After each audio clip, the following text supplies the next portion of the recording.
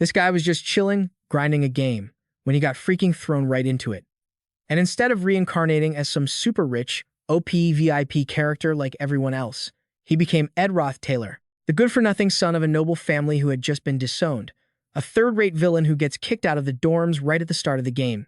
Watching the other students point and say not so nice things about him, Ed silently pleaded his case. This is so damn unfair. The arrogant Ed Rothtaylor you're all talking about isn't me. The more he thought about it, the more pissed he got, until he couldn't help but scream, "Damn it, don't tell me this is for real. I've always lived a frugal and simple life. I wasn't greedy at all, was I?" He dares to call himself frugal and simple. That shameless bastard. Hearing the contempt-laced words from his classmates, Ed could only shrink back and curl into a ball. Unfortunately, his bad luck didn't stop there. Strength 3. Intellect 4. Talent 7. Willpower 7. Looking at the pathetically low stats displayed on the status window, Ed lamented to himself, "It's real. These stats are real. Even a farmer NPC has a strength of 5. He's in the magic department, but his intellect is rock bottom and his strength is way too low, even for a noble. No wonder he was just a third-rate villain who only appeared in the early scenes. Even in my own memory, I can only vaguely recall him. I don't have a single memory of what happens to him later on." Suddenly, an image flashed in Ed's mind. I remember now. In a corner of the endgame credits scene, he was begging for money, looking like a jobless bum. It's not surprising, really. A good-for-nothing who knew nothing of the world was suddenly thrown out onto the streets. He was lucky to even be alive. Thinking about this, Ed felt even more frustrated. Why me? Why did I possess this body? I don't know why, and there's no way for me to find out. But I won't let my ending be like that. No matter what, I will survive. Pulling himself together, Ed grabbed his luggage and began his journey to change his fate. Sylvania Academy was less of a school and more of a city, with the entire Aeon mountain range located within its grounds. Trying to escape the scrutinizing gazes of the students, Ed walked for half a day, ending up in the forest northwest of the academy without even realizing it. Thanks to this time alone, Ed was able to fully grasp his current situation. Ed Rothtaylor being disowned by his family was the game's opening act. Luckily, even though his family had turned their backs on him, he hadn't been expelled from the academy yet. This was crucial because, according to the game's lore, Sylvania Academy was a top-tier institution. As long as you graduated from there, your future was guaranteed.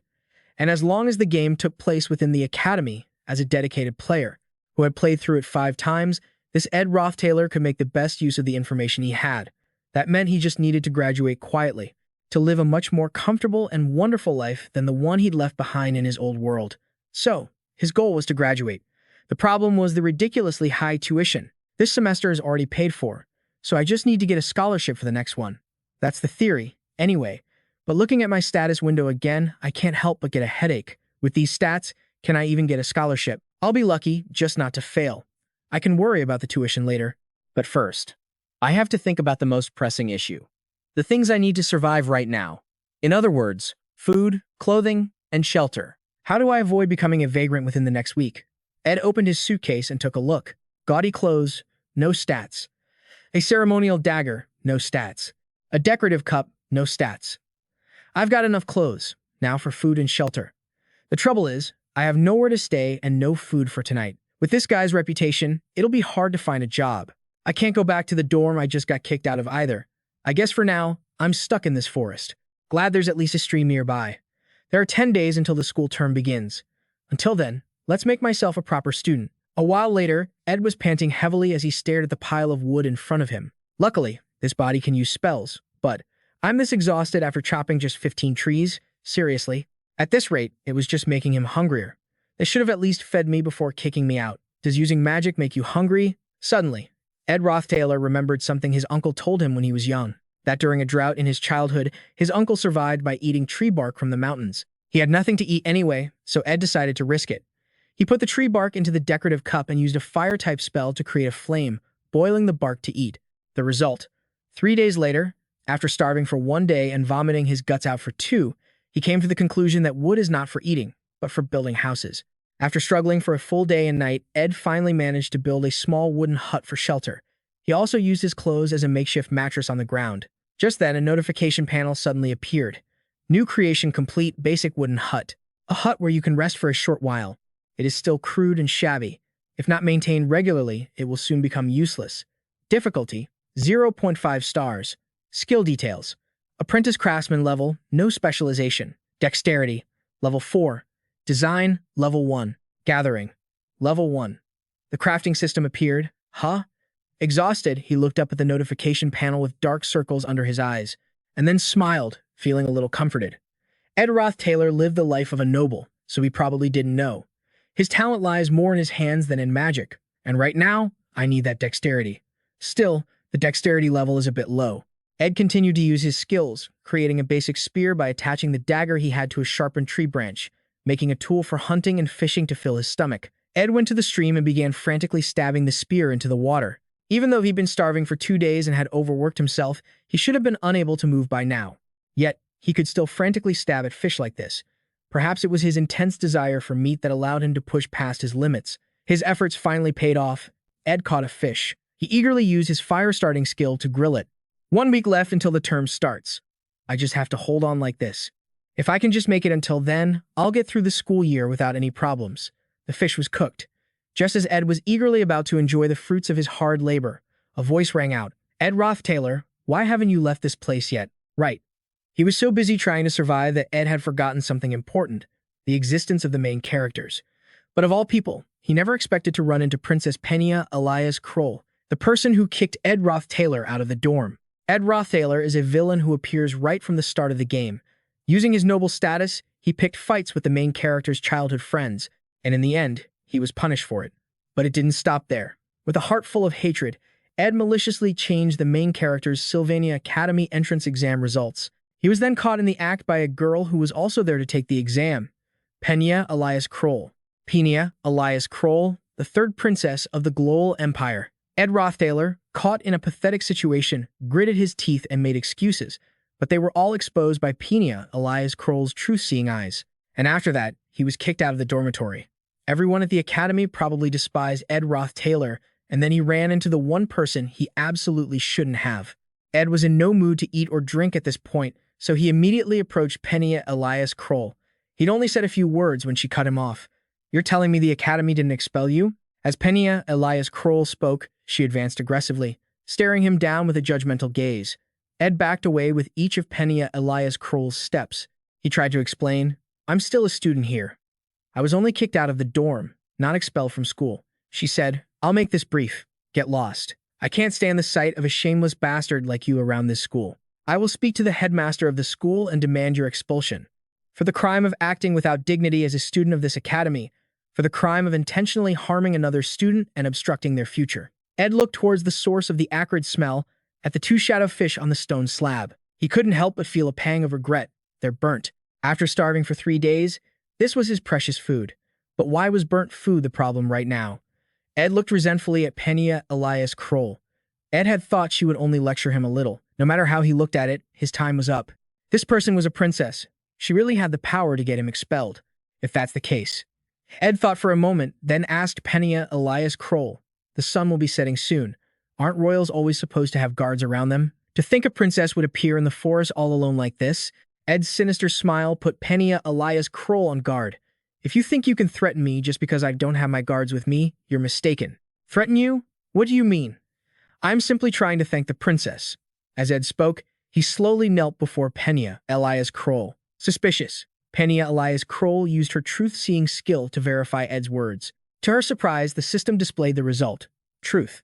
There was no deception in Ed Rothtaylor's words. Looking at Penna alias Kroll's undisguised shock, Ed could somewhat understand. The Rothtaylor family, which Ed belonged to, was famous and powerful, but that family had been exploiting its people and conducting human experiments for a very long time. To the main character, they were a trash family destined for destruction. Everyone in the family would either be imprisoned or executed. However, Ed had been disowned. He might have to suffer from hunger and cold, but that was better than death. In the long run, this was extremely fortunate. So, he had to convince Penna alias Kroll without lying, or he would be expelled. He might even get killed. Given the timing, this was probably about a week before the Academy's opening ceremony. So what reason did the princess have to be here? Coming here without guards and in simple clothes means you're completing the placement test. This guess was about Professor Glass's placement test. This was a test to find magic beads in the forest. Professor Glass's tests were known to be extremely harsh. Of course, if it was Princess Penna alias Kroll who was aiming for the best class, she would be aiming for Glass A. Are you trying to suck up to me? You haven't changed at all, have you? As expected, I should demand the Academy expel you immediately. Before Penna Elias Kroll could finish, Ed cut in. But without my help, you will never get into Glass A. If I'm lying in any way, you can have me expelled. If you go to the lake in the southeast of the forest, there's a small island with a giant tree growing in the middle. That tree is the guardian tree of Merilda. There, you will find a gift I left behind. Penna Elias Kroll followed Ed's directions. Sure enough, she found an item that could help her achieve a high score on Professor Glass's test. This made Penna Elias Kroll ponder a little. The Ed Rothtaylor from 3 days ago was definitely a deceitful and talentless fraud. I still remember the situation clearly. However, the Ed Rothtaylor of today. The important thing is to understand the test maker's intentions. This test wasn't just about finding a magic bead. After looking over the magic beads the students brought back, Professor Glass brought out 3 magic beads and announced the results. Only those who could find beads filled with such mana can enter Glass A. Only 3 people found those beads. Ziggs Ethelstein, Lortell Cahelm. And finally, the one who found the bead at the guardian tree of Merilda, which contained an unusually high amount of mana. Yes, the person who found the hidden bead I hid away. At this point, Professor Glass pointed to a student. You will be the top of the class. Back to Ed, the 2 shadowfish were inedible, and he no longer had the strength to catch more with his spear. So, the only way was to create a new tool. A crude fishing rod made by cutting a tree branch with a knife, with a line made from vines and a small nail replacing the hook. Low durability and very hard to tell if a fish is biting. 1-star difficulty. While waiting for a bite, Ed found himself thinking about Penna Elias Kroll. Penna Elias Kroll, the 3rd princess of the Empire. Since she was young, the princess could see through lies and sophistry. That sharp gaze was the result of an innate skill. No one could escape her truth-seeing eyes. Therefore, Ed had no choice but to give her accurate information. But this led to an even bigger problem. The reason why Princess Penna Elias Kroll would come to be called the Princess of Love. After failing the placement test, she was supposed to be placed in Glass F. That's when everything was supposed to begin. However, if Penna Elias Kroll, an influential character in the early stages, found the hidden bead and got into Glass A, the original plot would begin to collapse. Even if Ed avoided expulsion, all the information he had would become useless. He would be finished. Of course, the future might not change. The top student was still Lucy Merrill. Penna Elias Kroll didn't submit the gift Ed had given her to Professor Glass. She felt ashamed of the advantages she would get if she revealed her identity. She wanted to prove herself. She knew that this magic bead would yield the best result for the test. But Penna Elias Kroll didn't take it because she hadn't found it herself. The title Princess of Love she receives in the future isn't a skill or a stat. It's a title she receives by following the correct storyline. Ed had thrown out a lure for the princess by saying, "You will never get into Glass A. If I'm lying the slightest, you can expel me. Whether it's a lie or the truth doesn't matter. The princess will still be thinking about it." If Ed Rothtaylor had really lied about the princess failing the test, she would have confidently passed it and punched him in the face. However, Ed Rothtaylor hadn't lied about her being unable to get into the 3rd-year class. After receiving her class placement results from Professor Glass, Penna Elias Kroll couldn't help but believe Ed's words. Feeling disappointed, angry, and unwilling to accept it, she couldn't stop herself from punching the wall hard, gritting her teeth and thinking, "Taylor McClure, I'll be watching you." As time passed, thanks to his own abilities, Ed actually survived until the entrance ceremony. Because the forest was very far from the academy, he had to make a mad dash for it right from the break of dawn. Luckily, he still made it in time for the opening ceremony. It's a pleasure to see all the students who have worked hard before the new semester begins. Please enjoy the food while you listen. Inside Sylvania Academy, even though the headmaster was giving a speech on stage, the other students were whispering amongst themselves about his appearance. Ed remained focused on enjoying his meal. He saw it as a victor's reward. After all, he had no other goal than to just graduate. Absorbed in his food, Ed didn't notice a girl standing in the distance, watching him with a scrutinizing gaze. Today was Sylvania's opening day, and yet he'd already been invited to the department head's office for tea. Stepping out of the office, Ed finally dared to breathe a sigh of relief. Who would have thought that Penna Elias Kroll would tell the department head about him? But seeing that witty old man smiling and speaking so warmly, she must have said good things about me. Anyway, I was damn lucky to avoid getting expelled. I'd better be careful not to stray too far from the original plot. A few days later, in the forest, his stats were combat ability, apprentice fighter type, specialized weapon, bow proficiency, level 1. I have both the survival skills to stay alive and I've practiced magic suitable for a student of the magic department. There's no better weapon than a bow to combine and utilize those two things. Because once I master my survival skills and can create higher quality bows, I'll be able to enchant arrows with spirits and spells, although it's obvious that neither spirits nor spells are my forte. Ed moved forward to pick up the rabbit he had just put out of its misery with an arrow when he happened to see Janica Failover, a second-year student, the genius, top-ranked spirit mage, reading a book under a large, ancient tree across the stream. Sensing someone's gaze, Janica looked up, and seeing it was Ed, she excitedly blurted out, "You're that funny guy Marilda was talking about, right, Rothtaylor? I'm Janica Failover. I'm a second-year too, just like you. You can call me Janica." How did she get over here so fast? Ed stared at Janica, who was supposed to be sitting across the river but was now standing right in front of him. Seeing Ed's shocked expression, Janica chuckled and said, "Surprised?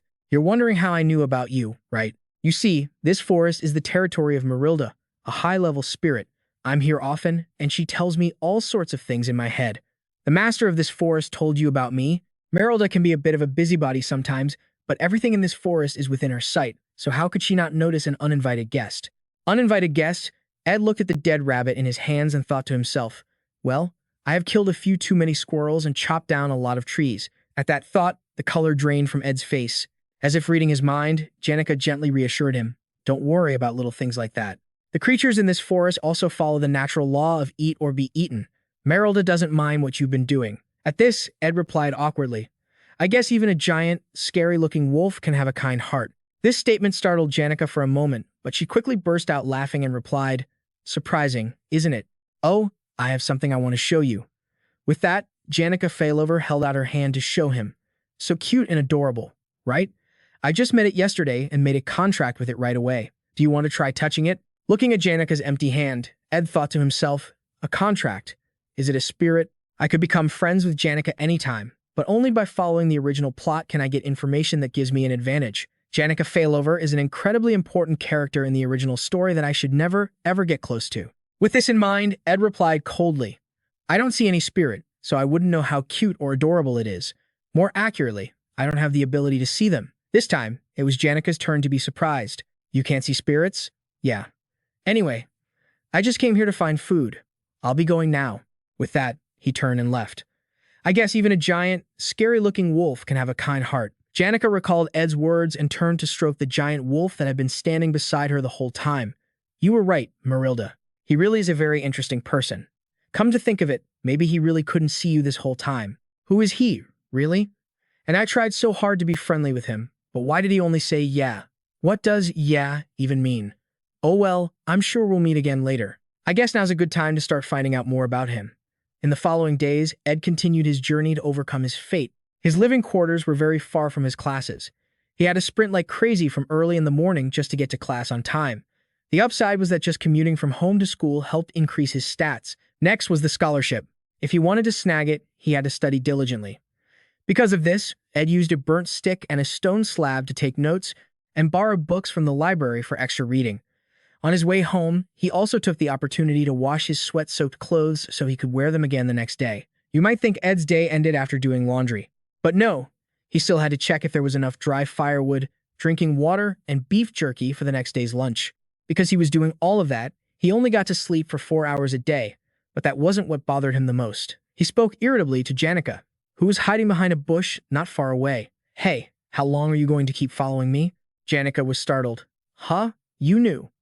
With hiding skills like that, it'd be strange if I didn't. Don't you know who I am? I'm Taylor McLaur.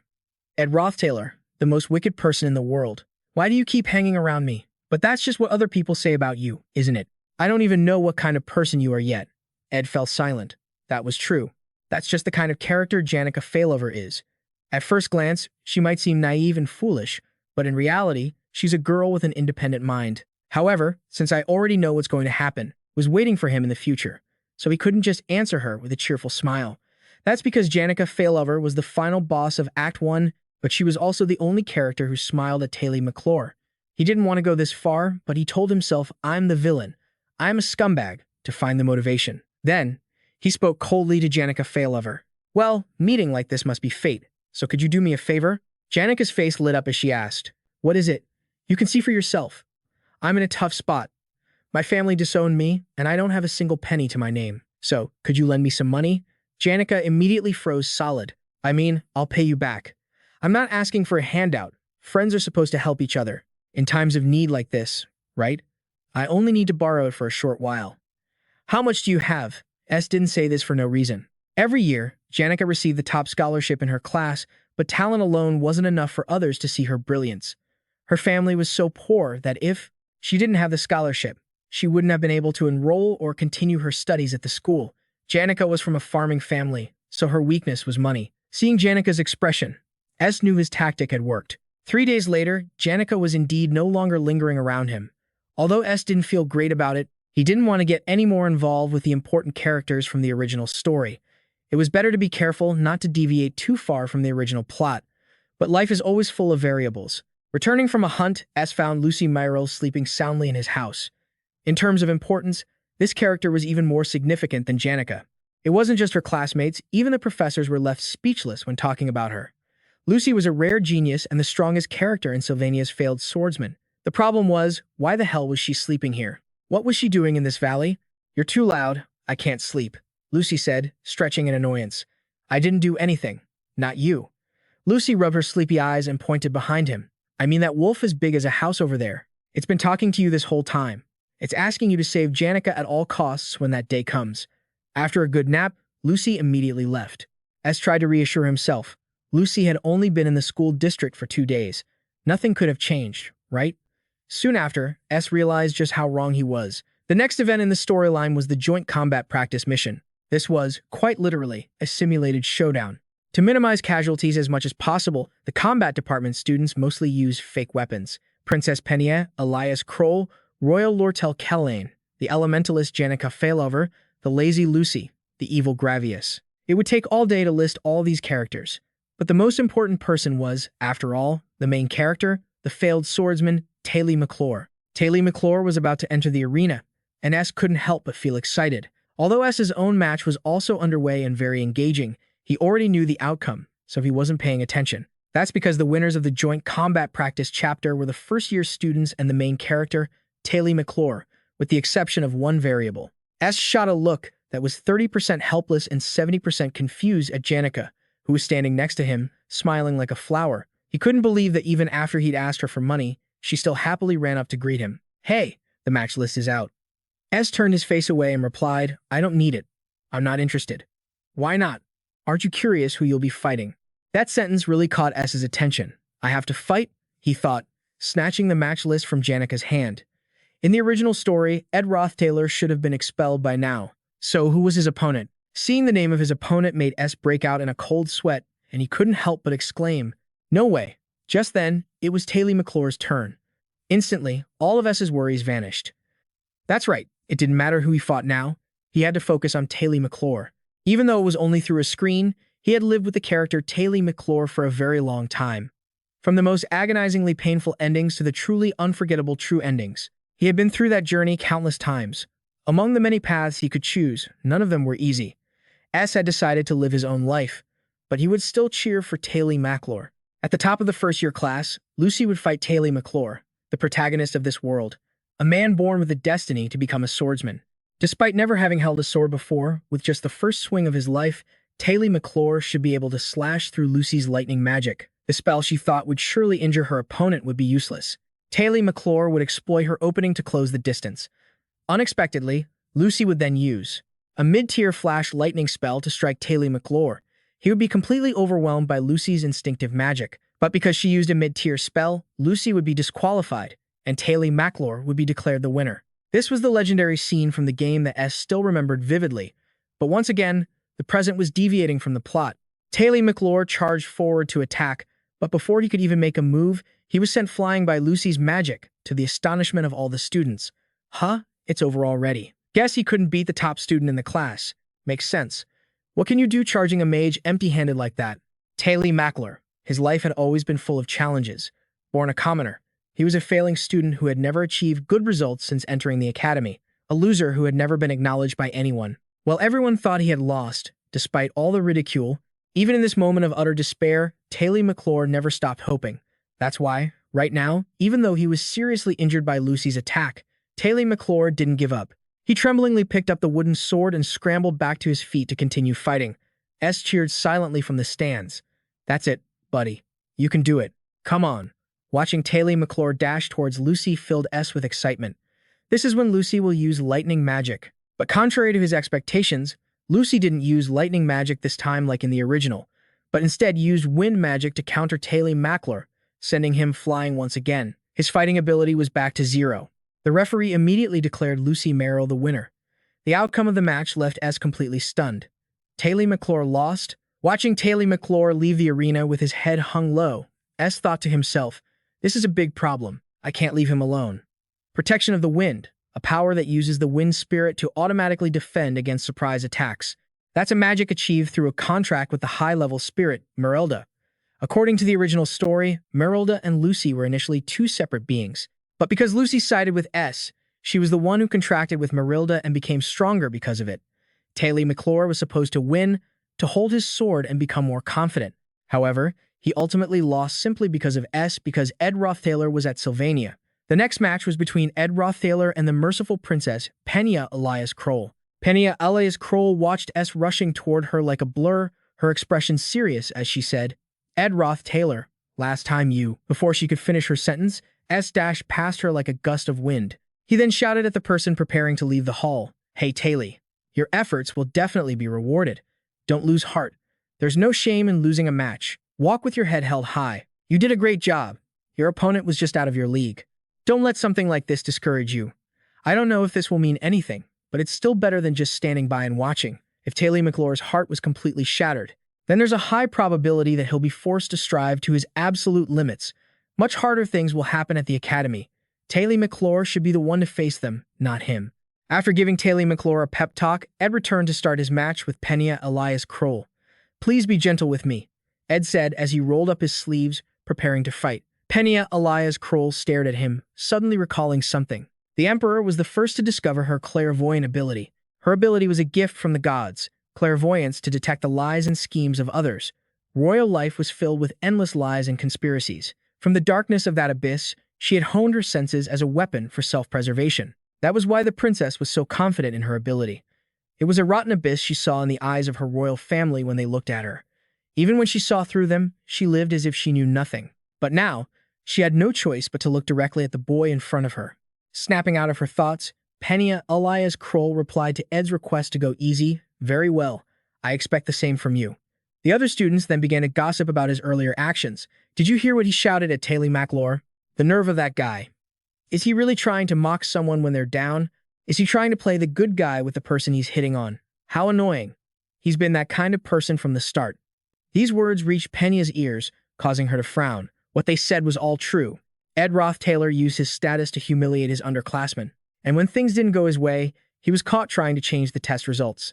In the past, he was definitely that kind of person. But Penna alias Kroll remembered what S had been doing recently, and she began to doubt if that was really all there was to him. A moment ago, that desperation was real. Now, let the match begin. As the referee's voice rang out, Penna alias Kroll almost instantly created a magic sphere, saying seriously to Ed Rothtaylor, "You've confused me a bit. I will end this match now. Here I come." As she spoke, she thought to herself, "Let's start with this. The magic Ed Rothtaylor can use is wind and fire. How will you deal with this magic?" She cast aside all unnecessary thoughts. This would be a dramatic match, just like a final round, to banish his image from her heart. Penna alias Kroll's magic sphere flew straight towards S and sent him sprawling on the floor. Immediately after, Penna alias Kroll heard S say, "I lose." This result was beyond Penna alias Kroll's expectations. "What did you say?" S had clearly seen the water sphere's trajectory, yet he didn't even bother to block it. The crowd began to jeer. "Oh, he's even more pathetic than Taylor McClure. He acted all cool and then got taken down in one hit. You look so cool, Princess Penna alias Kroll. This was a good match. I've learned a lot." S stood up, bowing to his opponent as he spoke. "That guy. Come to think of it, he hasn't looked me in the eye this whole time. Was he not interested in this match from the very beginning?" As soon as the referee shouted the winner's name, S immediately sprinted out of the combat hall to find Taylor McClure. This wasn't the time to be playing fighting games.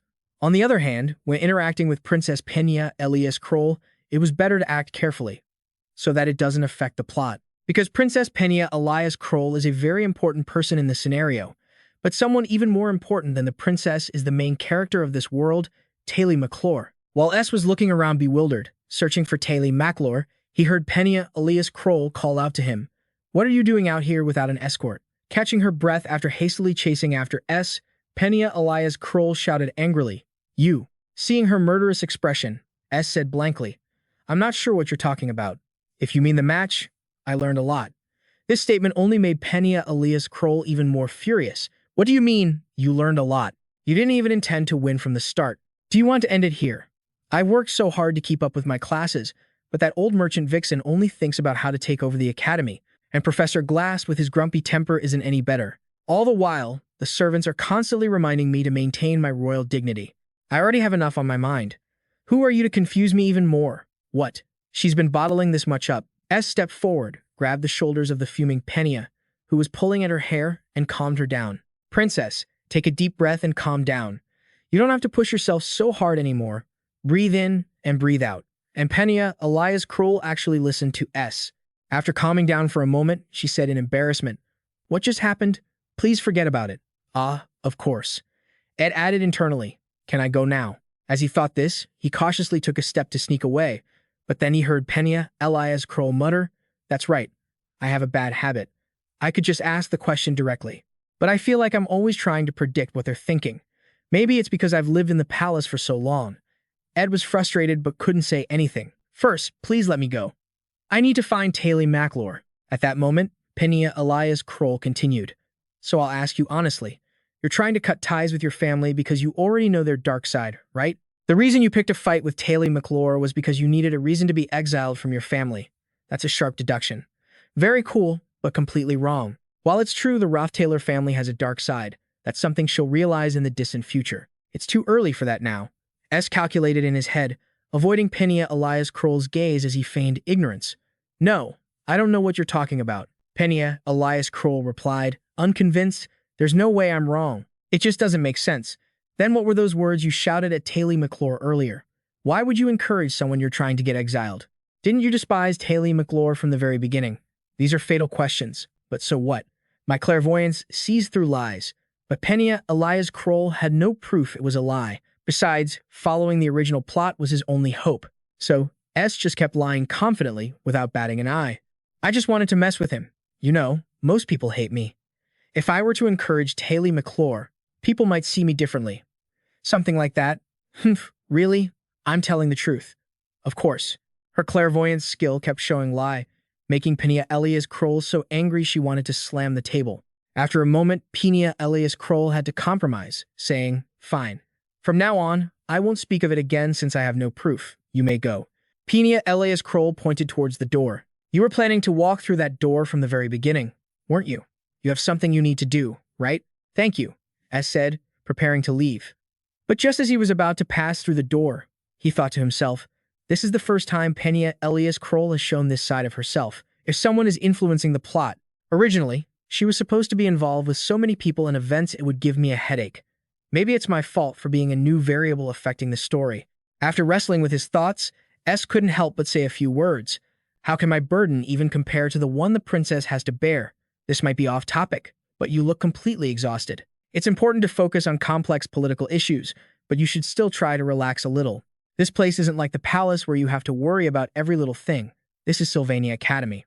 Penna alias Kroll stared blankly as S left, feeling unexpectedly moved. She had lived her life trying to see through everyone's lies, but this was the first time someone had ever seen through her. This is bad. I've wasted too much time. If Taylor McLaur gives up my comfortable life, no, this entire world could end. Anxiously running all over the place looking for him, S finally found Taylor McLaur sitting in a corner of the school grounds. S instinctively called out to Taylor McLaur, but then he suddenly felt lost. What am I supposed to say? Just then, Ayla Tristy spread her arms to block Taylor McLaur, looking at him warily and saying, "Don't come any closer. Stop bothering Taylor McLaur. Thanks to you, he's already going through a hard time. Don't make it any worse for him." "You're still at the academy?" Taylor McLaur suddenly stood up, walked toward Ayla, pushed her aside, and directly faced S. Taylor McLaur's gaze stunned S. He's recovered. The spirit of a fighter who never gives up, no matter how strong the opponent. His eyes were burning with determination. "I get it. While I was confronting the princess, his childhood friend and greatest source of motivation, Ayla Tristy, was desperately running towards the gate without a second glance. With Ayla by his side, Taylor McLaur will get back up time and time again. After a moment of silence, S said, "Your swordsmanship is incredible. I got to see it again. What are you plotting?" "Nothing at all." S replied, thinking to himself that he'd been through a lot with Taylor McClure and had stayed by his side until the very end. "Let's be honest, I just assumed he would save the world, so all I had to do was figure out how to survive. I treated him differently because he's the main character, and that he would do all the hard work for me. But now, I feel relieved. It's not because the derailed plot is back on its original track. It's because Taylor McClure, the man I fought alongside, is okay. That's all that matters." S gave a satisfied smile and turned to leave, under the gaze of Taylor and Ayla, which was 3 parts contempt and 7 parts curiosity. Why is he trying to act so cool? Just then, a deafening explosion echoed. S immediately stopped in his tracks and turned his head toward the sound. According to the plot, everyone was supposed to witness this while sitting in the main building. Imperial Princess Lortell Keyhelm and the spirit mage Janica Failover were in the middle of a sparring match. Even though it's happening differently than in the original story, S was sure Taylor McClure and Ayla were also watching. Open your eyes, Taylor McClure, because one of your countless trials is heading your way. The final boss of Act 1, Janica Failover. After the match ended, the Academy students swarmed around the winner, Janica, praising her to the heavens. "Thanks, everyone." Janica replied, her usual smile on her face, but the moment she saw the heavily injured Lortell being carried away on a stretcher by the medical staff, Janica froze. The praises from those around her seemed to fade away, no longer reaching her ears. S stood not too far away, looking at Janica. Unlike the original story where Lucy defeated Taylor McClure, it ended with the main character participating in the joint combat training. This time, Janica became the one to defend the honor of the second years. Janica already had a lot of friends, but this incident is going to make things even more intense for her. This is good. S wouldn't have to see Janica at the tent as much anymore. It had been 2 weeks since the joint combat training. Without the main character around, S could focus on his studies and survival without any worries. He had a fishing net now, so the food situation was temporarily solved. He could also feel his body getting stronger, probably because his stamina stat had increased. After finishing his bath, S came ashore to get dressed, only to find an uninvited guest standing there shyly, covering her face with her hands and asking a clueless question. "Do you like being naked?" "What the hell are you talking about? Just showing up here out of nowhere. I just got back from fishing." S yelled at Janica, asking resentfully as he put on his shirt. "What's so special about this place that you keep coming back?" "This is my secret spot. It makes me feel like an adventurer, and that's really fun. I wanted to talk to you some more, and I also need some advice." "I guess." "Advice?" S repeated, adding silently in his head, "But why me?" Janica stared into the distance, her voice sad as she confided in him. "You left early, so you probably didn't notice. But during the joint combat training last month, I injured someone. Didn't her opponent use intermediate-level magic? Intermediate magic is forbidden. Well, that doesn't really matter to someone with a kind heart like Janica. I tried to forget about it, but I think I tried too hard. I can't escape these thoughts." "I see." S replied, quietly sitting down next to Janica. "Should I go and apologize to her, even though my friends would stop me and say it was her fault first?" The lovely and vibrant second-year student, Janica, was a precious treasure to everyone in many different ways. So if she felt guilty or blamed herself, everyone would come to comfort her and take her side. But Janica knew that while it was nice to have someone by her side no matter what, it couldn't erase what had happened. That's probably why she came to me. Then just do it if you think it's the right thing to do. S's answer took Janica by surprise. After a moment of silence, Janica spoke with an expectedly serene expression. "You never take my side unconditionally. Sorry if that offends you." No, you've got it wrong. I'm not offended at all. Actually, I feel relieved now. I wish everyone in the world were like you," S thought gratefully. Janica might be a cheerful and vibrant girl, but she was also very perceptive. Even when asking to borrow money during hard times, he didn't show the desperation common in most people. This guy was indirectly telling her not to get close, but those aspects of S strangely made her feel comfortable. The next day, at the academy, S walked quickly with a face like his world was ending, whining internally, "This is serious." Sylvania's failed swordsman was called a masterpiece, but very few people ever saw the ending. New players would run into a lot of bad endings at the start. For example, if you save a girl in the bushes from a monster during the placement exam, you'll witness the princess's secret. She would then send people to kidnap Taylor McClure. And just like that, Taylor McClure would be assassinated. During the monster slaying practice, if you ignore your childhood friend, Ayla, and form a relationship with the princess, Ayla will die by falling off a cliff. Because Taylor McClure was supposed to save Ayla, who was about to fall from that cliff. If you protect the princess from the fire spirit Taken summoned by Janica, then Taylor McClure will be burned to a crisp. Senior, can't you hear me? A clear voice pulled S back to reality. I have to run. Now. Warning bells blared in S's head. He spoke irritably to the girl with fiery red hair in front of him. Why do you keep following me around? I didn't expect you to grit your teeth and ignore me for so long, S thought in response. Of course I had to grit my teeth and ignore you. Isn't it obvious? The fourth heroine of Sylvania's failed swordsman, Princess Lortell Cahelm, the only daughter of business tycoon Elter Cahelm, also known as the Rookie Crusher. Lortell Cahelm now flashed a bright smile and made an offer. I want to buy 2 hours of your time, Senior S. Lortell Cahelm was designed as a hidden hero. Unlike Penna alias Kroll, Lortell was treated like a villain right from the start. Her true colors were only revealed in the latter half of the story. The moment everyone realized the true loneliness and suffering of Lortell Cahelm, players would be torn between choosing Penna alias Kroll or Lortell Cahelm. But I can't let her words get to me now. If I get caught up in her game, I'll lose the upper hand. With that thought, S continued to treat Lortell Cahelm as if she were thin air, walking straight ahead. Lortell Cahelm, of course, wouldn't give up so easily. She kept tailing him and chattering in his ear. At least hear me out. I just want to help you. What a liar. Oh my. Senior, how could you say that? Given the deep respect I have for you, Lortell moved to block his path and continued her spiel. Seeing you is an inspiration to me. You continue to study even in such difficult circumstances. Of course, she doesn't mean the arrogant, self-centered part of me. But who cares? Haha. Please, just hear my offer. At this, Lortell Cahelm opened her hand, holding 3 gold coins in front of S. I'll pay 3 gold coins as a deposit. You've been quite close with Senior Janica recently, right? Help me get close to her. 3 gold coins was a whole month's salary for some people. But S stepped closer to Lortell Cahelm and said with disgust, Is this wonderful princess really using money to buy relationships? Lortell Cahelm stuffed the 3 gold coins into S's pocket, smiling as she replied, Just keep it. You know, I just think it's better to have more people on my side. She realized, just by intuition, that she would have to fight Princess Penna alias Kroll politically to dominate the academy, and she had to start gathering allies now. S suddenly smiled and held out his hand. All right, then we should at least shake on it. Lortell Cahelm happily shook S's hand, feeling a sense of smug satisfaction. For those who have lived their entire lives in luxury, a single moment of poverty is enough to crush their hearts. But surprisingly, for those already in such a state, a small amount of money is enough to make them crumble. They'll sell their pride, even themselves, to chase after coin. Bribing desperate people like this is so simple. Sadly, that's how it should have been. Lortell Cahelm watched the 3 gold coins return to her palm after the handshake, then watched S walk away, a spark of interest igniting within her. In contrast to the calm exterior Lortell saw, S was currently gritting his teeth and clenching his fists, trying to calm himself down so he wouldn't be tempted by the money. If I'd accepted it, I could have lived a better life. But how shameful would that be? I can't even imagine the hell I'd go through if I got caught between the Rookie Crusher and Janica. I have to avoid anything that derails the original plot at all costs. In truth, Lortell Cahelm didn't feel the least bit insulted by S's blunt refusal. She understood pros, cons, and self-interest. The perfect businesswoman never let an opportunity within her grasp slip away.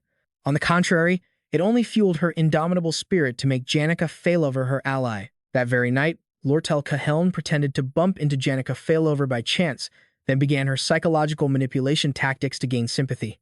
You know, people have been talking about me a lot for using forbidden intermediate magic during the joint combat practice. It's been a while, but I still wanted to apologize if I got the chance.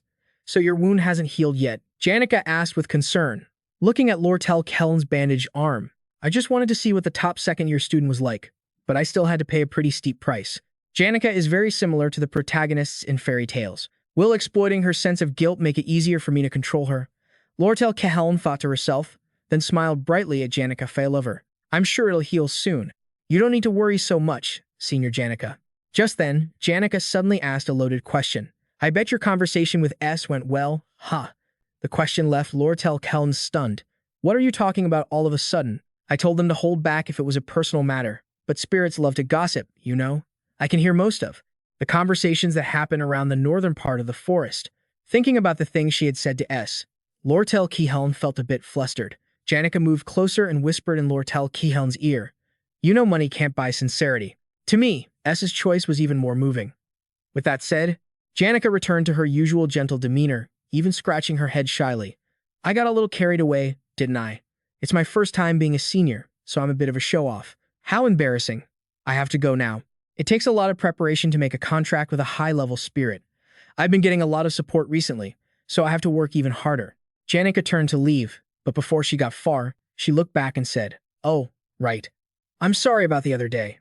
You got hurt pretty badly because of me, didn't you? I hope you get well soon. I need to reevaluate her." Janica Failover is similar to a fairy tale protagonist. I was wrong. A model human being? Not at all. Even though she fully understands the dark side of this world, she can still maintain her cheerful personality. Model. This is going to be tough. Lortell Cajon thought, then suddenly realized something. But just now, when I looked at her, she seemed strangely tense. The next morning, it stank. Right after he said that, S's newly hung laundry was suddenly blown to the ground by a gust of wind. Annoyed, he was about to complain when he happened to spot someone he knew standing nearby. The senior maid of the high-class Ophilus Hall dormitory, Belle Maya. She was the one who kicked him out of there. Belle looked around and said, "I know you're here. Miss Janica told me a lot about you. Even so, I had no idea you were living like this. I'm glad you've changed for the better." In what way? Although S didn't agree with that opinion at all, he still replied politely, "Ah, right." Belle's words went in one ear and out the other, as his eyes were glued to the basket in her hands. The maids of Ophilus Hall were an elite group of women who handled the perfect cleaning of the residences, including cooking for the students. That basket must contain the finest ingredients this maid had gathered from the forest. That was premium information he couldn't get just by reading books. "You don't have to be so formal. You can just talk to me casually like you did back at Ophilus," Belle said coldly. "Let's see." S's little head started calculating again. An event where Belle Maya affects the main storyline. There are no events where Belle Maya directly influences the main plot. Then I guess it'll be fine to be friends with her, right? With that thought, S gave Belle Maya a bright smile. "No, that's all right. How can I speak so informally to a hardworking maid like you? And as for that basket," a moment later, a notification appeared on S's system. "You have received an explanation about edible vegetables, mushrooms, and herbs from Belle Maya. Craftsmanship creation complete. Skill has increased. New product, fishnet system. 2-star difficulty. You have properly woven the net, connected it to tree branches, and set it up to avoid collapsing in the groundwater. The trapped fish will survive for a few days." Thanks to the addition of the fishing net, S now had plenty of meat and fish. His food needs were pretty much taken care of. As for magic, he could still only use 2 basic spells, fire and wind. However, he had used them so much that he reached mastery level 10 without even realizing it. Using them to chop firewood or cook significantly increased his survival ability. The proof was that he had finished his work before the sun had even set. Not only that, S was also enjoying a fragrant cup of herbal tea made from the aromatic herbs Belle Maya had shown him. He felt even happier. While S was watching the sunset and enjoying life, he happened to see a speck of light from the sky hurtling straight towards him. Boom! S was sent flying, and although he wasn't injured, his tent was blown away as well. Where the tent should have been, a crater appeared. Inside the crater was Lucy, still looking half asleep. "That was close," Lucy said, looking scared. "I almost died." "Who was the continent's most powerful mage talking to?" "Penna." Lucy mumbled the name, her whole body trembling. "I was acting normally, as usual, but for some reason, she became so sensitive. She came up to me, her fists clenched, and I was so surprised that I just ran away." S looked at the massive crater and said sympathetically, "That must have really hurt, huh?" "Of course," Lucy replied, then asked innocently, "Do you have anything to eat?" S couldn't help but throw a branch right at Lucy's head. "You have the nerve to ask? You blew everything away." Lucy cried out in pain, holding her head. "You don't have a protective spell up?" While S was silently wondering, Lucy spoke up again to explain. "My mana is depleted." "Really?" S flashed a mischievous smile and flicked her on the forehead. "This is punishment for my house, which you destroyed. And this part is from the benevolent Miss Belle Maya. I need a sturdier house. All right, let's build a proper wooden house." With that in mind, S holed up in the library early the next day to find the necessary information. Design data, required materials. All that's left is to trim the trees and finish the roof. S closed the book, feeling pleased. Just then, an unfamiliar voice called out, "It's closing time." S glanced at the lovely girl in front of him and apologized guiltily. "You're studying so hard, senior. Seeing someone as focused on their studies as you are motivates me to study too. I'm Elka Iceland, a first-year student in the mage department. What is it?" Her gaze was insistent. "Does she want to know my name?" Fulfilling Elka Iceland's unspoken wish, S introduced himself, "And I'm Ed Rothtaylor." Seeing Elka Iceland's shocked expression, S shrugged, a familiar reaction. As expected, My bad reputation isn't going to disappear right away.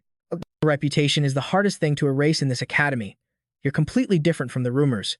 In just a few days, you've read all the books on elemental science that I found so difficult. Even now, you're just sitting here, reading so diligently. Reading more than 6 specialized books in one go, no less. Why would there be a rumor that you don't know anything and just pretend to be skilled?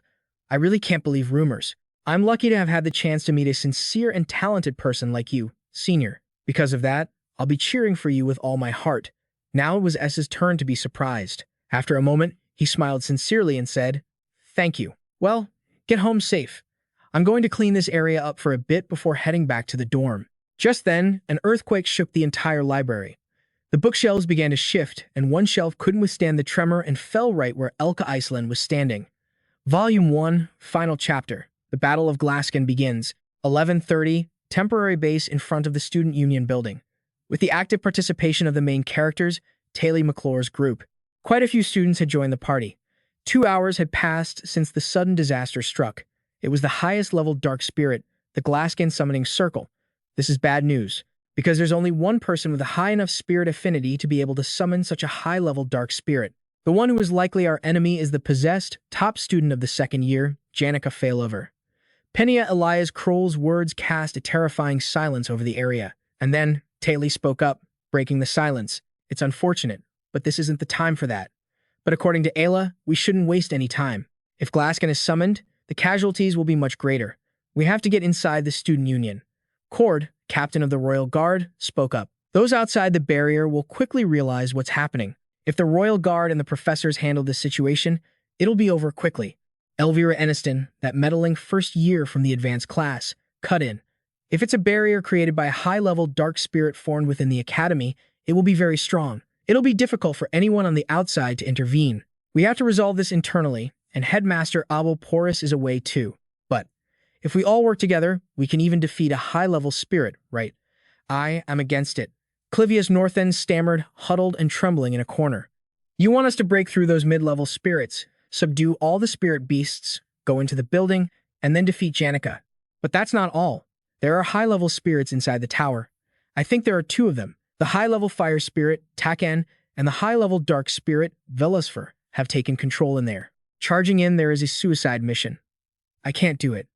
Penna Elias Kroll was also a bit lost, but did that person really do it all by himself? Even for the top student of the second year, isn't that an insane amount of magical power?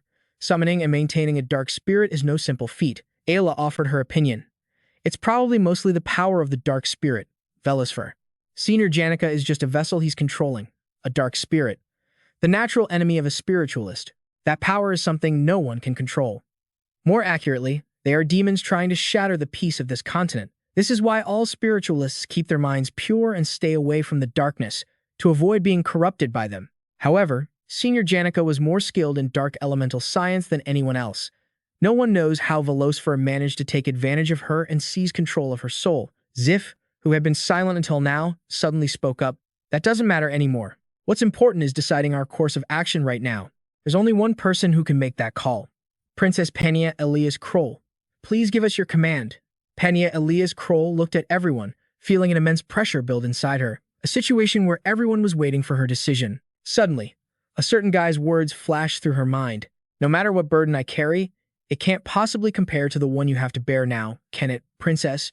You're going to have to make a lot of decisions that are far from simple. If only I could live as carefree as him." Penna Elias Kroll thought with a twinge of envy, then began to give her orders. "We advance in 1 hour. However, only those with proven skills will enter. That includes me, my escort Claude, the top students of each class, and the students from Class A. Everyone, prepare yourselves. I will take responsibility for leading this battle." At that moment, a male student ran up to report. "Princess, what about the remaining people? Audrey Han and some of the other magicians are staging a protest, refusing to participate." Penna Elias Kroll felt a headache coming on. "So we're the only ones who can fight in this battle. There are no other students?" "Yes, there is. There's still someone who can help us." A girl ran up, panting, cutting off the male student as she began to explain. "When I was in the library, there was an apprentice librarian and a second-year student still there." Penna Elias Kroll asked doubtfully. "There were? What are their names?" "Elka Iceland." As soon as he heard the name, Ziggs immediately ran over to question the girl. "Elka Iceland.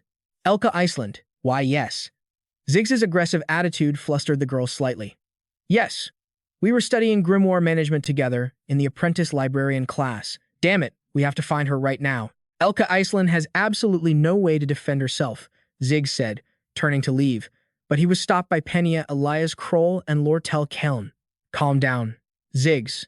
The library is quite far from here. That's not our priority. The first thing we need to do is subdue Senior Janica Failover, the source of this problem. That's right, Ziggs. Besides, there was another second-year student in the library, right? Why don't we put our trust in that person for now? And who is that? Is it true there's still a student in the library? Penna, Elias Kroll turned and asked the girl. Yes, that person is. As she said this, the girl suddenly hesitated. Don't hide it, just say it. Losing his patience, Ziggs grabbed the girl by her clothes. Spit it out. The moment she uttered the name Ed Rothtaylor, Ziggs's expression turned grim. I'm sorry, that guy was sitting there until late at night. I got so annoyed that I just handed my work over to Elka Iceland and left. You all know what kind of person he is, right? And Elka is the type who doesn't care about rumors like that. So that means Ed Rothtaylor, that degenerate, is alone with a librarian in the library. Teask. The whispers from the crowd made Ziggs Ethelstein's expression darken even more. This time, despite Penna, Elias Kroll's pleas, and even the appearance of a summoning circle, Ziggs flew straight towards the library. On the way, he sliced the heads off a few monsters that had just emerged, thinking to himself, if Ed Rothtaylor dares to touch a single hair on Elka Iceland's head, I'll tear him limb from limb. Even the phrase a dragon born from a stream couldn't fully explain Ziggs's miraculous existence. In the northern grasslands of the Empire, a barbaric land that even the royal family's authority couldn't reach, it was a place where you had to consider yourself lucky if your head was still on your shoulders at the end of the day. Ziggs was a descendant of a nomadic tribe there but had been lost during his childhood. He didn't know when he had wandered into the human world. Why was he lost? He didn't even know if he could ever return to the life he once had. Ziggs Ethelstein learned how to butcher a deer before he learned how to read. Instead of buying things at a store, the first thing he learned was how to loot goods and items from corpses on the side of the road. Ziggs Ethelstein lived the life of a wild beast until he met Elka. While everyone else looked at him with fear, Elka was like an angel who walked up to him with a bright smile and said, "You're dressed like a wolf walking on two legs." From that moment on, wandering the vast, endless northern plains, the boy who slept with the moon as his roof and ate the carcasses of animals on the road was likely a wolf cub abandoned by his pack. He had truly lived a very lonely life. Elka and her father welcomed him like family. As he adapted to the fast pace of human civilization, his savage life became a distant past. A wolf cub had become a true human, but to protect Elka Iceland, he was willing to become a beast once more. That guy, Ed Rothtaylor, was a man of filthy character, cheating on exams, insulting the princess, making moves on underclassmen. With this thought, Ziggs's heart burned with rage as he raced to the library at lightning speed.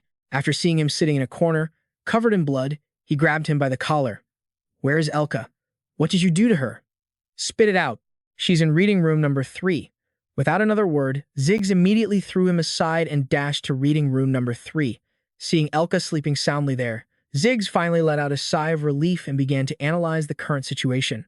Thinking about it, the large cabinets, so heavy that even a grown man would struggle to lift them, had been erected around Elka as if to protect her, and a curtain was arranged to block the view of the rampaging spirits. Ziggs Ethelstein's gaze was fixed on the words written on a board across from where Elka Iceland lay. "When you wake up, don't panic. Stay here. Everything will be over before dawn. So, calmly block the entrance and don't provoke the spirits. Prioritize your safety above all else, and don't make any rash moves." Someone had tried to protect Elka Iceland. As he was thinking, Ziggs noticed the blood-stained coat draped over her. This wasn't her blood. Ziggs Ethelstein followed the trail of blood from Elka's side to the door, where it stopped in front of S. Even though he was injured, he hadn't treated his own wounds. It was the blood of Elka's protector, Ed Rothtaylor. But why had all this happened? Right now, S was sitting there filled with regret. To find out what he was regretting, we have to go back 3 hours. S had thrown his body in the way of a falling cabinet to protect Elka Iceland, getting injured himself. The shock had caused Elka to faint. It's a good thing I've been training my muscles. But why is everything happening so much faster than I expected? S wondered. He walked to the window and looked toward the glow of the summoning circle. Looks like the Glaskan subjugation has already started. Someone else will take care of it. I don't need to get involved in a situation like that, where all the heavy hitters are gathered. The future is set in stone, but time is money, and I can't just sit here doing nothing. With that, S rolled up his sleeves and began to secure the room for Elka Iceland. Soon, the low-level spirits will start pouring out as they flee. I need to block the entrance so they can't get in. I'll use this time to make the area more secure. For now, I'll snack on some beef jerky I brought with me and spend the night studying these documents. But wait a minute. The reason Janica's skills are so special. It's all about her proficiency levels in spirit comprehension and spirit communion. Those two stats increase through contact with spirits, and just being able to meet and communicate with spirits is an incredibly rare talent to begin with. For someone like me, who can't even see spirits, raising those stats the way she did is practically impossible. But as S looked at the spirits swarming in the library hallway, he couldn't contain his excitement. Are those the spirits Janica summoned? This is one sweet opportunity. I'm going to make the most of it. After dealing with the spirits, S not only gained spirit magic, but his other magic stats also rose dramatically. Specifically, his Ignite Fire Element magic reached level 12, and his Spirit magic hit level 7. They say if the combined level is over 15, you can form a spirit contract, but it looked like he had already reached his physical limit. Pushing himself any further would be dangerous. Back in the present, while S was lost in thought, Ziggs emerged, carrying Elka on his back. What are you doing just sitting there? Ziggs's question irritated S a little. Why is he asking me that? Can't he see I'm covered in injuries and trying to rest? There was no point in giving a long-winded answer, so S kept it short. I'm training. Training? Even a 3-year-old wouldn't buy that, Ziggs Ethelstein thought, but he didn't press the issue. Is that right? I feel like I'm starting to understand you a bit better now. You've always been this kind of person. I'm truly in your debt, Senior Ziggs said, bowing his head respectfully. I will definitely repay this debt when the opportunity arises. His gesture caught S a little off guard. That's when it hit him. Elka Iceland had to be Ziggs's girlfriend. Elka Iceland's name was in the guidebook from the start. I totally forgot about that. It looks like she's really important to Ziggs Ethelstein.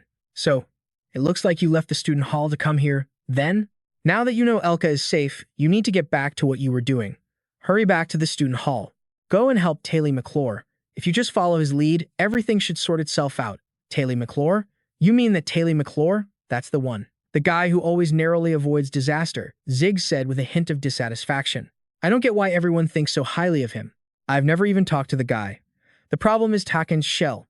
The only thing that can damage the high-level evil spirit is his Elemental Slash. Elemental Slash is the key skill Taylor McClure learns in Act 1, Scene 9. The entire strategy for this fight hinges on it. If you can get him to use that skill, your odds of winning will be very high, S replied. Despite his low opinion of Taylor McClure, Ziggs was still compliant. Thank you for the advice. With that, he quickly departed with Elka on his back. I gave him so much advice. I hope the plan works out. But why hasn't Ziggs made friends with Taylor McClure yet? Act 1. Scene 9. The end of semester evaluation. During their duel, Taylor McClure is defeated, but he learns Elemental Slash and manages to cut through Ziggs Ethelstein's magic. After witnessing his opponent's determination, Ziggs finally acknowledges Taylor McClure, and the two become friends. However, in reality, the final chapter of Act 1 is happening a month earlier than in the original story. So, the two of them haven't become friends yet, which means Taylor McClure hasn't learned Elemental Slash. There's no one in the current fighting force who can actually damage Taken. It was only then that S realized the entire story's progression had completely fallen apart. After getting Elka Iceland to safety, Ziggs returned to the square where the heroes were gathered. My apologies for being late. I will be sure to atone for my actions. As everyone glared at Ziggs with judgment in their eyes, Penna Elias Kroll gently intervened. It's okay. It seems we would have been defeated even if you were here. The first assault failed. Everyone except Ziggs was wounded from the unsuccessful attack, with injuries ranging from minor to severe. If you're planning another attack, we should probably gather more volunteers. I'll join as soon as my leg stops hurting. Penna Elias Kroll immediately shut Cord down. That's enough, Cord. Just rest. You can't even walk straight right now. Princess Penna Elias Kroll, if you have any concern for me at all, please take back that order. Penna Elias Kroll gritted her teeth. Cord, I'm human, too. The team's situation looked bleak. Fortunately, they had managed a successful retreat, but Cord was completely spent. Gravius, the president of the first-year combat club, was wounded as well. Penna Elias Kroll began to despair, but she knew they had no choice but to continue the fight. First, they had to focus all their remaining energy on destroying Taken. Just then, a familiar voice cut through the air. I don't have time to deal with Taken, but looking at the state of this summoning ritual, it's going to be complete very soon. Everyone turned to see who had spoken. This was the exact situation he'd wanted to avoid, but he had no choice. S strode towards the crowd and gave a clear order. Split the combat team into 2 groups. I'll lead one group and do things my way. Hearing this, Cleus North then got pissed off and was about to talk back when he was stopped. Just hear him out. S then began to lay out the plan. We have to get past the fire spirit, Taken, summoned by Janica Failover, and deal with Janica Failover himself, who's being controlled by the dark spirit, Velusfer. But I'm sure you've all faced Taken already, so you know that because of that shell, we can't use our powers against it. If that's the case, we don't need to face Taken head-on. While one team draws Taken's attention, the other will enter the combat training area to subdue the controlled Janica Failover. If we bypass Taken, we only need to deal with Janica Failover. After hearing this, a skeptical Lortell spoke up. That's completely different from what we learned about Taken during combat training. The only reason we were able to retreat was pure luck. If the bait team fails and Taken comes after the suppression team, or if the bait team gets completely wiped out, we'll end up having to deal with both problems at once. The risk is just too high. Considering the level of risk is only an option when there are other alternatives, Lortell. In the end, the most important objective is to subdue Janica Failover. Once that happens, Taken will be neutralized too. The question is, who's going to be on the bait team? Someone asked curiously. Joining that group is basically a suicide mission, isn't it? Elvira added. At that moment, Taylor McClure was the first to volunteer for the bait team but was immediately rejected by S. No, don't do it. Join the other team. Regardless, you're one of our main fighters. I'm fast on my feet. I don't know how long I can keep running, but if someone has to be sacrificed, it should be me. You're misunderstanding something. We're not choosing a sacrifice, and we don't even need to split the team evenly. Cleus North and Lortell can do it. The three of us, including me, will lure Taken. Immediately, the two nominated bait team members vehemently protested. Why me? I don't want to die. I'm going to have to politely decline this one. S had no choice but to spend some of his precious time trying to talk them around. Just then, Penna Elias Kroll spoke up. There's nothing wrong with what he said. I still don't know the full purpose, but in the name of Penna Elias Kroll, third princess of the Kloll Empire, I command everyone, divide the combat team into two groups with different missions. I, Taylor McClure, J, and Ayla will be on the Janica Failover suppression team. Cleus North, Lortell, and S will be the Taken bait team. And last but not least, I'll keep this brief since we're almost out of time. Whatever happens, don't die, and do not fail. With the assignments given, everyone began to move out according to their missions. Looking at the massive creature looming in the hallway, Lortell asked nervously, How are we supposed to buy time against that fire lizard? Just do as I say and follow the plan. We will win, no matter what. As S finished speaking, the three of them simultaneously ran towards Taken. Don't worry, Cleus North, we can do this. Cleus North was cowardly and lacked confidence in his abilities. Hearing S's words of encouragement, the first-year combat student was a little surprised. How can he be so confident? Does he really have a way to win? In the combat training room behind that door, Janica Failover thought to himself, so all I have to do is lure Taken. The princess's determination is admirable, and it's because I listened to her that I've even come this far. But, since I'm not alone, maybe I can actually muster the courage. A strange sense of reassurance washed over Cleus, and without any fear, he charged toward Taken. But just as Taken was about to breathe fire, fear once again surged through Cleus North. He turned his head and yelled to his teammates, It's coming! The fight's starting! How do we lure it now? Cleus was met with silence. His two teammates had vanished without a trace, leaving him frozen in place for a good 5 seconds. Even Taken seemed surprised. After a moment, it started chasing a terrified Cleus North, who ran for his life. I'm in pain. I'm going down. Cleus North ran with all his might, crying and screaming mournfully. Why are you doing this to me? Where did those lunatics go? Come out. This is awful. I hate the whole world. Meanwhile, Lortell was standing by the wall of the pipe hallway just outside the combat training room, thinking about what had just happened. A moment ago, after S had said those encouraging words to Cleus, S had stopped Lortell and told her, Let's slip outside after we push Cleus into the pipe hallway to bait that monster. You mean you're going to sacrifice Cleus North in the end? It might not be a bad trade to save many people, but you won't escape the moral criticism. S shrugged. Sacrifice? What are you talking about? He may not look it, but he's got the makings of a leader. His stamina and agility are incredible. Besides, in this operation, you're the one with the most important role. Lortell, you're in charge of securing a safe entry route for the Janica Failover suppression team. In fact, you'll be playing the key role in creating a safe path for the assault team. Everyone else is hesitating, unsure of what to do, but you're good at this kind of stuff, aren't you? Using her magic, Lortell gently blew the wall away. She then smiled playfully at the assault team, who were standing dumbfounded on the other side of the now-gone wall. She thought to herself, well, I guess you really can't judge someone based on rumors. Come to think of it, during our joint combat practice, he saw me blow away the ceiling of the pipe hallway with forbidden intermediate-level magic. So that's why he gave me this role. Huh. What an interesting guy. Well, the path is secured. The rest is up to you all. Lortell glanced over at Cleus North, who was being chased by Taken not far away, his mouth spewing endless curses. Lortell Cahelm, did you really think I was going to die? I'll never let you get away with this. Even if the operation is a success and the combat force gets in safely without facing Takon, Cleus North and I will have to deal with Takon now that it has broken out, and fight it in the student union, where the hallways have no escape. No, I'm sorry. Save me. I'm sorry for saying I'd get you.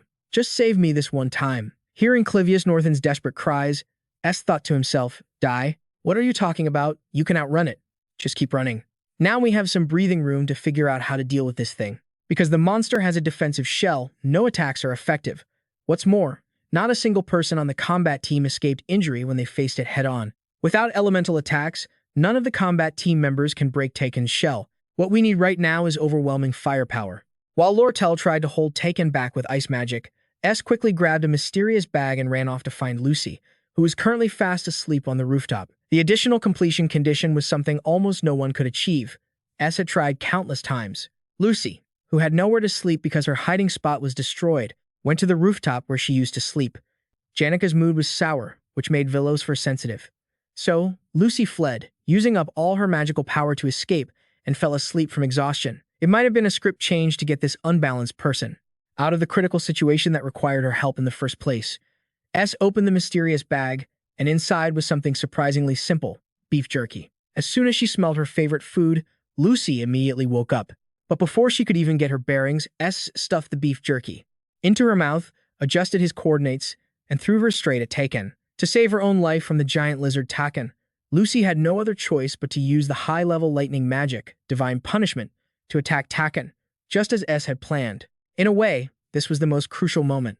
Taken was a high-level fire spirit, impossible to take down even when everyone charged at it because its protective shell was too strong. But now, after Lucy used her high-level magic, even its hard shell was shattered. Now it would take damage from their attacks. Of course, if finished it off, he would get a massive amount of experience points. So right now, he couldn't care less about anything else. The final blow to kill that monster had to be his. I'm so proud of you, my dear daughter, Janica. I'm so happy to be your friend, Janica. You're the pride of the second-year students. You're the only one who showed superior skills in this joint combat training. If it's student Janica, then I can trust you. Without you, the second-year students would be the most pathetic generation. It's great to have you here. Janica was trusted too much by everyone. Expectations aren't always a good thing. That very expectation created an invisible pressure on Janica, giving Villosfer a chance to take over her soul. Seeing the suppression team appear, Janica thought to herself, everyone's here. That's right, I have to greet them with my usual smile.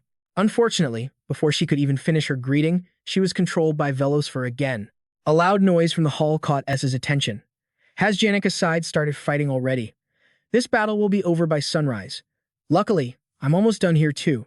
Quickly ran to his teammates in the bait group. Seeing Cleus North still running for his life, he turned and asked Lortell Cahelm, Lucy, how is she? She rolled off somewhere else. It would be great if she could take care of it. I don't think she has enough energy left to use magic. Sighed. All right, we'll finish it ourselves then. I thought so too, but it's still resisting even after I gathered all my mana and attacked it with 2 ice spears. How can it be so resilient? We have to cut its head off.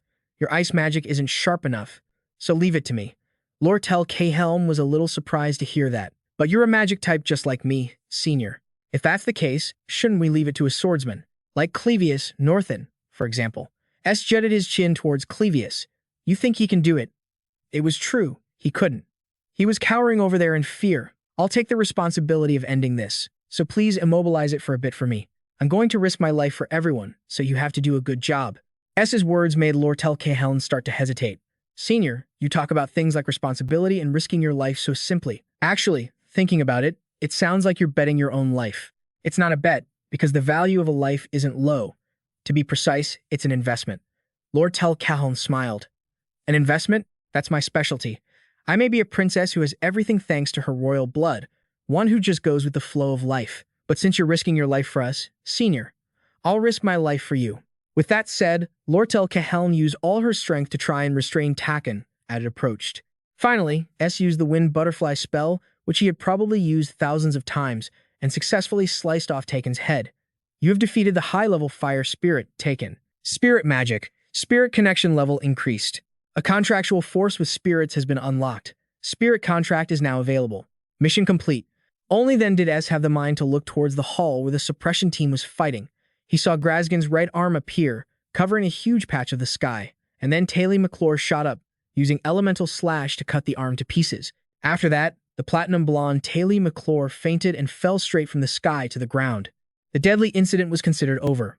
The bait team dragged along Lucy, who was sleeping soundly, completely oblivious, to a grassy area not far from the academy to rest and have a little chat. A bunch of cowardly bastards, Cleus North said sulkily. Yeah, S replied, chiming in. What's with you, senior? We just went through a horrific event and almost all died, yet your expression is so calm. Let me reintroduce myself.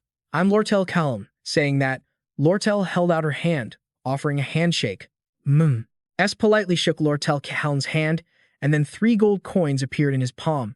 While S was still stunned, Lortell spoke with her usual slyness. I win this time. You let your guard down, didn't you? Now you owe me a favor. What should I do? We'll see. Does she want to keep in touch with me? Honestly, I don't want to get involved with her, but... S saw the platinum blonde Taylor McClure approaching him. Taylor McClure's appearance was a sign that he had mastered the elemental sword, looking just like in the game. Amazing. S thought with admiration. This is so annoying. I'm sure you know why I'm so pissed off. Even so, I owe you for this one. Thanks. Taylor McClure said as he bowed to S. Taylor McClure, you don't have to be respectful to this kind of guy. One day, he'll just stab you in the back. I almost died because of him. Immediately, Cleus was ostracized by the group. Shut up, Cleus. You're talking too much. Cleus, you're too loud. Feeling hurt, Cleus North rolled into a corner to sulk. Because of S's contributions in the battle, Penna Elias Kroll intended to send a letter of recommendation for him to the student council, but S refused. Anyway, Lucy was the one who contributed the most to defeating Taken, and Taylor McClure was the one who took down Velosfer and Glaskan, so please focus on those two. Elvira cut in. Don't try to change the subject. It's true that everyone knows Lucy and Taylor McClure put in a lot of effort, but we're talking about something else. Are you embarrassed or something? He's your senior. Speak respectfully, Elvira. Ziggs Felstein jumped in to lecture Elvira, which made her bristle with anger. Watching the two of them bicker like children made S chuckle. To avoid affecting the original story, he had tried his best to keep his distance from the main characters, and yet, seeing them with his own eyes, he couldn't help but feel a sense of warmth, watching them fulfill their roles in this world and solve one problem after another. Taylor McClure grew stronger throughout the exams. Ayla also became stronger because of Taylor McClure.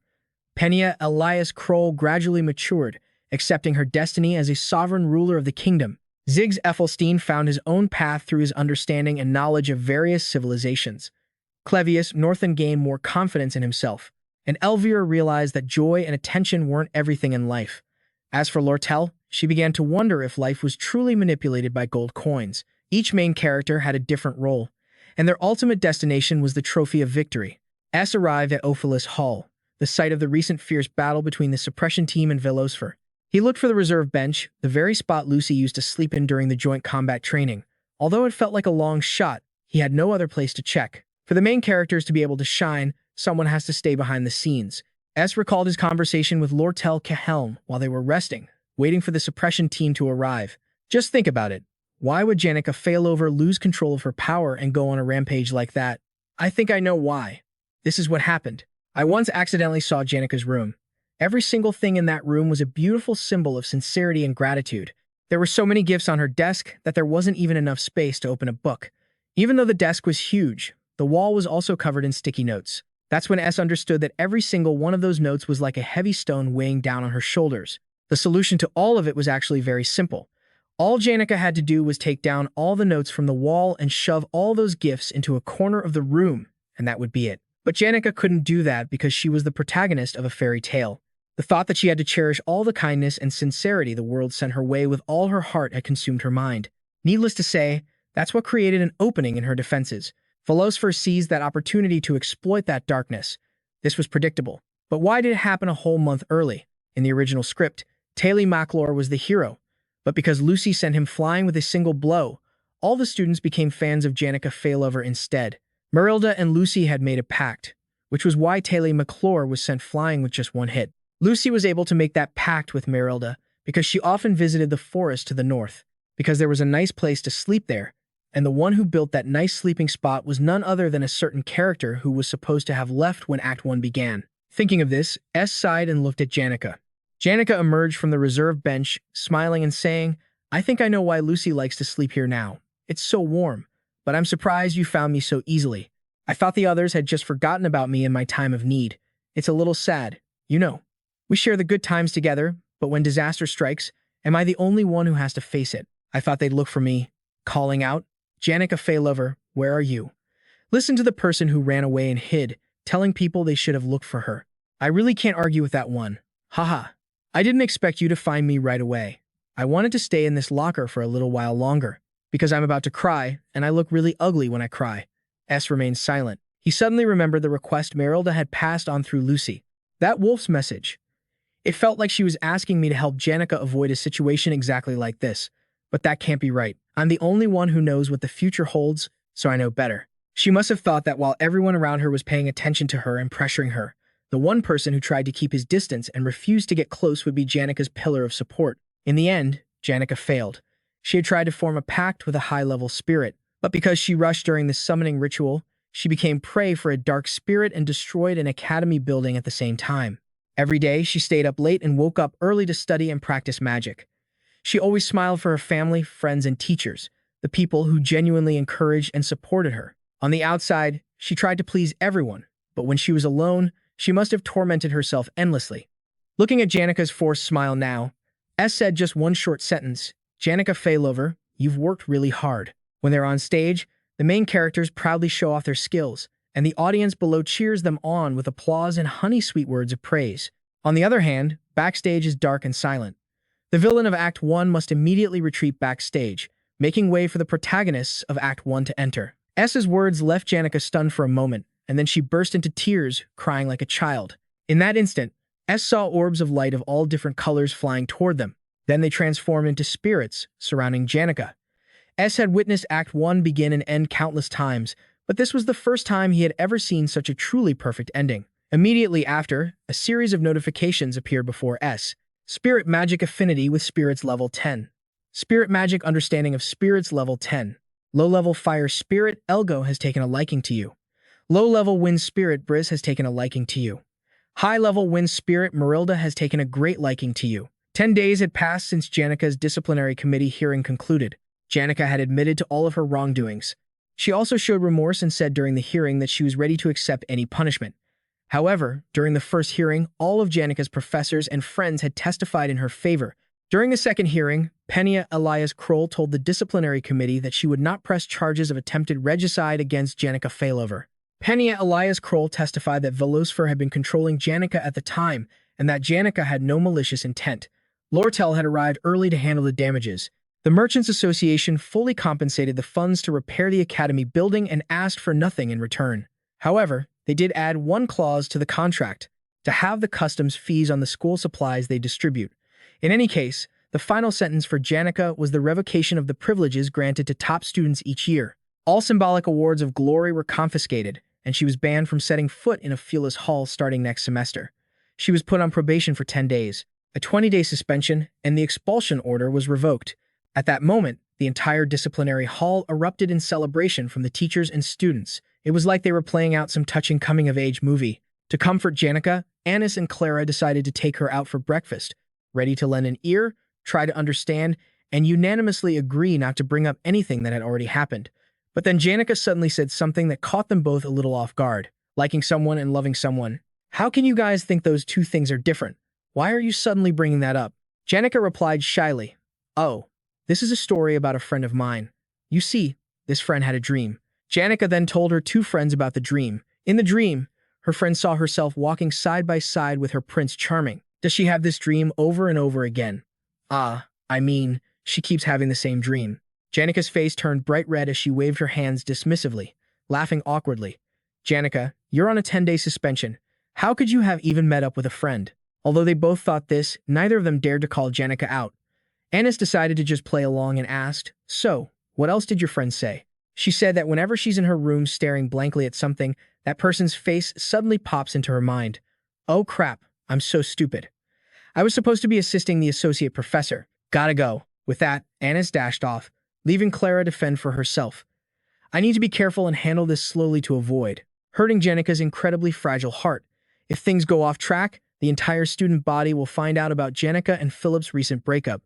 Oh God, I can't even imagine. With that thought, Clara said cautiously, Janica, don't you think you're oversimplifying this? Whether you like or hate someone, it's all pretty surreal, isn't it? Wouldn't it be better to just face your feelings as they are now? I mean, my friend's feelings, right? You're right, you're so good at reading people. That's just what I'd expect from you. Clara smiled brightly, then didn't forget to add a firm reminder. Also, from now on, try to be a little more careful when you bring up these sensitive topics, okay? You have to protect your friend's reputation, too. You're right, Clara. It would be terrible to just go around gossiping. Hearing that, Clara couldn't help but breathe a sigh of relief. I managed to stop the rumors from spreading for now. After their little heart-to-heart, Janica left cheerfully. Clara kept her smile until Janica was out of sight before dropping the act, slumping onto the table in exhaustion. I did it. Annis went back to find Ed. He had been saving up money relentlessly, but thanks to a request from Penna Elias Kroll, his tuition for the next semester was waived. With the gold he had, Ed was able to buy some tools. On his way back, he happened to see Janica walking by. He had been avoiding her for a while, but now that her role as the main character of the first act was over, it should be fine to strike up a conversation and say hi, right? Deciding to act, he walked up to greet Janica. He watched as Janica jumped back in surprise, then made some polite small talk before making an excuse and bolting. Janica Failover's unusual behavior took him by surprise, but he didn't have time to dwell on it. After all, he was going to be quite busy for a while. It was time for him to build a new house, and here are a few journal entries from when I first chose a suitable spot to build. I picked a spacious place in the shade that wasn't too conspicuous and began to work quietly. Day 3, I started gathering lumber. I was getting proficient with Windblade, so the work went smoothly. Day 6, I put a pause on collecting firewood for a while because report cards were handed out. I got pretty high scores on the practical exams, and my written test scores were also higher than the first-year average. Special incident, Janica continues to ignore me. Her friends, Annis and Clara, just glare at me like they want to murder me on sight. I don't dare to go near them, either. Day 18. Processing the timber is almost complete. I wonder if anyone else has mastered Windblade by doing this like I have. Day 20. The vacation has begun. Now I can dedicate all my time and energy to building the house. Special incident, I went to check the traps I'd set earlier only to find Lucy sleeping soundly in one. I should probably stop using beef jerky as bait from now on. Day 27. The senior maid, Belle Maya, came by to bring some herbs and mushrooms. She also asked how things were going between me and Janica. When I told her she probably hates me now, she looked completely stunned. Day 30. With only a single support column in the middle, the surrounding wooden walls all came crashing down. I realized that just building and fitting the joints together wasn't enough to make the house stand. I was so tired. I ran into Janica's group at the bakery, and Janica ran off like a shot the moment our eyes met. Day 37. Z came to help me. From what he said, it seems his relationship with Taylor McClure is progressing quite well. Great. It looks like things are starting to follow the original storyline. Day 45. The floor and walls are all in place. There's no furniture, either. It's just a small house built from rough logs, but it still has surrounding walls and a roof. If I close the door tightly, no insects can get in. New construction complete. A log cabin built by stacking carved logs of the same size on posts and beams. There is nothing inside, only a ceiling and a floor. Difficulty: 4 stars. Construction complete. Your artifice proficiency has increased. Ed couldn't hide his happy smile. From now on, I have a house of my own. He didn't notice Janica hiding behind a tree not far away. She watched me sitting in my new house, silently making a resolution. So, the walls are up, the floor is laid, the shelter is built. I still need to install a fence. Ed lay down, taking in the empty space of his house. He also wanted a small shed to store firewood and tools. All of a sudden, there was a noise on the roof. He poked his head out and saw Lucy, snoring away up there. This isn't a place for you to sleep, you know. Just then, Janica approached with a bright smile. When he asked what she was doing here, she just smiled. It all started with a conversation between Janica and Belle Maya. She told Janica she visited Ed's campsite in the forest the other day, and she had discovered something extremely interesting. Janica knew it was that small hut Ed had built all by himself, but it looked much more beautiful and meticulous than Belle Maya had imagined. She was quite surprised, never expecting Ed to be so skilled. Janica blushed and got even more flustered when Belle whispered in her ear, "I want to go inside and take a look, too. You know how it is, miss. Just walking around, seeing how sturdy it is." "Oh, so you're curious about things like that, too?" Belle Maya said. "Of course, I'm only human. Anyone who sees a hut on the side of the road would wonder who built it, how they did it, and what it's like inside. Don't you think? It's a perfectly normal and natural reaction." Hearing these words from Belle Maya, Janica was convinced that these were just normal and natural reactions. No one would think anything of going there. Now, when asked for the reason she was here, she became flustered and hastily explained, "I was just passing by on my way to see Marilda, and then I saw this hut, so I went inside. I mean, anyone who sees a hut like this would wonder who built it, how they did it, and what it's like on the inside. Isn't that right? It's completely normal. It's just a given." E gave her a questioning look. Well, I guess so." Janica mustered all her courage to praise the hut, saying it was exceptionally beautiful. E scratched his head. "I just built it recently." "But didn't the spirits say anything to you?" "Well, they told me a little bit. To be precise, they just vaguely mentioned something like, 'There's a hut here,' and that was it." In truth, however, the spirits had been running their mouths a lot. Things like how she could gaze upon his glistening muscles when he took his shirt off, and how his arm muscles had gotten bigger, and that the small veins near his collarbone and on the back of his hands were just delicious. Janica practically had a nosebleed hearing it, always having to pretend she wasn't interested, even though she was ready to pounce on the guy in an instant. He offered to lead her inside for a look, even though it was just a simple wooden hut with no furniture yet. Janica was very surprised, but of course, she happily agreed. Sitting by the fire with a cup of hot tea, Janica opened up her heart. "I owe everyone so much this time. The princess was worried and went through a lot of trouble. A few of my friends even offered to lend me money for tuition. How can I ever repay them?" E advised her. "If you can't, then don't." This mindset of having to repay others has become such a cliche. Janica's eyes widened. She had never thought of it that way before. And that was true, because Janica wasn't that kind of person. She didn't realize that the accident happened because the weight of everyone's kindness had piled up on her. Even though many people were willing to support her tuition or even invest in her, she decided to leave the fully furnished Ophilus Hall, to move to the old, run-down deck hall. It was all because she wanted to be just a little less reliant on others. At Ophilus Hall, each student had their own room, but in Deck Hall, a single room housed at least 8 students, where they were scrutinized by envious eyes all day long. To Janica, it felt like being shackled in a prison. In the end, it didn't solve any of her problems. This vicious cycle just couldn't be broken. E suggested that if Janica wanted to immerse herself in nature, she should just come here. She could drop by whenever she wanted, he wouldn't mind. Janica smiled. Content. She was very happy with this offer.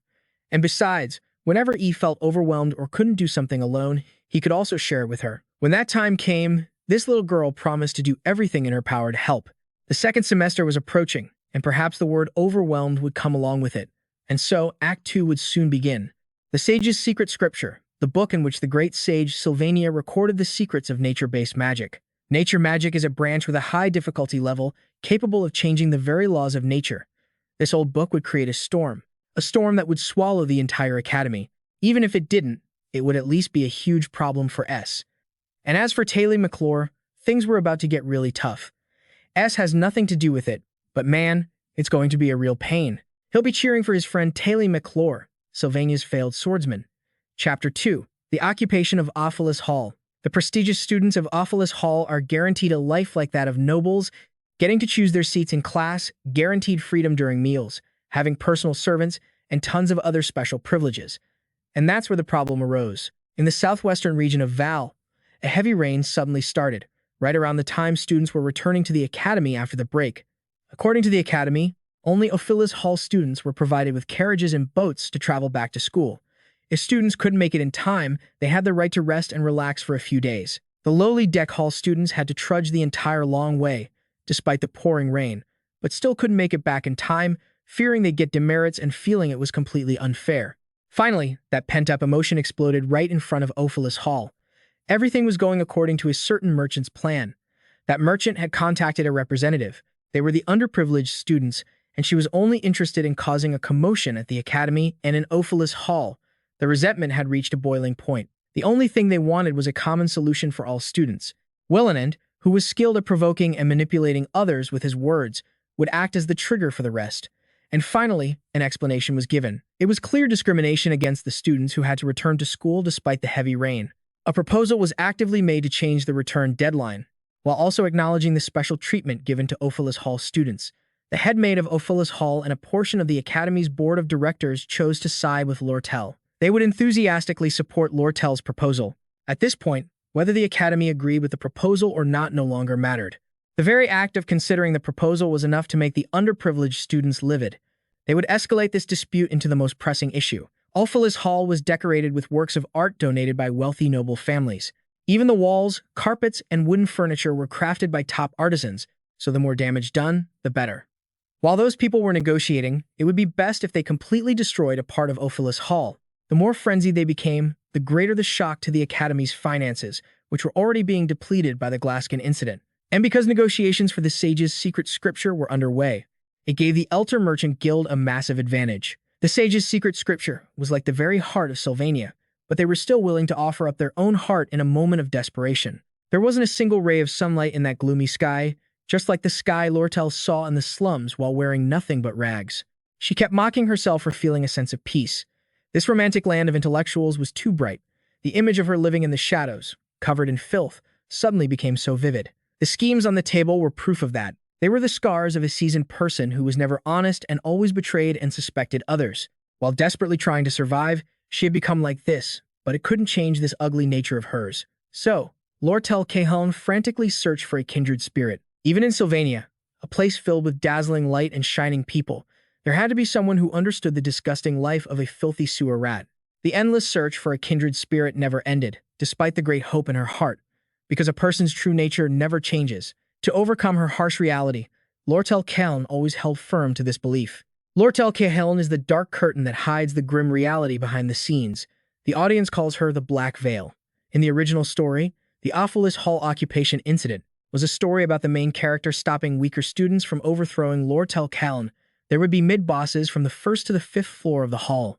Ophilus to interfere with the main character and support the weaker students' faction. The mid-boss of the 1st floor, the Pawn, was the bait. The Pawn taunted Taylor McClure, calling him a failure, and got beaten up by Taylor McClure's group, so he held a grudge against them and was bribed. His role was to subdue the new maid guarding the 1st floor, open the Ophilus Hall doors, and let the students in. Once they got past the 1st floor, in Act 2, Phase 1, the mid-boss, the Pawn would play a specific role, obstructing the main character and his friends. But that role, which should have been the Pawn's, somehow fell to S, who has now become the mid-boss of Act 2. To explain this, let's rewind time to 2 days ago. The Ophilus Hall incident breaks out. S, an apprentice fighter whose specialized weapon is a bow, has bow mastery level 6, critical firepower level 3, rapid fire level 2, monster missile level 1, sharpshooter's eye level 2, and comprehensive observation level 1. He senses prey nearby from the tracks left on the ground. Ed Rothtaylor truly has no combat ability whatsoever. That's why he's forced to use a bow whenever he hunts. A whole semester has passed, and the vacation is halfway over. Yet his archery skills are still completely hopeless. More importantly, the hunting grounds have been getting more and more visitors lately. It feels like the fact that S is living in the northern forest has reached a lot of people's ears. Anyway, among the regular visitors, 3 stand out. Visitor A is the rare magical genius, Lucy, who often visits on a whim. She always appears out of nowhere to critique the hut's architecture. Visitor A is always a pain, pestering him with questions. She constantly expects people to do as she says. As for Visitor B, her visits are actually quite pleasant. She's Janica, the most outstanding student in the last 200 years and throughout the history of spirit mages. Even though she comes here quite often, it's not a bother at all. She comes by almost every day for a friendly chat and helps him with small chores like washing and hanging his clothes. His gratitude for her is boundless. She seems easy to read, though sometimes he can't figure her out at all, especially when another girl who visits his hut daily is mentioned. Janica becomes as terrifying as a lioness. Anyway, Visitor B, is the main reason I have to explain all of this. Visitor C is the one known to the world by the title Golden Daughter, Lortell Caheln. She's likely trying to gather useful people for her occupation of Ophilus Hall, but this time, he doesn't want to get his hands dirty. S simply refused all her sweet temptations, especially since if he didn't interfere, everything would follow the original plot. But as soon as he heard that the Pawn had fainted, S couldn't help but be concerned. He wanted to know why the Pawn fainted. According to the original story, the Pawn fought with Taylor McClure, but Taylor was only supposed to hit him just enough. But then, that ugly red-haired guy spat out the words, "You're even dumber than that insect, Ed Rothtaylor." As a result, he got decked with one punch. It's unclear if it was because of Taylor McClure or because of S. Elvira Eniston said it was the first time she'd ever seen Z so angry. That's why Lortell can't trust sentimental people. What she asked S to do wasn't difficult. Take the key from Ellis and go to Ophilus Hall. And when the group of weaker students arrived, he just needed to open the door. S knew for a fact that besides him, there were many other capable people, but no matter how much money they received, there was no guarantee that they wouldn't report Lortell to the Academy's administration. If they revealed that Lortell was the mastermind behind all this, she'd be in trouble. Lortell couldn't trust anyone. That's why she came to S, because S had no credibility at the Academy. Lortell continuously used provocative words. S, you were kicked out of Ophilus Hall. Don't you want to beat those students to a pulp? Although he really didn't want to, he figured just doing a little bit wouldn't hurt. Before the story gets too out of hand, he'll put everything back in its original place. As a result, for 20 gold coins, S accepted. The Ophilus Hall Incident Outbreak, Day 1. The Ophilus Hall occupation incident began before the start of the struggle for the Sage's secret tome. Lortell had hatched a plot to push the Academy's finances to the brink of disaster. So, it's like a transitional scene between two different events. According to the script, Lortell's plot is very successful and establishes the STARS, a for-profit student group at the Academy, creating a new system that directly opposes the Student Council of Princess Penna Elias Kroll. The idealistic Student Council versus the practical the STARS. The important thing here is who Taylor McClure will choose, as that faction will claim the final victory. S just needs to play the part of a spectator and then side with the likely winner. I mean, he needs to survive too. At that moment, Janica said she needed to head back to the dormitory right away. The rain will probably stop today. Janica praised S for his diligence. For me, coming and going feels like a little camping trip, but you have to stay here through this heavy rain. But things will get better. Speaking of which, it was almost time for her to move out of Ophilus Hall. Since the vacation was about to end, she had to throw away a ton of stuff because the hall was really cramped. Janica innocently said to S, "If you need anything, just tell me. I mean, you must be lacking a lot of things out here. I have extra pillows, cushions, a clock, and even a lantern. Besides that, I also have a lot of daily necessities. It'd be such a waste to throw it all away. Don't you agree? Although I can't take the furniture since it all belongs to Ophilus Hall." Saying this, she seemed genuinely excited to be leaving as soon as the new semester started. Above all, Janica was still curious about Lucy. Does Lucy come here often and stand on the roof like that? Sometimes. But Lucy's extraordinary power doesn't come without a price. She has been avoiding life by using laziness as an excuse for so many years.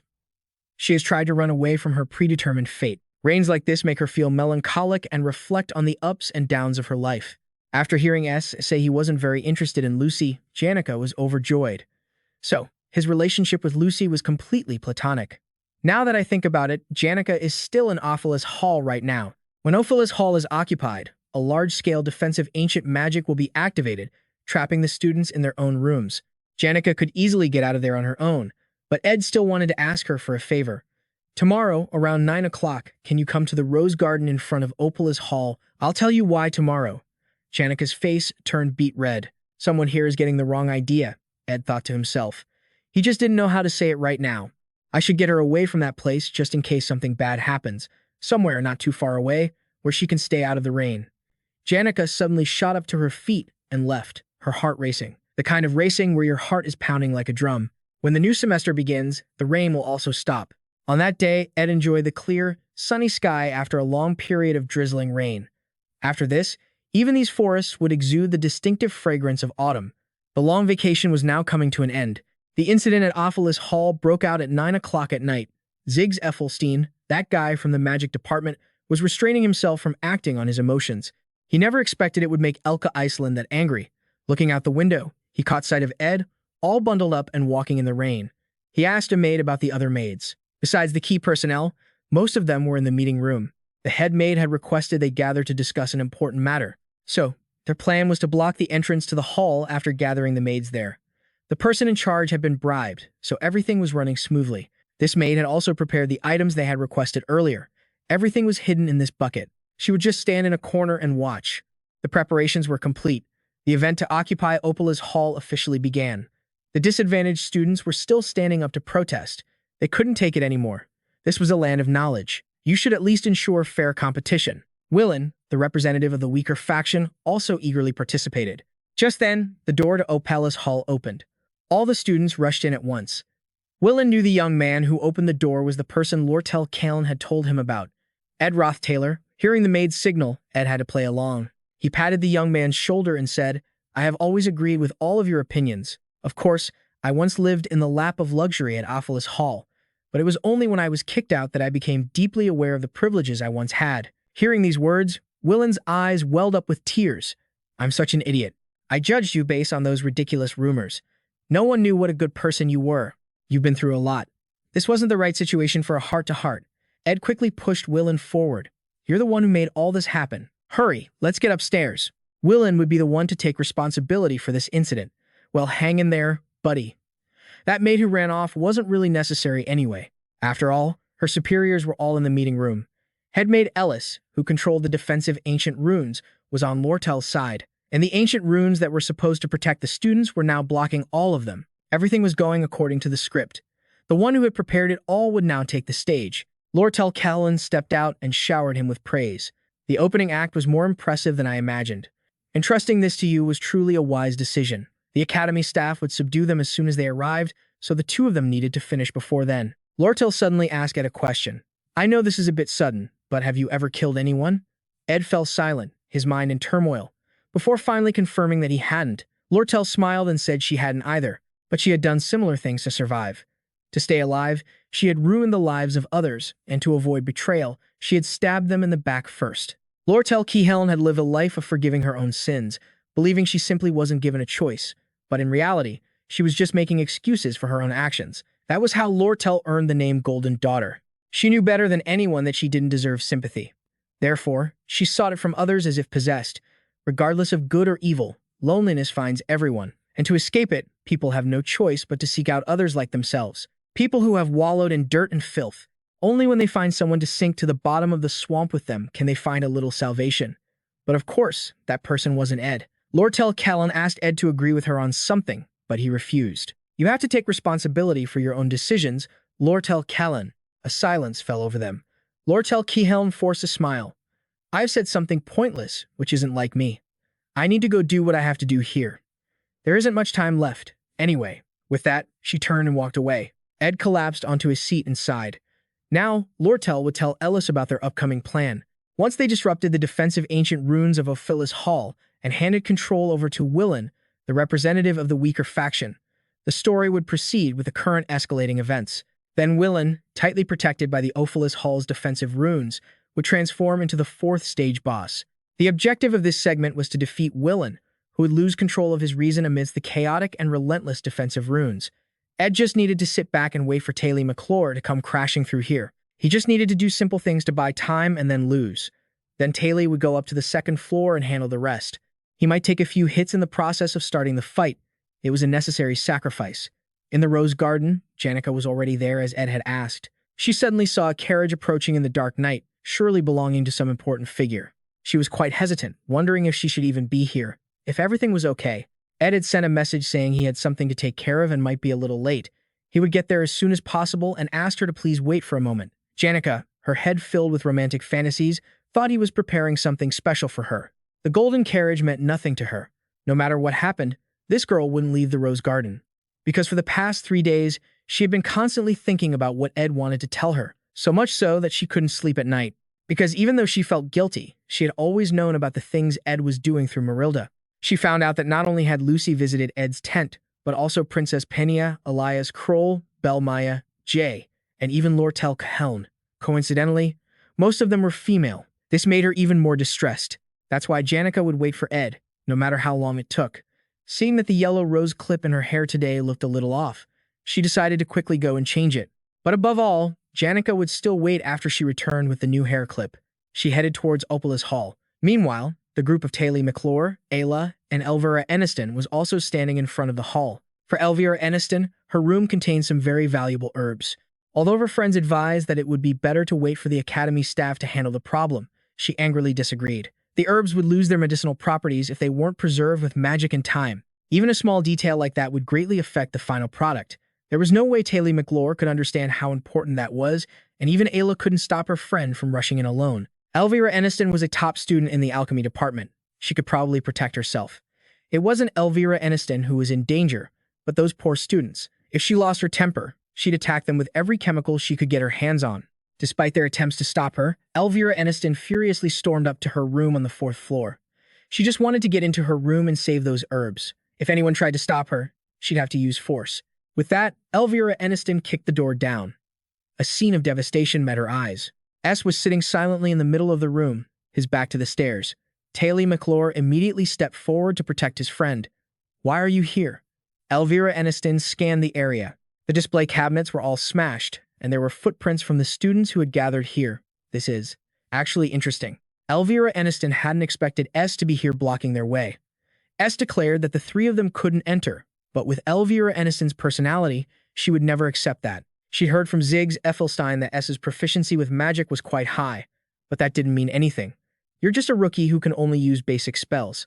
A puny second-year student. On their side, they had a swordsman with excellent combat skills, a first-year divine mage who could use intermediate spells, and an alchemist with top-tier abilities for her year. The power difference was overwhelming. Taylor McClure drew his sword and asked, "Why are you doing this?" "Ed Rothtaylor, tell me what's happening up there, right now." S remained silent. Taylor couldn't wait any longer and charged forward, intending to force the answer out of his opponent. S threw a chair at Taylor McClure, but it did nothing. Elvira Eniston recognized the magic S was using.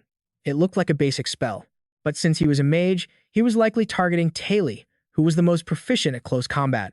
A blade of wind cut the chandelier's rope, sending it crashing down right where Taylor was. Luckily, it wasn't life-threatening, but it definitely gave Taylor a good scare. Just then, a noise came from outside. Elvira Eniston and Ayla were knocked over by the tremors. In the hazy, dust-filled space with limited visibility, something suddenly grazed past Elvira Eniston's hair. It knocked her bag of potions to the ground. Seeing S's serious expression, it was clear something was really happening upstairs. She tried to reach for a purple vial, but S immediately cast a fire spell, and flames engulfed everything. The stage was set, perfectly and effortlessly.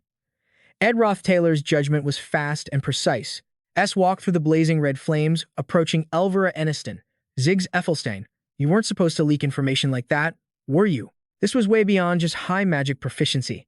Elvira Eniston was the top student in the alchemy department, the main powerhouse of the team. The biggest disadvantage for an alchemist is that the fewer magical tools and potions they have on hand, the less capable they are in a fight. Usually, alchemy students carry emergency magical tools in the form of rings or necklaces just in case. But why would a genius like her ever think she'd need to use them? This meant that the madman across from them had calculated this very step in order to confront Elvira Eniston, dropping the chandelier and using that chance to create a wall of fire. It was all to target that item bag. But if that was the case, he should have aimed for the bag itself, not the strap. Still, in Elvira Eniston's eyes, the guy across from her was just as pathetic as the worthless Taylor McClure. She took a blue gem from her pouch and summoned a spirit, then granted it fire resistance and a berserker state. Finally, she enhanced it to make it even stronger. Meanwhile, Ayla was frantically trying to find a spell that could extinguish the fire, but nothing worked. In fact, her spells even backfired. Luckily, Taylor McClure acted in time to save her. Ayla was quite confident in her magical knowledge, but her combat ability was only average for a first-year student, especially one who had only just learned basic magic. S was aiming directly at Ayla, forcing Taylor to protect her and preventing him from getting close. But that wasn't quite right, either. Just moving through these flames was already difficult for Taylor. Ayla spoke up. "If I can corner him, you can take him down, right?" There was no more time to hesitate. Taylor had to charge forward and get close to his opponent to have any chance of winning. Meanwhile, Elvira Eniston ordered the spirit she just summoned to charge at S, straight through the flames. Then, she too recklessly dashed into the wall of fire. Successfully reaching her bag of potions, she affectionately caressed the vials. "Did my babies miss Mommy? We were only separated for a moment, but Mommy miss you all so much." S continued to use Blade of Wind, aiming straight for Elvira Eniston. But now, she was finally able to use her potions. She threw a blue vial at him. It collided with the Blade of Wind and shattered. It was a special type of magic composed of crushed walnut flowers and chopped brown mushrooms, combined with a magic-releasing incantation. Its effect was to control ambient mana and temporarily suppress any magic-derived phenomena. Although S had already destroyed the spirit, what was a fine mage to do now that he couldn't use magic? Meanwhile, Elvira Eniston's group had a close combat swordsman, Taylor McClure. S turned and fled, and Taylor quickly gave chase. As he ran, S knocked over a bucket of oil he had prepared beforehand, causing the flames to flare up even higher. This was Ophilus Hall. If the fire spread to the corridors, someone would definitely get hurt. The fire was created by magic, and now there was fire from the oil. Taylor could cut through both with a single elemental slash. The magic-suppressing effect of the potion would only last for a few minutes.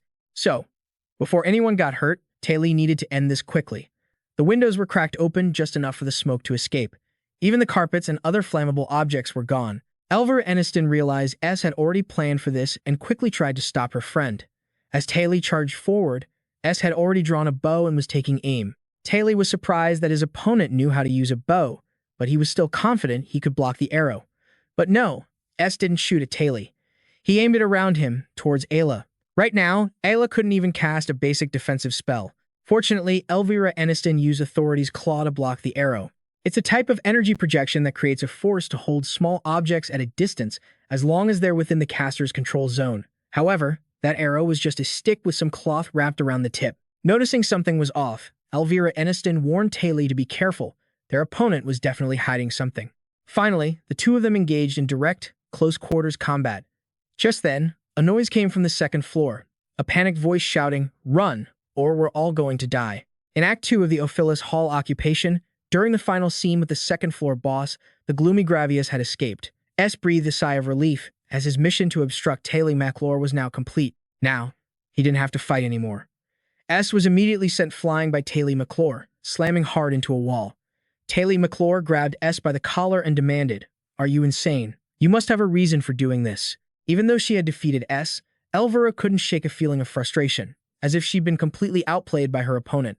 If he really wanted to defeat her group, he shouldn't have revealed himself and caused a commotion by breaking the chandelier. And yet, S appeared right before their eyes to obstruct them. Even during the fight that followed, he remained unusually calm. Something was definitely strange. After successfully holding back Taylor McClure's group, it was now time for them to head up to the second floor. This made the three of them stare, wide-eyed in astonishment.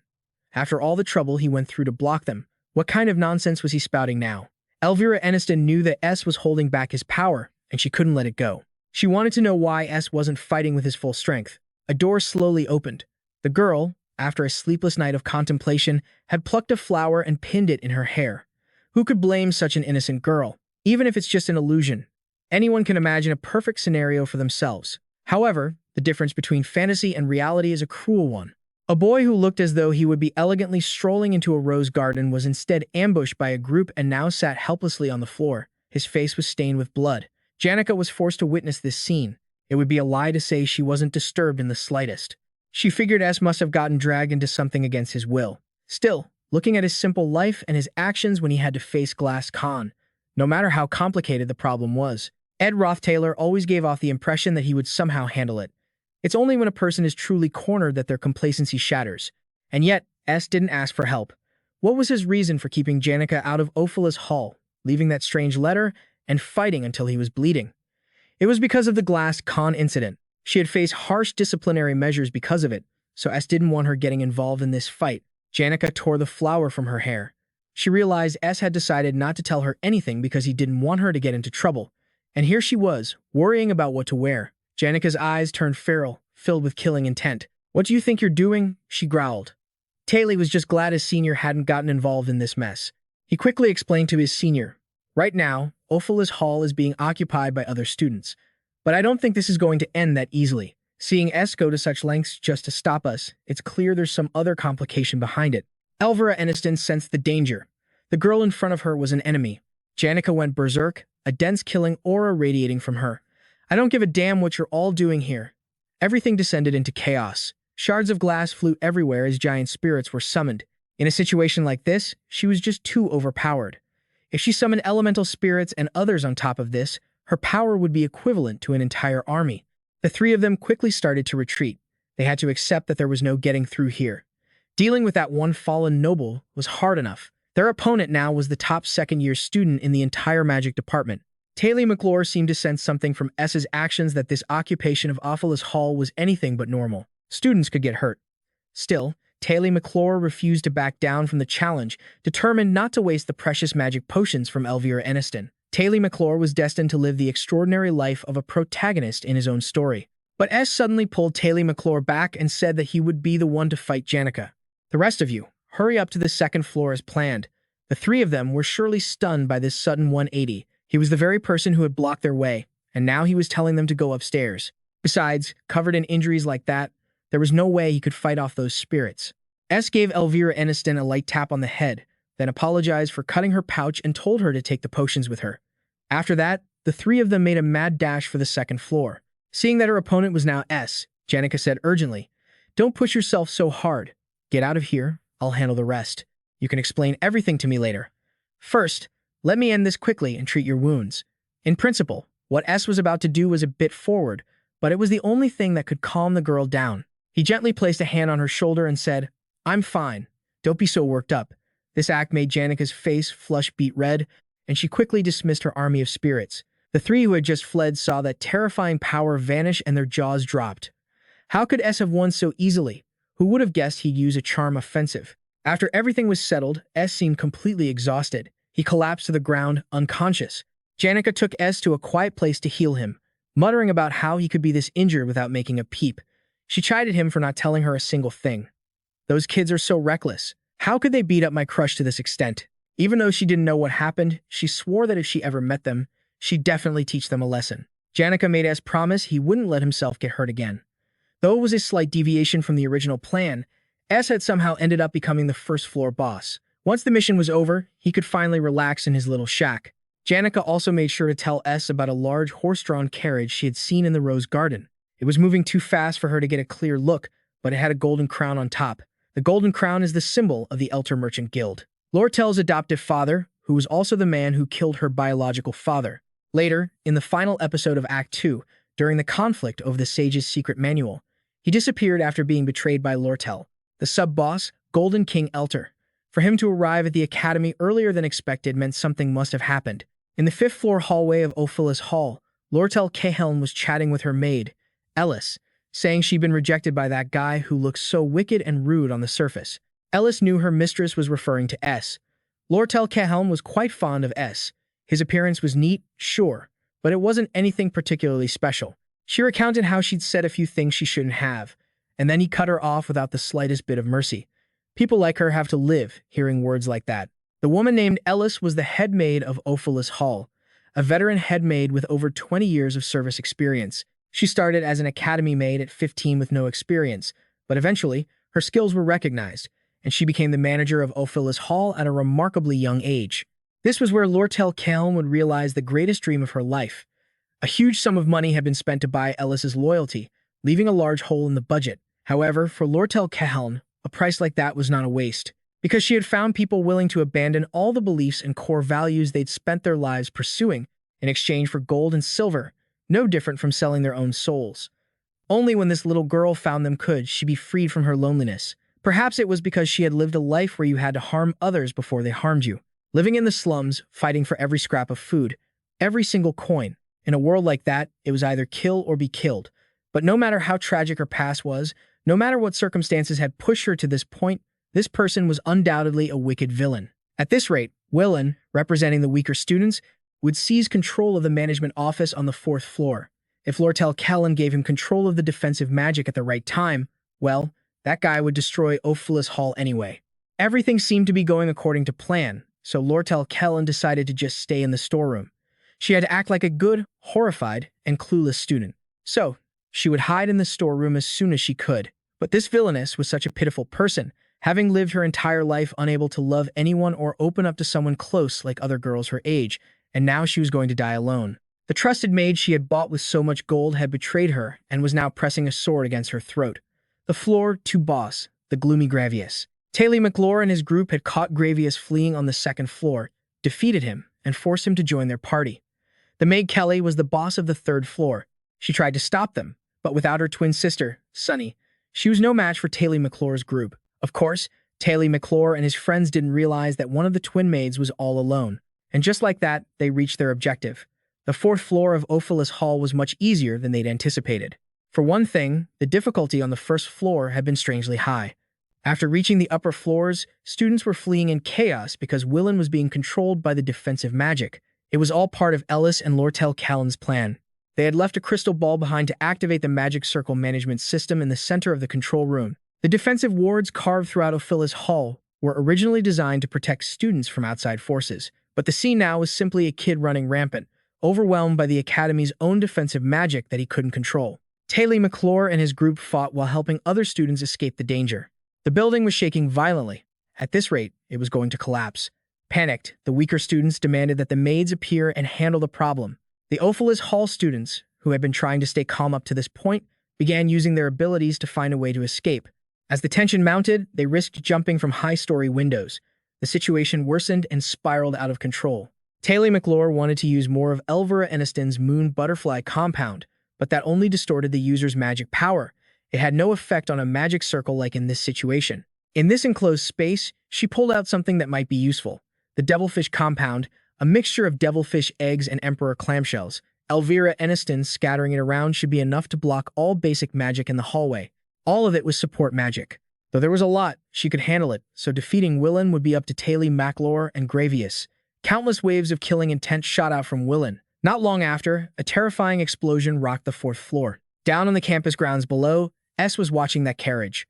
Janica reminded him that if he didn't stay still, his wound would reopen. Things were getting out of hand. Everything looked too simple and ordinary, with no fanfare. Judging by the carriage's grand exterior, you'd think a very important person was inside. But unlike its occupant, the carriage itself was just a cheap, commoner-class model. Normally, Elter Cahelm would travel with over a dozen carriages and a large entourage, but today he came alone, which proved he wanted to act quickly and secretly. Elter was Lortell Cahelm's adoptive father who became a sub-boss after she betrayed him, a very important character. But he couldn't just appear at the academy right now. That carriage had been stopped for a while, and he only emerged after some time had passed. Was he waiting for Ophilus Hall to be completely destroyed? Just then, the 3rd floor boss's twin sister, the maid Sunny, also appeared. Sunny was one of the orphans raised by head maid Ellis. Ellis had been completely won over by Lortell Kellen, and she was supposed to be the 3rd floor boss. However, the strange thing was that she was now with Lortell Kellen's enemy. Sunny could never betray Ellis, and Ellis had been bought by Lortell Kellen. But what if Ellis had sided with Elter and betrayed Lortell Kellen? This suspicion crossed S's mind. If that were the case, there was only one possible future. Lortell Cahelm's failure. You're supposed to have a political conflict with Penna Elias Kroll in Act 3, Lortell Cahelm. You're supposed to be the biggest supporting force in the war against the Rotter family in Act 4, also Lortell Cahelm. Now, it was very difficult for her to properly play her role as a mid-tier boss. The situation was completely different, so what about Lortell Cahelm's role now? S figured it out. He turned, wanting to ask Janica Failover for a favor. It was an extremely urgent matter, and he couldn't act alone. However, he had no idea how to explain it to her. Surprisingly, Janica agreed immediately, even though she didn't know what it was yet. Dear Chairman of the Elter Guild, Elter Cahelm, I am writing this letter to inform you that, contrary to her obedient and submissive appearance, your adopted daughter, Lortell Cahelm, is in fact plotting to betray you and seize control of the Elter Guild. Miss Lortell Cahelm knows you murdered her biological parents and is using this information to rally the Elter Guild's forces and shareholders to her side to overthrow you. Furthermore, the negotiation to acquire the Sage's secret scroll is a trap to lure you to Sylvania Academy and stop you from reacting in time to the incident. I'm revealing this information to you for certain reasons, and I have in my possession a secret letter that can prove Miss Lortell Cahelm's conspiracy. But as you know, nothing in this world is free. Lortell Cahelm has promised me a large sum of money, so if I don't receive an even better offer, I might just side with Lady Lortell. I'm going blind and have nearly lost all my hearing after an accident. This could be my last year as a maid. I'm the only one who's been backed into a corner, and I'm the only one who knows the whole truth. Depending on my decision, things could get much more complicated or much simpler. The contents recorded in the file attached to this letter are the names of the organizations I secretly manage. The Sen region, Kuk Orphanage, Coenton Orphanage, the Athens Brol Orphanage in the Odal region, the Anton Orphanage in the Temen region, and the Community Orphanage. The amount of gold sent to these facilities will determine my next move. I hope you will make a merciful and wise decision. This was the letter from Ophilus Hall's head maid, Ellis, sent to Elter, and her current actions proved what Elter's side had decided. He would be arriving at Ophilus Hall soon. Lortell Cahelm's reaction took Ellis by surprise. She had thought this girl was a cold, level-headed person. Lady Lortell had claimed she would get revenge on Elter Kellen, but it seemed the father and daughter weren't so different after all, and neither was Ellis. Surprisingly, Taylor McClure's group had successfully reached the 5th floor corridor with a tightly bound Willen. They believed someone like Willen couldn't possibly access the magical defense system, and that the real culprit behind this incident was the headmaid, Ellis. In their eyes, she was holding someone hostage. With her professional-level acting, Lortell had successfully gained the help of Taylor McClure's group. Lortell Callan wanted to say, "I'm fine. Look over there, that's the culprit who started this whole incident. We have to defeat him quickly." She wanted to say that and immediately pin the blame on Ellis, but her expression was strange, and she suddenly ran off. The Gold King was coming. Because he didn't trust his subordinates, he was coming here himself. Lortell's plan to dethrone him and take control of the Elter Merchant Guild was almost complete. The responsibility for manipulating public opinion and the resulting damages would fall on him, forcing him to resign from the guild. Luckily, Elter Callan hadn't arrived yet. Lortell needed to contact the executives at the headquarters. She would send them the secret letter hidden in her room, and then she just needed to run away somewhere. The key to the plan was simply not to get caught. That was all it would take. Lortell Callan couldn't break down. She had to try harder. No one understood her at all. If this was a betrayal, she had been prepared for it long ago, and she had been through this far too many times. So the heartbreaking right now wasn't Lortell Callan's. Lortell Callan had grown stronger. She had to do everything she could. She had to keep running. She had to get back to that room before Elter arrived.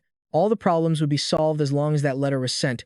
Meanwhile, on the 1st floor main hall, Elter had arrived, and the one blocking his path was S. Elter demanded S evacuate immediately due to the risk of the hall collapsing. But S was adamant that no one be allowed to enter this room for safety reasons. He couldn't let anyone pass until the professors arrived. However, this wasn't an order from the Academy office. S was acting on his own will. Sylvania has a reward system for situations like this. There were 3 people controlling the narrative. Lortell, who intended to overthrow Elter Callan, get revenge for her childhood, and take over as the chairwoman of the Elter Guild. Elter Callan, who wanted to stop Lortell's plan and had successfully acquired the sage's secret tome, and the mysterious, unpredictable woman, Ellis. The main reason for the story's turning point, it was unclear why she had betrayed Lortell, but she was now on the 5th floor with her.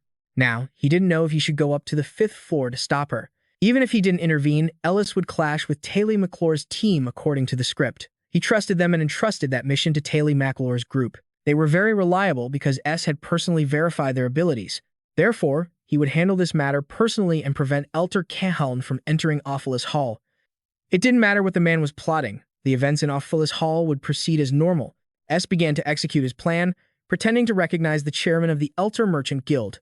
If a noble as esteemed as yourself has come all this way, it must be for a good reason. But you should speak with the Academy first, so that you can be received in a manner befitting your station. The cunning Elter Callan immediately realized the small young man before him was on Lortell's side. 10 minutes ago, when the situation outside was already this chaotic, he was still calmly training and refused to leave. Zigzafelstein had resolved not to act impulsively anymore. Even if this building collapsed on top of him, he wouldn't die. Turns out, now that he was stronger, he just did whatever he wanted. Looking at this intimidating appearance, who would even think this guy was a mage? Seeing Janica, Z shyly bowed his head and greeted her properly. Although their relationship wasn't great because of the Glaskan incident, the gossipy Z couldn't help but blur out a question. "Are you two a couple?" Janica was startled and quickly explained. "That's not it at all." Glancing over at S's displeased expression, she realized she had overreacted. The reason the two of them had to break through a wall to get in here was because S wanted to ask Z for a favor, and of course, he wouldn't do it for free. S would pay him. Currently, S was confronting Elter. The man believed Lortell Callan's beautiful appearance had deceived this kid. Instead of being loyal to gold coins you might never receive, you should seize the benefits right in front of you. That girl was born with the blood of a fox. She's the type to stab you in the back the first chance she gets. I, the father who raised her since she was a child, know this better than anyone. I will immediately give you double the amount she promised. Now get out of my way." S asserted that he had not received a single gold coin. So, what's the point of doubling or tripling that? At this point, Elter didn't want to argue anymore. He ordered his subordinates to take care of things quickly. The subordinates rushed forward, surrounding them from all sides to prevent their prey from escaping. And Zigzafelsein's current task was to use magic to create a diversion. S would return after checking the situation. The job of buying time was left to Jay and Janica Failover. He said he would repay this debt later. Elter looked at the two and their elemental spirits. He knew that even if they were students, they were still formidable opponents. His men continued to fly in like birds, while S quickly dashed off to find Lortell and tell her about the situation outside. Model. To their surprise, they ran into each other instantly. In this situation, there was no way to get out. They should go around to the back door and escape first. Kindness and trust often come with a price tag. The reason Sero, the receptionist of the Elter Merchant Guild, favored Lortell Helm was because he hoped she would accidentally leak some confidential information. The reason Can, another guild employee, was especially cheerful with Lortell was because she gave him advice. The reason Tai the pet bird was always clinging to Lortell was because she gave it high-quality food. Every act of kindness has a reason attached to it, like the value of a coin. At least, that's how things worked in Lortell's world. There wasn't much time for S to explain everything in detail, but he knew Ellis had betrayed Lortell. She remained silent, but it was a tacit admission that she blamed herself for everything. A foolish mistake. Janica grew up with love and care and treated the world with that same love and care. Janica was different from Lortell. The day she made her proposal to S, she had seen the look of pure adoration in Janica's eyes as she gazed at him, expecting nothing in return. She had wondered if she could ever have a relationship like that. That's why she told Ellis her entire plan. She never imagined that her way of life trusting no one would be so shaken. If she hadn't witnessed that moment between those two, she would have never let go of this dark and filthy ego of hers. Lortell wouldn't delude herself into thinking she could become some romantic version of herself. The 5 people she had bribed to take over Ophilus Hall included the headmaid Ellis, the twin maids Sunny and Kelly, the representative of the weaker faction, Willen, and the noble Ed Rothtaylor. Ellis, Sunny, and Kelly were already with Elter. Willen would surely side with him too, and this person as well. Lortell Cahelm despaired, thinking S would do the same. She froze. I'm sorry, Senior S. I'm not sure I can give you the 20 gold coins I promised, but as you can see, my situation is unstable. But to her surprise, S didn't care about the situation. He grabbed her hand and they started running. If Mr. Elter caught her, her life would be over right then and there. To achieve her future plans, she had to escape first. Kindness and trust often come together for a corresponding reason. If you can't see the reason, you shouldn't trust. Of course, that was the truth of Lortell Kellen's life. She immediately explained everything to S. The guild's central office has a plan to manipulate prices. It's likely my father. He's the one behind it. You see, equipment prices have dropped sharply since the monster attack in the Eastern Mountain Range. By buying up all the remaining equipment and securing a monopoly, he can engage in endless internal trading and manipulate the prices of everything. My father needs money to carry out his plan. He said he found a high bidder for the secret book of the sage. That's why he sent me to Sylvania to steal it. Wash trading is a classic tactic to artificially inflate market prices through 3 merchants, A, B, and C. They acquire cheap items on the market and trade them among themselves. However, since wash trading relies on mutual trust, if B and C were to secretly dump their items on the market, the price would plummet instantly. Therefore, A, who had to go to great lengths to monopolize the items and borrow money to buy the equipment, Elter, he would suffer all the losses alone and be ousted from his current position. Lortell Cahelm has spent years acquiring dozens of other companies to act as B and C in preparation for this plan. However, Elter has to leave the central office so that the 6 shareholder merchants of the company can receive the sales rights. She escalated the scale of the Ophilus Hall takeover to pressure the finance office and to make the negotiations for the secret book of the Sage a reality. Her plan was to use that to kick Elter, who desperately needed money, out of the central office, while also selling off the equipment there. Lortell Cahelm was quite astonished that S could understand everything so thoroughly. S had some advice for Lortell Cahelm. You just need to do one thing. You're trying to send a secret letter to the guild's central office telling them to sell the equipment immediately, right? In Lortell's room, there's a carrier pigeon. It's a direct line to your contacts at the guild's central office. If you send the carrier pigeon and hide carefully until the equipment sale is successful, you'll win. But your adoptive father has probably figured some of this out. He plans to capture Lortell Cahelm and force you to reveal the entire plan and your allies. S was silent for a moment, then turned to Lortell Cahelm with a determined gaze. From now on, you must hide and avoid being seen at all costs. If I were Elter, I'd send people to block both bridges leading to Iron Island. You'll definitely be caught there. Tell the coachman waiting outside to go to the island with an empty carriage, and tell him to leave it in a safe place and then flee somewhere else. That way, they'll think you've already left Ion Island.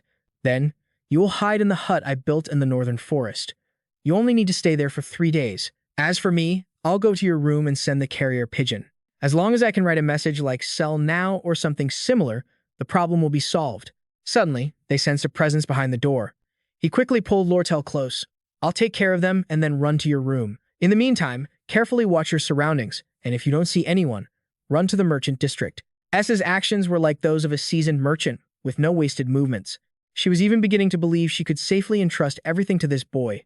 Lortell Cahalan decided to trust S this time. She agreed to follow her senior's arrangements and also wondered why he was helping her so much. S coldly said, "Because I want to. There's no other reason." He then quickly left the room, slamming the door behind him. Lortell Cahalan collapsed, panting, her face flushed bright red. This pounding sound. Was it the final battle between Taylor McClure's group and Ellis? No, it was a bit closer. The fight on the 4th floor? That wasn't it, either. It was even closer. She couldn't believe it herself. But this was the beating of her own heart. The person who appeared from behind the door was the maid, Sunny, weapon in hand. She couldn't believe that the person who came out was S. Now, this painful story was finally nearing its end. She had connected to the Ophilus Hall's magical defense system, possessed swordsmanship on par with a student from the melee department, and was even proficient in intermediate magic. That was the head maid, Ellis. However, she was no match for Taylor McClure, because Taylor McClure is the main character of this story. Act 2, Episode 3, the final battle against headmaid Ellis. Right now, S is facing off against Sunny. He's almost out of mana. He only has enough left to cast 2 or 3 more basic spells. However, Sunny's first attack will aim for his lower abdomen and thighs. S already knew all of this. It's not a matter of how fast his reflexes are, but the fact that he knew everything in advance. She was quickly subdued. The special privilege of twin sisters. Those born with the blessing of the stars. Ability, sharing. The twins can share one of the other skills once a day, which today was Kelly's low-grade weapon telekinesis. Next, countless daggers came flying, but they were nothing to him. S's magic isn't as flashy as Kelly's. The only damage he took was a minor cut. S kicked her to the ground, taking less than a minute to restrain her. S confidently declared that Ellis would lose. Sunny thought this lunatic didn't know a damn thing and was just running his mouth. How could he possibly know what Miss Ellis has been through? She has taken in so many orphans, and Sunny was one of them. Without Ellis, Sunny couldn't have gotten a job, earned money, or even survived in this chaotic kingdom. He honestly had no idea. The story of failed swordsman Sylvania didn't delve into Ellis's personal story.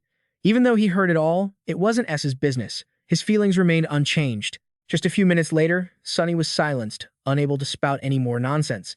It was a shame, but he knew nothing about the story's side plots. So what did this girl expect? From the very beginning, there were many stories in this world that weren't in the game. What does the pain and damage from this incident mean compared to Ellis's past efforts? Is it just about judging right from wrong? Those who can philosophize and decide their own fates are the ones already living comfortable, prosperous lives. In any case, S's choice and ultimate goal since entering this body has never once changed, simply to survive.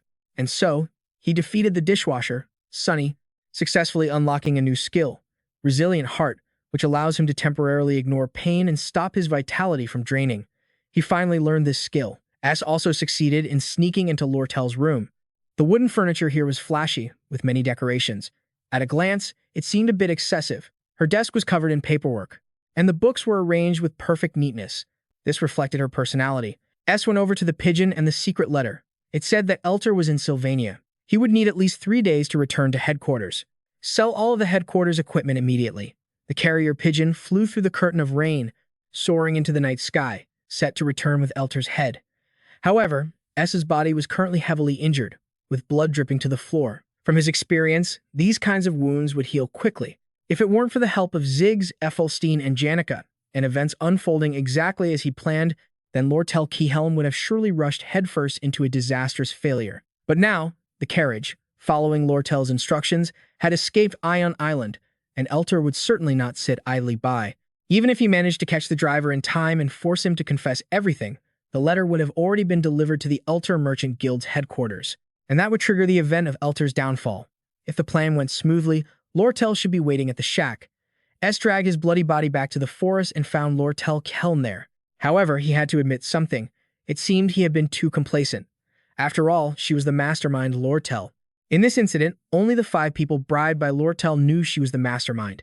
If Elter lost his position, Ellis would have no choice but to fall into Lortell Cahalan's hands. Sunny and Kelly were maids loyal to Ellis. Like before, she could use money to bribe Willenand. But from Lortell's perspective, Ed Rothtaylor was a variable that couldn't be bought with money. In a secluded spot in the forest where no one could see. If Lortell Cahalan eliminated S, her perfect crime would be a complete success. The nature of Lortell Cahalan is darkness itself. She will use anyone, and then immediately discard them. She's a deceitful person, and if he wanted to live, he would have to give it his all. But in his current condition, that was extremely difficult. Lortell Cahalan thrust a dagger straight at S, But in reality, she cut a strip from her own clothes to bandage her senior's wounded arm. Then she helped him toward the shack, where a campfire was already lit. Her teary eyes looked at S. Right now, they needed to get warm first. So, everything had gone according to plan. The carriage driver had promised her he would do his best to draw their attention and buy more time. He didn't even seem to care about his own life. S wondered what trick she had used to earn such loyalty from him. He even thought, she probably didn't take his family hostage, right? If the plan succeeded, Lortell would secure a position among the most powerful ranks of the Elter Merchant Guild, and she also felt she was deeply indebted to S. Seeing S's nonchalant expression, Lortell Callum became even more captivated. I will never forget this favor. Then just pay me the 20 gold coins on time, as promised. Oh, I can't do something that simple. But she had something she wanted to ask S. It's not about Ellis, but about Senior Janica. You're very close with Senior Janica, aren't you? That's right. She's a good person. Yes, and she's also an upperclassman whom I deeply respect. She's always so kind and caring towards others. As for me, I'm not as kind as that. That must be something she felt she truly couldn't compare with Senior Janica on. Meanwhile, at Ophilus Hall, in the middle of the battle, Elter suddenly received a report from a subordinate and left in a hurry. It seemed he had lost interest in Ophilus Hall.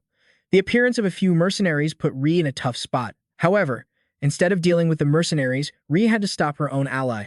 At first, Janica had been a little worried, but the longer the battle dragged on, the stronger the spirit became. I have to stop her before someone gets hurt. If you make me get serious, you'll all be wiped out. Going to the academy now was difficult for S, as his uniform was covered in blood. Janica lent her friend a uniform and told him the latest news from that night. Will and Ann took all the blame for the attack on Ophilus Hall. Headmaid Ellis is still being interrogated, but it seems she refuses to say a word. As for Lortell, one of the key players in this whole affair, she was placed under house arrest. Looking at the fact that until now, Elter's side hasn't made any drastic moves, it seems the operation was a partial success. There was nothing to do now but waiting for news of victory, and because of this incident, he hadn't had any time to train. His body wasn't in good shape either, aching here and there. He couldn't do anything strenuous, but he still had to complete his tasks for now. Life skills details. Intermediate craftsman, specialized field in woodworking and handicrafts at level 13, gathering skill at level 11, design at level 8, and advanced manufacturing techniques was empty. Since the advanced manufacturing techniques slot was still empty, his highest priority was to learn a new technique that Ed could use. He had already decided what skills he would learn. Previously, Ed had planned to start learning spirit fusion, a skill that would be a great supplement for an elementalist. He could also learn magic engineering to create daily necessities and other types of equipment for combat. Spirit fusion is automatically learned when one forms a contract with a spirit and creates an item containing elemental power. On the other hand, magic engineering is learned by successfully disassembling and reassembling an item created using magic of a certain level. Ed didn't want to waste a spirit slot, but it was better if he wanted to start practicing spirit fusion first. He would just form a contract with a low-level spirit for now. At that moment, Janica came running over cheerfully. She had a headache today and was feeling a bit under the weather. So, she had just been resting and getting some fresh air in the northern forest. She asked if Lortell was okay. After hearing that Lortell was resting in the log cabin, she immediately went into a jealous rage. Although the Ophilus incident was over, Lortell still had many things to do. First, she had to defeat the former headmaid, Ellis, once again. However, for the past 3 days, while waiting for a response from Elter headquarters, she had been living anxiously in this log cabin. Although it was frustrating, it wasn't so bad because she was staying with Ed Rothtaylor. Her heart kept pounding. Ed's unconditional kindness and trust that didn't ask for. Anything in return made her feel like she was snuggling into a warm bed. For some people, that might be normal. But for Lortell Callian, a person who had lived her entire life in coldness and distance, that feeling was more precious than gold. She didn't want to give Ed up to anyone else, especially not to her. Janica Failover. For Janica, friendship and relationships built on unconditional kindness and trust must be something she took completely for granted. If Janica already had too many cartons of milk, she should just give one up. Otherwise, Lortell would just have to resort to underhanded tactics. And that was Lortell's specialty. 3 days together was a huge and perfect advantage. A smile that was slowly losing its humanity spread across her face. First, she would proceed with the plan she had set up earlier. It would be perfect if she could fill this log cabin with gold coins. But in her current situation, she didn't have a single penny, and she still needed to help Crash with his tuition. She had to do something to make it seem as natural as possible. For example, don't get me wrong, I'm not giving you money for tuition just because you're my upperclassman. Oh, so cheesy. Lortell, a schemer whose only weakness was her lack of experience in love, was now torturing herself trying to figure out how to express her feelings to Crash. Now it was Lucy's turn. Lucy demanded the redhead get out of her sleeping spot. Without another word, she ignored everyone, dragged her blanket and pillow out, and lay down right in the sunny spot. Ed immediately tossed her outside. It seemed Lucy had come to the cabin to find a place to hide. He told Lortell that he had already kicked Lucy out so she could relax and make herself at home. Yet another rival had come to regularly put down roots here, but Ed just treated her like a natural disaster. Even with one more person, Lortell still had plenty of time. Let's see who the winner is in 3 days. The second morning of Lortell's life in the log cabin. Lortell's words seemed to be carried away by the wind, and Ed paid them almost no mind. Janica was still friendly, and Lucy was still lazing around here. Ed had successfully created a new product, handmade bricks. A brick was made by pouring mud into a mold to maintain its shape. After the mud in the mold was completely dry, fire magic was used to bake it into a brick. Production complete. Production skill has been enhanced. Successfully mastered a skill. Thanks to his high dexterity stat, his proficiency increased immediately. Another new product was completed. Brick fireplace. A fireplace built by stacking handmade bricks on top of each other. Because one brick was attached to the next with mud, it wasn't very sturdy. However, it seemed to function as an oven as well. If used indoors, it would likely need a ventilation pipe installed. Production complete. Production skill has been enhanced. The fireplace couldn't be built due to the Ophilus Hall incident. Now, it was finally finished. The three of them were sitting around the fire, enjoying their food. Lortell Calhoun said she hadn't heard any news since morning. Everything should have gone according to plan, but she couldn't let her guard down. There were still many things that needed to be done. There was still a lot of cleaning up to do, and Lortell also needed to pay her senior back. Because she was a merchant, no matter how small the amount, it had to be repaid in full. By the way, she asked if Ed wanted anything other than cash. Now that she mentioned it, maybe building materials or something like leftover, magically created goods. He had no idea Janica was glaring daggers at them from the side. Watching the two of them talk, Janica felt a sting in her nose.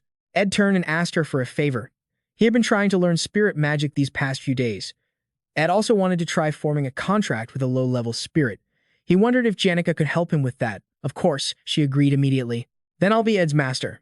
I'll teach you, so it won't be long before you can form a contract with a mid-tier spirit. First, let's see what your spirit sensitivity level is. Can you see it? Janica brought out a spirit named Karis and asked her to try talking to Ed.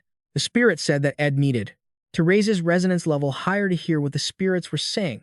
That was the first thing he needed to do. But from what Janica could tell, Ed's growth rate was already quite fast. Charis vehemently disagreed.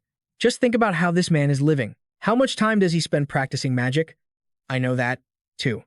During our weekly report meeting at the main hall window, it was reported that his food storage is running low and that he needs to focus on building the log cabin immediately. When would he have time to think about anything else? After hearing that, Janica just sent her away. Hopefully, she didn't hear anything. S heard it, but it wasn't significant. Are you curious about what that weekly report meeting is? Janica completely froze, practically turned to stone. Lortell interrupted their conversation. If you're done talking, let's just finish discussing the magic-crafted items. It seems there's more surplus stock than I thought, so I can give you more than enough. Then can you sell it to me for the lowest possible price? You can use the promised 20 gold coins to set the price and just deduct from that. Talking about money is honestly pretty sad and frustrating. It's not like I have much anyway. And truthfully, they're dead assets anyway. So even giving them away for free is difficult. But in return, you'll need to visit the warehouse once every 3 days. That way, she can give S the lowest price possible. While there, the two of them can drink and talk. Hearing this, Janica got feisty. She said angrily, "You can't even give that much for free. S helped me a lot this time. No matter what, I'm still a merchant. Giving things away for free goes against my professional ethics. Bullshit, that's just your excuse." This way, S can start learning both magic, engineering, and spirit magic at the same time. Caught up in their war of words, they didn't notice when Belle Maya had arrived. She hadn't expected to meet Lortell Calhoun here. Sensing the situation was a bit awkward, she planned to leave. She came here to deliver some unfortunate news. This is a message from the headmaid.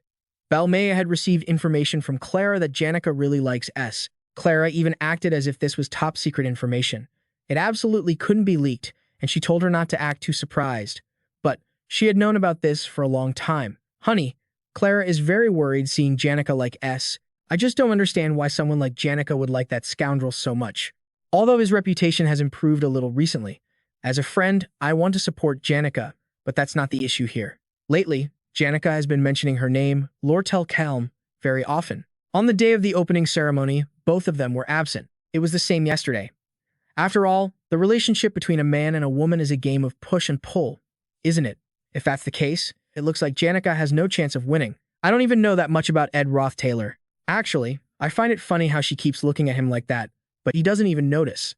Is he just ridiculously dense, or was he born an insufferable jerk? Then, Belmaya replied, rather than being dense or a jerk, I think his lack of interest in any relationship is due to his own situation. Clara was still trembling with anger, thinking it couldn't be possible. I'm sure if he opens his mouth, he'll say some creepy things and feel smug about his popularity, because he's surrounded by so many girls. Just thinking about it makes Clara shudder. What a naive girl doesn't understand. A feisty stray cat waiting in front of a fish shop, and an innocent kitten trembling before a tiger. And finally, a cat that simply knows only how to sleep. Everyone here is giving her a headache. Besides that, she also wanted to pass on a message to Lortell. This is a message from Ellis, the former headmaid. The flickering campfire dispelled the darkness of the night. It was dark, so Janica also returned to the dorms. Belmaya had come to pick up Lucy and returned as well. From Lortell's point of view, this was an uncomfortable situation because her location had been discovered by the soldiers of Ophilus Hall. The uniform that Ziggs Effelstein gave her had been altered, but it still looked very old and worn. The carrier pigeon returned with news of victory. The proposal to sell the equipment was completed, and the review of the proposal to depose the leader was also completed. Elter's authority has been almost completely revoked. He will definitely be eliminated. The plan is nearly complete. Please report on your personal status. Now, it's time to prepare for the academy as usual. Lortell walked away. If the situation has developed to this point, Lortell's adoptive father must have returned to headquarters for one last fight. Although it's just a futile struggle, at least there's no longer any reason for him to pay attention to Sylvania. But that old man is cunning, so it's still possible he has some tricks up his sleeve. However, Lortell has no choice but to trust in Ed Rothtaylor. He's aiming for the position of the next head of the Merchants Guild. But the bigger concern right now is Ellis. It seems that's over with, though. Ellis didn't reveal that Lortell was behind this incident because she had already been paid in advance. Between Lortell and Elter, whoever is the winner, Headmate Ellis will stick with them. The scroll delivered by Belmaya contained a detailed list of the orphanages Ellis had supported throughout her life, including the cost to maintain them for a year and the methods she used to sponsor those orphanages. Ellis never stopped trying. Although her health was deteriorating, the academy never listened to a word she said. In the end, she wouldn't be able to work anymore and couldn't take responsibility for the orphanages she had helped. And so, she gambled her entire life on that plan. She was very blunt and didn't show her emotions. It seems no one realized how she had been cornered. At least, those who followed Ellis understood her situation and feelings, the thing that drove her to do it. Since Lortell had practically already won, Ellis wanted to join her side once again. It's just that once trust is lost, it's very difficult to regain. This is what they sent instead of a threat. In the world of merchants, there's no such thing as sympathy. If you make a mistake like that, you'll be seen as a fool. She probably knows this better than anyone. She doesn't want the fact that she was the mastermind behind this occupation incident to be revealed, so the two of them will act amicably toward each other. Because in this world, there are no permanent enemies or allies. Even so, she seemed relieved. Lortell said she planned to leave here soon. S would also stop by the local branch of the guild to sign the contract. He handed her a torch. This torch will burn for quite a while. Lortell looked like she wanted to say something, but in the end, she couldn't hide her feelings. Lortell admitted that if she wanted to take the place of those other girls, perhaps she should do something a little more daring. She reached out to adjust his tie and said, "Senior, did you know? The nature of human relationships is a game of push and pull, just like this tie. You can see it's crooked. I don't think there's any harm in keeping yourself looking sharp. After all, we're both students of Sylvania." With that, she pulled S closer to her. And the two of them got intimate, even complimenting how delicious the raspberries they ate that night were. S coldly told her not to cross the line. Lortell felt that playing this push and pull game too much wouldn't be good for her. Next time, she would make S pull her in himself. "You need a lot more practice playing hard to get with me." After they were done, she left in a hurry. S had been trying to avoid getting more involved with the main story characters than necessary. But just as he had predicted, things didn't go according to plan. The stars in the sky were still just as beautiful, and the moon was bright. The chirping of insects echoed, and the crackling of the campfire remained unchanged. It felt like the threads of the story would continue to intertwine and change. Regardless of his intentions, S felt anxious, as if he was already being pulled into the center of the story. S's plan was to stand aside, watch the plot unfold smoothly, and only intervene when necessary. S wasn't an ambitious person. He just wanted to get his diploma and upgrade his skills. This plan of action seemed simple on the surface, but S was beginning to realize in the not-so-distant future just how foolish and difficult a challenge it was. Summer passed just like that, and autumn arrived. Janica was sitting by a tree with the spirits. Karis frantically told Janica about what happened that night. She couldn't just let this go. Lady Janica, I saw it too. That kiss was pretty passionate. Youth is truly wonderful. That girl who looks like a firefox really knows how to play with people's hearts. Janica's face turned bright red. She wanted to know S's reaction. You've hit the nail on the head, my lady. When I observed him, he looked like he was trying to keep his distance. Even though that girl kissed him, his expression didn't change at all. I was so shocked when I saw it. His reaction was so cold. I felt secondhand embarrassment just watching. He must be one of two things. That noble, Ed Rothtaylor, is either a eunuch or he doesn't see her as a woman at all. Janica let out a sigh of relief. Usually, guys like that are good at attacking but terrible at defending. In my experience, that firefox-looking girl is the type who attacks even more frantically the more she's rejected. If you don't do anything, he'll be snatched away, Lady Janica. Janica's head began to ache. She half wanted to listen and half didn't. Anyway, S's reaction was very cold. The spirit Takken continued to add fuel to the fire. Are you just going to let that firefox girl snatch him away? I heard you've already agreed to teach him spirit magic. Don't waste this golden opportunity. When you two are alone, you should at least take the initiative and kiss him. Takken lost control to the point that the other spirits had to drag her away. Don't listen to her. You're most charming when you're just being yourself. If you want to show off an innocent or fresh side, that wouldn't be bad either. I'm sure you've thought about doing something new and exciting with S. Have you ever experienced a situation or scene like that? Janica got shy, remembering something about feeding each other. But then again, S was over here feeding Lucy. Good grief. Besides, the food he cooks is absolutely terrible. He was just using Lucy as a food tasting machine. S thought about postponing his training until the ingredients became more diverse. Life skills details. Intermediate craftsman level, specialization in carpentry. Handicrafts level 14. Design level 9. Gathering skills level 12. Carpentry level 10. Hunting level 13. Fishing level 7. Cooking level 6. Repair level 5. Advanced crafting technique empty. The dexterity stat was also the highest stat, which was heavily related to life skill proficiency. If S only increased one stat, his efficiency would decrease, so he had to raise all of them. The problem was time. The new semester had started, and the time S could dedicate to survival activities had been shortened to only about 5 or 6 hours. It was time to think of a way to manage his survival activities more efficiently, because he needed time to check if the main story was proceeding smoothly. After all, the most important characters in the story were the male lead and the 4 main heroines. Taylor McClure was in the combat department, so S didn't see him very often. But it seemed Taylor McClure was gradually growing stronger. His companion, Ayla, was also fulfilling her role as his support. Princess Penna Elias Kroll also seemed to be living well without any obstacles. It was almost time for a conflict with Lortell Kellen to occur. S needed to keep an eye on that, too. Clarice wouldn't enroll until next year, so he didn't have to worry. Lortell's situation was the most unstable. S didn't know what changes Elter's early elimination had caused. On top of that, it seemed her plans had also changed. She was still trying to gain control of the Sage's grimoire. Recently, he needed more time, because he also had to check the professor's building, because the final boss of Act 2 was Professor Glast. This girl with glasses is Cleo Elpin, the professor's assistant. She had a gut feeling that someone was behind the Ophilus Hall occupation incident. Professor Glass trusted his subordinate quite a bit, knowing how sharp she was, but he still reminded her not to overlook any important information, like the research paper on theology he had asked her to find for him. Cleo promised to find it the next morning.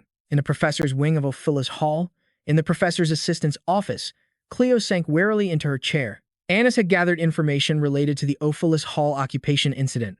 Looking at the information of those involved, Cleo didn't even know she should bother trying to reach an accurate conclusion. This incident was exhausting her, but no matter how she looked at it, nothing seemed suspicious, especially at the Elter Guild's Sylvania branch store. S came here to pick up the goods Lortell Cahaln had mentioned before, but because she was so busy, she hadn't prepared anything yet, so she asked him to please come back next week. Lortell Cahaln also prepared tea and snacks as an apology. Also, according to the ledger, there were a few magic items left here. He could pick them up at the counter later. He was a bit curious about Lortell's outfit today. She said she had a rather important meeting today, so she dressed up a little. She asked about the wooden cabin. It was almost complete now. S also needed furniture. But all the products at this branch were a bit too high-end and expensive for his budget. If Lortell gave them for free, it would become a big problem, because gifting items for sale went against a merchant's ethics. Lortell Callan intentionally broke the leg of a chair and said this thing had now become worthless. It would be thrown out tomorrow. She knew the senior's specialty was carpentry, so she staged this little scene. S understood her intention and thanked her. Lortell somehow managed to maintain the same expression the entire time. She slid onto the desk, getting right up close to S. What she did that night was already a critical move. Could it be that this S doesn't see her as a woman, while Lortell sees him as a gentleman? All of her demands had a deeper, hidden meaning. She wasn't expecting a response either. She would never enter a battle she couldn't win. Lortell Cahelm pointed at S's chest and said, "Even though you're acting so calm right now, one day, I won't be the only one sitting here, anxiously waiting to see how you'll react. Right, senior?" Even though she wasn't sure if she'd win or be cornered. That's the hallmark of a merchant, someone who never shows their true feelings. Today was the first lesson with Janica on spirit fusion. First, she summoned Moore, a low-rank fire spirit. S would have to focus his magical power to communicate with it. Moore asked for 30 seconds to introduce himself. "Hello, Master. It's a pleasure to meet you. It is an honor to form a contract with you, Master S. I am the low-rank fire spirit, Moore. At last week's regular press conference, we held a selection to choose a spirit to contract with you, Master S. I passed the first preliminary round, the next 2 interview rounds, and finally, the 4th discussion round with the other spirits. From there, I qualified to become the spirit to contract with you. When it comes to controlling magical energy, no one in the northern region can compare to me. And I possess the best communication skills among all the low-rank spirits. My heart burns with passion. Ah, but I'm already on fire, aren't I? Still, I promise to burn even brighter to support you with all my might." The more it talked, the more bewildered S became. Back when he was a failed swordsman in Sylvania, he had a period of bonding with spirit-based skills. They laughed together, told each other jokes, and supported each other in battle. It was a warm time with his companions by his side. But this feeling now, it was strange. He wasn't sure if it could ever be like that again. It felt like Moore must have gone through some kind of hellish training to end up so eccentric. Since S had asked Janica to recommend a good spirit, she had chosen one she had previously contracted with herself. Moore's magical performance was no joke. The process was quite long.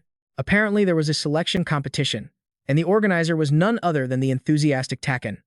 She gave Moore to S. He could feel the heat from Moore's body as he resonated with the contract spirit. Even without summoning it, he could sense the spirit's form and magic.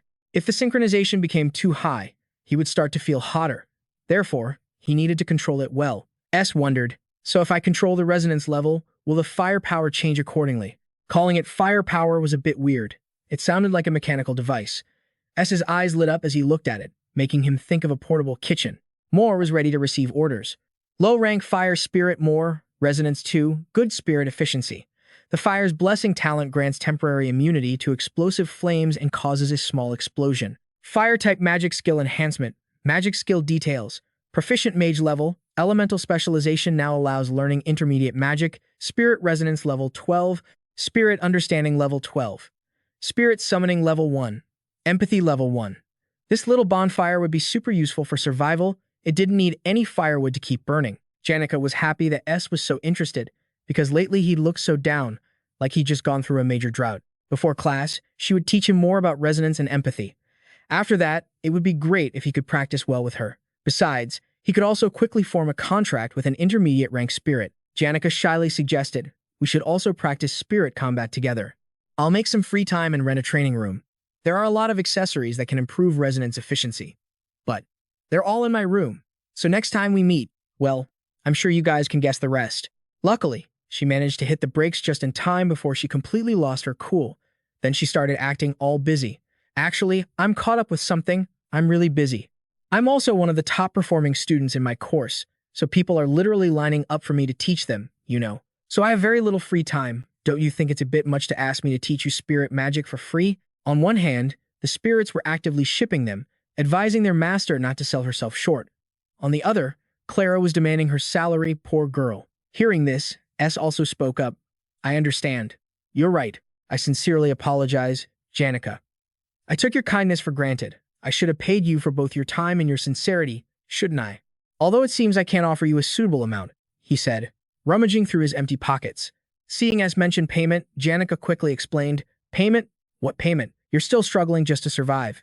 How could you even think about wasting money like that? You have to be as frugal as possible. Don't spend wastefully.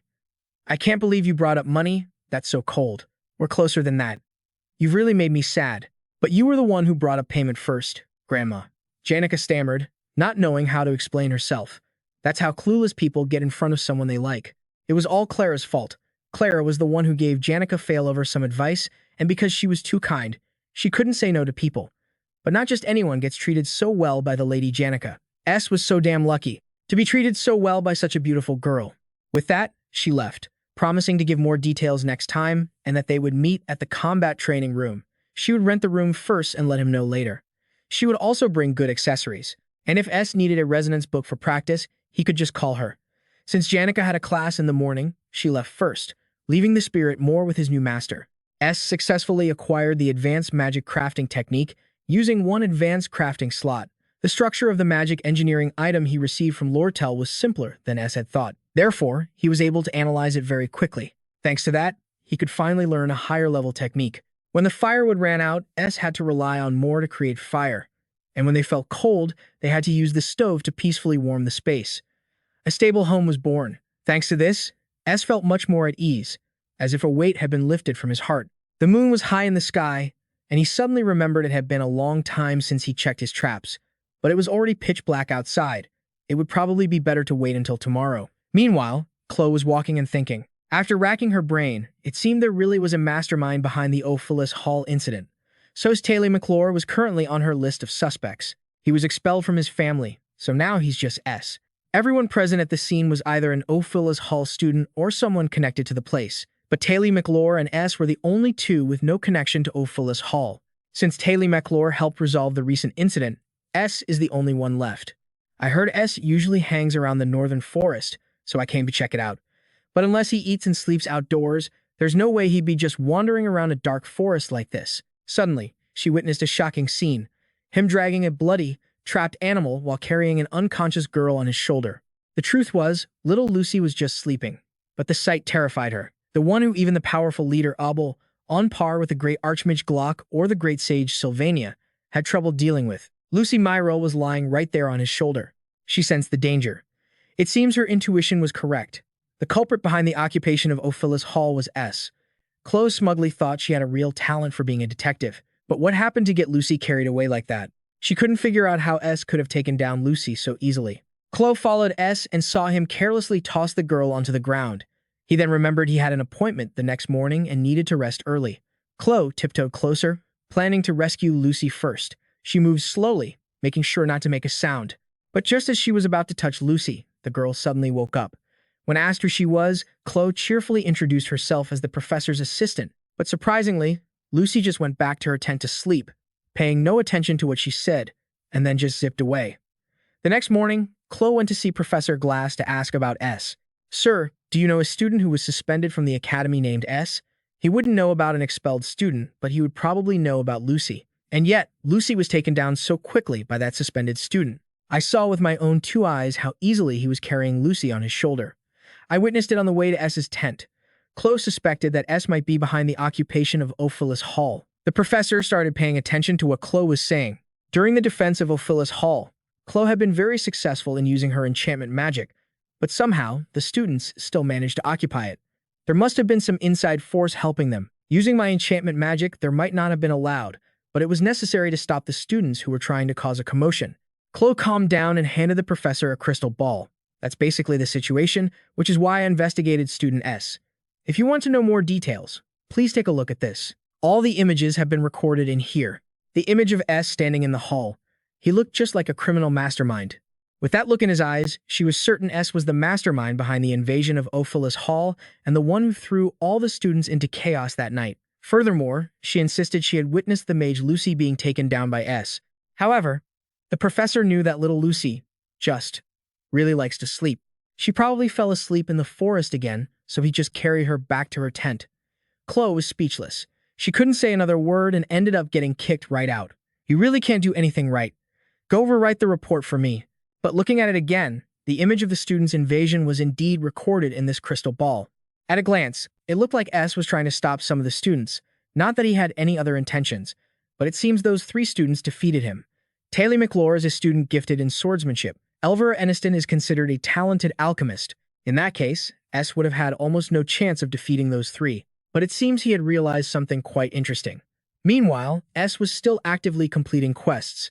Another mission completed. Crafting skill has increased by 1 level. A new item has been successfully crafted, the Burst Magic Dagger. This is an item inlaid with ancient runes of magic eruption. When attacking, it has a chance to create an explosion within a certain range. The chance of eruption increases with each consecutive strike. Spirit Formula.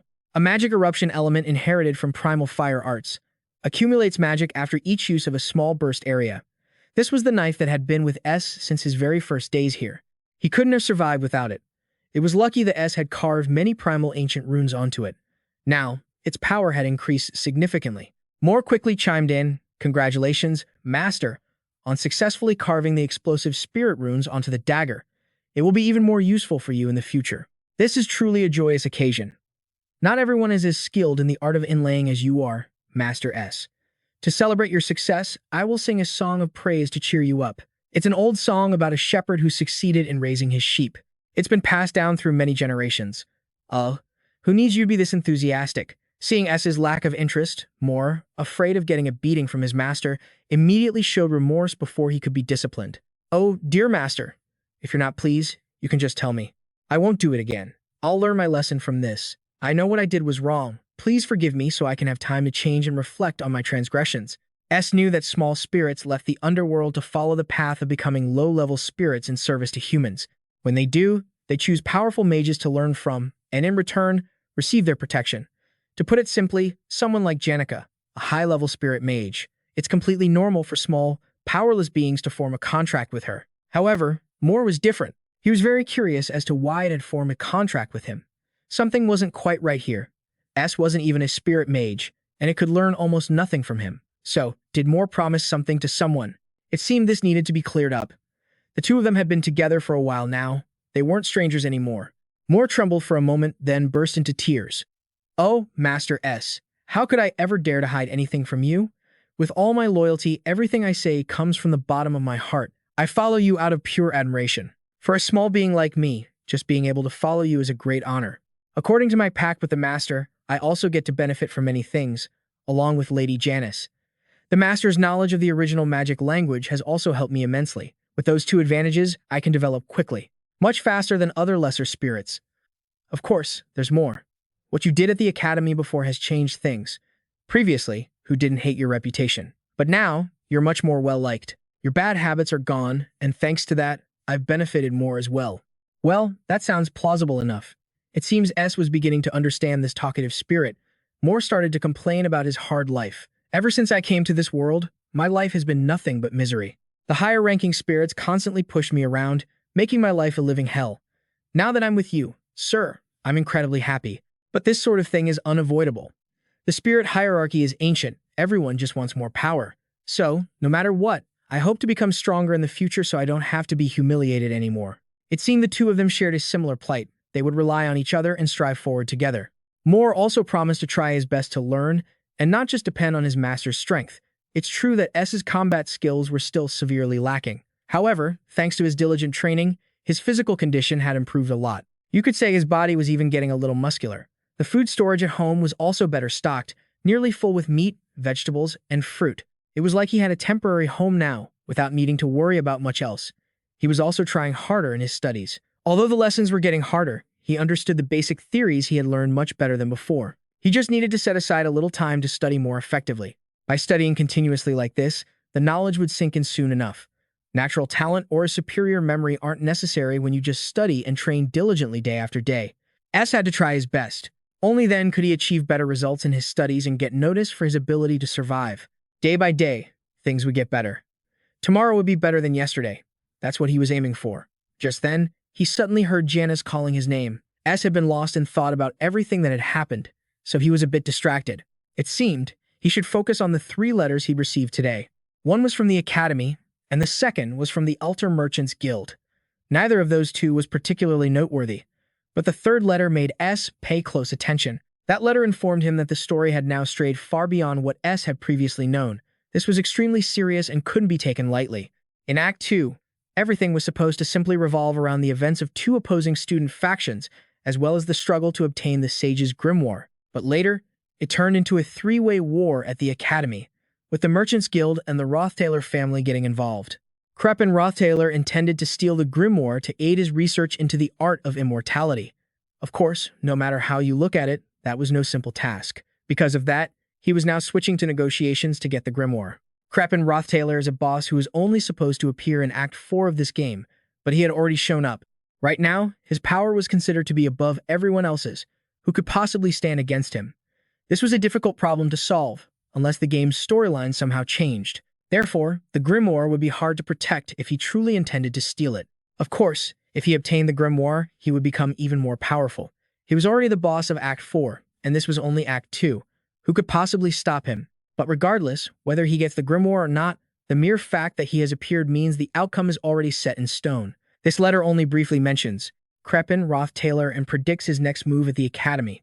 So, there was still a lot S didn't know, but there was also a message for him that he needed to pay close attention to and follow. Through her informant inside the Academy, Penna alias Kroll had figured out that Sylvania Academy was in a precarious financial situation. Although she couldn't directly support private educational institutions like Sylvania Academy, if this situation dragged on any longer, it would only cause trouble for all parties involved. What was especially concerning was the possibility that the Elder Merchants Guild would get its hands on the Sage's grimoire. That grimoire couldn't just be sold off for money to keep the Academy afloat. If that happened, it would be an utter disgrace to Sylvania Academy. That's why the headmaster had pleaded with her for help. However, something wasn't right here. How did that man, Crepin Rothtaylor, find out about these negotiations and decide to participate? It seems that kid, Ed, reported it. He used to live at the Academy, so he must have overheard the rumor. Any child from that family would never pass up an opportunity to restore their family's honor. Lortell Cahelm walked up and cut in. I don't think it was him. I'm just a commoner. May I sit and speak with the princess? Penna alias Kroll hadn't expected to meet Lortell Cahelm here. The two of them then sat down to talk. I thought you disliked me. Lortell Cahelm replied, Why would you say that, princess? Anyone can participate in business. Whether we like each other or not has nothing to do with this transaction. In any case, Crepin Rothtaylor's involvement in acquiring this grimoire might be connected to my adoptive father. From the very beginning, he demanded that my father pay off the contracts the company still owed him. So this might be one of the concessions he had to make to get some breathing room from those debts.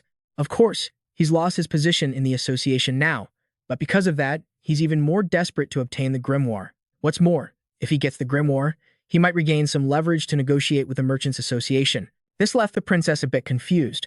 Isn't the association supposed to sell the grimoire to the Rothtaylor family after they get it? Both sides are vying for this item. So why does it seem like the Elder Merchants Guild is fighting the Rothtaylor family for it? Why don't the two sides just come to an agreement? Of course, Lortell had no intention of letting the grimoire fall into the hands of the Rothtaylor family. This was due to her background and her rather unique position within the Merchant Guild. Because of this, Lortell Cahelm's ideas were completely different from her adoptive father's. The enemy of my enemy is my friend. Naturally, if the princess invests in my merchant company instead of the Rothtaylor family, it would be mutually beneficial. We are, after all, already acquainted. Lortell continued to use her words to entice the princess. Of course, doing so would also please our senior, wouldn't it? Isn't that right, princess? If there's anything you don't understand, your highness, you can ask that senior. S was expelled from the academy and is now living alone in the forest. But don't you go thinking he's still in contact with the Rothtaylor family and feeling sorry for him. He's been cast out from his family as well. Penna alias Kroll looked at Lortell and thought to herself, the girl in front of me is a cold-blooded merchant. Why would she be worried about someone else? This was something Penna alias Kroll had truly never considered before. So, what if he's doing this with the intention of gaining something for himself? I've seen him ask for favors from one person after another. If there was a good deal to be had, how could he possibly pass it up? He probably didn't mention any of this to you, did he? The princess spoke up. Lortell admitted she hadn't said anything. The princess continued. If he didn't say anything, then I'll figure it out myself. In that case, I will do whatever benefits me, even if it means using him for my own purposes. Lortell Cahelm began to tremble, her face darkening. But as for using S to deceive him, we'll have to see if the princess has the guts to do it. The attendant beside Penna alias Kroll immediately snapped at her for being disrespectful to the princess. Before leaving, Lortell left a piece of sincere advice. Don't you dare try to use him half-heartedly. In the end, you might be the one who gets used. This attitude made the princess's attendant unable to stand by any longer. He growled, we need to teach her a lesson for her insolence. Your Highness, Penna alias Kroll. The princess was lost in thought. That Ed Rothtaylor fellow is truly a mystery. And now, even Crepin Rothtaylor is involved in the purchase of the grimoire. But perhaps the more alarming matter was Lortell, that brave and arrogant girl. Someone who wouldn't even bow her head to a princess was now showing such confusion and worry for another person. Returning to the Altar Guild, Lortell was surprised to see S arrive with Senior Janica. Lortell Keyhelm subtly tried to drive her away. I didn't know you would be coming senior, so I only prepared 2 cups of Fulin Mountain rosemary tea. Would you like some cold water? Janica wasn't one to be trifled with, either. She immediately shot back. It seems this tea is kept in the guild's warehouse for storage, but it's a product for sale, not something you can just serve to guests, is it? But the good thing was, S was a gentleman and gave his cup of tea to Janica, which made the red-haired girl tremble with anger. After that, the 3 of them went to get the magical artifacts. Janica, not wanting to let that girl get the upper hand, spoke up constantly. Look at these. They look so new there isn't even a speck of dust on them. Giving away your products for free goes against a merchant's code. But Lortell had already thought of that. She had intentionally created some scratches, or minor flaws on the products to have a legitimate reason to gift them to S. The most important thing here isn't whether these products can be sold, but whether or not they'll be useful to my senior. S was very grateful for Lortell's kindness, but accepting these things for free felt a bit wrong, and he still hadn't paid for his previous purchases, and this was the 4th time. Lortell Keln smiled smugly, as if she were the victor. All that mattered was that S continued to remember the contract between them. Besides, it wasn't that much money anyway. And so, these 2 girls continued their civilized confrontation, which truly exhausted S. There it was again, a familiar sensation washing over his body as if he were floating in water. There were so many things he needed to do, but lately, he kept getting this feeling. I need to stay wary of Crepin Rothtaylor and Ed Rothtaylor, who are connected to the purchase of the sage's secret grimoire. I still have 2 weeks, so the urgent matter right now is to make a mattress for my bed. I guess I can just lay out some fabric and stuff it with wool or some other materials to make it soft. The day after that, he had to deal with a small deer he'd just caught. It was time to clean the inside of the tent again, and there was also Lucy's dried meat. S slowly faded away to the calls of Janica and Lortell Keln. Meanwhile, Princess Penna Elias Kroll was sitting in deep thought. Is it time for me to admit it? The way he fished so diligently at the campsite, along with the calm and detailed answers he gave while fighting Glaskan. The other students all said he only focuses on his studies, but Lortell Keyhelm warned me not to underestimate him. Perhaps my warning wasn't effective enough. I'll test him again just to be sure. That's why I ordered him to come to the royal villa. She turned to ask Clee about tomorrow's schedule and what time S would arrive. But it seems he won't be able to come for the time being. The princess couldn't believe he would refuse a royal command, but the truth was, S had collapsed from exhaustion. S fell into a state of fatigue, with symptoms including a high fever from exhaustion, digestive disorders, chronic fatigue, dizziness, periodic comas, shortness of breath, and deteriorating vision. Side effects on his magic when casting and causing muscle fatigue and aches. He needs complete rest to recover from this abnormal condition. Right now, he feels like it's very hard to breathe. His whole body felt heavy and his stomach was burning up. The heat and weight were just because Lucy was lying on top of him, talking in her sleep. Lucy's body was much lighter than it looked, so much so that S had to wonder if she was even human. But right now, he couldn't move at all. Lucy, on the other hand, looked perfectly normal. So the problem was with S's body, which was now completely exhausted. It looked like this was his familiar tent, but this new blanket must be from the Elder Guild. After seeing S had woken up, Lucy immediately continued his treatment. S had been studying and practicing magic excessively without letting his body rest, and after a few months of that, this was the result. While he was asleep, Lucy had done all of this, and she was so sleepy that she had dozed off a few times. Janica and Lortell had found Lucy while she was sleeping. It was a real hassle, but whatever, it was necessary, so they couldn't complain much. Lucy clenched her fists. Don't you get sick, you hear me? Being sick is a pain. Some people even die from it. Lucy was remembering her grandfather, who had passed away in his sickbed when she couldn't even look him in the eye. Just then, Zigza Felstein from the magic department poked his head in and said, I didn't know if I was allowed to use the stove inside, so I started a fire out here. He accidentally stumbled upon the scene of Lucy sitting on top of S, which made him turn away in embarrassment and teleport away instantly. The junior really wondered just how many girls are surrounding my senior. Then again, it makes sense. Strong men often have many women around them. That's a given, nothing unusual about it. This was an open-minded view of communal living, not one-sided at all. S wondered why Ziggs was here. It was because Senior Janica had to go to class, and Lortell had already gone back, because she couldn't leave her business for too long. Ziggs's hair also grew longer over time. It was already autumn. Ziggs Effelstein was trying to feed S, but S immediately complained. I wonder if it even tastes good when two dudes are feeding each other. It would probably be better if it were Elka, Iceland, or Clara feeding him. But Lortell Caheln had said that no girl was allowed to feed S, so Z reluctantly had to do it. First, I'll just check the plot as usual. He asked about the incident where the alchemy students secretly grew a ginseng plant and caused a disaster. That troublemaker, Elvira Eniston. In the end, Taylor McClure and Cleus North quickly took care of it. It seems Act 2, Scene 5, Exploring the Academy, was completed successfully. I also heard a widespread rumor that Taylor McClure had defeated a monster that snuck into the Academy's underground waterway system. Jay and Taylor McClure also handled it smoothly. Act 2, Scene 7, The Demon in the Underground Waterway, was also completed without any issues. So now, the only major event left is the negotiation to purchase the Sage's grimoire. S had been unconscious for 10 consecutive days. Everyone would be shocked to see him awake, but they couldn't be by S's side today. Senior Janica Failover still had to stay at the academy, and Lortell had to prepare for an important negotiation tomorrow, so she had to leave. S thought only 1 or 2 days had passed, but he couldn't believe it had been 10 days. He urgently requested that Ziggs Effelstein send a message to Lortell immediately. There was no more time.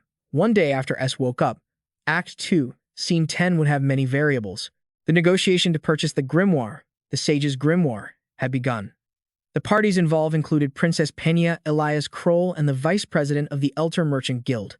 And if everything unfolded according to the original script, the head of the ducal house of Rothtaylor, Taylor McClure, the final boss of Act 4, would have appeared. In the castle, Penna Elias Kroll was eating a steak with a less than pleased expression. It's a pleasure to see you looking as healthy as ever. The person speaking was Ed Rothtaylor. He was apologizing for the trouble this family had caused. It was because of those incidents that he had expelled Ed Rothtaylor. Ed Rothtaylor was of the same bloodline as Ed Rothtaylor, a nobleman of solemn dignity and intellect, the head of the ducal family with absolute power. Just by the attitude of the servants beside him, you could see how much they respected him, but his eyes told you that this man was a villain. Ed Rothtaylor turned his gaze to the red-haired girl sitting beside Penna Elias Kroll. He asked if that girl was the representative of the Elter Merchant Guild. The red-haired girl stood up and introduced herself. I am Lortell Caheln. It is an honor to be here, though I am still lacking in many ways. Graffin guessed she must be the daughter of the Gold King. Elter Lortell Caheln, as he had heard of this person's wisdom and spirited nature. Lortell Caheln continued to make small talk with Graffin. She frankly admitted that wherever there was money or great profit, she would be there. This was the negotiation to purchase the Sage's grimoire, where the negotiation team dines to review the condition of the grimoire. After both sides placed their bids, the payment method would be authenticated, and the highest bidder would win the grimoire. The Sage's grimoire was a treasure of Sylvania Academy. The head of the department didn't want to make this public. The Academy was only selling the Sage's grimoire because it was facing financial difficulties. Therefore, Headmaster Obel Porras proposed a wise plan. As the princess, Penna Elias Kroll would have to stand as a witness and guarantee this negotiation, and Vice Principal Joe, representing the headmaster, would preside over the auction in secret. The method was to be as simple as possible. Right then and there, whichever side wrote down the highest amount would get the Sage's grimoire. After hearing this method, Penna Elias Kroll researched similar transactions. The first grimoire, a book filled with alchemy-related spells written by the legendary alchemist Xie, was valued at 8,100 gold coins. The Book of Sloth, a series of analyses on biocloning magic from around the world stored in the Royal Library, was valued at 6,730 gold coins. The Mage's Diary, written by the great mage Glock while exploring the still mysterious southern continent, was valued at 7,020 gold coins. The value of inherited magic, the academic research value, and the value as a luxury item. Penna Elias Kroll looked over at the red-haired girl. She guessed the girl had probably memorized the prices and transaction records of many other books. Then Penna Elias Kroll looked toward Graffin. Penna Elias Kroll guessed that the one to obtain the Sage's grimoire would be Ed Rothtaylor. After they finished their discussion, the vice principal stood up, announcing the amounts that both sides had offered. Penna Elias Kroll quietly thought that in an auction with no monetary limit and decided by a single bid, the most important part of this rule was to know the highest amount your opponent could offer. Lortell Caheln had replied respectfully, "Wherever there is an item that brings great profit, we will be there." From the very beginning, Lortell Caheln had revealed her intention to make a profit. If she wanted to make a profit, she wouldn't pay a price higher than the book's value, which was 8,100 gold coins. Selling it for a higher price would be difficult, and she would take a loss. If Rothtaylor wrote a price slightly higher than Lortell's maximum of 8,000 gold coins, the sage's grimoire would be his. The vice principal then began to read the results. I will now reveal the amounts that you both have offered. From Rothtaylor's side, it is 8,500 gold coins. Just as Penna Elias Kroll had predicted, Rothtaylor wasn't someone who came to the academy to profit from trading books. She was curious as to why he wanted it so badly that he was willing to pay such a high price. The vice principal continued reading Lortell's price. Lortell Cahelm bids 9,400 gold coins. Hearing this price, Penna Elias Kroll was inwardly stunned. The reason Penna Elias Kroll was surprised was partly because her prediction was wrong, and partly because Lortell Cahelm was someone who only cared about profit. Yet she had spent such a high price to buy the book. In the end, the right to purchase the sage's grimoire went to the Elter Merchant Guild. Grafin gritted his teeth in anger at the result and led his party away. The vice principal invited Lortell Cahelm to a private room to sign the sales contract. Princess Penna Elias Kroll was still lost in her thoughts. What on earth was Lortell Cahelm's objective? Suddenly, Penna Elias Kroll remembered the situation from that day. Lortell Cahelm had come to her side and said, Princess Penna Elias Kroll, we are allies, are we not? Was Lortell Cahelm's goal from the start simply to prevent the grimoire from falling into Graffin's hands? No, she wasn't the type of person to act out of a sense of justice. No matter how she looked at it, the idea that Graffin was a villain was just Penna Elias Kroll's speculation. Even with her authority as a princess, she couldn't find any evidence. This must have been a request or an order from someone else. The person behind Lortell who was controlling the situation was also someone who knew of Rothtaylor's dark nature and wanted to stop him. Penna Elias Kroll also remembered Lortell once saying, I want you to know that the rumor about S teaming up with the Ed Rothtaylor family is all baseless speculation. Recalling that news, Penna Elias Kroll continued to ponder. S was kicked out of his family and thrown into the forest. Model, although Ed Rothtaylor had been living with such strong determination that he collapsed from exhaustion, he continued to fight against the darkness within the Ed Rothtaylor family. The sheer amount of information was overwhelming for Penna Elias Kroll. She trembled so much she couldn't stand. Her guard quickly rushed over to support her. Penna Elias Kroll kept murmuring, What have I done? The thought that she had caused an innocent person to suffer so much made her feel incredibly guilty. However, her misunderstanding might have been a blessing in disguise. The scene shifts to Lortell Cahelm's house, where she's looking at a sales contract. The buyer is the Elter Merchant Guild, and the seller is Abel Porus of Sylvania. The transaction amount was 9,400 gold coins, with ownership to be transferred within 7 days of signing the contract. Lortell Cahelm meticulously applied her makeup while looking at the contract she had just signed. She considered that if she resold the sage's secret tome to Rothtaylor, she could earn at least 85,500 gold coins. Lortell Cahelm bought it for 9,400 gold coins. So, doesn't that mean the profit I get is only 900 gold coins? Lortell Cahelm's eyes lit up with interest. After seeing the contents of the letter, whether she sold it or not didn't matter anymore. The letter stated that as long as she obtained the sage's secret tome, I will grant any of your requests. Reading those lines, Lortell Cahelm mused. You decided to grant any request from a merchant. The mistake you've made this time isn't something an ordinary person would make. It turned out the person who wrote her the letter, asking her to get this grimoire, was Ed Rothtaylor. Trading 900 gold coins for the right to have Ed was not a bad deal at all. Any request? Lortell Cahelm lay down, cherishing the letter on her chest, a blissful expression on her face. The thought of being able to ask for anything made her even more delighted. If the princess saw this expression, she'd probably cry tears of blood. The scene changes to another location, where two young men are discussing yesterday's auction. Zig Zeffelstein was telling Ed about Lortell Cahelm's expression when he gave her the letter. Ed thought to himself that Lortell Cahelm had a moderate interest in him, and she would most likely bet on information provided by someone from the Ed Rothtaylor family. He sighed, feeling a bit regretful about what was about to happen. A voice called out from a distance, You're awake? The speaker was Janica Failover. She was running towards Ed. Ed asked with concern, Janica Failover, isn't it still before lunchtime? Did you come all the way from the professor's building? Janica, panting, explained that all her morning classes were over. She had no more classes, and she would do her homework tonight. Seeing Janica's concern, Ed calmly apologized for making her worry, because Ziggs Effelstein had already told him everything. Hearing this, Janica waved her hand dismissively, as if it were nothing. But Ziggs Effelstein exposed her. He recounted how Janica had been running around the academy crying, and there were even rumors that she'd been heartbroken. Janica blushed when she heard her actions being revealed. She pinched Ziggs Effelstein's cheek, telling him to stop talking. But Ziggs Effelstein continued, and that one time, You even barged into the student council room. Before he could finish, Janica's embarrassment turned to rage. She summoned her spirit beast to cover Ziggs Ethelstein's mouth and drag him away. As she left, she waved goodbye. That's an interesting story, Ed. But the weather's cold today. Be careful not to catch a cold, okay? Ed was speechless watching the two of them. More peeked out from Janica Failover's hair, then ran to Ed's side. It cried, apologizing to its master. It apologized for not realizing Ed was overworking himself, and that Janica had warned it not to let its presence negatively affect Ed. Janica became flustered hearing that. From a distance, Ziggs Ethelstein also said, "Hey Ed, it's because you were unconscious for 10 days. It's no big deal," Ed replied nonchalantly. Right, if I was out for 10 days, then this is understandable. As soon as he said that, he was shocked to realize he had actually been unconscious for 10 days. During the 10 days, Ed was unconscious. All the meat had rotted, and the fishing nets had become tangled and torn. Ed stood up and sighed.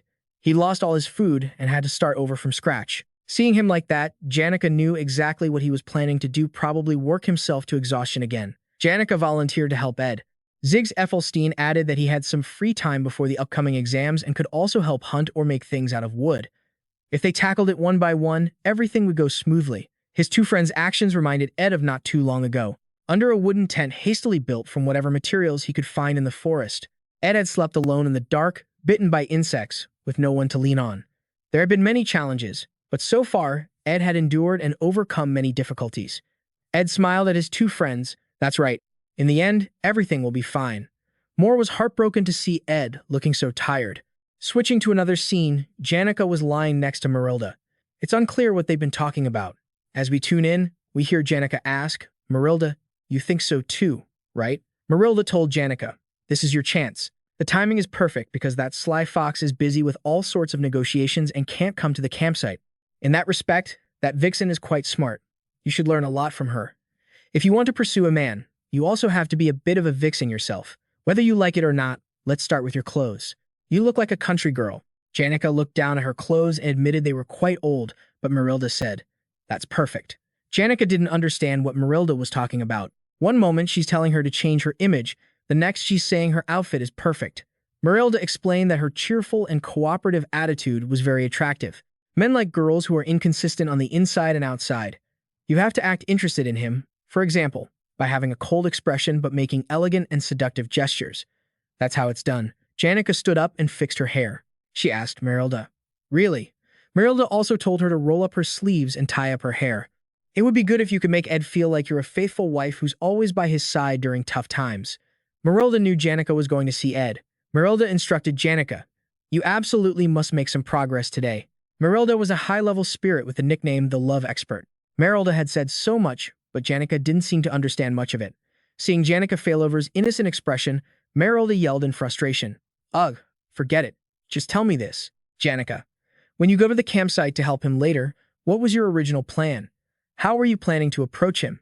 Seeing Marilda so angry, Janica stammered, "We have a plan." Realizing that after all she had said, Janica still didn't understand a single thing.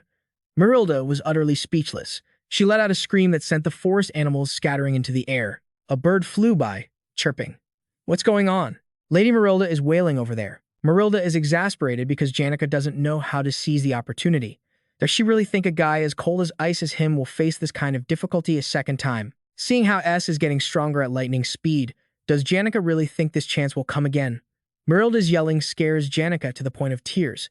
Marilda grows even fiercer, adding that the surest way to win is to be by someone's side during their most difficult time. She has to take advantage of her role as his supporter while he's struggling, even if it's a bit selfish and cunning. Janica sees that the more Marilda talks, the angrier she gets, so she quickly waves her hands to show she understands, then calls Marilda closer to hear her plan.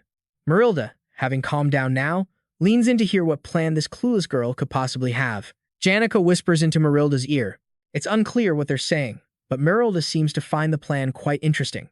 That night, S finished the entire pot of soup that Janica had made. He admits that Janica's cooking is better than Z's. He feels like he should learn how to cook, but first, he needs to focus on recovering his strength. S walks into his room, thinking to himself that Janica has helped him a lot. He can't always let her see him looking so exhausted. S starts feeling feverish and dizzy again. As soon as he enters the room, S lies down, pulls up the blanket, and prepares to sleep. Just as he closes his eyes, a creaking sound makes him open them again. "You look so tired." The one who said this was none other than Janica Failover. You haven't gone home yet. S asks the girl peeking into his room, wondering what she could possibly want now. Janica gives a bright smile and walks over to sit by S's bed. S sits up and asks, "What are you planning to do?" Janica says she's not planning anything. She looks at his tired face. You don't have to pretend you're okay. When your body isn't well, your mind gets tired too. It's the same for everyone. I know you work harder and endure more than anyone else. But even when I'm tired and struggling, I still have many people to comfort and help me. But in the end, that helps me become stronger. It's not about having someone rush to comfort me or do something, but just having someone who can quietly be by my side is enough. You've been trying so hard, haven't you? You've done a great job. Janica turns to stare at S. S says that she doesn't need to do all this. Janica replies that he needs to admit he's having a hard time so he can rest properly. Just admit it, you're exhausted. Hearing this, S warily drops his head onto the pillow and closes his eyes.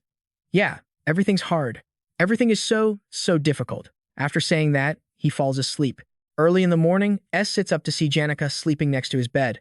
Looking at the girl drooling in her sleep in front of him, he gives a bright smile. His body has completely recovered. Skill details. Intermediate artisan start, woodworking skill. Dexterity level 14. Design level 10. Gathering ability level 13. Woodworking level 13. Construction level 6. Hunting level 10. Cooking level 6. Repair level 5. Advanced crafting technique, spirit fusion. Advanced crafting technique, magic engineering. As for magic engineering, skill proficiency 2. Understanding of magic engineering 3. Rapid crafting 3. Collected engineering tools. Light wind blower level 1. Mountain echo generator level 1. Automated magic chessboard level 1. S thinks to himself while drying his hair with a towel that right now, he doesn't have many opportunities to improve within the planned 10 days, especially in researching magic engineering. Advanced crafting techniques have a huge impact on core stats, and their diversity is incomparable to regular skills. The current problem is that if he only self-studies, the number of magical devices S can create will be very limited. Most magic formulas are rewards for main story quests, but for someone like S, who wants to avoid disrupting the storyline, getting those rewards is a bit difficult. But thinking back, Taylor McLaur wasn't very interested in magic engineering. Perhaps it's because even if he had the formulas, he couldn't create any useful magical devices. Crafting them requires materials that are very difficult to obtain, and those materials only appear in the latter half of the main story. But S's situation is different, because he can buy any material, even if it's from another world. As S is lost in thought, he hears the voice of Lortell. What are you thinking about so intently? I'm so glad you've recovered. I was so worried. S tells Lortell that he's also glad she looks healthy. Lortell jumps down from a tree and sighs. Do I look healthy? Actually, I'm really exhausted right now. She's tired from setting things up and then untangling them. Lortell sits down next to S. S tells her, Lo, you should get some rest. We still have a few things to sort out. Lortell asks for S's opinion. Since Elter is no termer, it feels a bit strange to keep the name Elter Merchant Guild, so they're planning to rebrand as a merchant company and reorganize the business. She needs people with authority to manage the workers, assets, trade, and foreign relations, and she needs someone to fill this position. Hearing this, S already guesses what Lortell is getting at. She wants to offer him this position. She blushes as she asks for the main character's opinion. Lortell imagines a scene of waking up every morning at the Merchant Guild's building, the two of them working together. Lortell continues to persuade S. The benefits of this aren't small, you know. S would have co-management rights of the Elter Merchant Guild, and she would also share a portion of her personal assets with him. Lortell imagines this scene as if they were already married. Lortell shyly covers her face. Oh my gosh, why am I rambling on about such nonsense? Ha ha. S looks at the girl beside him and calls out softly. Lortell, it's a bit strange for you to be doing all this. Lortell pulls her cloak up, questioning him. You don't understand at all, do you? I know exactly how you're feeling. You're probably thinking, why is this girl doing this? You feel like you can't make such a big decision and take advantage of a girl's fleeting feelings. Lortell asks, that's what you're thinking, isn't it? She guesses that S wants to maintain their purely transactional relationship. Of course, that wasn't exactly what S was thinking. In a world where money easily changes hands, if you don't betray others, you'll be betrayed by them. Lortell asks S, if you live your whole life like that, what do you think people need? Lortell looks at S, emphasizing that she wants to find someone who will never betray her, someone who will always be by her side. Lortell takes the main character's hand, using heartfelt words to try and capture his heart. Even if one day, all the assets I've built come crashing down, or if the entire world abandons me, that person would never leave me. The main character looks at the young girl holding his hand. He hesitates because, for others, that person might be a soulmate or a best friend, but for S, who has witnessed countless great figures experience success and failure, the reality was that one day she could find herself in the same situation. S lowered his head, staring at the hands that were gripping his. Perhaps this was a fear that always resided in her heart. Lortell turned to him and continued, I don't ask for anything. Can you just stay by my side? Lortell gazed at him with a gentle expression. However, it wasn't enough to win S over. He said, Lortell, drop that smirk. If you have something to say, just say it. Realizing she'd been caught, Lo burst out laughing, amused that she'd almost managed to fool S. S sighed in resignation, telling her she gave herself away when her voice got too high-pitched. This girl is so cunning. Lortell continued to press her case, using her sparkling eyes and adorable face. I'm only human, you know. My feelings can get hurt too. So, what do you think? Did that move you, even a little? Now that I've shown you such a charming side of myself, I must have surely captured your heart, right? Lortell's voice trailed off. It's a shame. But not all of it was a lie. S stared at Lortell for a long moment. Then he turned away, slowly explaining that he intended to graduate from the Sylvania Academy. Until that time, he had no plans to leave. He added that he hadn't decided what he would do after graduation. Hearing this, Lortell smirked, then stood up and declared that she could wait for S until he graduated. She warned S that he had no other choice. Lortell urged him to seize this once-in-a-lifetime opportunity right away. She said she was very happy to see him after such a long time. Lortell took out a letter and waved it back and forth in front of him. S knew what she was implying and let out a helpless sigh. Just thinking about what might happen made him uncomfortable. He felt as if he'd gone wrong somewhere, and a heavy weight seemed to press down on his heart. Lortell held the letter, her eyes closed as if deep in thought, nurturing a plan. Then, she turned and handed the letter to him. You're mine now. Lortell had originally planned to confess her feelings, but she had to stop. Seeing the expression on his face had thrown her plans into chaos.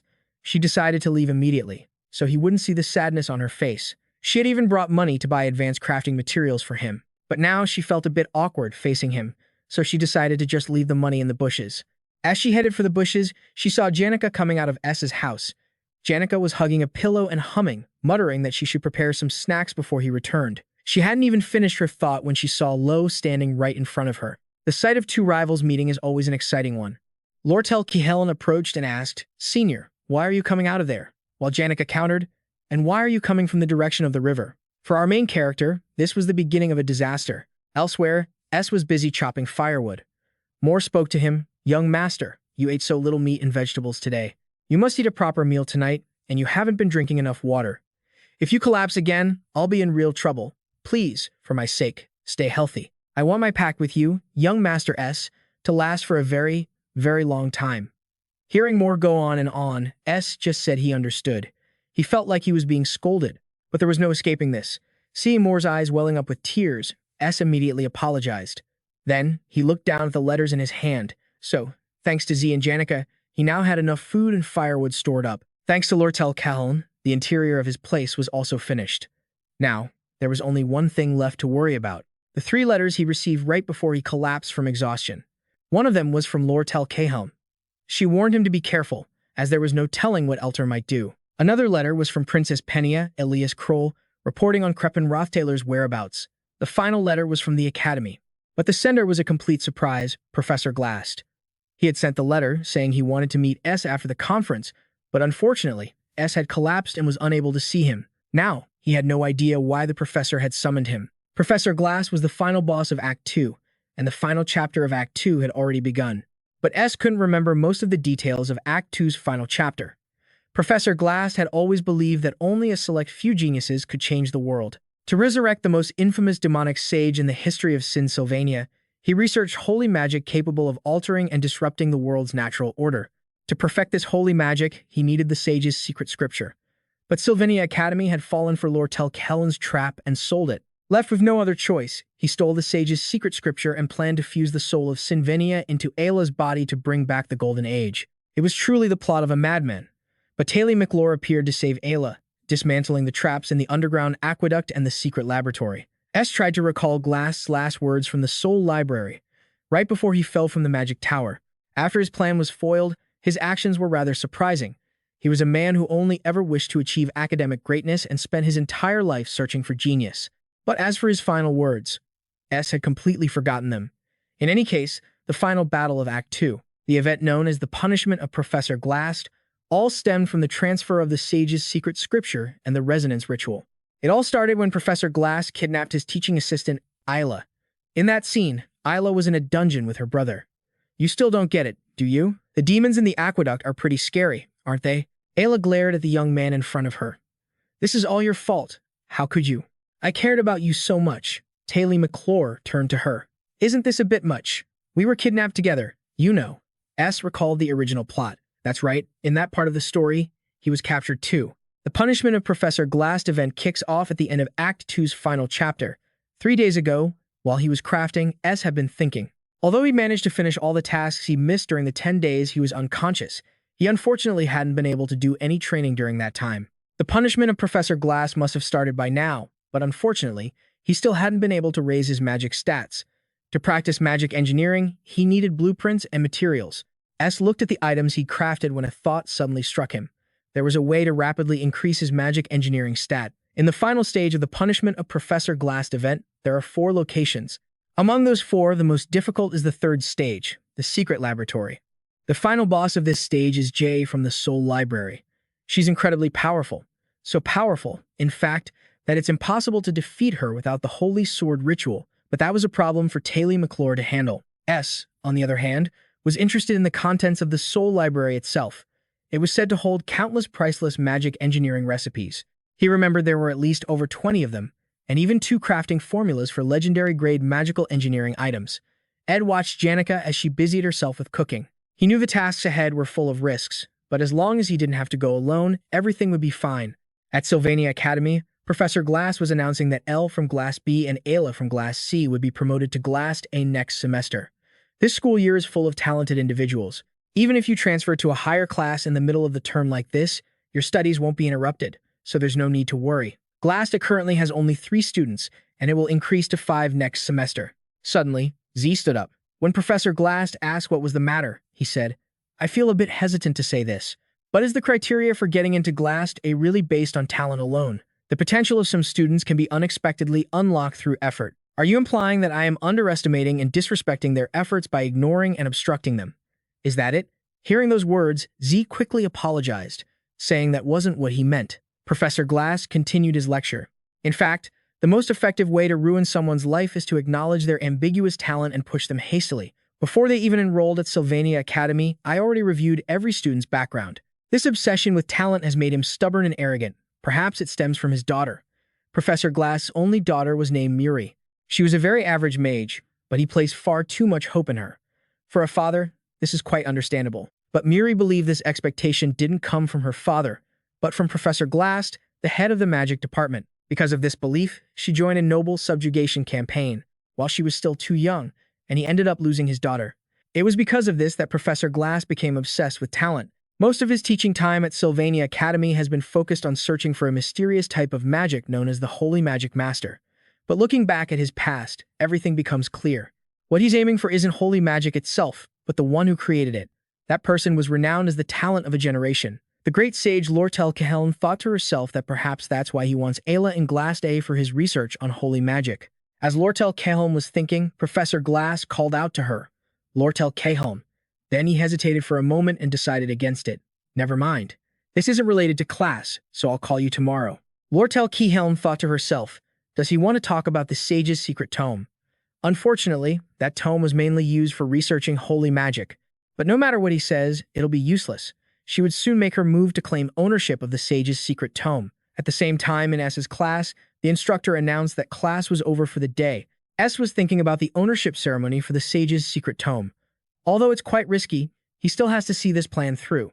The key to this operation is to follow TL's route through stages 1 to 5 to rescue Ayla and pick up the items she leaves behind. Especially in stage 3, he must collect all the magical engineering items in the Soul Library. S even made a list of essential items to bring. This includes the magic artifact, the Eyes of Glock, which can temporarily increase magical power and proficiency in all agility-related skills, and the Hourglass of Denham, a magic artifact that can revert one state back a few seconds. These artifacts are incredibly powerful, but the materials are hard to find. so they could only be crafted in the later stages of the story, making them useless to Taylor McClure. S decided he would take them. He would also observe Taylor McClure's performance in Year 5, then return to his cabin. After that, the plan would be complete. Professor Glass' punishment will begin, and it's set for the same day as the Sage's secret tome ownership ceremony. Ed told Janica that the tunnel was missing something, so they would go look for it together. He thought Janica hated dark, cramped places, but for some reason, not only did she not refuse, she was even more enthusiastic. Maybe it's because she's worried about S. That made S feel a little embarrassed. But with a reliable companion by his side, S's plan would be perfect. As he was thinking, Assistant Clara came to tell him that Professor Glass was summoning him to his office. Janica mentioned that Miss Clara had been stopping by the cabin recently. I wonder why. The ownership ceremony for the Sage's secret tome is tomorrow. I'm really busy right now, so why is he calling me at a time like this? I couldn't reply to Professor Glass' letter before because I was exhausted, but now he's calling for S again. This must be something important. At Professor Glass' office, Ayla was on guard, asking why he was here. Seeing her reaction, S sighed. He hadn't even done anything, and her reaction was already a bit over the top. Her terrible relationship with the main character had already lasted for more than 10 months. Then she was targeted by S's arrow. But even so, Ayla is set to be kidnapped when Professor Glass' punishment begins tomorrow. S wondered why she was here, and why the professor had summoned him as well. Suddenly, S realized something. He ran over and looked at the stack of papers on Professor Glass' desk. He wanted to see if they were research notes on the secret tome. As far as he knew, there was nothing here that could change the future. The main character searched frantically, leaving the whole room a mess of scattered papers. But finally, he found it. It was a file on Lortell. The main character stared at the data sheet. He guessed it was a report written by Assistant Professor Clara. Perhaps the professor found out what I did at Ophilus Hall. But what does that have to do with the current situation? Just then, Professor Glass entered, looking furious. His fists were clenched tightly. Seeing him approach, Ed drew his sword and took a fighting stance against Professor Glass. Ayla ran to Professor Glass for help. Then, Glass began using holy magic, creating a time cage to capture Ayla. Ed threw a dagger at the professor. At first, the professor seemed to dismiss the dagger, but when he saw the pattern on it, he was horrified. The dagger flew straight into the professor and created a massive explosion. However, it seemed the blast didn't affect the professor much at all. You grasped the situation quickly. Your reaction was also very smooth. In such a short time, you managed to look through all of my notes, but it's strange. Just by glancing at the notes, there's no way you could have known my intentions.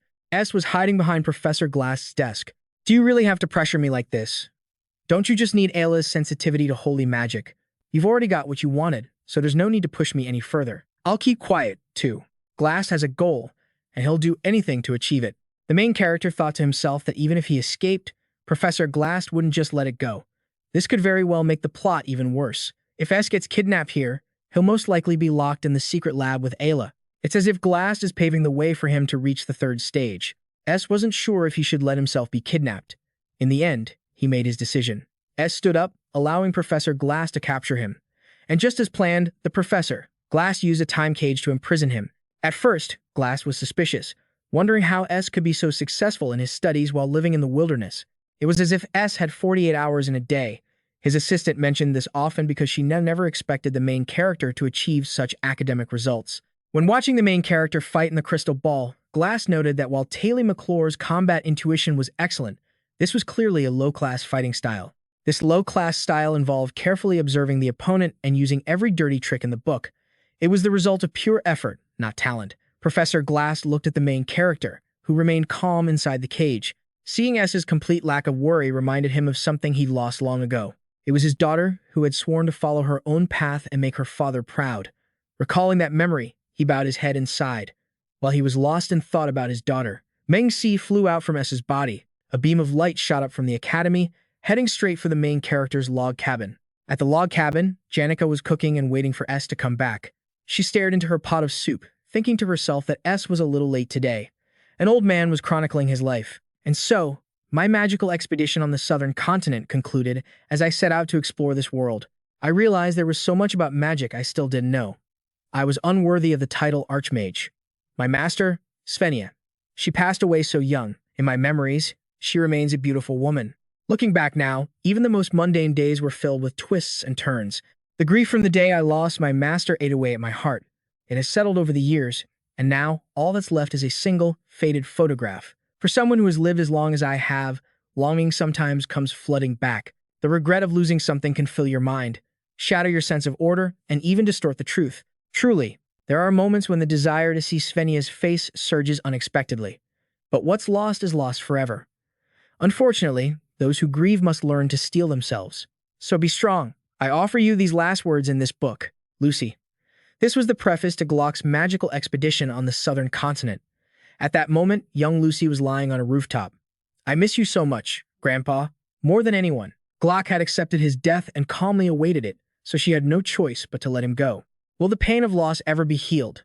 Will these wounds ever disappear? The one thing that helped her temporarily forget her longing was the simple joy of holding a bag of jerky. Lucy opened the jerky bag. It was completely empty. Suddenly, she noticed the girl next to her cooking soup. It was Janica. Lucy could see Janica was furious because Em had told her everything that happened. Meanwhile, in the main lecture hall, Chip Hall, the ceremony for receiving the secret seal was underway. The scholars were the sellers, and the merchants, the buyers. Only the most important figures from each side had gathered here. Among them, all eyes were on the leaders of the two factions, Lortell Kehelm, president of the Elter Merchant Guild, and Abel Posius, the headmaster of Sylvania Academy. Lortell Kehelm silently observed the headmaster. His age and expression were completely different from Greffen's. After the negotiations to purchase the sage grimoire had concluded, Greffen had approached her, wanting to buy the sage's grimoire. Reselling the grimoire had been her plan from the start, so this wasn't a cause for concern. But that wasn't the reason for the lie she told Princess Pina alias Kroll. Lortell had quoted Greffen a price of 12,000 gold coins, and Greffen had accepted. After the deal was done, Greffen stood up and, with a smile, informed Lortell that Elter had hired a group of mercenaries to come to Sylvania. He even warned Lortell to be careful, telling her to make sure everything went smoothly this time. Lortell Cahalan sensed he wasn't being friendly in the slightest, but that wasn't the issue. The information about Elter was valuable, and she had already found a third party willing to buy the grimoire from him. All preparations were complete. Back at the official transaction, Professor Glass presided over the ceremony as Abel Posius relinquished ownership of the sage's grimoire. Lortell, please step forward and become the new owner of the grimoire. Lortell placed her hand upon it, claiming it. She smiled, satisfied. Now she would have her chance to make the main character hers. However, her joy was short-lived. Professor Glass suddenly attacked everyone, seized the sage's grimoire, and vanished. Lortell Kellen watched helplessly as her chance to win over the main character slipped through her fingers. Taylor McClure never showed up, but the story continued to unfold without a hitch. The final chapter of Act 2, the Professor Glass subjugation, had begun. In Professor Glass' secret lab, a tearful Ayla was on guard against the main character. Why are you here? I hate you. S figured that Professor Glass must have obtained the sage's grimoire by now. He turned to threaten Ayla. If you keep screaming like that, the monster in the aqueduct in front of you is going to wake up. The fanatical holy magic researcher stood outside their cell and said, You two are very lucky. Professor Glass instructed us not to use you for experiments, as you are both far too valuable. S scoffed, Oh, is that right? Seeing the main character's attitude, the researcher commented that he was calmer than expected, but he also warned them that while he was reviewing his research materials, he would be watching them both closely, so don't even think about trying anything. S calmly sat down in a corner of the cell. For now, there was nothing he could do but wait. Wait for Taylor McClure to lead the subjugation team and create a diversion. The library Taylor McClure passed through must have collapsed by now. From that library's location, all he needed to do was grab the copies of the magic engineering formulas from various spellbooks, and his plan would be complete. Now, S just had to sit back and let things play out. There was nothing else for him to do. But the only thing that bothered S was that everything was going too smoothly, which made him a little anxious. S turned to call out to Ayla, but the moment he spoke, she shrieked, Model, if you take one more step, I'll scream. I'll bite my tongue. Don't you come near me. I mean it. Do I look like I'm lying?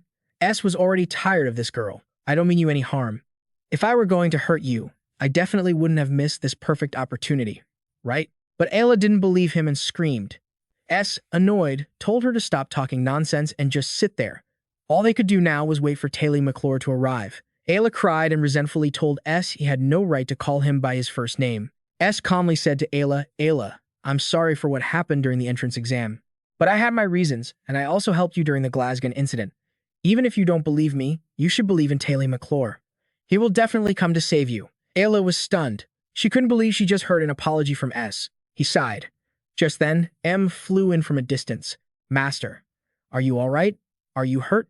There's a scratch on your hand. Is the magic reaction making you feel unwell? Is your vision still okay? Is there anything wrong with your sense of smell or hearing? Are your fingers and toes still normal? Are you tired or exhausted? Do you feel dizzy or have an irregular heartbeat? I followed your magic reaction to get here, but your spiritual sensitivity is still only average, so it took me a while to find you. I'm sorry, sir. M felt terrible for not arriving sooner. M flew over, crying while unleashing a barrage of concerned questions at the main character. S hugged M and patted its head, asking where it had been. Then S praised M, saying it did a great job just by finding him. Ayla was surprised to see S's spirit. Because his basic magic ability was still very weak, he shouldn't have been able to control a spirit at all. So, seeing him with his own spirit left Ayla completely shocked. Without even glancing at Ayla, he stroked M's head and replied, "This has nothing to do with you." As he played with M, he thought to himself that he finally had someone normal to talk to. From the side, Ayla spoke up, telling him to use the spirit to send a distress signal. But S felt it was unnecessary. He didn't want to create any more complications. M said that although it couldn't guarantee S's safety, it had been trained for emergency reporting more than anyone else. That's why it only took about half a day to get here, having to avoid countless gum researchers and monsters. So, from that day until now, about 2 days have passed. But M still clearly remembered that Janica Failover's displeased expression was truly beautiful.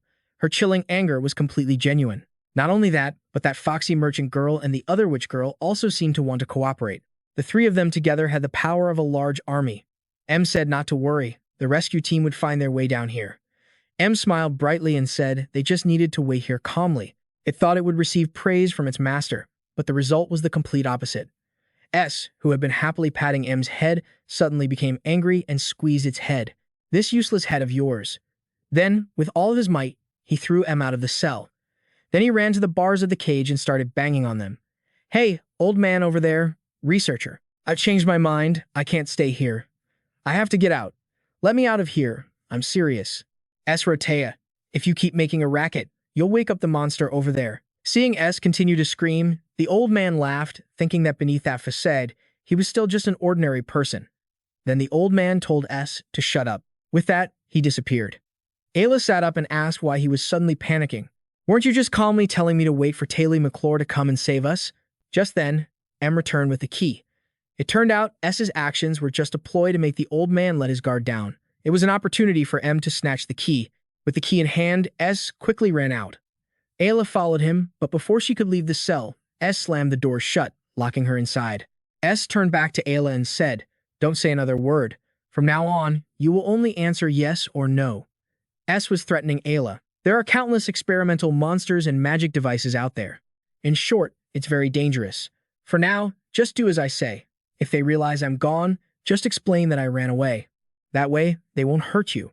Besides, your leg is weak, so you can't run anyway, right?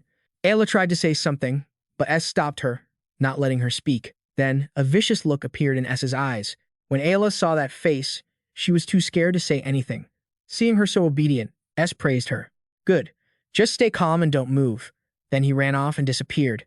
S had calculated this very carefully, even though he knew he couldn't avoid unexpected minor variables. Besides, his stats had increased significantly. He was confident he could use the information he knew to overcome most obstacles. But in truth, there were variables he couldn't control. The thought of Janica or Lortell Kellen getting involved was something S could handle.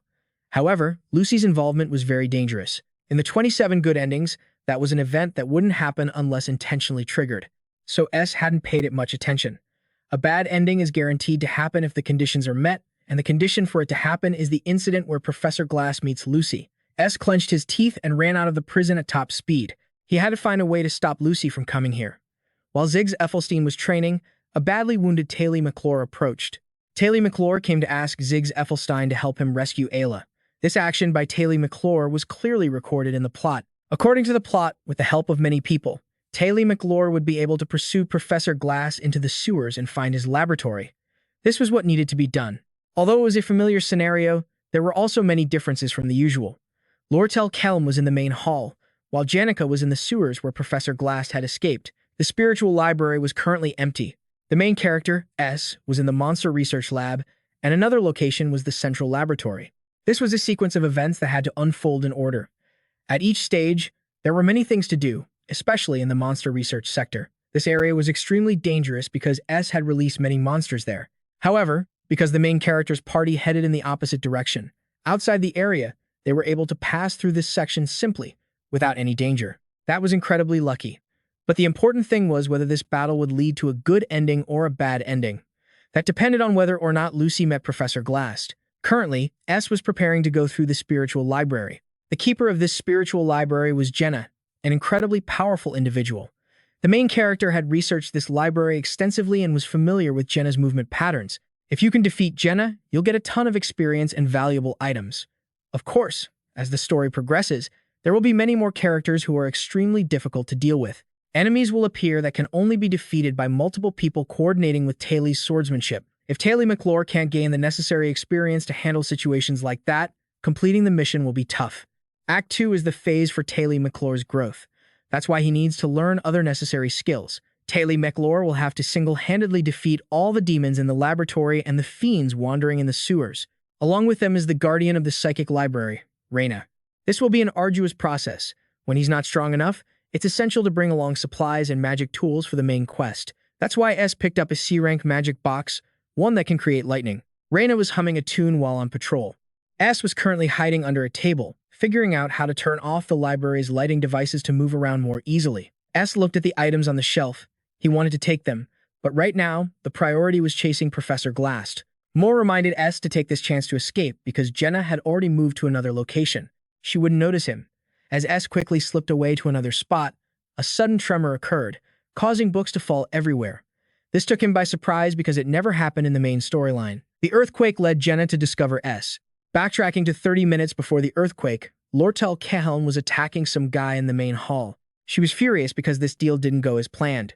During such an important session, many renowned professors were present.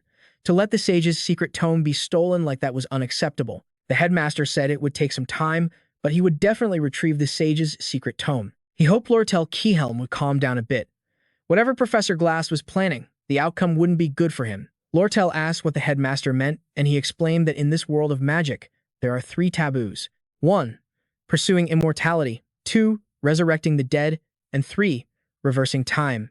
Lortell Cahelm furiously shouted that Professor Glass must be trying to resurrect the dead with his magic. She yelled at the headmaster, telling him he had to intervene. The headmaster calmly explained to Lortell Cahelm that for someone as capable and powerful as Professor Glass, if he did well, he could advance progress in the world, or the opposite. But for some reason, Professor Glass was a fanatic who worshipped the beliefs of Sage Sylvania. Or perhaps the reason was that his daughter, Muri, had died from a magical backlash when she tried to learn it despite having no talent for it. It's a long shot, but he might be able to resurrect the dead using his magic after reading the sage's secret tome. In short, the professor desperately wants to resurrect Muri. The headmaster gently asked Lortell Cahelm if she thought so as well. Just then, someone burst through the door and reported that something big had happened. Taylor McClure was chasing Professor Glass. He was hiding in the sewers, and according to the information received, besides the sage's secret tome, he also took 2 students with him. Ayla, a first-year magic student, and Ed Rothtaylor, a second-year magic student. Hearing that S had also been captured, Lo couldn't stay calm anymore.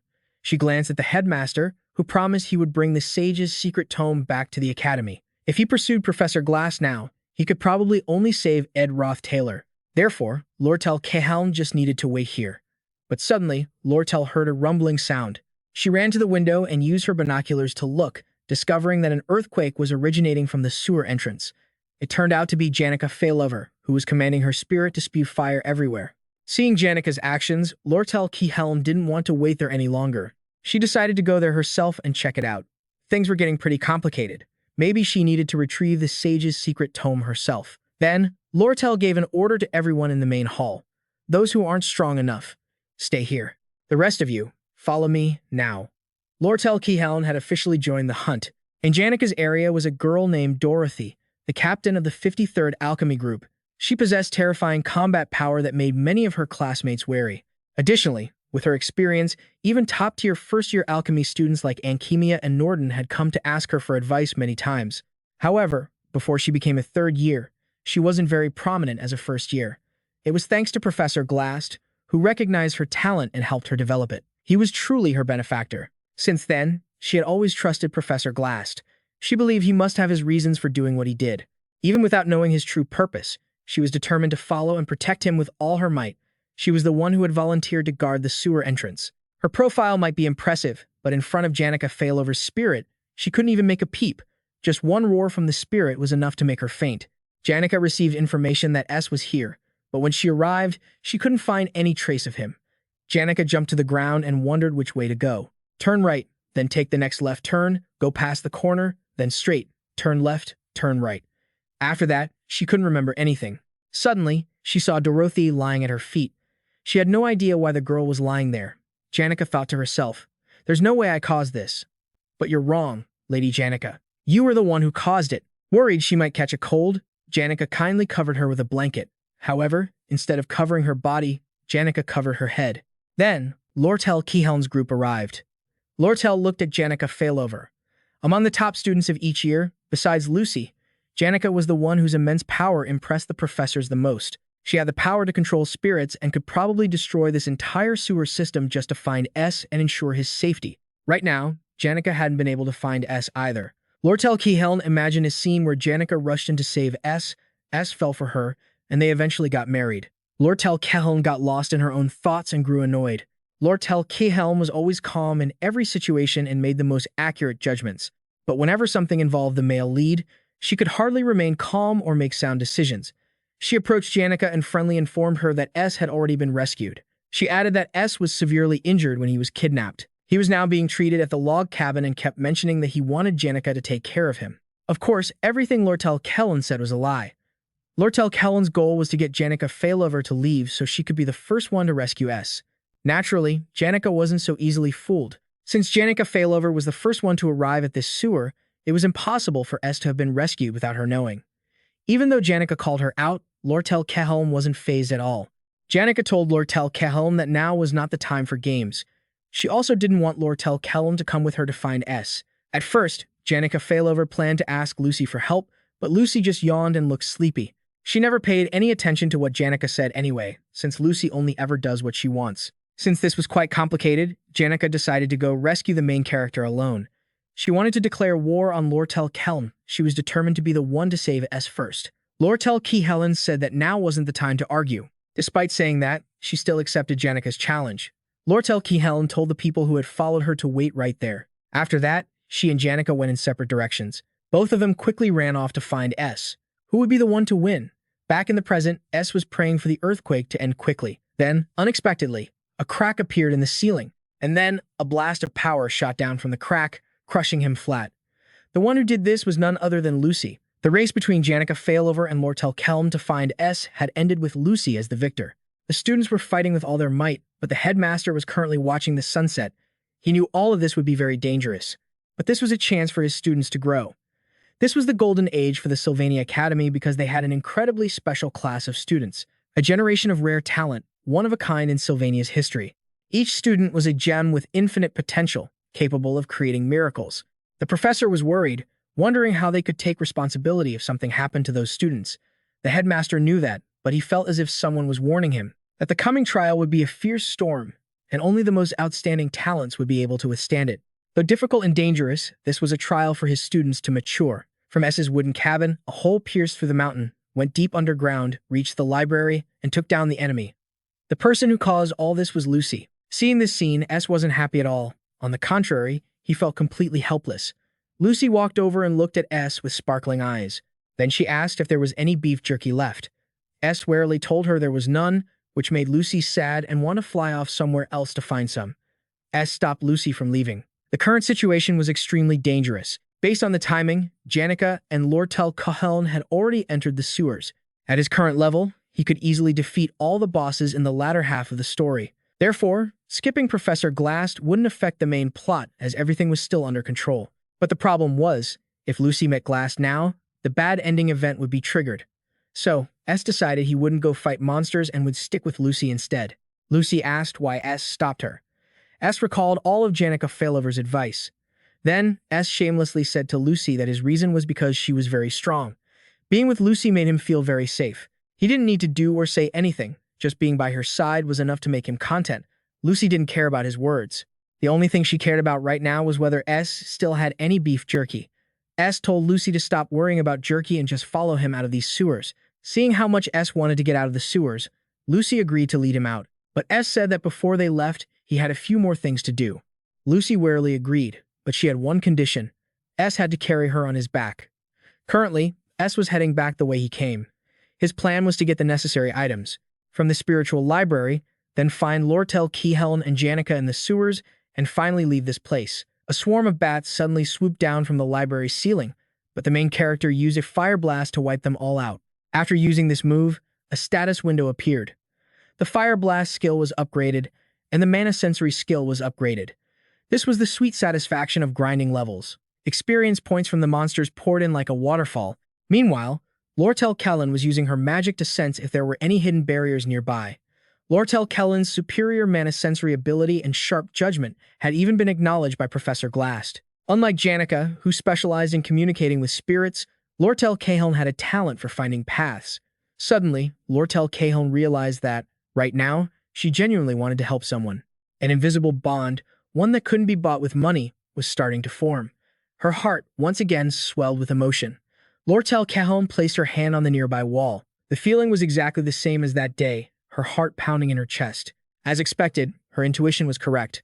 The wall suddenly burst open, sending dust and debris flying everywhere. Appearing from behind the wall, S immediately saw Lortell Kellen and explained that he'd been kidnapped. He was carrying a pile of things he'd gotten from the library. S handed the pile to Lortell Keyhelm and asked her to hold it for him because it was too heavy.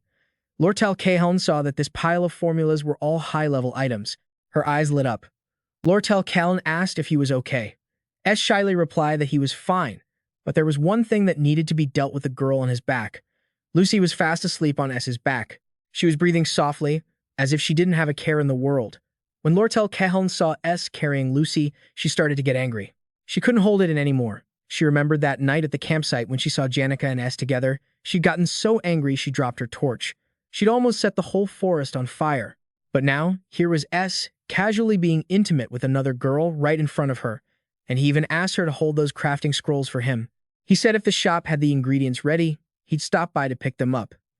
And if Lortell Keyhelm wanted to sell anything, she should just let him know, as a way for him to repay her for all her help. The price was negotiable. Lortell Keyhelm was practically fuming. She was absolutely furious. She had to take this chance to push away all her rivals and take the main character for herself. Suddenly, S leaned in close and pleaded with Lortell Keyhelm. Please, Lortell Keyhelm. Besides you, who else can I ask? Now, Lortell Keyhelm felt S was being completely unreasonable. How could he dare to ask for such things at a time like this? But what could she do? She couldn't refuse. Just because of S's words, besides you, who else can I ask? Lortell Keyhelm was completely won over. In her heart, she wanted to refuse, but her mouth quickly agreed, even asking if he needed a receipt. Just then, one of Lortell Keyhelm's subordinates ran up and reported that the situation had become very serious. He told everyone to stay on high alert. Taylor McClure's group was the top student of the first-year combat department. He was following Taylor McClure, but when they went too deep, he hesitated, not wanting to go any further. Thinking it would be dangerous inside, he suggested that everyone turn back. Elvira, the top student of the first-year alchemy class, angrily shouted, "Shut your mouth. What? You're not going to save Ayla or something?" Facing Elvira's anger, he bluntly stated that he never liked Ayla in the first place. Why should they risk their lives for that guy? Ed Rothtaylor. Taylor McClure turned around and pleaded, "Everyone, please help. I have to save Ayla." Ziggs Ethelstein patted Cleus North on the shoulder, saying that since they'd come this far, they shouldn't give up halfway. Just then, Adel, a self-proclaimed prophetess, pointed forward and said she sensed something up ahead. She had a premonition that the opponent ahead was very strong, and just as she prophesied, Janica and a spirit approached from that direction, the spirit holding a girl in its mouth. The girl kept repeating, "I don't know. I really don't know.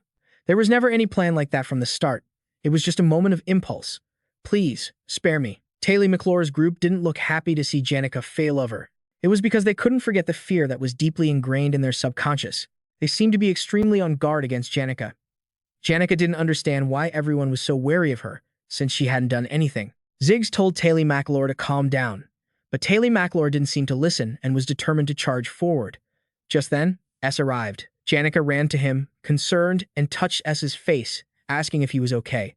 If Taylor McClure's group was angry to see Janica, they were 10 times angrier when they saw S. They were extremely wary of S because with just a few basic spells and some archery skills, S had single-handedly blocked all 3 members of Taylor's team. Now that he was Janica's teammate, he would be even harder to deal with. After the incident at Ophilus Hall, S had become much stronger. Taylor McClure thought to himself, if it were just Janica Failover, they might have been able to get through.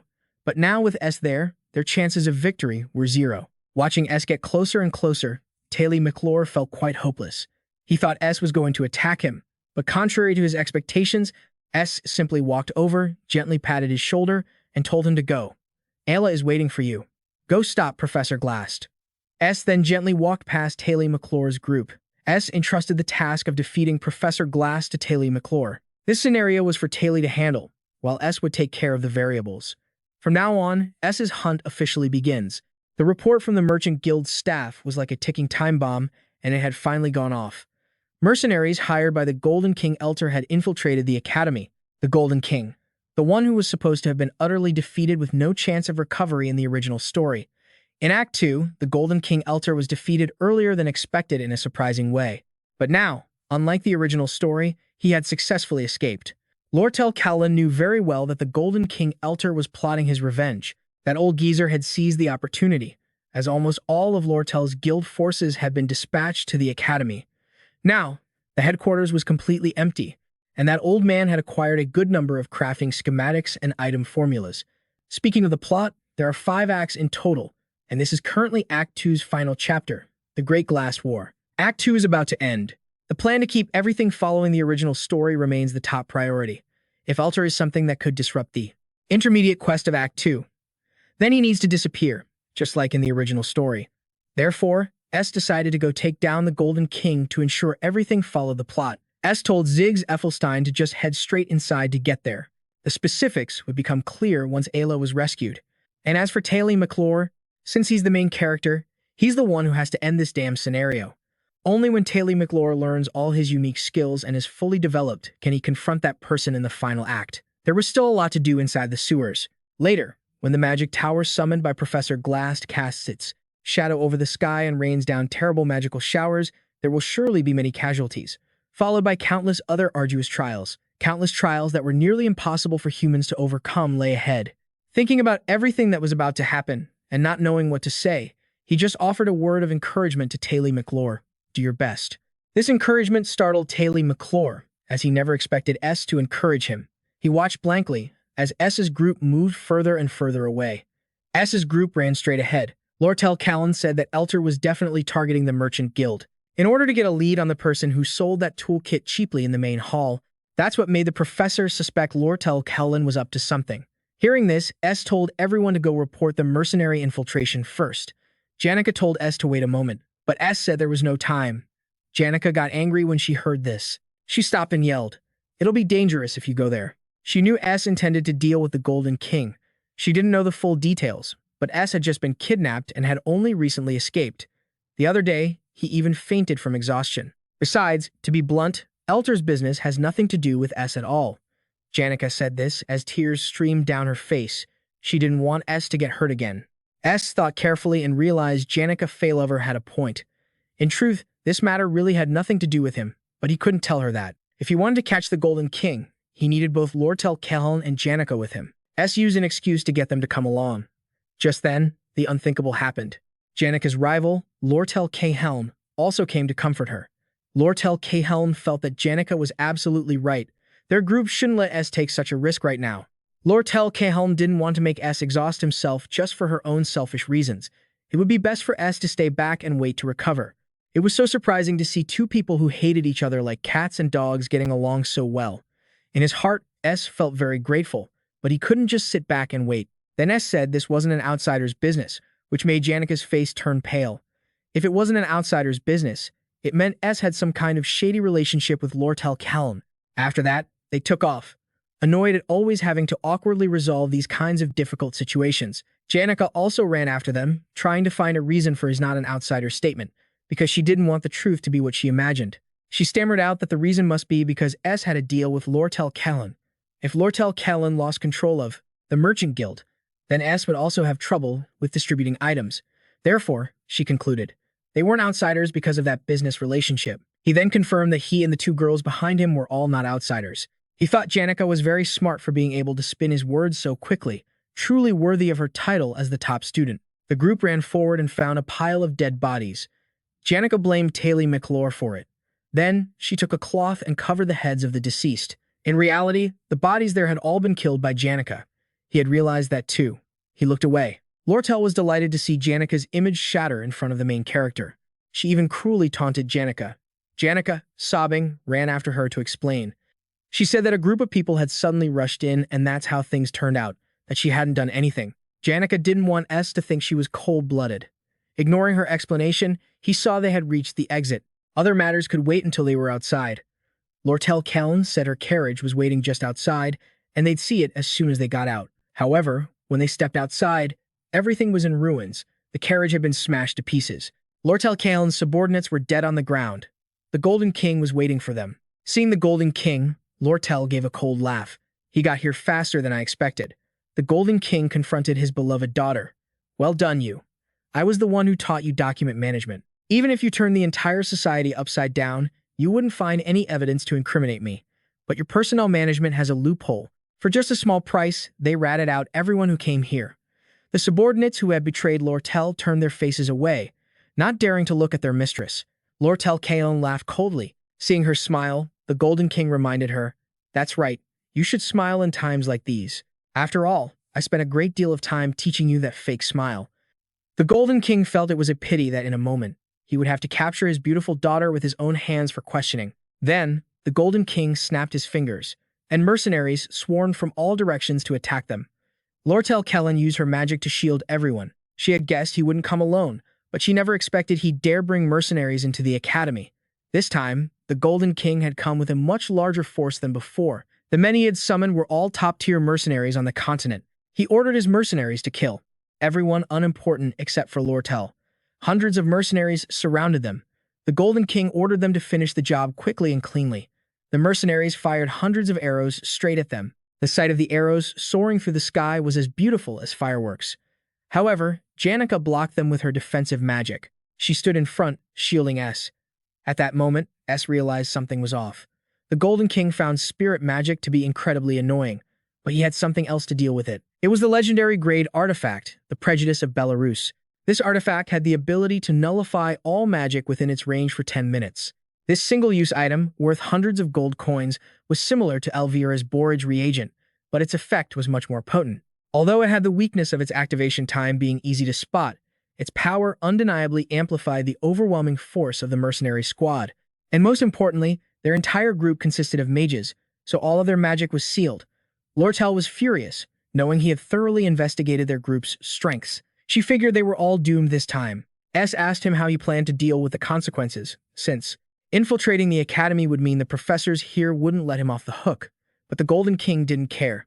As long as he could save his own skin, nothing else mattered.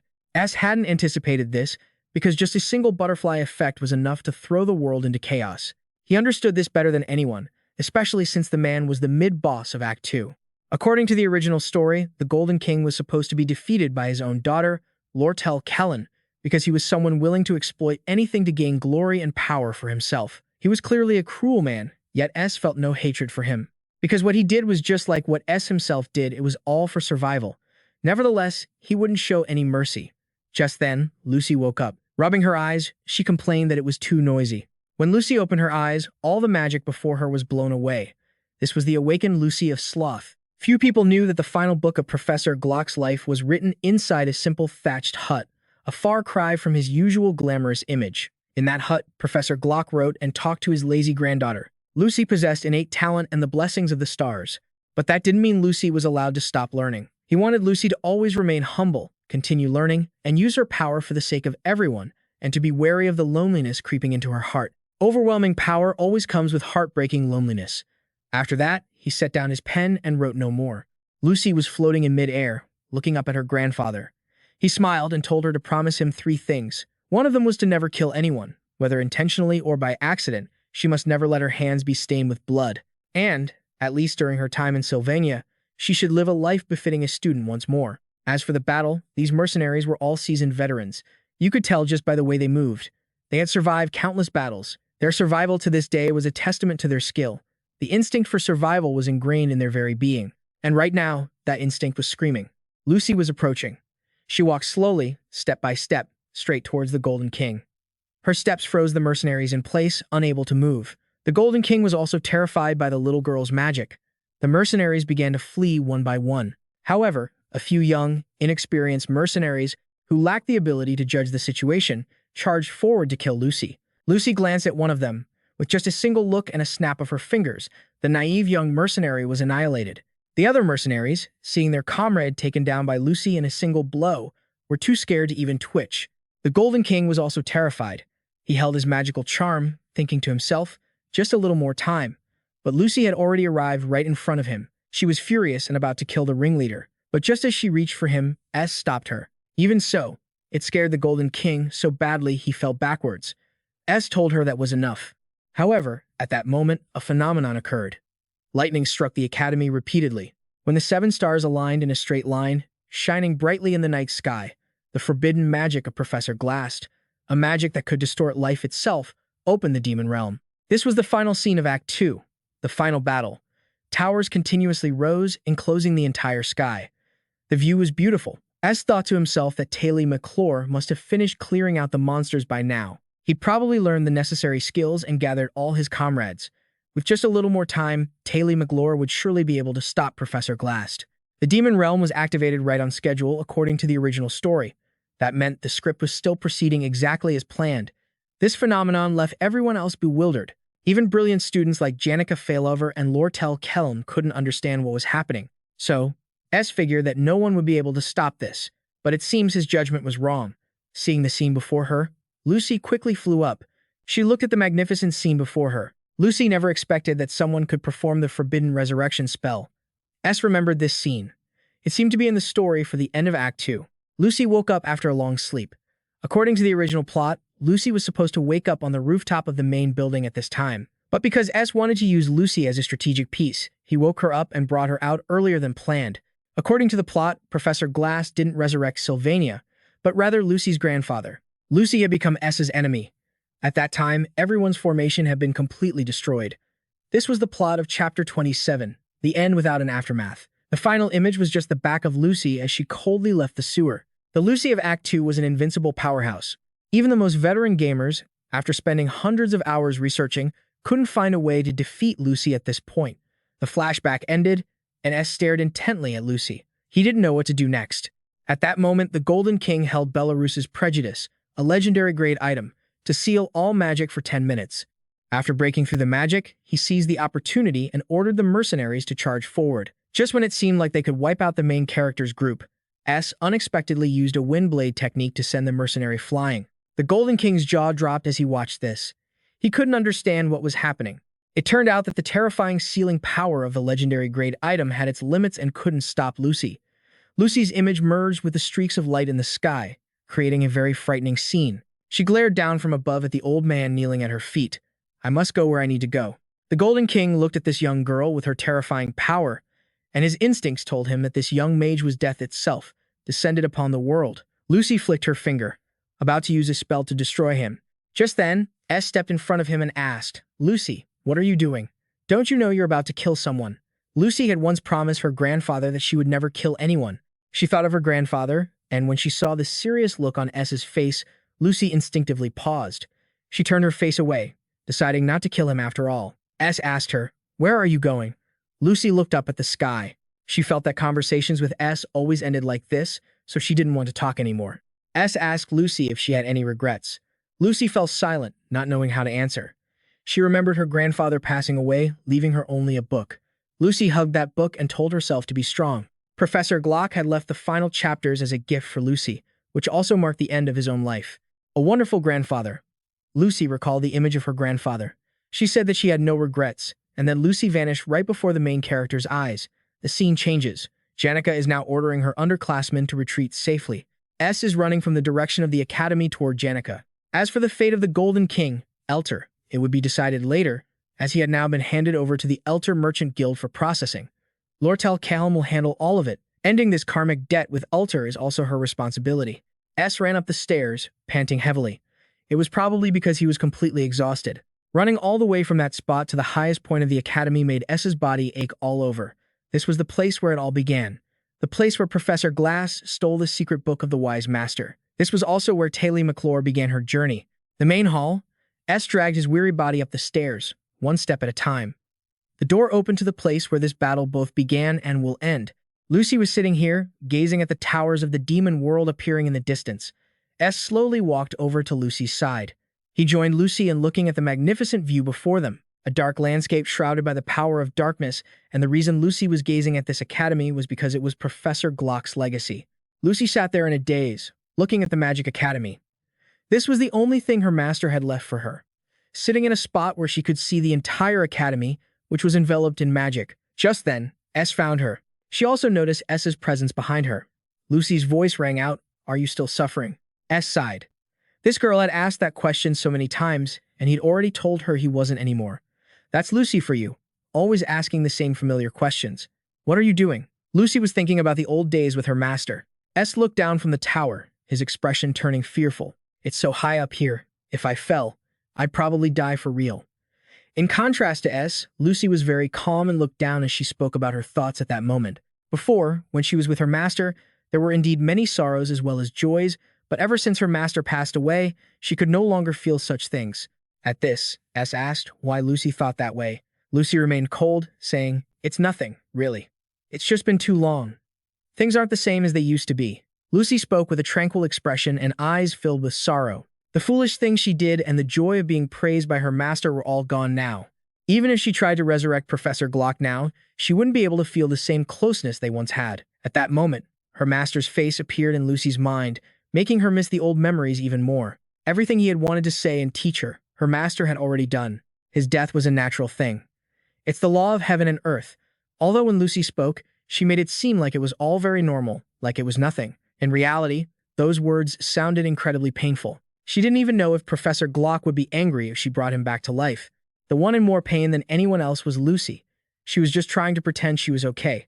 Professor Glock had dedicated his life to the peace of the continent. Using a forbidden spell to resurrect him would only bring Professor Glock shame. At this moment, S was like a soulmate, sitting beside her and listening to what Lucy had to say.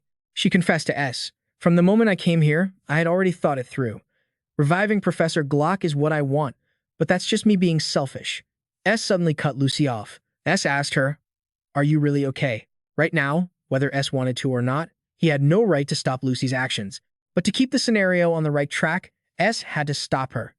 Even though he knew he had no authority whatsoever, he still wanted to check on Lucy and encourage her. Lucy used her magic to fly up into the sky. The fact that Lucy changed her mind about resurrecting her master was something that could alter the entire plot later on. S didn't want Professor Glass to take advantage of Lucy in a moment of weakness.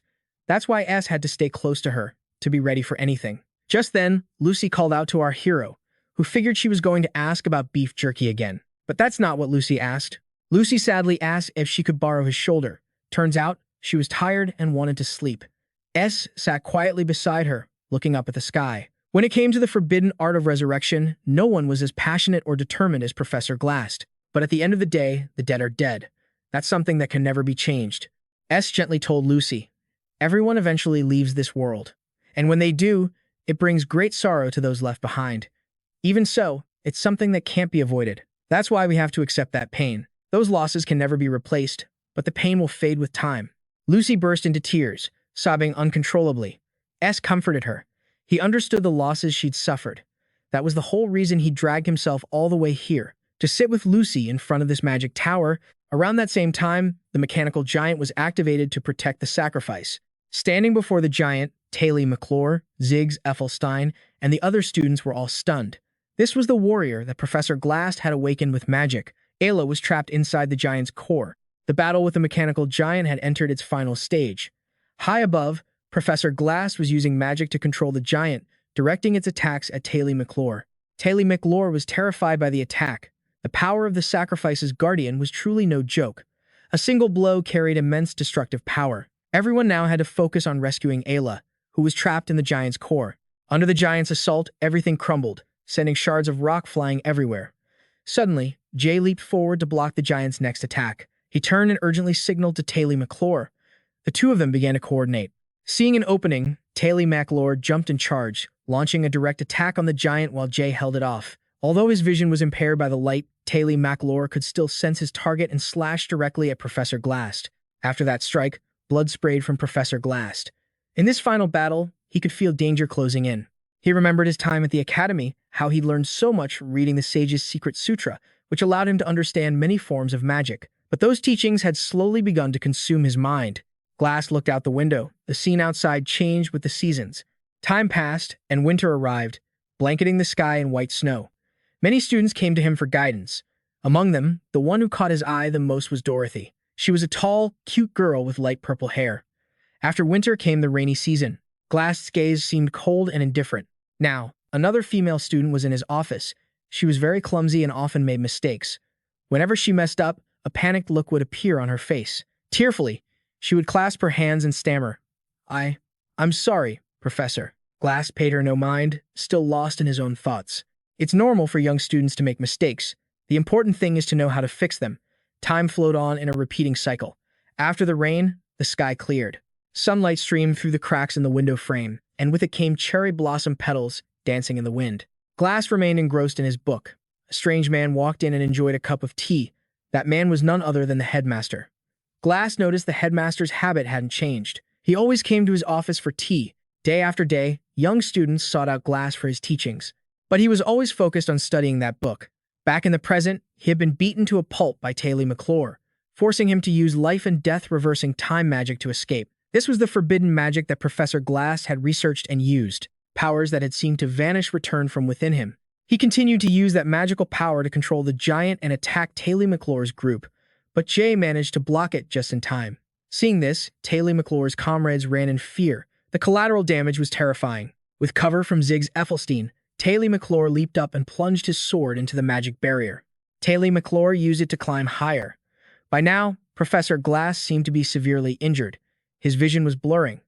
The deep darkness in his soul enveloped him. Professor Glass closed his eyes, remembering his daughter. His intuition told him that it was all about to end. Just then, Taylor McClure reached Glass. Glass used all his remaining magical power to attack him. He used magic to control the giant, wanting every single student here to die. Just as Professor Glass was about to activate the life and death reversing time spell, Taylor McClure charged forward. He used his sword to shatter the giant, sending Professor Glass flying. Taylor McClure was now in his holy sword state. His hair had turned white, but Professor Glass still refused to give up. He used time reversal, celestial shift, and time stop. At that moment, Professor Glass decided to go all out against Taylor McClure's group. Even if it cost him his life, he had to fulfill his dearest wish. However, moments later, Glass was struck and coughed up blood. It was Ziggs Effelstein, who had activated an ice spell, hitting Glass' left side directly, followed by an ice spear. Finally, everyone surged forward in an all-out assault, unleashing all their magical power and abilities on Glass. They thought they would succeed, but no. Glass was more resilient than they imagined. Despite being heavily wounded, he continued to control the giant's attacks. Just then, a massive explosion erupted. Glass Giant was completely destroyed. The attack had come from Taylor McClure. He was still in his holy sword state, his hair a stark white. A cloud of white smoke enveloped everything. Glass staggered and then collapsed to his knees, blood pouring from his mouth and nose. Then, he fell from the sky.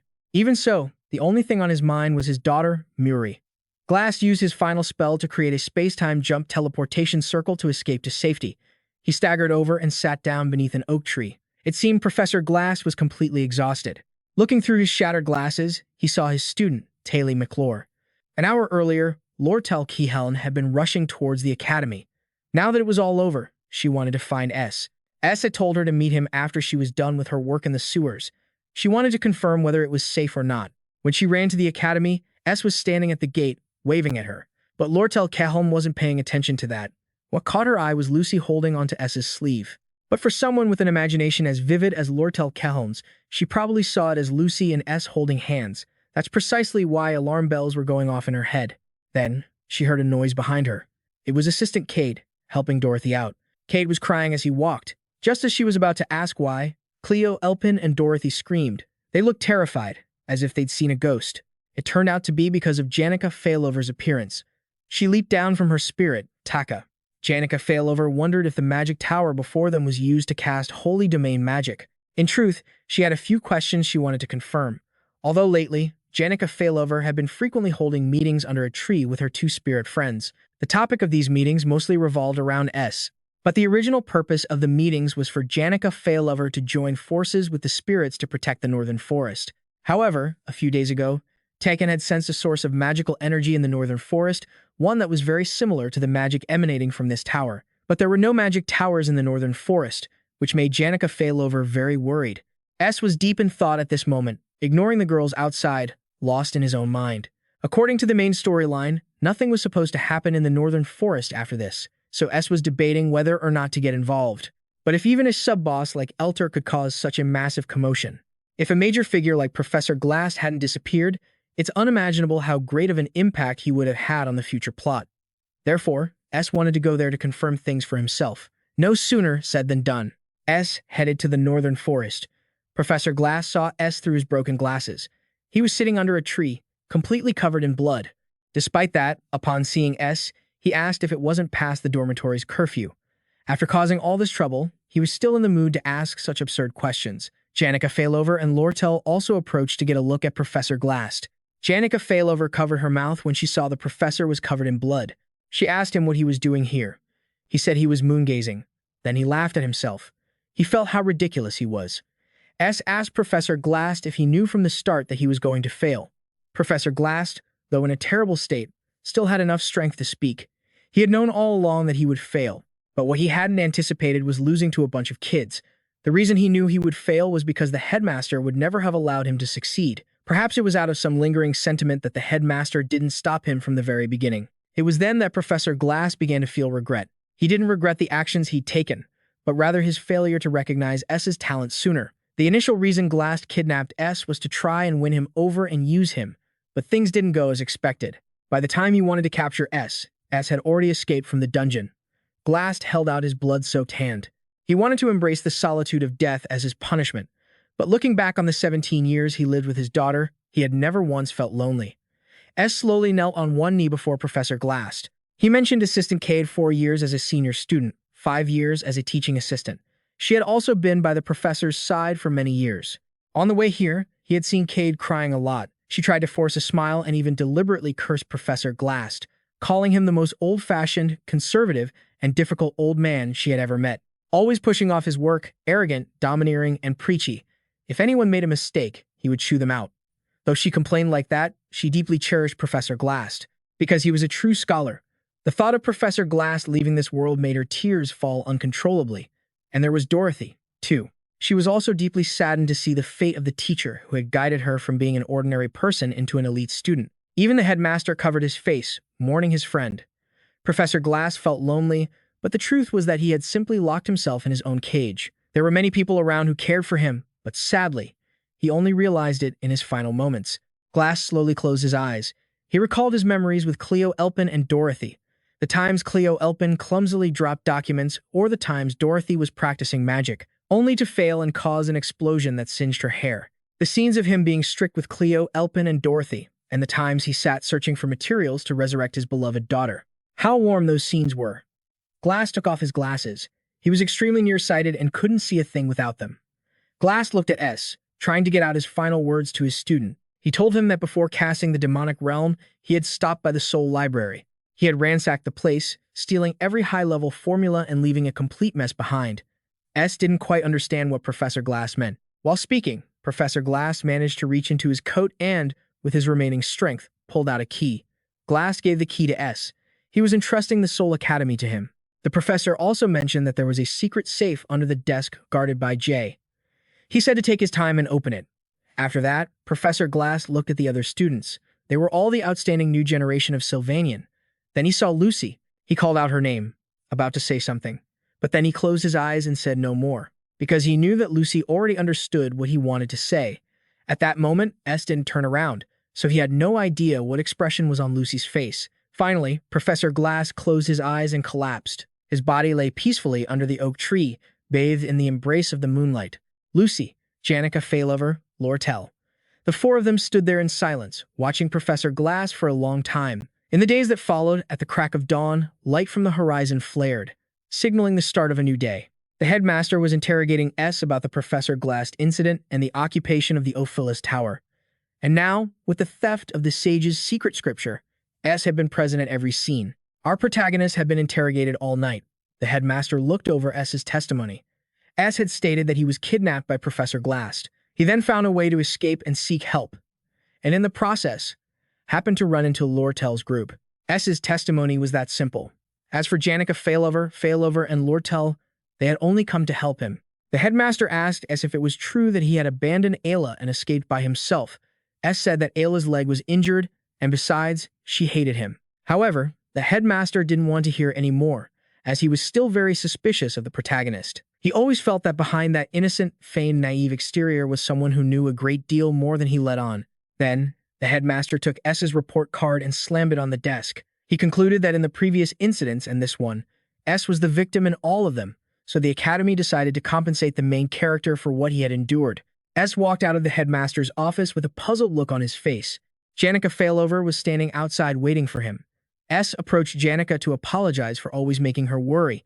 He also asked how she was doing, and she quickly said she was perfectly fine. But the little bird next to her reminded Janica Failover that she needed to play the innocent, helpless girl, to act weak to get the main character's attention. So, Janica Failover shyly corrected herself. She stammered that she was, in fact, injured. Hearing this, S anxiously asked where Janica Failover was hurt. Janica Failover hesitated, rubbing her back and saying she was injured there, that it felt like a dislocation. Hearing this, S felt incredibly guilty because Janica was always working so hard, worrying about him, taking care of him when he was sick, and even taking attacks for him. And S had just been taking it all for granted. After witnessing Professor Glass's death, S had done a lot of thinking. He didn't want to wait until he lost someone to feel regret. The more he spoke, the more solemn his expression became, which panicked Janica. She became flustered, not knowing what to do, looking like she was about to cry. The spirit bird, seeing the tense situation, abandoned its master and flew off to save itself. Then, S bowed his head and formally apologized to Janica Failover. Janica Failover didn't dare accept it and bowed even lower than S. Why does this scene look like a couple performing their wedding vows? Janica Failover then confessed that she had lied to S. She wasn't actually hurt at all. Afterward, S announced that starting next semester, he would be moving into Janica's dormitory block, which made her ecstatic. S returned to the wooden cabin that held so many of his memories. Part 2 ended on a very peaceful note. S looked at the wooden cabin. He remembered being in the headmaster's office when he was offered compensation. He was given the chance to end his wandering life and return to live in the academy.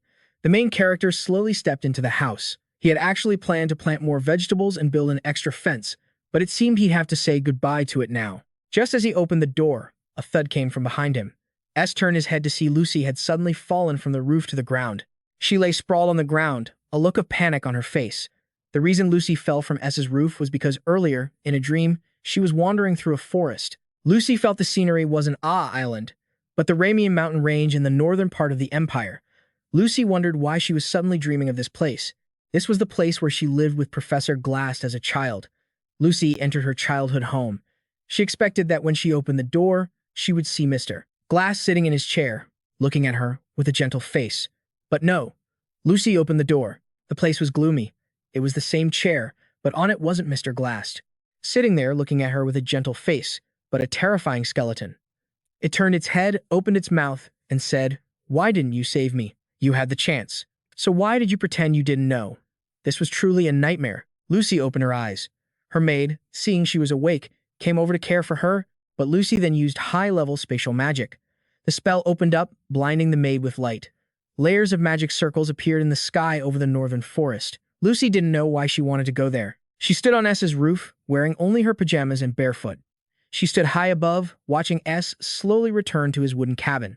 Seeing S made Lucy feel a sense of relief.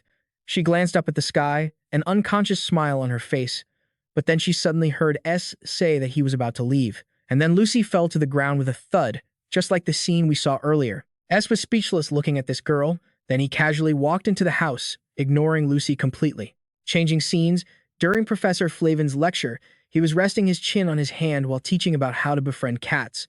For those who want to befriend cats, you just need to ignore them. Don't show any interest or anything. You'll be surprised to see them approach you first.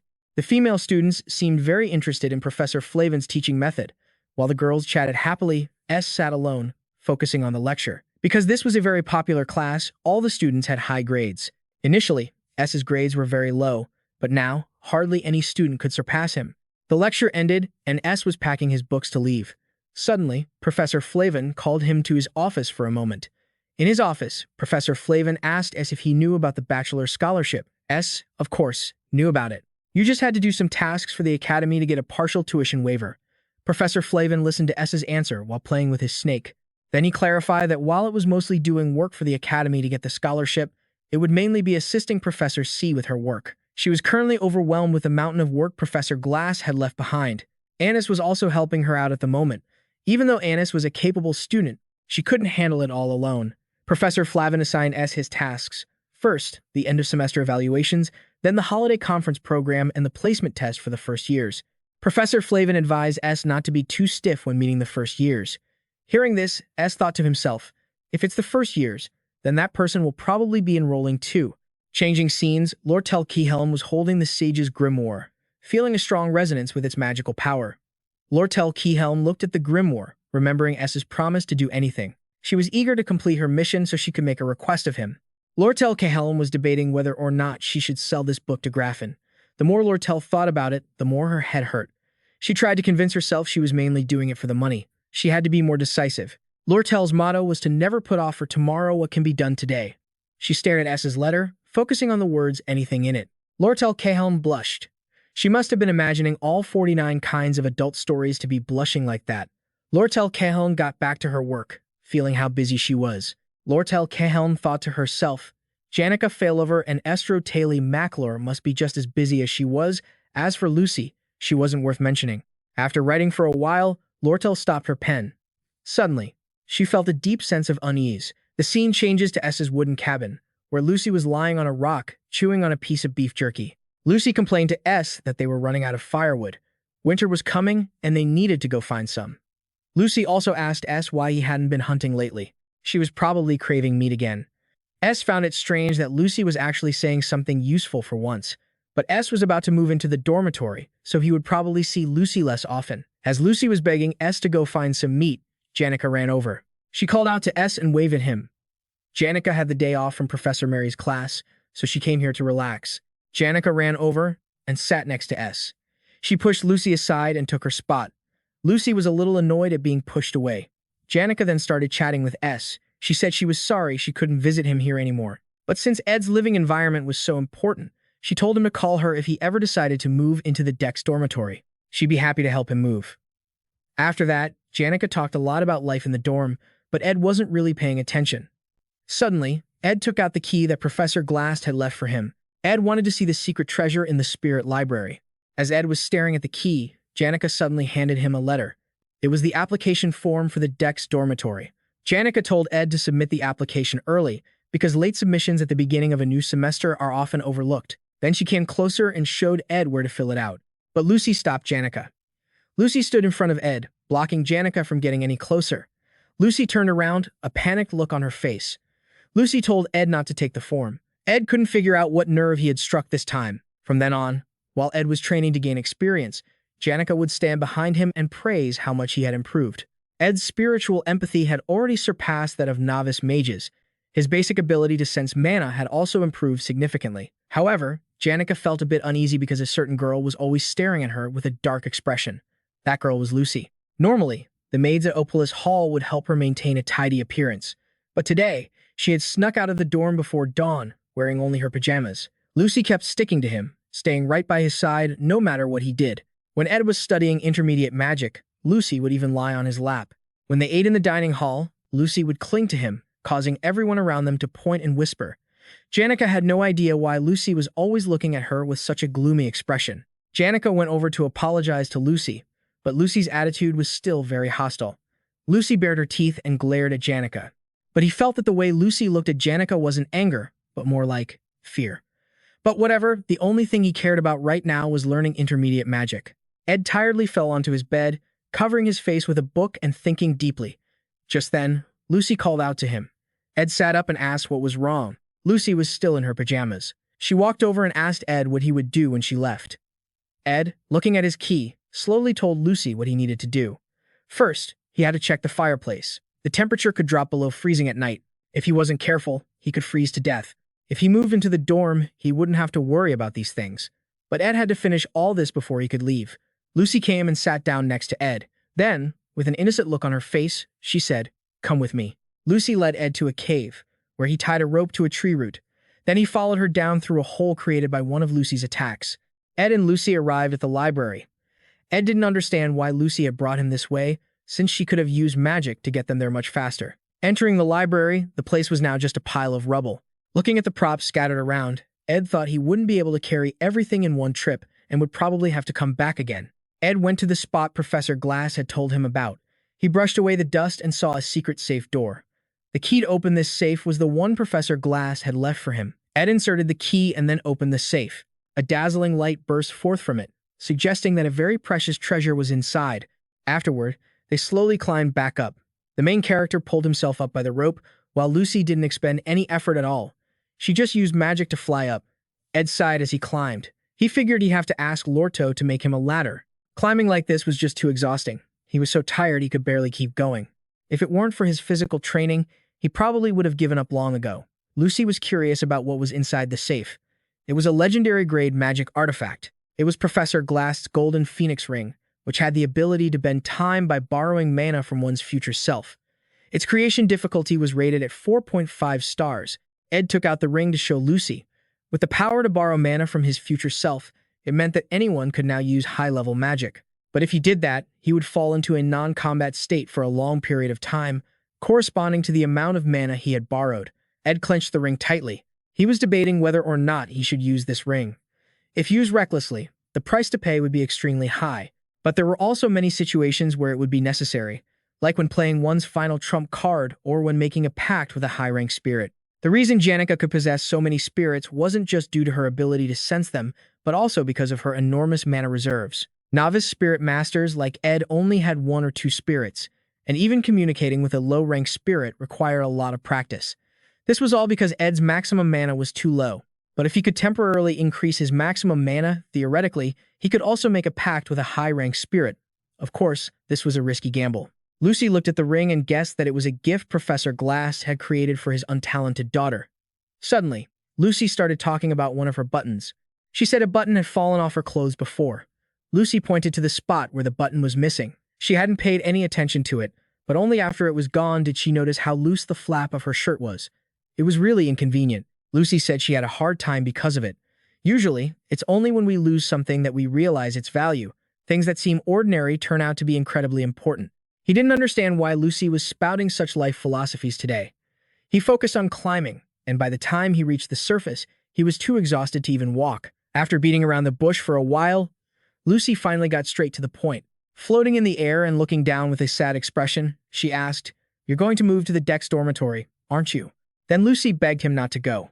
Ed found it hard to believe those words were coming from Lucy's mouth.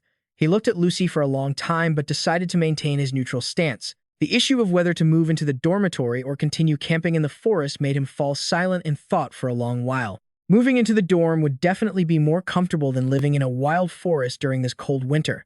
Lucy clutched her hat tightly and suddenly said that it was about to rain. Lucy had an incredibly accurate ability to predict the weather. Just by looking at the dark clouds in the sky and feeling the humidity in the air, Lucy could tell. But the main character denied it, saying it wasn't time for rain yet. Although Lucy's judgment was usually correct, it wasn't always 100% accurate. Ed and Lucy looked up at the sky together. Reflected in their eyes were sparkling snowflakes beginning to fall. Then Ed looked at Lucy. He ran a hand through his hair and said that he had been so busy lately that he hadn't had time to prepare firewood for the winter. S asked Lucy to come help him chop firewood if she was free. Afterward, our protagonist smiled brightly in Lucy's direction.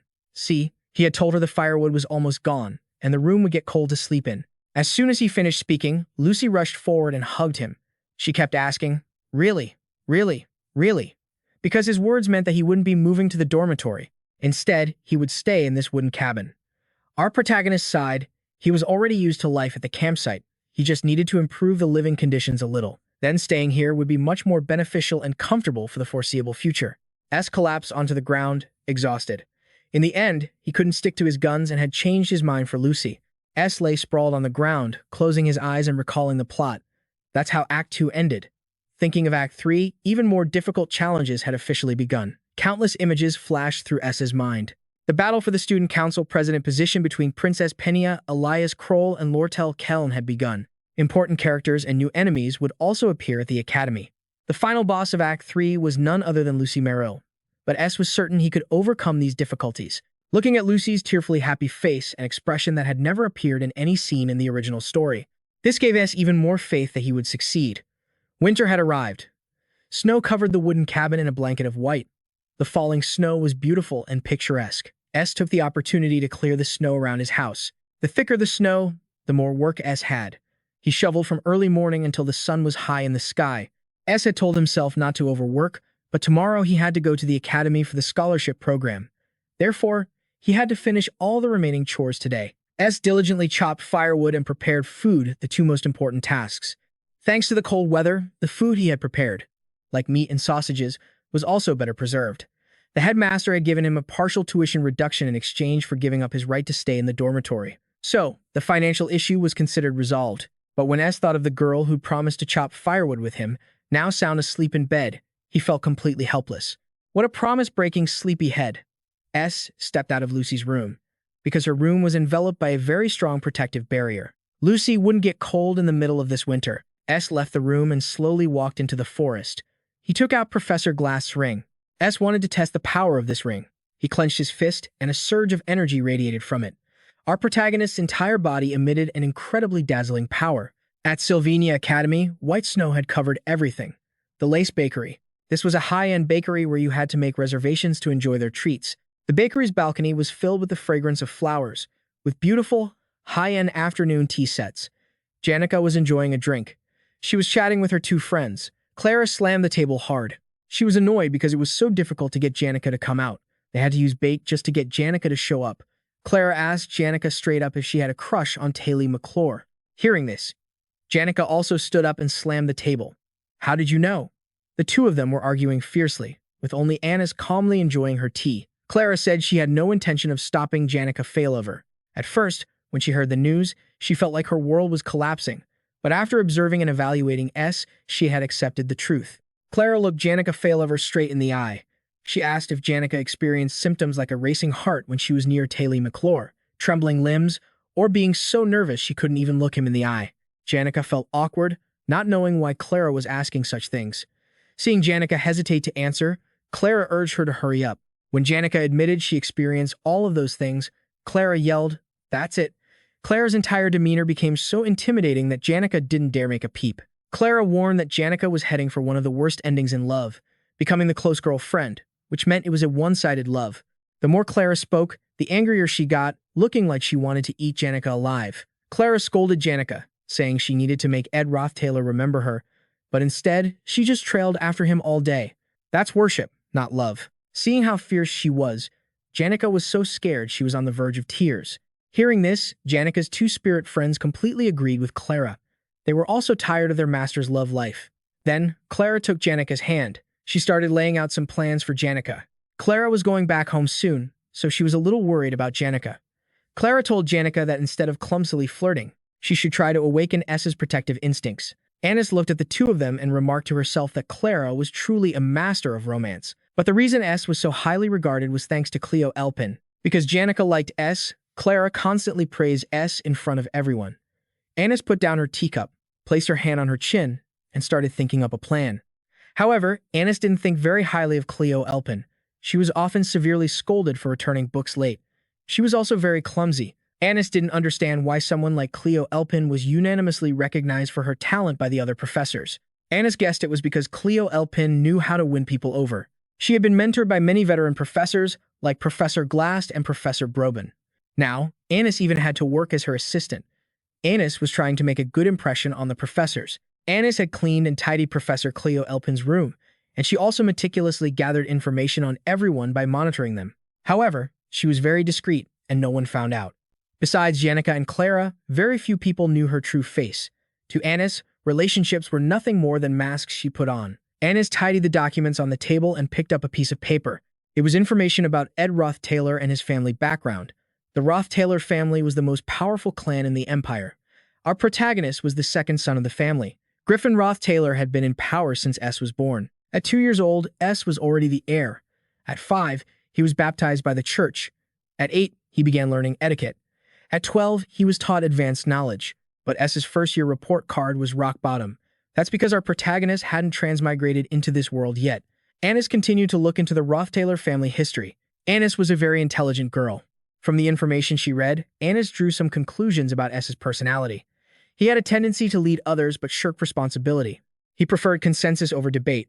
He wanted his partners to not be too prominent, but if they could help him shine, that was even better. He disliked being hindered and preferred relationships that were easy to sever. In terms of appearance, he was attracted to beautiful people and liked luxurious things, expensive things, but could also be drawn to simplicity. He was easily swayed by praise due to his lack of successful experiences.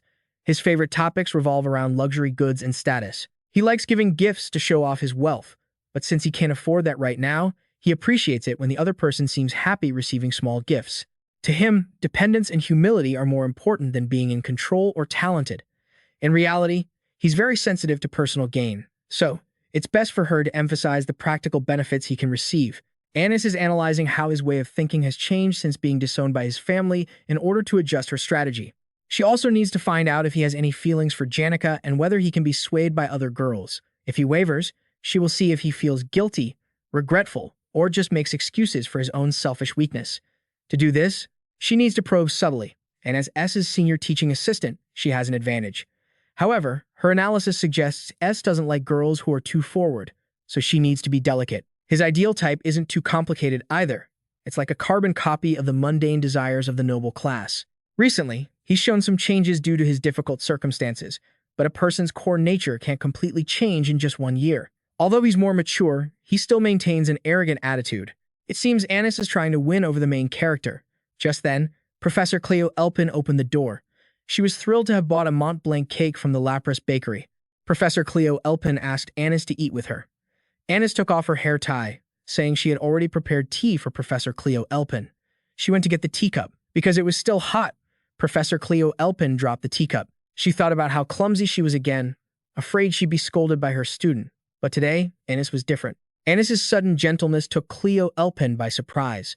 The scene shifts to the main character, S, who is putting on his freshly cleaned uniform. Lucy's maid, Belle Maya, had helped him wash it. Belle Maya was curious. Recently, when washing Lucy's clothes, she'd found a few strands of golden hair on them. And then, when washing his clothes, she'd noticed the scent and a few white hairs of her mistress, Lucy. S was stunned to hear this. Lucy had been clinging to him constantly lately, but to think she could figure that out just from doing the laundry. This maid was truly no ordinary person. Belle asked S why he kept calling her Miss. She said she prefers something more familiar. S calmly replied that he felt more comfortable keeping it formal. In truth, with her position as head maid, Belle was one of the Academy's high-ranking staff members. Meanwhile, S currently was no longer a noble, nor was he a student of Ophilus Tower, so S felt awkward calling her familiarly. But Belle was very insistent on the matter, so S decided to go along with her wishes. All right then, if it makes you more comfortable, I'll call you that. As the head maid, Belle, you must have a lot to worry about and manage, right? Belle was very pleased that S had agreed to call her more familiarly. Then, she took a jab at the main character. Belle said that the one with a lot to manage was actually S himself. What with Lucy and Lortell and Janica Failover. Worrying about all those girls must be tiring enough. After that, Belle walked to the window, looked at the view outside, and spoke candidly with S. Whatever the young mistresses decide, it's their choice. Anyway, if you ever need any laundry done, just let me know. I've settled into my work now. The Ophilus Tower has been fully repaired. S also walked to the window and gazed at the surrounding scenery like Belle. He exclaimed, "They repaired it so fast." Then Belle explained that it was because new students were enrolling soon, and out of the 7 new students they would be serving this break, one had already submitted their application and was moving in. That person was Tanya Ed Rothtaylor, the younger sister of Ed Rothtaylor. Closing his eyes, he thought to himself, this is going to be a massive headache. At the cabin, Ziggs, while working out his muscles, mentioned that he would also be going home for the break. S stayed here during the 3-month summer break. He was about to become a 3rd year, so he had to focus on learning intermediate magic to avoid embarrassing himself. Just last year, S was still struggling with basic magic. Yet now, he was already starting to learn intermediate magic. Ziggs advised S to practice a little less, because at the moment, he couldn't sense any mana from S at all. He must have practiced to the point of exhaustion again. Ziggs walked over and placed a hand on the main character's forehead, then realized S had a fever. S explained that due to a certain matter, he probably wouldn't be using magic for a while. Ziggs put on his shirt and sat down to talk with the main character. Ziggs' best quality is that he's very easygoing. He never asks him too many questions. That made S feel very comfortable. Ziggs mentioned that Ayla was asking about S. She realized there had been some kind of misunderstanding and wanted to meet with S to apologize. Taylor McClure was asking too. They wanted to know the location of S's cabin. S closed his book and said that he didn't need Ayla's apology. He wasn't mad at them. It just wasn't necessary to apologize. He held no ill will toward her either. S took out a bag of money and asked him for a favor before he went home, offering the bag as payment. Because Professor Glass' library was a complete mess, the main character wanted Ziggs to help him clean it. S wanted to use the place as a workshop. Ziggs Effelstein wondered, "You're learning magic engineering too? What with the forest survival, and magic practice, and spirit arts, archery, and now magic engineering on top of it all. Not to mention, you also have to work at the academy. This is why this guy is always overworking himself." S took out a piece of paper and listed the things he needed to do during the winter break. First, plan the workshop cleanup. Second, build a warehouse for materials.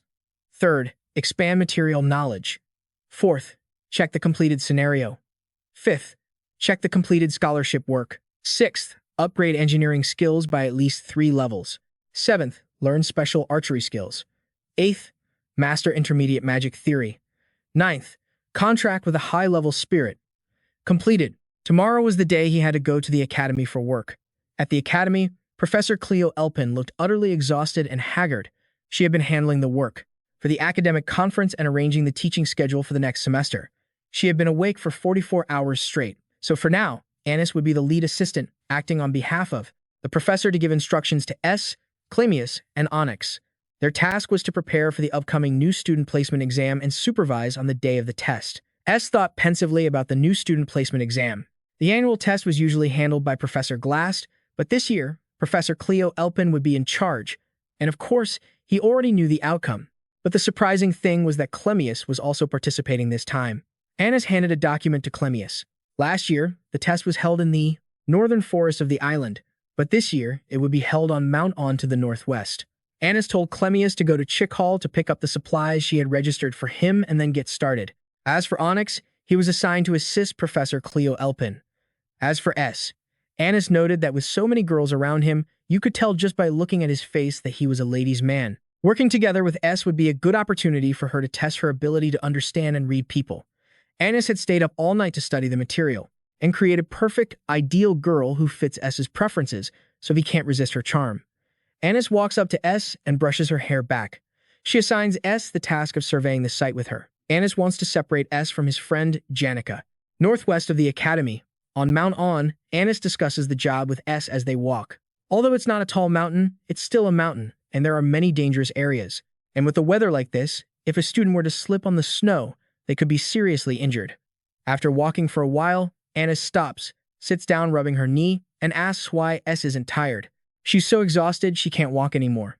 Seeing this, S suggests they rest for a bit. Anis brushes her hair back, smiles sweetly, and gently praises him for being so thoughtful, then adds that it seems she's misunderstood him. S asks what she means by misunderstood. Anis then says in a very scheming, innocent-sounding tone, "You know, Janica and I are best friends, so I was worried. I was worried she might be making friends with a bad person. That's why I was a bit harsh with you." But S doesn't really care. He takes out a piece of paper and checks what tasks he needs to complete. He sighs, thinking he's so tired of everything he has to put up with.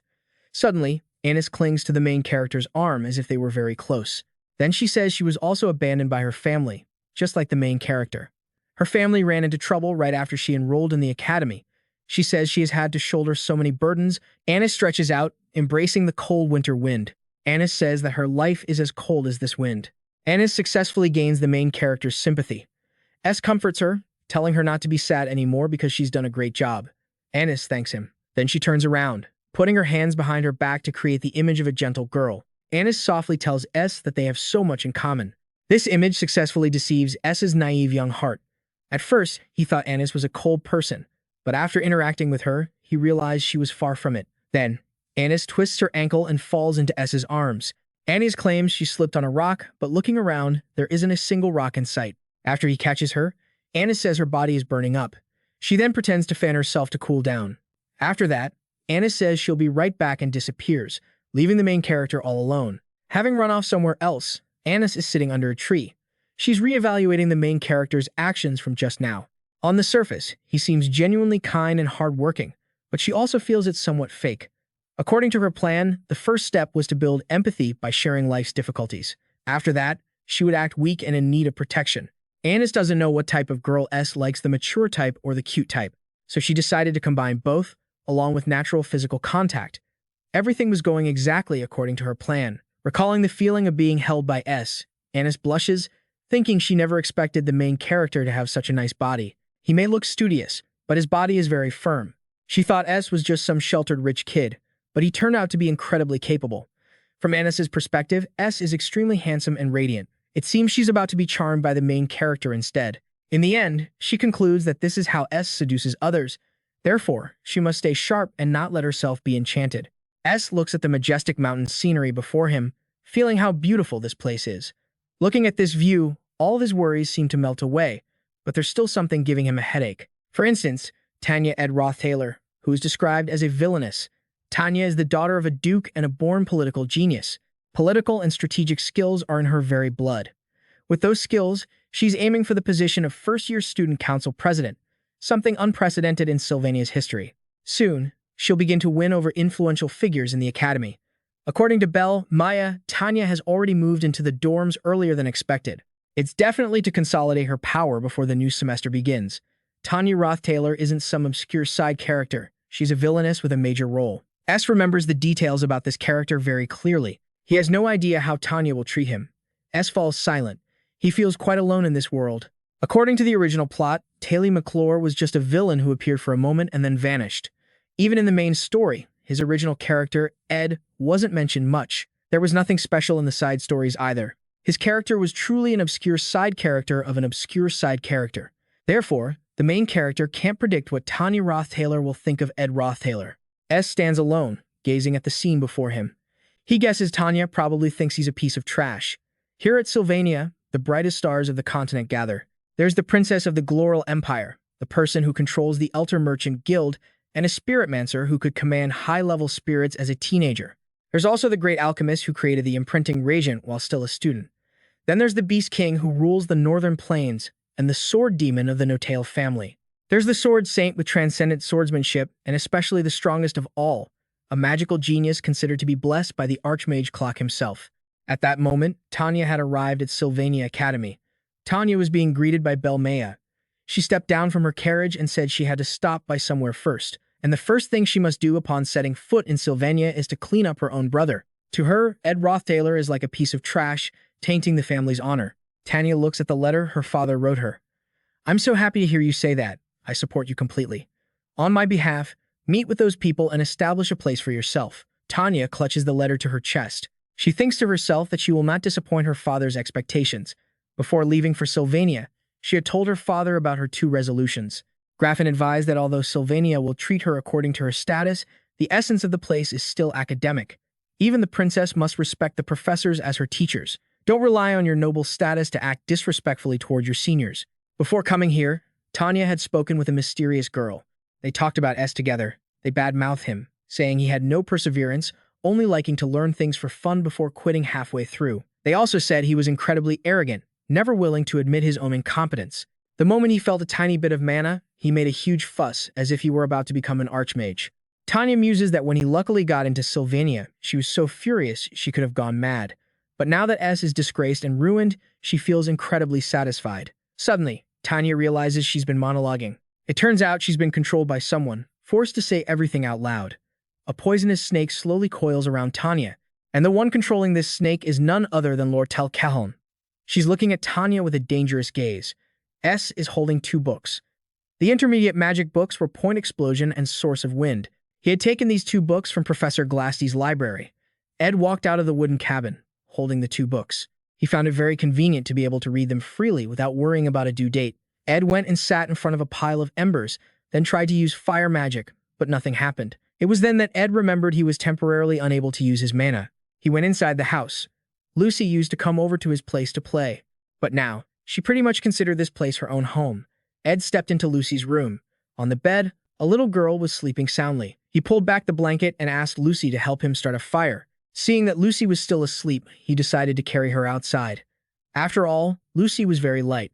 Ed pointed over to the fire pit. Lucy then held out her hand, and flames immediately burst to life. Lucy, who was now in Ed's arms, said she wanted to go outside, so he had carried her over to sit by the fire pit. Ed continued to read diligently. Lucy noticed a strange perfume scent on him. Previously, it had been Anis's perfume, from working with her all day and even hugging her when she pretended to fall. Then, Lucy knelt in front of Ed and worriedly asked if he had a fever. Lucy told him not to get sick, because if he did, he would die. She didn't want to lose him. Lucy thought his mana was in disarray and wanted to help him restore it, but as she was about to touch him, she realized that he was completely out of mana. The two of them looked into each other's eyes. Ed told Lucy not to worry, that he had everything under control. After that, Lucy asked Ed for a strange favor. She wanted him to pat her head. As a result, Lucy fell fast asleep on Ed's lap. Meanwhile, Ed was engrossed in his book, holding it with one hand while continuously patting Lucy's head with the other. A look of pure contentment appeared on Lucy's adorable face. Just then, a voice called out from a distance, "Long time no see, Senior Ed." The owner of the voice was none other than Lortell Callan. She approached with her arms crossed. Ed turned around. He said if Lortell was here about the matter from the other day, she could have just gone straight to the Merchant Guild, and he would have met her there. Lortell Callan replied that she wasn't here for that, but for something else. Then, she glanced over and saw Lucy lying on Ed's lap. The scene shifts to Sylvania Academy, where a smiling Tanya Rothtaylor is asking Elka Iceland to help her punish Ed. Tanya Rothtaylor said she would offer a worthy reward, like sharing some artifacts from the Ed Rothtaylor family's treasury. Hearing this, Elka Iceland's eyes lit up. However, Ziggs Effelstein, who was in the background, began to speak. He slowly jumped down and walked up to Tanya Rothtaylor. Seeing this upperclassman overflowing with mana, Tanya Rothtaylor wanted to recruit him for her team. Ziggs Effelstein coldly asked the blonde girl in front of him, "Are you Tanya Rothtaylor?" After Tanya Rothtaylor confirmed it, Ziggs Effelstein's attitude did a complete 180. He smiled brightly, looked over at Anka, and introduced the girl to his younger sister as Senior Ed's little sister. Then, Ziggs Effelstein took Tanya Rothtaylor's hand and placed a round-shaped item on it. Ziggs Effelstein instructed Tanya Rothtaylor not to use a new one, but to use this instead. It was a mandatory magic tool for class. He then turned and asked Anka if she still had Professor Dallop's tool. After that, the two siblings handed Tanya Rothtaylor a pile of things, documents, tools, and even Professor Halen's wreath. After taking care of the new student, the two of them felt very satisfied, even wiping their sweat as if it had been hard work. Meanwhile, Tanya Rothtaylor was left holding a pile of stuff with a bewildered look on her face. Even so, she still tried to ask them to help her deal with Ed. Ziggs Effelstein already knew the girl's intentions but pretended to sigh, deliberately saying that siblings often don't get along. Besides, Ed's personality is easy to misunderstand, he added. Then, Anka told him their train was about to depart. Ziggs Effelstein looked at the little girl, whose whole body was shaking from holding the heavy pile of stuff, which he found very satisfying. Ziggs Effelstein quickly said goodbye to Tanya Rothtaylor. Before leaving, he introduced himself as a very close friend of her older brother. Ziggs Effelstein walked over, patted Tanya Rothtaylor on the shoulder, and commented on how lucky she was to be born into such a rich and prosperous family. After saying that, the two siblings waved goodbye to Tanya Rothtaylor and took off. Tanya Rothtaylor was left there, having fallen to the ground under the pile of stuff. She lay on the ground and stared up at the sky, completely confused about what had just happened. In the faculty area, inside Professor C's office, Professor C had been working tirelessly day and night. She looked in the mirror and saw her own exhausted face, which looked like a dried-up corpse. Then, she heard Anis report that as long as they successfully finished next week's new student placement exam, she could rest for the remainder of the break. Professor C was so tired she was sprawled out on her desk, with no energy to even sit up. She exclaimed how remarkable Anis was. The energy of a 17-year-old is really something else. She's been working for 2 straight days and is still full of energy. As Anis tidied up the documents, she cursed inwardly that you couldn't trust these scholarship kids. Both of the first years, Onyx and Cleus, had done sloppy work, and in the end, she had to redo it all. But when she looked at the documents Ed had prepared, it was a completely different story. He had handled the paperwork very neatly. During the on-site survey, he even took meticulous notes. Ed's practical problem-solving skills far exceeded what she would expect from a noble. As Anis was lost in thought, Professor C came up and patted her on the shoulder. Professor C asked Anis, "So, what do you think of Ed? Is he what you expected?" Then, Professor C started to gossip and shared a secret about him. It was during the Ophilus occupation mission. Professor C needed to investigate Ed for something, so she had tailed him. And she discovered that he had set up a campsite that was even bigger and more impressive than her own research lab. Tools, a workbench, a fire pit, storage racks, a drying rack, a smoker, he had made it all himself. Professor C also recounted this to Professor Glast. She remarked that Ed Rothtaylor had clearly struggled a lot in life, yet his performance hadn't dropped. On the contrary, it had improved significantly. Even Professor Glass had to nod in praise of him. Professor C also told Annis that Ed had even made pacts with several spirits. After listening to Professor C's story, Annis finally understood why a noble like Ed could work so meticulously. While sipping her coffee, Professor C asked Annis if she thought she and Ed Rothtaylor had a lot in common. Annis rested her chin on her hand, thinking. Although Professor C held him in high regard, she didn't want to just trust someone else's assessment, nor did she want to support Janica Failover's love life. After interacting with him directly, she found nothing to criticize about Ed. He was a kind and sincere young man. Good-looking, not at all arrogant, and seemed quite gallant. Annis had also accidentally discovered that he had a very nice body, and the scent on him was also pleasant. Seeing Annis lost in her thoughts, Professor C asked curiously, "Is your head in the clouds?" She had never seen Annis act like this before. Annis then snapped out of it, feeling rather hot, and went straight to open the window. The wind blowing in from the window sent Professor C's documents flying everywhere. Seeing Annis's strange behavior, Professor C asked with concern if she had been working too hard. Annis stood by the window, staring blankly outside. She felt that something was wrong with her. It seemed she had fallen for the main character. After hearing Professor C constantly praise S's efforts and learning that S had made a pact with a spirit, she guessed that it must be a powerful and reliable one that could report everything back to Janica. Annis bit her lip, trembling as if she were hatching some kind of plan. Professor C just thought Annis was probably tired from working so hard, so he decided to step out and get her something to eat. But when he turned back, the room was empty, with only her documents scattered about. Annis herself was nowhere to be found. In the northern forest, under the tree where Janica often met with the spirits, Janica recalled the teachings of the Failover family, to live in harmony and have a kind heart. It was because of this that Janica Failover was always loved by everyone and never felt lonely. But life isn't always so peaceful. Right now, Janica Failover was sitting with her face in her hands, crying endlessly, murmuring the names Annis and S. Just then, Tanya Rothtaylor called out to Janica from a distance. Tanya Rothtaylor wanted to introduce herself and have a chat with Janica. According to the information she had, Janica Failover was a third-year student renowned for her outstanding talent. She was one of the aces of her year. To achieve her goal, Tanya Rothtaylor had to win Janica over to her side. This was all, according to Lortell Kellen's instructions. From what Tanya Rothtaylor knew, Janica was a kind and thoughtful girl who always listened to and trusted everyone. But what was this sight before her eyes? Janica was sitting atop a high-level fire spirit, which was roaring in what seemed to be a fit of rage. And Janica, she looked like a grim reaper, her eyes lifeless as tears streamed down her face. Meanwhile, in the wooden cabin, Lortell Kellen was talking with S. She informed him that the production materials he wanted had arrived, and she had managed to find almost everything. However, she hadn't found the legendary-grade materials yet, as those were incredibly difficult to find during the winter. S poured Lortell Kellen a drink and thanked her for going through so much trouble to help him. Lortell Kellen stretched and said it was no big deal, telling S not to worry about it. Seeing that she looked tired, the main character offered her the drink and asked why she didn't rest instead of coming all this way. After all, the distance from where Lortell Kellen lived to here wasn't exactly short. Lortell accepted the cup of tea, closed her eyes, and savored its aroma, before saying that she came here precisely to rest. The moon was beginning to set, and everyone was sinking into their winter slumber. For the main character, however, winter was extremely harsh. He still had so much work to do. After sitting for a while, Lortell finally decided to ask about something that had been bugging her, which was, why was Lucy sleeping on S's lap? Hearing this, S casually replied, because it's winter. Seeing his non-answer of an answer, Lortell Kellen angrily slammed her cup down. Realizing she might have overreacted, Lo quickly changed the subject. She said that besides the props, she had come here for another reason. When S asked what it was, Lortell Kellen materialized a book and an accompanying letter. She held the letter up and, with a gentle smile, said to S, "This is quite interesting, isn't it? Since you're the one who asked me to auction off the sage's secret scripture." She leaned in close to S and said that a merchant never does business at a loss.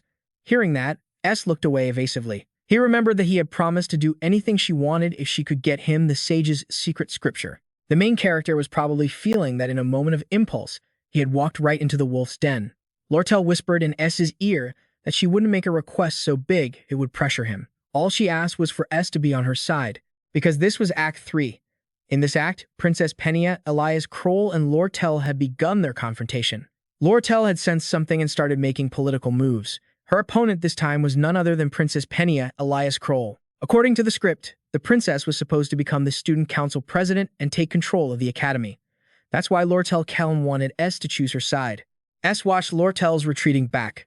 He recalled that the one who would decide the winner of this battle was the main character, Taylor McClure, not an insignificant side character like him. Lortell agreed with S's assessment. That's right. Even though your reputation at the academy is growing, senior, your support won't have a major impact. After all, you're just a student.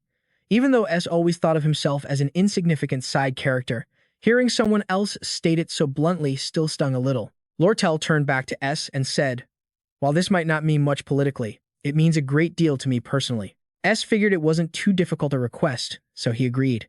Afterwards, Lortell tossed the letter into the fire. Reflected in S's eyes was the image of a girl with a genuinely happy smile. S knew that Lortell wore many masks, but this was the first time he had ever seen her smile so brightly. The next morning, though it was the dead of winter, the sun was out. S stepped out of his room and stretched. A drowsy Lucy stumbled along behind him. He recalled his long conversation with Lortell the previous night. They had talked about Ed Rothtaylor. Lortell mentioned that she had met S's younger sister, and it seemed Ed Rothtaylor really hated her brother. She was curious if Ed Rothtaylor and S were truly enemies, or if it was just a simple sibling rivalry. Lortell found the girl, Ed Rothtaylor, to be a bit charming and had introduced her to some other friends.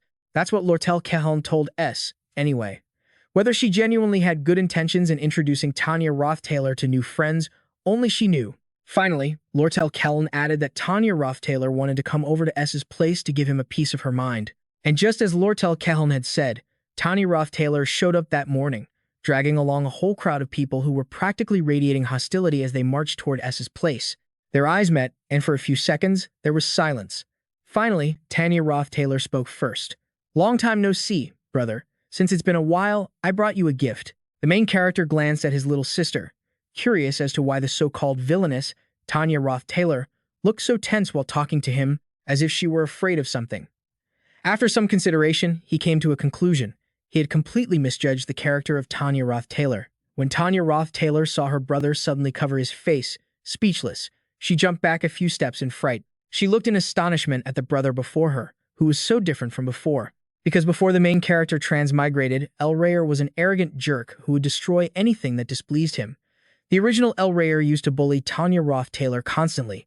Since Ed Rothtaylor was good at suppressing her emotions, the original El Rayer would bully the maids and humiliate her during meals. His goal was to push Ed Rothtaylor until she couldn't take it anymore and finally exploded in anger. If Ed Rothtaylor got angry, he would hurl insults at her, claiming she wasn't worthy of being a noble. Remembering the arrogant brother from the past and looking at the gentle one before her now, Ed Rothtaylor found it hard to believe. S thanked her for the gift and said he would put it to good use.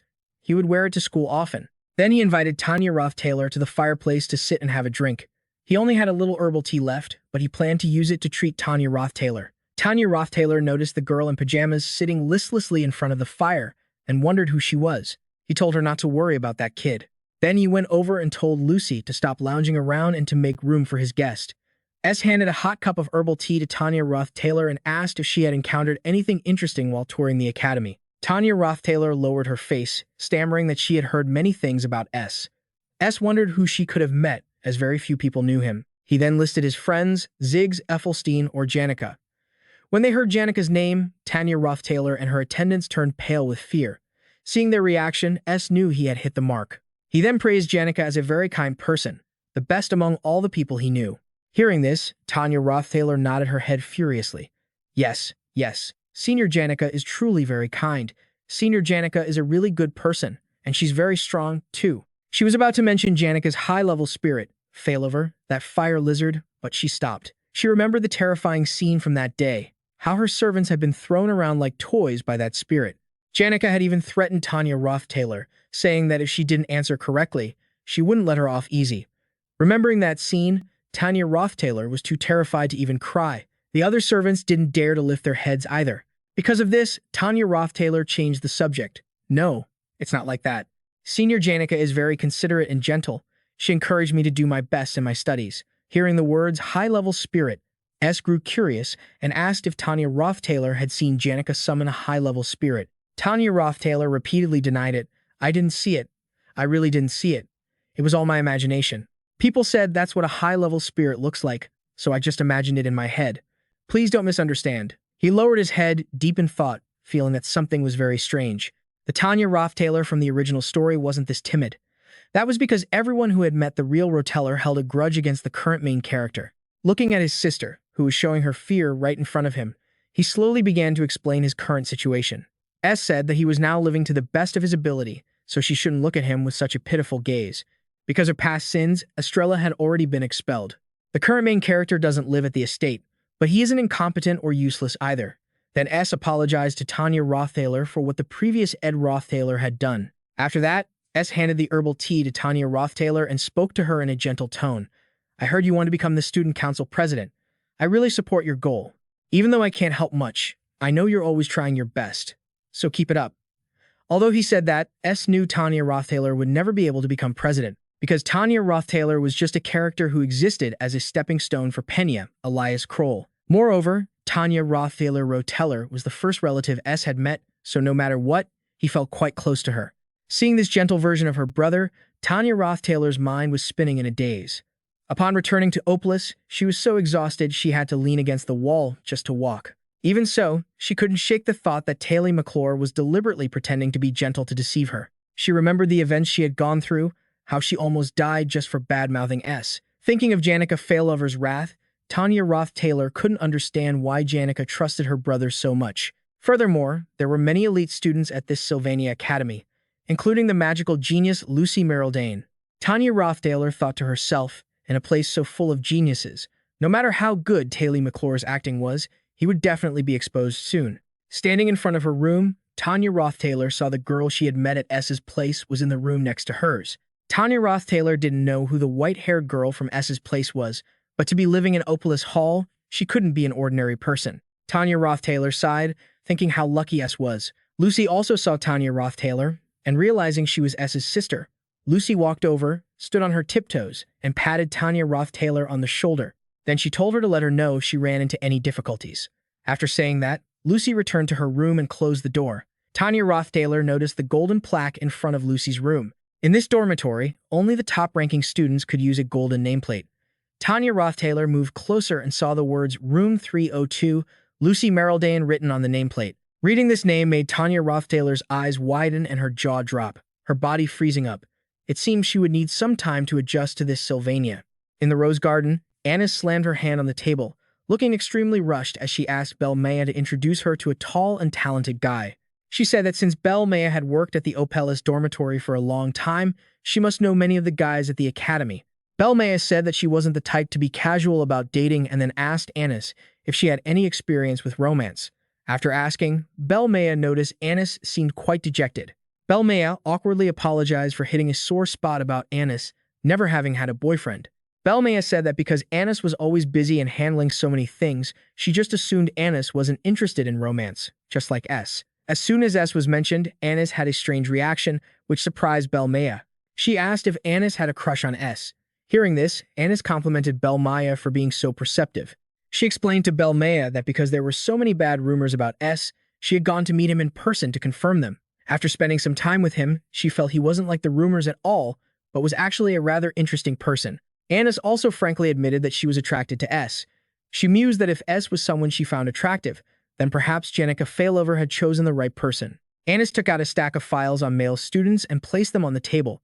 She wanted to quickly sort out her feelings so she wouldn't get in too deep. She wanted to find someone else and publicly announce that she and that guy were a couple. Belmaya, ever perceptive, figured it out. She asked Annis if Janica Failover had already realized her feelings. Belmaya slowly sat down. She felt that it was too unfair for Annis to have to find a replacement just because of that. Annis closed her eyes, sadly recounting that she had run into Janica Failover yesterday while passing by the faculty building. She couldn't greet Janica because the atmosphere between the two of them was very awkward. Janica looked very sad. Annis's eyes filled with tears, and her whole body trembled because next week, during the placement exams, she would be proctoring with S. She didn't know how she was going to face Janica. She felt incredibly guilty towards Janica, but Belmaya said that things weren't as serious as Annis thought. On the contrary, it could bring about.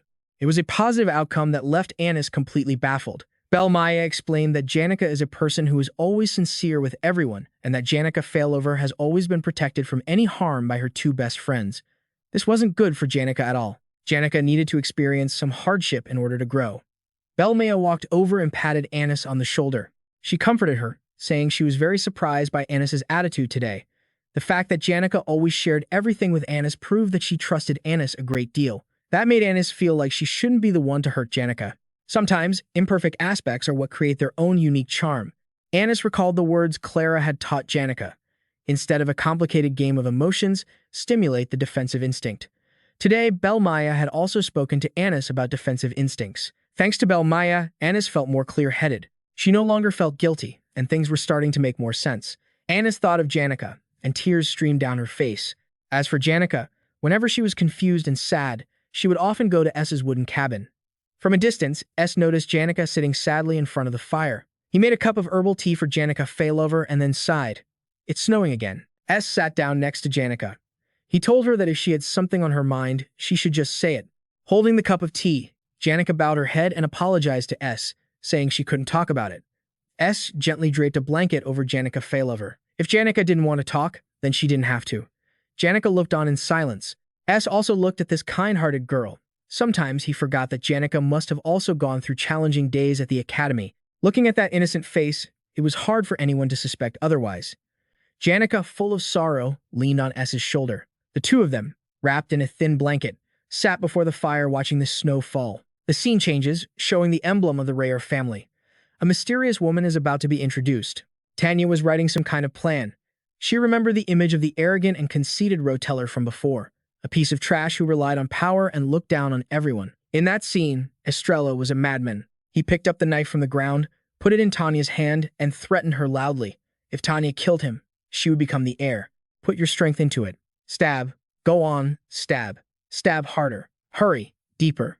Tanya collapsed to the ground, exhausted. That was the daily life she had to endure. That look in his eyes. She had been crushed by that gaze for half her life. Estrella never hit her, but she felt like she was living as a soulless corpse in that mansion. Now that she had been expelled, she had to use this opportunity to prove herself, and the student council president election was her only chance. Her first plan involved the class placement exam. The day of the exam arrived, set to take place on the snow-covered path they had previously scouted. Anis walked ahead, repeatedly yelling for him not to come near her. S looked at the girl with a puzzled expression. He felt that girls were truly strange. Professor Cleo Elpin stood nearby, watching his teaching assistants. Their group was on their way to prepare for the exam. Unlike the previous exam in the northern forest, this one would take place on Mount Oren. Since Professor Glass was absent, Professor Cleo Elpin would be in charge of the exam. In the last term, students had to search for magic gems hidden on the mountain. This term, they had to find magic stones. However, these stones were very easy to spot. They were placed everywhere. Anyone who found a magic stone and placed it on the replacement altar would have a chance to enter Glass A. It sounded easy, but don't forget. Professor Cleo Elpin is Professor Glass's student. Like master, like pupil. Besides finding the stones, they had to defeat countless monsters and wild animals. Only the freshmen who survived could enter Glass A. According to the original plot, the difficulty of this battle was absurd. This mission was called the Mount Oren Survival, nicknamed Hell. In the end, among all the new students at Sylvania Academy this year, not a single one made it into Glass A. S and his friends were busy preparing for the placement exam. Since the fact that no one got into Glass A was linked to an important future event, S decided to keep the plot intact. Therefore, S made a special suggestion to Professor Cleo Elpin regarding the difficulty. Professor Cleo Elpin considered the dangers she had already arranged for the freshmen, and adding S's idea on top of it, she let out a sinister laugh. However, even if it was a hellish survival test, they had to ensure that no new students were killed or injured. That's why the monsters arranged to fight the students were created from holographic magic discs. Their job was just to finish the installation and ensure everything was safe. Notably, there were two types of holographic magic discs, and the one Anis was holding was the most important. As it turned out, this disc was the very reason no one got into Glass A. This disc would summon illusions of high-level monsters. Anis was struggling to haul the disc up the mountain. S saw that she looked quite tired and wanted to go and lend a hand. Anis thought someone was approaching to thank her. Before she could finish her sentence, she turned to see that the person who wanted to help her was S. She panicked and backed away. She slipped and fell, but S quickly caught her. However, the disc had already fallen down the mountain. Everyone watched in horror as the disc rolled rapidly downhill. Luckily, Clemius managed to catch it. S was holding Anis, and seeing that the disc was safe, he let out a sigh of relief. As expected of the top student, Annis, at this point, was frozen. Her face beat red. Cleus was about to hand the disc to Annis, but something terrible happened. The disc shattered into pieces. What was worse, this was the most important purple disc. During last year's practical combat test, the event where Taylor McClure defeated Lucy for the first time left everyone completely stunned. Although the script had been altered, even leading to Janica's power awakening, this year's practical combat test was still a crucial event. The talented first-year students would challenge the generation of figures who were already famous throughout the academy, and when the battle began, the first years disregarded the rules, using every trick in the book to win. But all of them were single-handedly stopped by Taylor McClure. After a year of arduous training, Taylor McClure demonstrated his overwhelming power in front of everyone, and there was a mysterious girl who had hidden herself in the crowd to witness it. That person was the Saintess, Clarice. She had witnessed the battle and taken notice of Taylor McClure. From then on, the curtain began to fall. Although it was moving to witness Taylor McClure's growth, the relationship between the Saintess and Taylor McClure was extremely important. Both the battle with Lucy in Act 3 and subsequent events would require her power. Therefore, this event had to proceed according to the script. That meant the first-year students had to rebel as expected.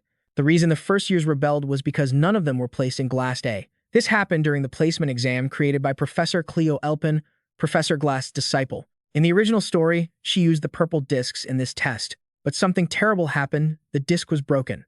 Everyone was in a panic. Professor Cleo Elpin suggested that it had to be taken for repairs immediately. Annis hung her head in shame. Being a perfectionist, she was absolutely crushed that such an important prop was broken. Meanwhile, S was deep in thought about the plot, probably trying to figure out a solution to keep everything going according to plan. Annis hung her head and apologized to everyone, knowing that just complaining wouldn't do any good. At this rate, way too many students would be placed in Class A. The main character came up with a plan and grabbed Cleus. The scene shifts to the entrance of Mount Oron, the location for the placement test. Ed Rothtaylor and the others were respectfully greeting the Saintess. At Sylvania Academy, it didn't matter if you were a noble or a princess. Once you put on that uniform, everyone was equal. However, there was one exception. The spiritual shepherd to millions of Toast followers, Saintess Clarice. She walked among the students with an air of importance. Clarice felt that the students' lives were already tiring enough, so she wished to dispense with some of the formalities. Just then, Ed Rothtaylor approached Clarice to strike up a conversation. She introduced herself as Ed Rothtaylor, the heir to the Rothtaylor family. The Saintess mentioned that she had once baptized the family head, Crepin Rothtaylor, though she admitted she was quite young at the time and didn't remember it well. Tanya Rothtaylor bowed her head, expressing her desire to be baptized by the Saintess as well when she came of age. Everything was going exactly according to Tanya Rothtaylor's plan. Meeting the Saintess in front of everyone was the perfect performance to garner support for the election. Right then, a firework shot up, exploding in the sky to signal the start of the test. The combat division gathered in the square, the magic division at the entrance to Mount Oron, and the alchemy division in the basement of the Obel building. Although their gathering places and the content of their tests were different, everyone's goal was the same: to get into Class A. The perks of getting into Class A included a full tuition waiver, residence in the Ophilus Tower, and free use of all student facilities. You also got to possess the symbol of honor and glory reserved for A-rank students. That red-haired guy quickly found a stone. He smugly thought this test seemed pretty easy. A purple-haired guy saw him standing around, muttering to himself after finding a stone, and quickly zipped past him. As he ran, he taunted him, saying that while they were busy talking to themselves, he was going to get a head start, which made the red-haired guy fume with anger. Tanya Rothtaylor also found his stone at this point, thinking to herself that it surely couldn't be as simple as just bringing it to the shrine. There had to be challenges designed to weed people out. Instead of wasting her energy, she decided to proceed with caution. Just then, she heard a cry from a distance. Tanya Rothtaylor turned to see a girl kneeling on the ground, her shoes kicked off to the side. Tanya Rothtaylor kindly approached and asked if she was hurt, offering to go get a teacher. But the short-haired girl replied that wasn't it. In reality, she just wanted to experience the feeling of walking barefoot in the snow. Tanya Rothtaylor found this girl incredibly strange. The short-haired girl, full of life, said this was one of the things she'd always wanted to do. Before, she could only imagine it, never expecting the snow to be so soft. Tanya Rothtaylor stared at the girl, guessing she must have suffered a head injury during the test. What a poor thing, she thought. Then Tanya Rothtaylor crossed her arms, put on a haughty expression, and introduced herself. I am Tanya Rothtaylor, second daughter of Duke Rothtaylor. It seems we are classmates. Hearing the name Rothtaylor, the short-haired girl's eyes lit up. She said the Rothtaylor family was so prestigious and that everyone in it was talented. However, Tanya Rothtaylor didn't see it that way. She believed that no matter how powerful a family was, after a long time, some scum and villains were bound to appear. And of course, the person Tanya Rothtaylor was referring to was her own older brother. She felt that even though her brother seemed to have changed a lot at the campsite, she still didn't know who he truly was. This was because the fear he had instilled in her was deeply ingrained in her mind. The short-haired girl trotted along behind Tanya Rothtaylor, looking at her with sparkling eyes. She said that since she was just a commoner from the remote countryside, she had to be formal with Tanya Rothtaylor. But Tanya Rothtaylor told her not to bother, since this was Sylvania. Hearing that, the short-haired girl smiled brightly. She then introduced herself as Killy, from a small eastern country called Terran. But Tanya Rothtaylor didn't seem very enthusiastic.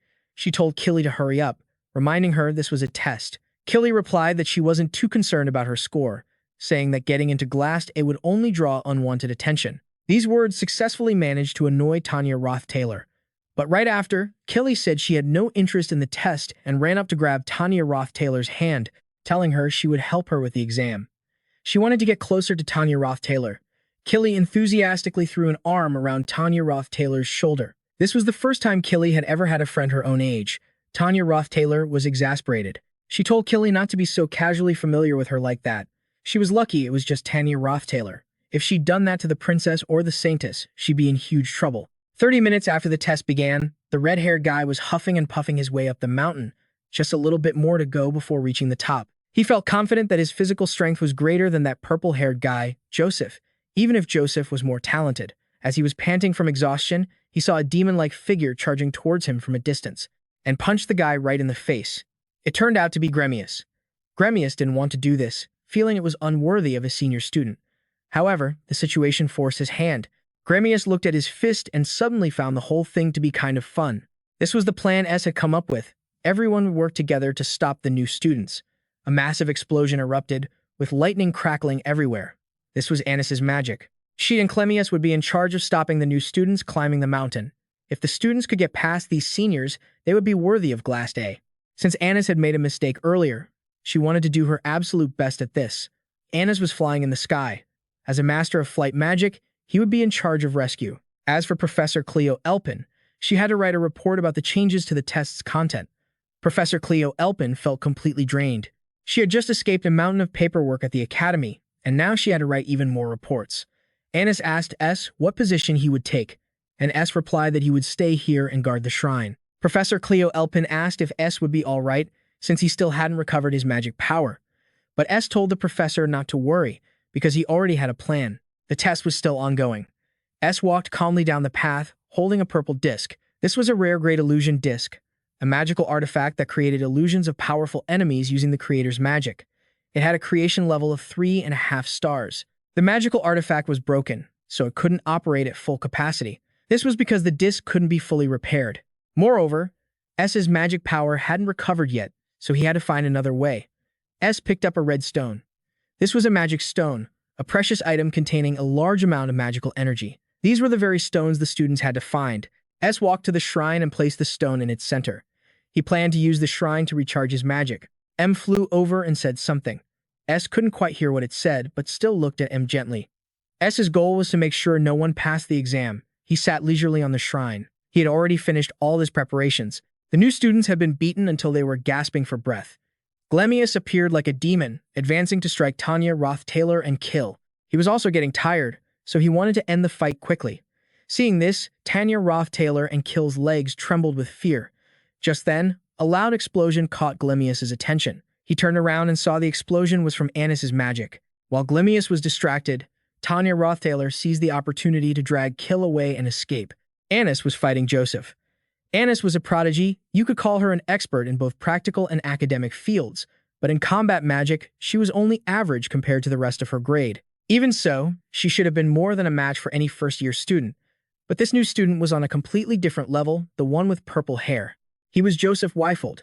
Joseph had become the youngest researcher at the Magic Association and could already use intermediate-level magic freely. In short, he was a genius, a top candidate for the teaching assistant position. Seeing Anis so angry, Joseph consoled her, saying that this just wasn't her area of expertise. It wasn't suited for combat, but it would be suitable somewhere else. However, what really bothered Anis wasn't losing this fight. She told Joseph to hurry up and leave if he had won. She was someone who always appeared perfect, without any flaws. Yet today, she had damaged the equipment and even let S lead her into a different situation. She was assigned to block the northern entrance, but she failed against a new student. However, she was more angry with herself, because when she failed, the first thing she thought of was S's face. At the shrine area, S was finally waiting for his first challenger. S looked at Joseph and asked if he knew the content of the test yet. All he had to do was place the mana stone he found on the shrine, but of course, he had to get through our main character first. Joseph had one hand in his pocket. He felt this testing method was very strange. If Joseph won and successfully placed the mana stone, who would the students behind him have to fight? He guessed this must be a poorly prepared backup plan. Joseph noticed the purple disc next to S. The color of this disc was very different. Joseph guessed it had been modified and was something to watch out for. Then, Joseph looked toward our main character. He judged that S was a magic user but couldn't sense a single drop of mana from him. Moreover, there were traces of mana stone usage. Using a mana stone against the first opponent indicated that S's total mana capacity was very low. Joseph felt a bit disappointed in the Sylvania Academy. He thought he would learn something, but seeing this, Joseph decided it would be better to think about the Academy's food instead.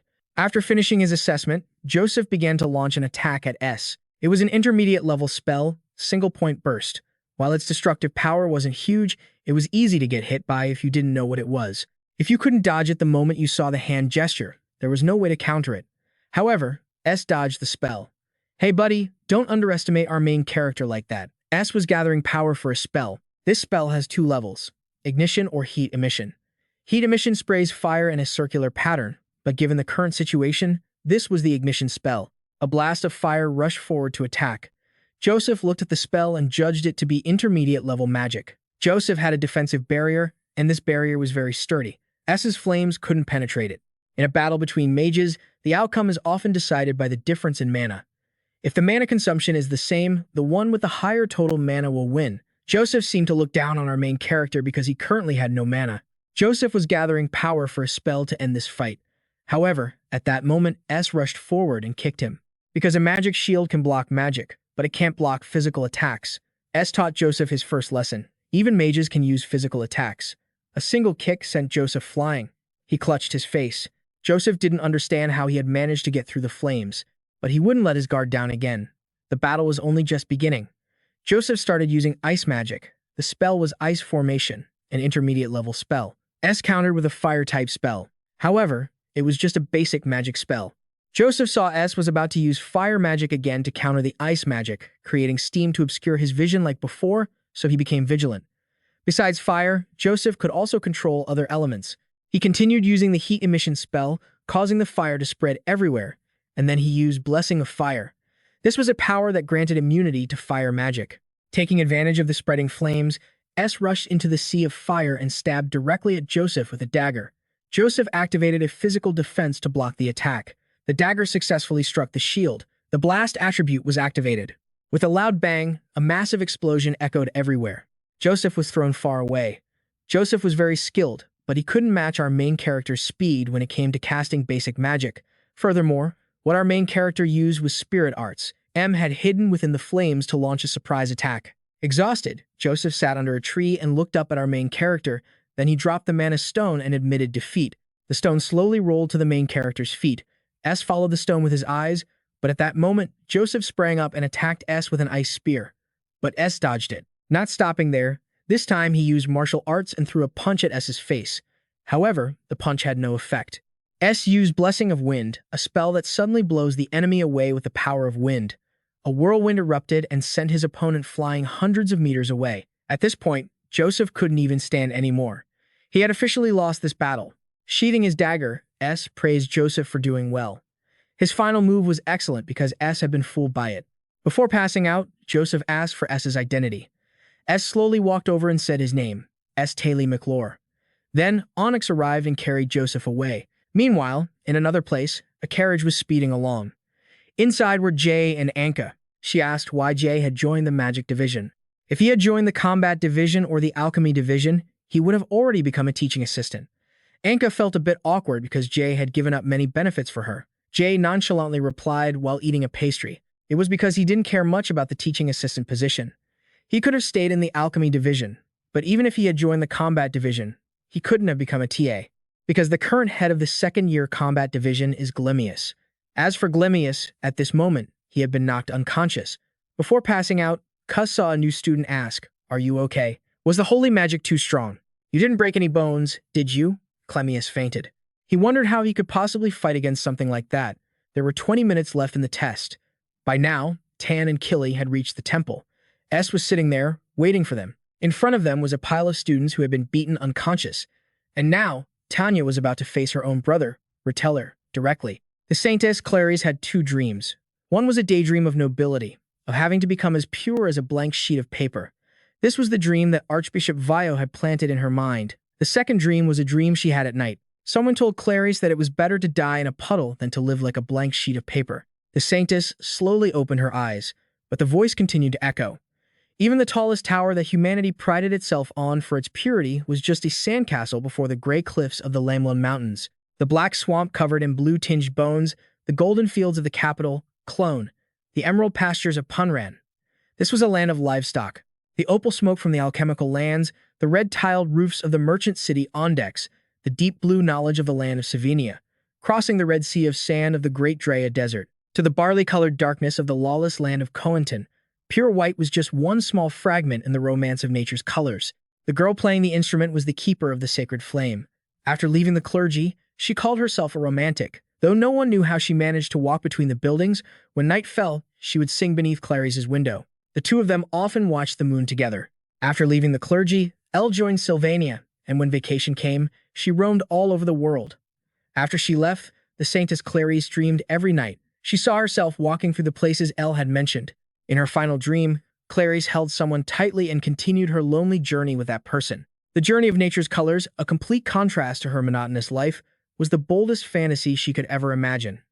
The scene changes. Killy is sitting in front of a mirror, with Priest Vadio standing behind her, reminding her to always be careful not to let her true identity be discovered and to always carry her magical tool with her. Vio leaned in close to Killy and said, "The Saintess is always protected by holy power, so there's probably less to worry about."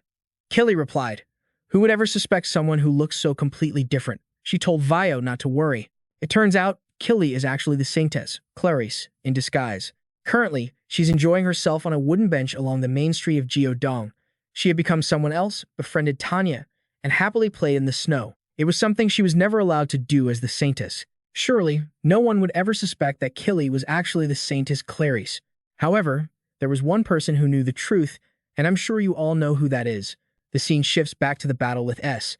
Tanya saw the final test. She had to fight her own brother, which left her stunned. S gave her two choices, either leave or continue to fight. Then S unleashed an incredibly powerful wind spell. The force of the wind continuously battered Tanya's and Killy's bodies. Tanya looked at her brother. Even a student who had practiced summoning their whole life would find it difficult to reach S's current level. A spirit summoner who can control 5 or 6 mid-tier spirits is already considered a master. However, S could control a high-tier spirit. Killy advised Tanya to give up to avoid getting seriously injured. Tanya stared at the scene before her. Seeing the high-tier spirit brought back the painful memory of her first encounter with Janica, but she didn't want to lose to S here, because if she gave up now, it would be no different from how things were before. Tanya told Killy that she wouldn't give up. High status and power means shouldering a corresponding responsibility. Tanya tried to take step after step forward, but the wind relentlessly pushed her back. In the end, both of them were sent flying far away. Lying on the ground, Killy looked at the young man in front of them. She thought to herself, that's Tanya's brother? When it came to the Ed Rothtaylor family, Killy had always pictured well-groomed men, a forgiving smile and a courteous demeanor like Graffin. But when she heard about the son of the Ed Rothtaylor family who was the complete opposite of his father, she assumed he was some kind of good-for-nothing playboy. Plus, Tanya really hated this good-for-nothing playboy brother of hers. And since Tanya was Killy's friend, she decided to use her unique skill. She has an ability where if any enemy intends to harm her, her body automatically activates a magic spell. Mid-tier, holy magic or higher. This is a unique type of magic. Unless, in very specific situations, it makes her nearly immortal. Tanya turned around, afraid that if that magic was used, Killy would get hurt. Besides, Killy had already said she didn't care about the exam. But by then, Killy had already stepped forward. She was doing this because Tanya had said that Ed Rothtaylor was an extremely evil person. And since Tanya was also her first friend at Sylvania, she decided to help her friend. Tanya recognized that power because it was the same power that had defeated Clemus earlier. Tanya watched the imposing back of her friend as she charged straight ahead. But reality was not what Tanya imagined. Killy wasn't imposing at all. She was running and crying at the same time. The wolf looked at the small girl rushing towards it. It attacked her with its claws, and just like that, the holy magic activated, sending a counterattack back at the wolf, making it howl in pain. Killy's holy magic and S's wind spell clashed directly. But then, Killy was pushed far back. S looked at the girl in front of him and asked coldly, "Is that all?" At that exact moment, Tanya seized the opportunity to get close and launch an attack on S. Tanya used Outburst, a basic wind-type magic spell, hitting S head-on, which sent him flying back before he slowly vanished. It turns out the person who had been attacking them all this time was an illusion of S, created from the disc they had broken. Tanya sat on the ground, stunned, as arrows started flying toward her. Tanya couldn't believe her eyes. The person who once couldn't even hold the hilt of a sword now knew how to shoot a bow. What's more, those arrows were made of mana. Ed drew his bow. He warned his sister that the last arrow was just a reminder. Seeing Rotair slowly walking towards her brought back her painful memories of the past. She closed her eyes, a tear rolling down her cheek. She was bracing herself for her brother's attack. And then, nothing happened. Tanya opened her eyes and saw Ed picking up a stone and kneeling on one knee before her. Ed spoke in a gentle tone. "If I went easy on you, knowing your personality, you would have probably exploded with rage, right?" Ed praised Tanya, saying she was amazing because if it were him, he would have run for the hills. Yet, Tanya managed to attack him, even if it was just an illusion. Once again, Ed saw his sister in a new light. Tanya felt the same way. She sensed that Ed Rothtaylor had changed this time, and what's more, S was wearing the gift she had given him. Seeing S treat her so gently, Tanya burst into tears, sobbing uncontrollably. Seeing his sister crying so miserably, he couldn't understand why. He even thought it was because she hadn't gotten into Glaskan that Tanya was crying so hard. When Killy saw Tanya crying, she ran over to hug her friend and even threatened S. Just then, Professor Cleo Elpin called from a distance, asking for a hand. The competition was over, and Gramius had been knocked unconscious. At the same time, the effects of Killy's voice and transformation were gradually wearing off. The reason was that her magical artifact had been knocked away during her fight with S. Priest Vio had warned her to always keep it with her. Otherwise, the transformation would lose its effect. From afar, Professor Cleo Elpin had noticed this. Killy's body was slowly reverting to the form of Sanctus Clarice. Fortunately, the artifact was found and given to S. Then, S placed it in Killy's hand and told her to keep it safe and not lose it again. After that, S went over to Professor Cleo Elpin. The new student placement exam was over. S had brought everything back to the original script. The protagonist and Professor Cleo Elpin slowly walked away, but Killy just stood there, staring blankly at S's retreating figure. Professor Cleo Elpin returned to her group of teaching assistants. She said S looked very tired now, so she told everyone to handle the remaining tasks and let S rest. Professor Cleo Elpin asked Onyx to help her with Clemius. Onyx looked towards the temple. It seemed he had just witnessed that scene. S collapsed to the ground. He gazed up at the vast night sky. Just then, a voice spoke to S. "Did you know? I believe there is a beauty that transcends all ages, and the clearest proof of that is the sky. Even a work of art worth 1,000 gold pieces will have people who like it and people who don't. But there's no one who can look at that sunset and not find it beautiful." That voice belonged to Marilda, a superior wind spirit, a high-level spirit who had a pact with S. It sat on S's head and slowly began to talk about the philosophy of life. A flat and dry life is the most terrible curse a human can experience. That's why you must learn to be moved by the small things and find meaning in ordinary tasks. If a human's life can be compared to the 4 seasons, then a spirit's life is surely one long winter. A life without ups and downs, a barren life. And you, S, are the same, always meticulous and leaving no openings. But when it comes to yourself, you're sensitive and get exhausted very easily, often getting hurt. Your life, S, is nothing but hard work and getting injured. That's the clearest proof. S told him to just get to the point and stop beating around the bush. Marilda got straight to it, telling S to try going on a date, and it recommended Janik, saying she was a kind person, lively and friendly, yet strong and reliable. Then Marilda asked S if he thought he was right. Because Marilda is Janika's best friend. He was the spirit who was always coming up with ways for Janica to pursue S. Moore performed a military salute and agreed with Marilda's opinion. It even flattered him, saying Marilda's advice was like the Bible to spirits. Then Moore noticed Marilda's expression growing colder and colder. It knew it had said something wrong, so it lay down and played dead. Just then, S remembered something. He turned and asked Marilda why Janica had seemed so sad lately. However, because Janica didn't want to talk about it, Marilda wouldn't tell S. Marilda looked up at the sky, thinking that Janica needed to experience winter at least once in order to grow up. Marilda also felt guilty for having accidentally drained all of S's magic. S sat up. He currently felt like he had no strength left in his body. With S's current mana, summoning a spirit like Merilda, even in this small form, was an extremely difficult feat. Merilda suggested to S that it had many other forms. It could take on any beautiful form he wanted. However, given S's current condition, he couldn't handle it and didn't have the strength to summon him.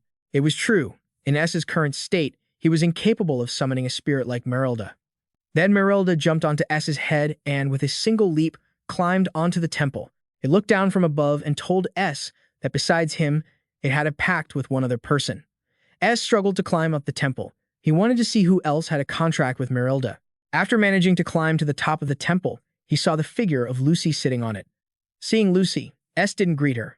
He said, "Isn't this not the ideal place for a nap?" Lucy sat enjoying the breeze and replied that she hadn't come here to nap. If she wanted to nap, she would have chosen that log cabin. Lucy also emphasized that she didn't like being in an empty house, so she came here for a walk. S looked down from the top of the temple. This was the setting for the final scene of Act 3. In this act, the Saintess and the Church begin to suspect the cults. The apostles of Telos arrive on the island and declare they will pass judgment on Saintess Clarice. The characters from the Academy also gather under the Archbishop's orders, unaware of the situation.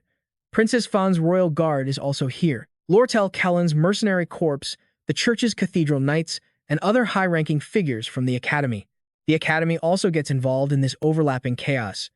In the end, everyone's blades point to a single spot, the girl trying to protect the island according to her master's declaration. A girl who, despite being called a traitor and an atheist, didn't utter a single word of complaint and simply looked down from the top of the temple with a proud gaze. She is Lucy Merildane. She defeated all the key figures on the island and single-handedly wiped out more than half of the hunting party. In the end, she was exhausted and fell to tease technique. Only after the whole truth was revealed did everyone understand why Lucy wanted to kill the god's apostles. In reality, she wasn't a bad person. No one knew about the hidden story behind it all. S looked at Lucy, having no intention of stopping her. He wasn't stopping her, not because he was some cold-blooded person willing to sacrifice Lucy to complete the script, but simply because he wanted to let things flow as they are now. This wasn't necessarily a bad ending. Lucy remembered the final words the great mage told her before he passed away. Master Clock said that Sylvania Academy would face many trials, but there would be one it couldn't overcome without Lucy's power. That's why, before he died, the great mage made a request to borrow Lucy's strength. S watched the sunset, his heart filled with troubles. Lucy began to nod off, then fell onto S's lap and fell fast asleep. Before falling asleep, she had said that she'd been very lonely lately. S was about to say something, but then he didn't. He just gently patted Lucy. The scene changes to the Rose Garden. Clara was holding a gift box, excitedly giving it to Belmaya. Clara is a young lady from a prestigious noble family. Belmaya stared at the gift and thanked Clara. Clara was thrilled because, after a long vacation, she could finally see her friends again. So, Clara had prepared a tea party with lots of delicious treats. There was even a blueberry pie that she brought from home. Clara had asked Annis and Janica to help prepare. Then she quickly ran off, leaving Belmaya standing there alone. Belmaya suddenly crushed Clara's gift. Her face was filled with worry, probably about the meeting between Annis and Janica Failover. At the gathering of the three friends, the atmosphere was incredibly tense. Clara sat between the two fuming individuals. Clara had no idea why the two of them were arguing. She was about to crack a joke to ease the tension. Before she could even open her mouth, Janica spoke first. Janica called out Annis's name, making her flinch. Janica looked at her friend, her face a mixture of sadness and anger. "Annis, you hugged S, didn't you?" Let's do a quick recap of the main character's current level. S. Taylor McClure is 18 years old, a third-year student. His achievements include careful survival, and he's a high-level mage with 4 skills: combat, magic, domestic arts, and alchemy. His stats are Strength 13, Intelligence 13, Skill 15, Willpower 12, and Luck 11. A recently acquired achievement is the Wooden Windbreak Wall. This is a wall made from wooden panels tied with rope and filled with mud, which helps block the cold wind to a certain degree. Its production difficulty is 1.5 stars. The reason our main character is so busy making a windbreak is that a snowstorm is coming in the next few days, and he's trying to reinforce his log cabin. Although it's a bit tough, this is the only thing he can do to fight against the strong winds. Just then, Belmaya arrived. She came to take Lucy back to the Ophilus dormitory. The academy had made a decision. During the snowstorm, students would not be allowed to leave their dormitories except in special circumstances. Lucy strongly resisted this. She tried to hold on, wanting to stay with S. Hearing what Belmaya said, S calmly replied that he already knew. Belmaya coughed lightly, signaling for S to say something to persuade Lucy. But S continued to play dumb, which made Belle Maya furious. Seeing S busy preparing for the snowstorm, Belle Maya said bluntly, "That windbreak wall isn't sturdy enough. It won't be able to withstand a week-long snowstorm. Actually, reinforcing this place is just to protect your belongings." S had already secured the roof. To withstand the snowstorms, he had also stored his hunting equipment inside the house. As for S himself, he would take shelter in Professor Glass's Spirit Academy. Seizing this opportunity, S focused on researching some new magic technologies. S turned and told Belle Maya not to worry. He suddenly noticed that Belle Maya didn't look very happy, just standing silently as if deep in thought. She didn't even pay much attention to Lucy, who was constantly fidgeting. When asked, Belle Maya was about to speak, but then she reconsidered and said nothing. Belle Maya's actions made S even more curious. Belle Maya sighed. She just wished S good luck because he was the cause of this battle. It's tough being handsome, after all. Back to Janica's group, Janica asked Anis if she had hugged S. Clara was also surprised to hear that. When Janica asked, Anis flinched, sweating bullets. Clara smiled and advised Janica that there was probably some misunderstanding. As she was trying to find a reason for her two friends to make up, Anis lowered her head and admitted that she had intentionally tried to seduce S, which made Clara's jaw drop. Anis clenched her fists, tremblingly apologized to Janica, and then loudly explained that she just wanted to test whether S was worthy of Janica's affection. Hearing this, Janica became much calmer. Then Anis started listing a bunch of criticisms about the main character, like how his appearance resembled a thug's, or how he always acted arrogant or complained, living only for his own satisfaction. Someone like that wasn't her type. Hearing Anis say this, Janica got so angry she started to cry. How dare Anis criticize her S like that? She gritted her teeth and told Anis that she didn't know anything about S at all. S wasn't that kind of person. Anis stared at Janica for a few seconds, then bowed her head and apologized to Janica for approaching the person Janica liked on her own. Tears fell onto the table. Janica had been crying a lot over the past few days. Janica had been tossing and turning, wondering why her best friend would do such a thing. Janica was heartbroken, partly because Anis was her best friend, and partly because she didn't have the right to feel betrayed. But since she was nothing to S, she didn't know if she even had the right to be angry. Janica constantly felt self-reproach. Anis walked over and patted Janica's shoulder. Anis comforted Janica, telling her not to worry too much. At least to S, Janica was also a very special person. Janica and S's relationship was like being more than friends but less than lovers, an incredibly special relationship. Hearing this, Janica's eyes lit up. Her relationship with S was special, even though Anis had explained things clearly. The fact that Anis had bad-mouthed S still made Janica very angry. Janica hugged her best friend Anis for not liking S and for honestly telling her everything. Seeing her two friends getting along again, Clara breathed a sigh of relief that their group's internal conflict over a guy was over. But immediately after, Clara noticed that Anis's expression was very strange. Seeing this, Clara immediately realized that her friend Anis was flustered. To prevent things from getting more complicated, Clara quickly changed the subject. She went over and reminded Janica about the North Forest. Upon hearing about the North Forest, Janica immediately remembered and ran off to find S. Clara had successfully made Janica leave without noticing Anis's expression. Anis knew full well that her current feelings could only deceive a simple girl like Janica. After Janica left, Anis told Clara that she had a plan. Anis walked over and grabbed Clara's shoulders, her face extremely serious, telling Clara to break all social norms and become a lesbian with her. Clara looked at Anis with a look of disgust, not understanding what nerve her friend had struck this time. At this point, Anis' hair was a mess, and her face was streaked with tears. She felt extremely guilty for lying to Janica. Anis didn't know how to solve this mess anymore. She couldn't stop her feelings for S. There was one solution: out of sight, out of mind. If she just didn't see S for a long time, her feelings would gradually fade. But reality is always harsh. Remembering that she still had to be a teaching assistant next semester and would still have to see S, Anis's entire body turned to stone. At Professor Kreese's office, he raised his glass to celebrate the success of the exam. Gremius and Onik would be moving to another lab. As for S, he was still leisurely enjoying his piece of cake.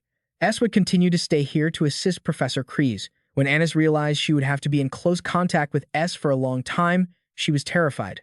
The scene changes to the early evening. S was sitting and repairing his hunting gear when Janica came over and told S that he should also sign contracts with a few intermediate spirits soon. S was very happy to see that Janica was cheerful again. The last time Janica had suddenly come to S's place, her mood was extremely gloomy. When S mentioned that night, Janica averted her gaze and said she didn't remember anything at all. She'd already forgotten what happened that night. Seeing his friend Janica looking cheerful again, Ed felt a sense of relief since Janica was his very first friend. Besides, she didn't appear much in the main story, so Ed always felt comfortable around her. Janica had heard that Ed had made a contract with Marilda. This made her really curious because, at the moment, Ed wasn't strong enough to control a high-level spirit. Ed said he used a little trick. Then he reached into his inner pocket, pulled out the golden phoenix ring from Professor Glaskan, and showed it to Janica. Then he told her the entire story behind the ring. Janica Failover put her hands behind her back and slowly walked closer to Ed. Since Ed couldn't use magic right now, he wouldn't be able to make a contract with a mid-level spirit.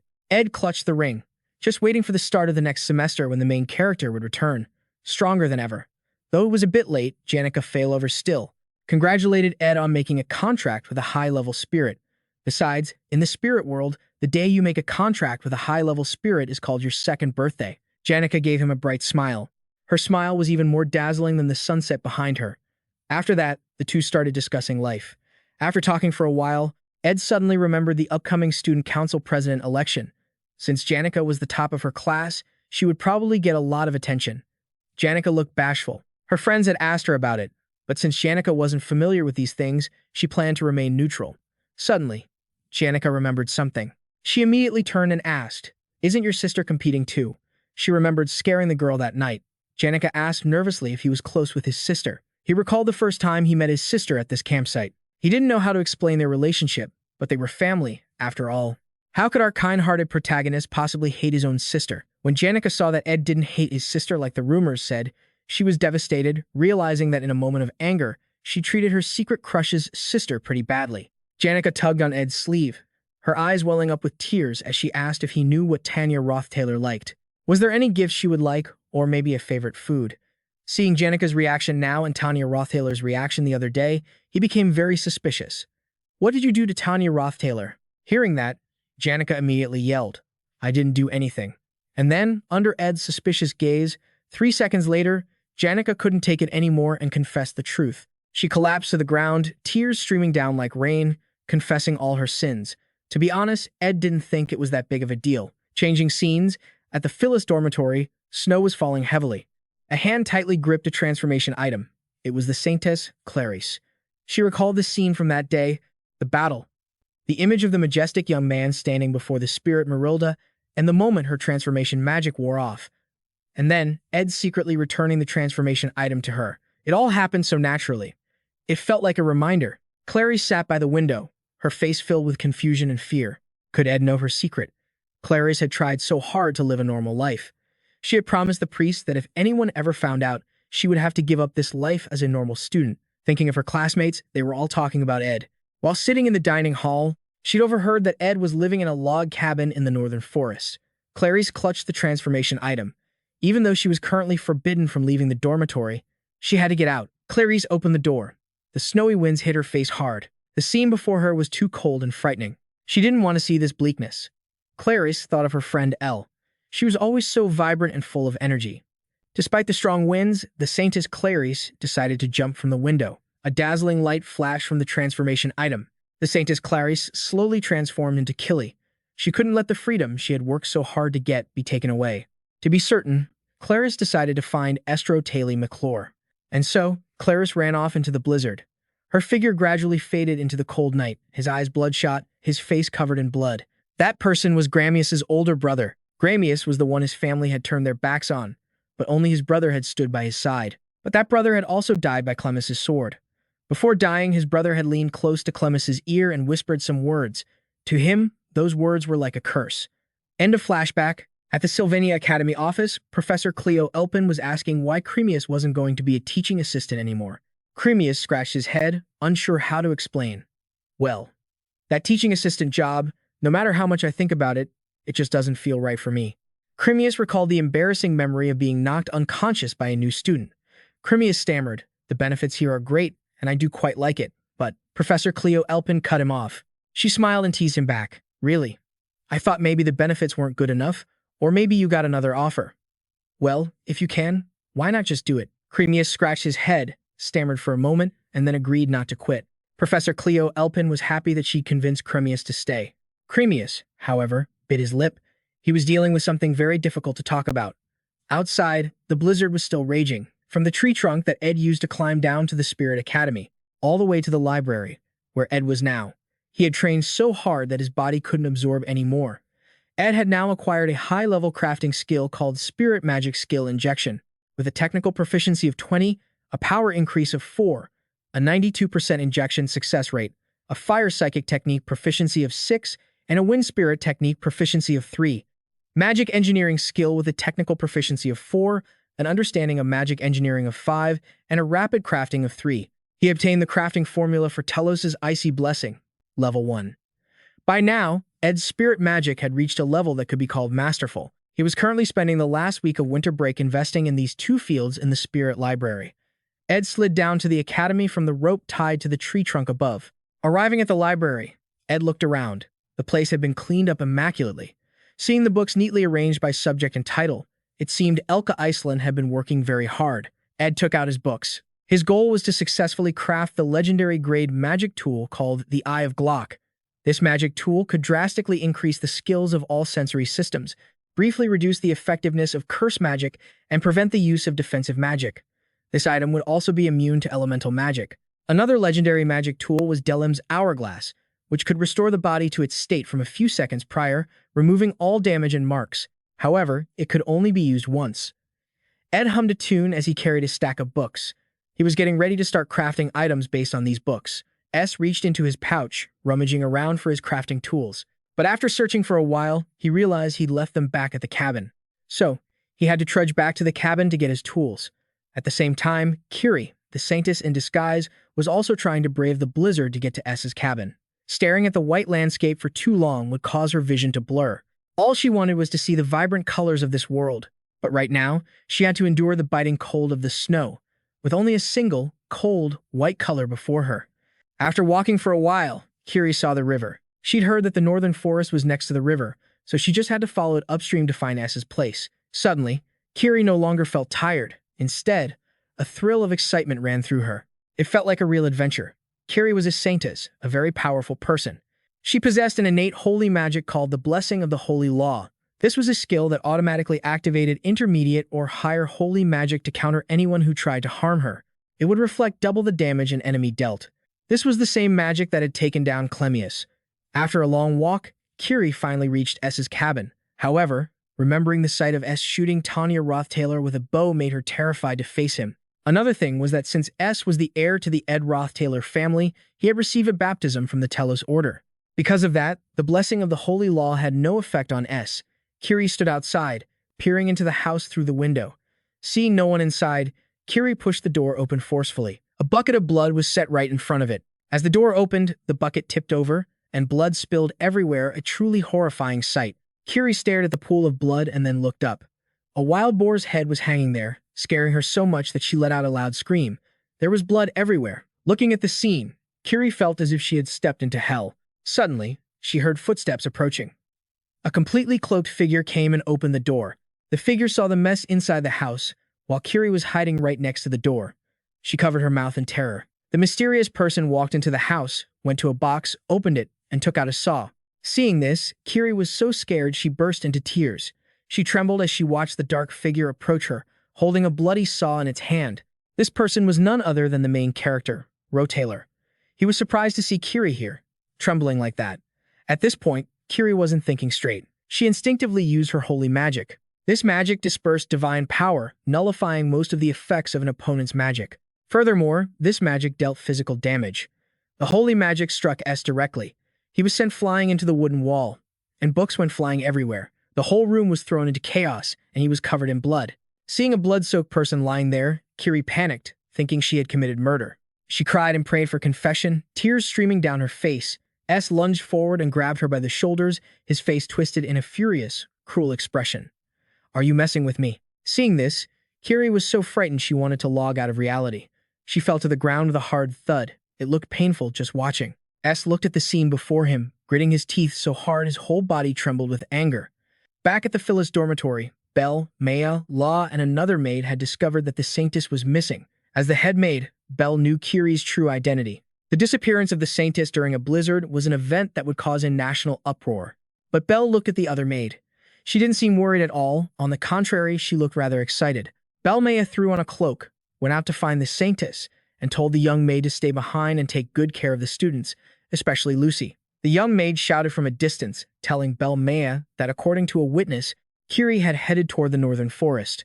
When Belmaya heard northern forest, she remembered that it was Ed Rothtaylor territory. The young man with ties to a whole bunch of beautiful girls. Standing in the blizzard, Belmaya blushed, imagining the two of them trapped in the cabin together. In such harsh conditions, they would rely on each other for warmth. They would hold each other tight. The more Belmaya imagined, the more worried she became. She fought against the blizzard, running toward the northern forest. She was worried the Saintess would be in danger. Your imagination is running a bit wild, isn't it? How could you doubt our main character's integrity like that? There's a strange man living in the northern forest, a cold man who carries around bloody animal carcasses. That was the rumor spreading around the school. Of course, Belle knew the truth, but she couldn't help but worry. Full of doubt, she ran straight toward the northern forest. A short while later, she finally arrived. Only, she saw a lot of footprints in the snow. Contrary to his cold exterior, S was actually an easygoing and thoughtful person. Even though he was surrounded by many beautiful girls, he always did his job well. He was a reliable man. But this was also what worried Belle, because if his relationships became more complicated, it would be a huge headache. She could only hope that S didn't know Kiri's identity as she slowly pushed the door open.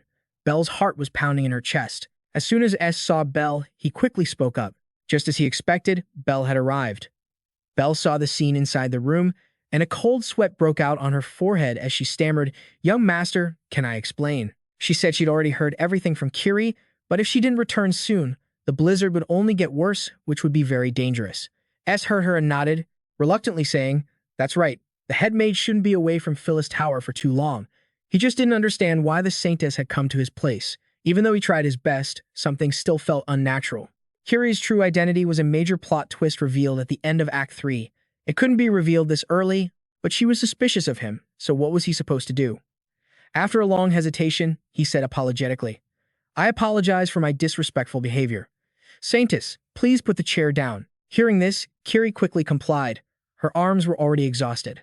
But very quickly, Kiri reacted, and so did Belle. They both stared at S in shock.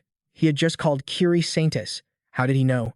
Understanding their confusion, S slowly explained, "I am also a follower of the Telos Church." Seeing her dispel the illusion magic at such a close range, anyone could have figured it out. With that, he again told Kiri to put the chair down. She hastily nodded and complied. S's principle remained unchanged. Do not get involved with any important characters in the script. But if he just let things be, there was no telling what Saintess Clarice would do, so it was better to reveal her identity and eliminate the potential risk. With that in mind, he spoke calmly, watching her secretly hide her identity and try to blend in with everyone at the academy. It seems she feels suffocated by her restrictive life. I understand that feeling all too well. Hearing his words, Kili was a bit flustered and at a loss for words. But then, Ed leaned in close to her, his tone turning serious. "What do you think of a free life in the forest? Can you even imagine my life?" His words were like a wake-up call for Kili. That's right, this man's life wasn't living, it was surviving. Everything has two sides, light and dark. Freedom is no different. If a poet were to praise the beauty of freedom, this man would surely be the embodiment of freedom's dark side. While she was lost in thought, Ed spoke again. Apologetically, "I apologize for my disrespectful actions, but unfortunately, no one around you tells you these things, so I took the liberty." After saying that, he made it clear he wanted them to leave. Soon after, Belle and Kili quickly left Ed's log cabin. Kili followed behind, saying apologetically, "I'm sorry for troubling you." Belle, offering no comment, replied nonchalantly, "Don't worry about it." When they returned to Ophilus Tower, Kili would be warmed in a cozy room, enjoying hot soup, and that hut in the middle of the blizzard would become a distant story. But it still carried the strong stench of blood and the weight of reality. Kili couldn't even begin to imagine it. Behind that strong exterior, skillfully using magic to block the path of those new students, was a person like this. It was sad to have her illusion of freedom shattered. But at least Kili believed her decision to leave the holy city to seek freedom and come to Sylvania was the right one. Because she had met a respectable senior. Lost in thought, Kili unconsciously glanced towards the northern forest. Of course, Belle saw it too. This made her suspicious. But the two continued on towards Ophilus Tower. However, Belle's mind was racing, as she couldn't understand the hidden meaning in Ed's words. Spring arrives when we no longer expect it, making it all the more special. At the Lace Bakery, Ed happened to run into Lortell Cahelm. Lortell Cahelm cheerfully said she wanted to share a table with Ed. She said she needed to wait a bit to check on some inventory, but the bakery owner didn't seem too happy about it. Seeing her, he trembled in fear, bowed respectfully, and said, "Please, make yourself at home. If you need anything, just let me know." Lortell gave a polite thank you, and only then did the bakery owner scurry away. Lortell raised an eyebrow and remarked, "Absolute power is interesting. It can create authority that doesn't even exist." Ed pouted and said, looking at his face, "It seems you're the only one finding this interesting." Hearing this, Lortell couldn't help but smile, clicking her tongue. "You're so cynical." "You're right, but I wasn't bullying him." She explained to him, the recent blizzard made it difficult to supply goods on Akan Island. The Lace Bakery ordered a lot of unnecessary items and then canceled the order right before the delivery date. While I understand that ingredients are scarce, his monopolizing of goods from other stores is unacceptable. It goes against business ethics. Overhearing this, the bakery owner rushed over and without hesitation, knelt and begged, "Miss Lortell, please speak up for us. After all, restricting our order quantity like this is too much. Please reconsider." Unfortunately, Lortell Keyhelm paid him no mind, still chatting cheerfully with Ed, saying she had a class this afternoon and she wanted him to walk with her to the faculty area. He let out a soft laugh, calling her cold, then walked with her to the school. As they walked, Lortell spoke, "I don't want to do this either, but because of the blizzard, shipments from headquarters have been disrupted, so the Merchant Guild's budget is very tight. Even with a lot of assets, we're still forced to tighten our belts." Hearing this, Ed nodded in understanding. "So your Merchant Guild is going through a tough time too. That must be difficult." Lortell shrugged indifferently, pouting as she said, "What are you talking about? Who do you think I am? Financial management is my specialty. Don't worry, as long as we don't spend extravagantly, we'll be fine. That's what befits my status. After all." Just as she said that, she suddenly noticed something. She asked in surprise, "Why aren't you carrying any books to class?" Ed replied casually, "I have to stop by the library to borrow books. Think of it as exercise." Hearing this, Lortell Cahelm said urgently, "It's only a few silver coins. Why don't you just buy them?" As she said that, she suddenly realized it was no small sum for a student. Textbooks at Sylvania are all high-end, and the more she thought about it, the more her heart ached. She quickly took out her coin purse. She asked him for the total cost, and he happily thanked her. Lortell Cahelm shook her head slightly, dismissing his thanks. She sighed and said, "Anyway, the student council president election is coming up." Ed asked doubtfully, "Aren't you planning to run?" She replied flatly, "My work at the Merchant Guild is still my top priority. Of course, it would be best if the person who becomes president is someone more friendly to my cause. If you ran, senior, I would support you." Ed immediately shook his head in refusal. "I have no intention of doing that, and I'm not sure I'd win." Lortell sounded a bit regretful. "What a shame. I figured you'd say that. What about your sister?" She said she'd rather die than ever support Princess Penna alias Kroll. Ed frowned slightly, saying, "I won't get into a long explanation, but Tanya Rothtaylor." Before he could finish, Lortell Cahelm cut him off coldly. "Even if all the top students support Tanya Rothtaylor, it'll be difficult for her to win. After all, she's just the second daughter of the Ed Rothtaylor family. The gap is too wide." Lortell Cahelm's assessment was spot on. According to the script, the winner would be Princess Penna. Tanya Rothtaylor, the pitiful villainess, would use every trick in the book, whether it be begging or doing whatever it takes to get votes, but the gap would remain insurmountable. Tanya Rothtaylor would have to accept a crushing defeat and leave the stage. While he was lost in thought, Lortell asked suspiciously, "Don't tell me you support the princess, senior." Ed was slightly startled and shook his head. "Probably not. If I had to choose, I'd support Tanya Rothtaylor, my sister." Hearing that, Lortell Cahelm nodded in satisfaction. "Then I can rest easy. Most people at the academy support Princess Penna alias Kroll, so I was a little worried you might too. Besides, you know I like you." As soon as she finished speaking, she rested her head on his chest again. After a moment, she looked up and said, "I almost got jealous, you know." Ed just stood there, staring at her blankly, speechless. Seeing he didn't respond, Lortell Cahelm pressed closer to him and whispered, "By the way, do you mind? Let me check your heartbeat." But just then, Ed used his hand to push her head away, which made her a little displeased. "You keep avoiding me. Did I do something wrong?" Ed shook his head slightly and said calmly, "You didn't do anything wrong, but I don't want to get involved in anything romantic until after graduation." Lortell Cahelm was a bit surprised, her eyes widening as she asked, "Until after graduation? What about after graduation?" Ed didn't answer, just stood there silently. But Lortell Cahelm smiled brightly and said, "I've just managed to dig up some very important information. Whatever your reasons are, that's still 2 years from now." But her relief was short-lived when she heard him say slowly, "And it's not even certain I'll be alive by then." Because he knew deep down that graduation wasn't an easy goal. There was a final boss he had to face at the end of this story. Only when the protagonist defeats the final boss will the world be at peace, and only then can he graduate. Especially since it's only with the support of both Clarice, representing the church, and Penna, alias Kroll, representing the royal family, that Taylor McClure can defeat the final boss, the Holy Dragon. In other words, Taylor McClure must develop according to the script and gather enough allies. The freshman placement exam ended well, and luckily, Clarice managed to keep her secret and continue studying at the academy. Although it's a bit of a shame for Tanya, the student council president election is about to start, and Penna, alias Kroll, is set to be the winner. With that, the scenario is almost back on track, so he can finally rest easy. But contrary to his expectations, in a girl's bedroom, Penna, alias Kroll, woke up, her body trembling uncontrollably. The look on her face was grim. After a moment, she bit her lip and said she wouldn't run for president, causing the entire script to crumble. Meanwhile, somewhere else, in a dark room, Gravius was huddled in a corner, muttering nonstop, "Damn it, there are so many other people, so why me?" He couldn't stop cursing his fate. Why does it have to be me? Because in front of him was a duel request, something he wanted no part of. Elsewhere, Ziggs was in his classroom. He was interrupted by an uninvited guest who claimed he wanted to challenge him to a duel to learn from him. But after hearing him out, he closed the book he was reading and said coldly, "Cut the empty platitudes."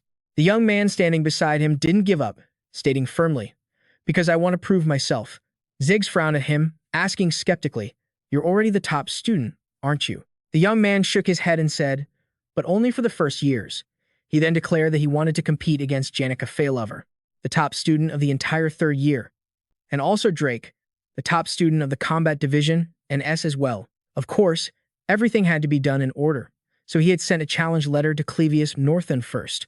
He was the top student of the second-year combat division, but he was avoiding him, the boy said smugly.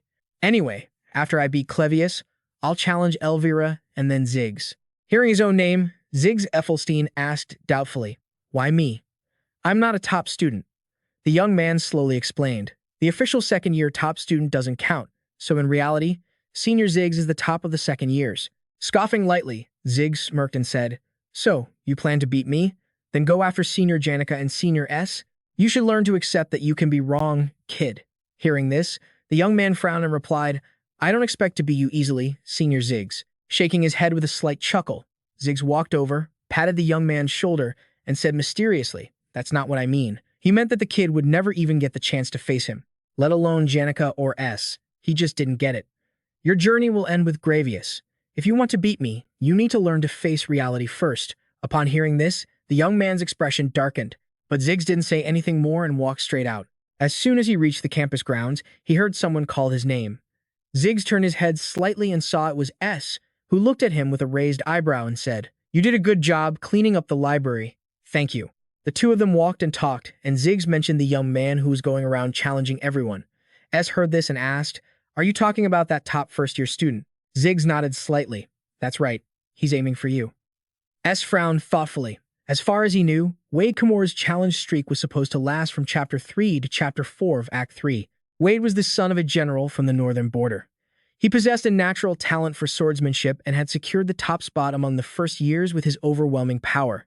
Unsatisfied with being the top first year, Wade continued to cause a stir, challenging and defeating one renowned student and top-ranked student after another. Even Ziggs. At that time, Ziggs was exhausted and at a disadvantage. Although he fought with all his might, he still lost. Wade's seemingly invincible winning streak came to an end when he lost to Taylor McClure, who had grown tremendously over the course of a year. Just then, S spoke up. "There's a welcome ceremony for the new students tonight. Do you want to go and see what he's like?" Ziggs shook his head, declining. "No, I have to go. I have plans today." Before leaving, S thanked Ziggs for the heads up and reminded him to be careful. He thought he wouldn't care about these things, but seeing the lively atmosphere of the academy, he felt his spirits lift. The fresh atmosphere of the new semester made his steps feel lighter. As Ziggs watched S's retreating back, he suddenly remembered something and muttered to himself, "I should have told him." What he wanted to talk about was related to Penna alias Kroll. Although they were just classmates, they saw each other often, so he knew she was in a bad mood. But whenever someone mentioned S's name, it was obvious she was listening intently. Ziggs had observed this many times. He realized she was very interested in S. "Oh well, it's fine," he thought. "I'll find out more and tell him later." Meanwhile, in the northern forest, the biting cold had passed. 100 flowers were blooming, and the insects were finally leaving their winter nests. The scenery of the northern forest was truly worthy of being called spring. Lucy was lying on the roof of a wooden cabin, playing with the butterflies fluttering around her. She was also developing quickly, and her sensory abilities had improved significantly. She had even made a pact with Merrill Deluda, which meant she could now form pacts with intermediate-level spirits. Meanwhile, S was studying with Janica Failover. He called this Master Janica Mode. Although she looked a bit childish, it seemed she thought she was being very dignified, so he just played along. Janica looked at him intently and said seriously, "Normally, to form a pact with an intermediate-level spirit, you have to travel through mountains and forests to find one that's compatible with you. Just having enough mana isn't enough to form a pact. You have to find a spirit whose mana flow resonates with your own." After hearing this, S asked doubtfully, "But when I made a pact with Maria, I didn't have to do that." Janica slowly explained, "You have an affinity for the fire and wind elements. If you're going to make a pact with a new spirit, you should avoid those two elements." She wasn't wrong. Making a pact with a spirit of the same elemental attribute you use makes it easier to control, but it becomes difficult to handle diverse situations. It's best to be able to use many different elements like Janica, or at least a few more than one. There was an illustration for the Spirit Master class in Sylvania's Failed Swordsman. It depicted a Spirit Master wandering through nature, becoming one with the rivers and mountains, and communing with the spirits they encountered. Ed did as Janica instructed, closing his eyes to sense the mana. A moment later, he slowly opened them. A multitude of spirits had appeared before him, all of them intermediate-level spirits that Janica had carefully selected. Seeing this, Ed was at a loss for words. He asked skeptically, "Isn't it a hassle bringing this many spirits with you? That's really something." Janica just smiled cheerfully and said, "There's no need to turn away those who want to follow me. I've already spoken with all the spirits. Even so, for now, you just need to choose." Hearing this, Ed frowned. "Can I really choose one? Let's see what we have here." The intermediate water spirit, Pio Lao. The eye on Ed's shoulder observed Pio Lao intently. Ed furrowed his brow slightly. Why was this little guy so interested in a low-level spirit? But looking at the crowd of spirits before him, Ed couldn't help but mutter. Something about choosing one just feels weird. Hearing this, Janica suggested, "How about we do this next time?" Ed quickly shook his head and said, "It's nothing." The eye then spoke sternly, "Master Ed, please look at the next spirit." Elsewhere, at the Academy's Grand Hall, the welcome party for new students was underway. Although it was an important event for the freshmen, Janica, the top student of the 53rd year, was absent for personal reasons.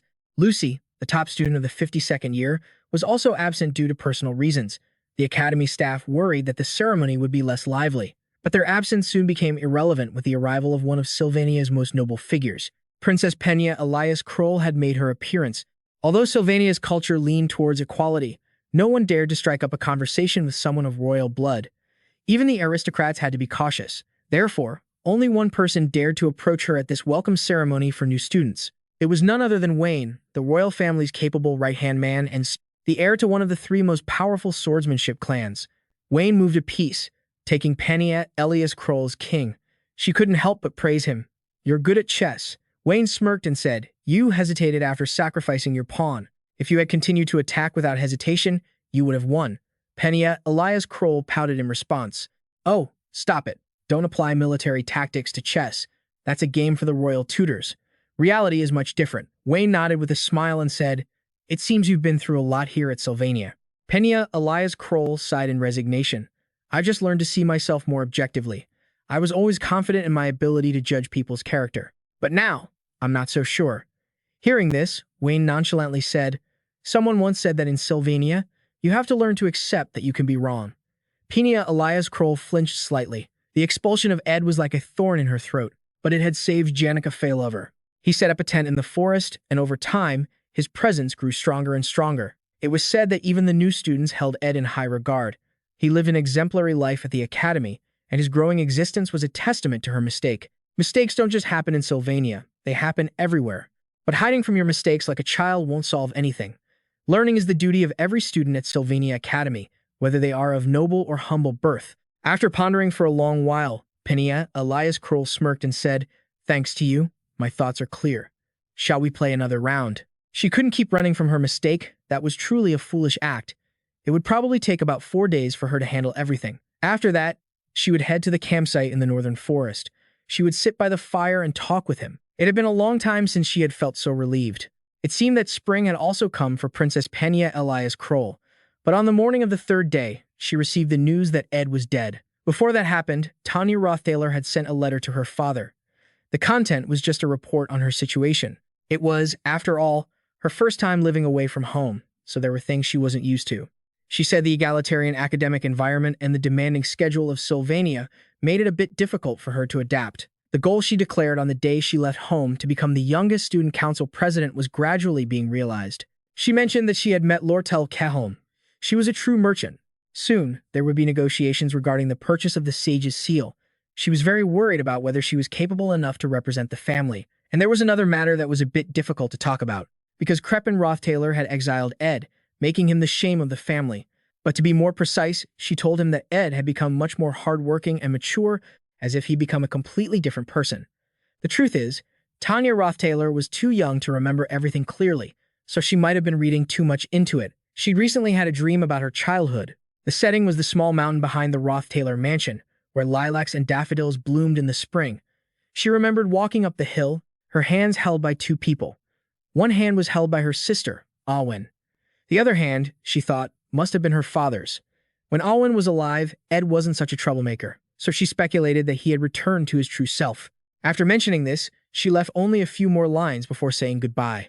Meanwhile, Graffin held the letter in one hand, and the magical dagger that Tanya Rothtaylor had sent in the other. A moment later, he spoke dispassionately. In Tanya Rothtaylor's reply, besides the student council president election, there's also the negotiation to purchase the Sage's seal. She won't be able to handle it alone, so I will send a trusted servant with her. Although the Academy does not permit family servants inside, they have agreed due to the business nature of the visit. Crepin Rothtaylor ordered the two people kneeling below, "Go now." The two quickly left the room. When Graffin was finally alone, he suddenly took off his glove, revealing a wrinkled hand with a glowing red eye on its back. Crepin Rothtaylor still seemed unaccustomed to this. This was the ultimate magic that affirmed causality, allowing the user to see the outcome of a specific action or variable. The only drawback was that it consumed an enormous amount of mana, so it couldn't be used frequently. But it was an absolute power, allowing him to see the certain outcome of an action he had taken. Just like now, as he placed his hand on the orb, an image of another man stabbing a young boy through the chest appeared. The boy was none other than Ed, covered in wounds. Janica also appeared within the orb. As she ran towards him in a panic, Ed was pushed into a bottomless abyss.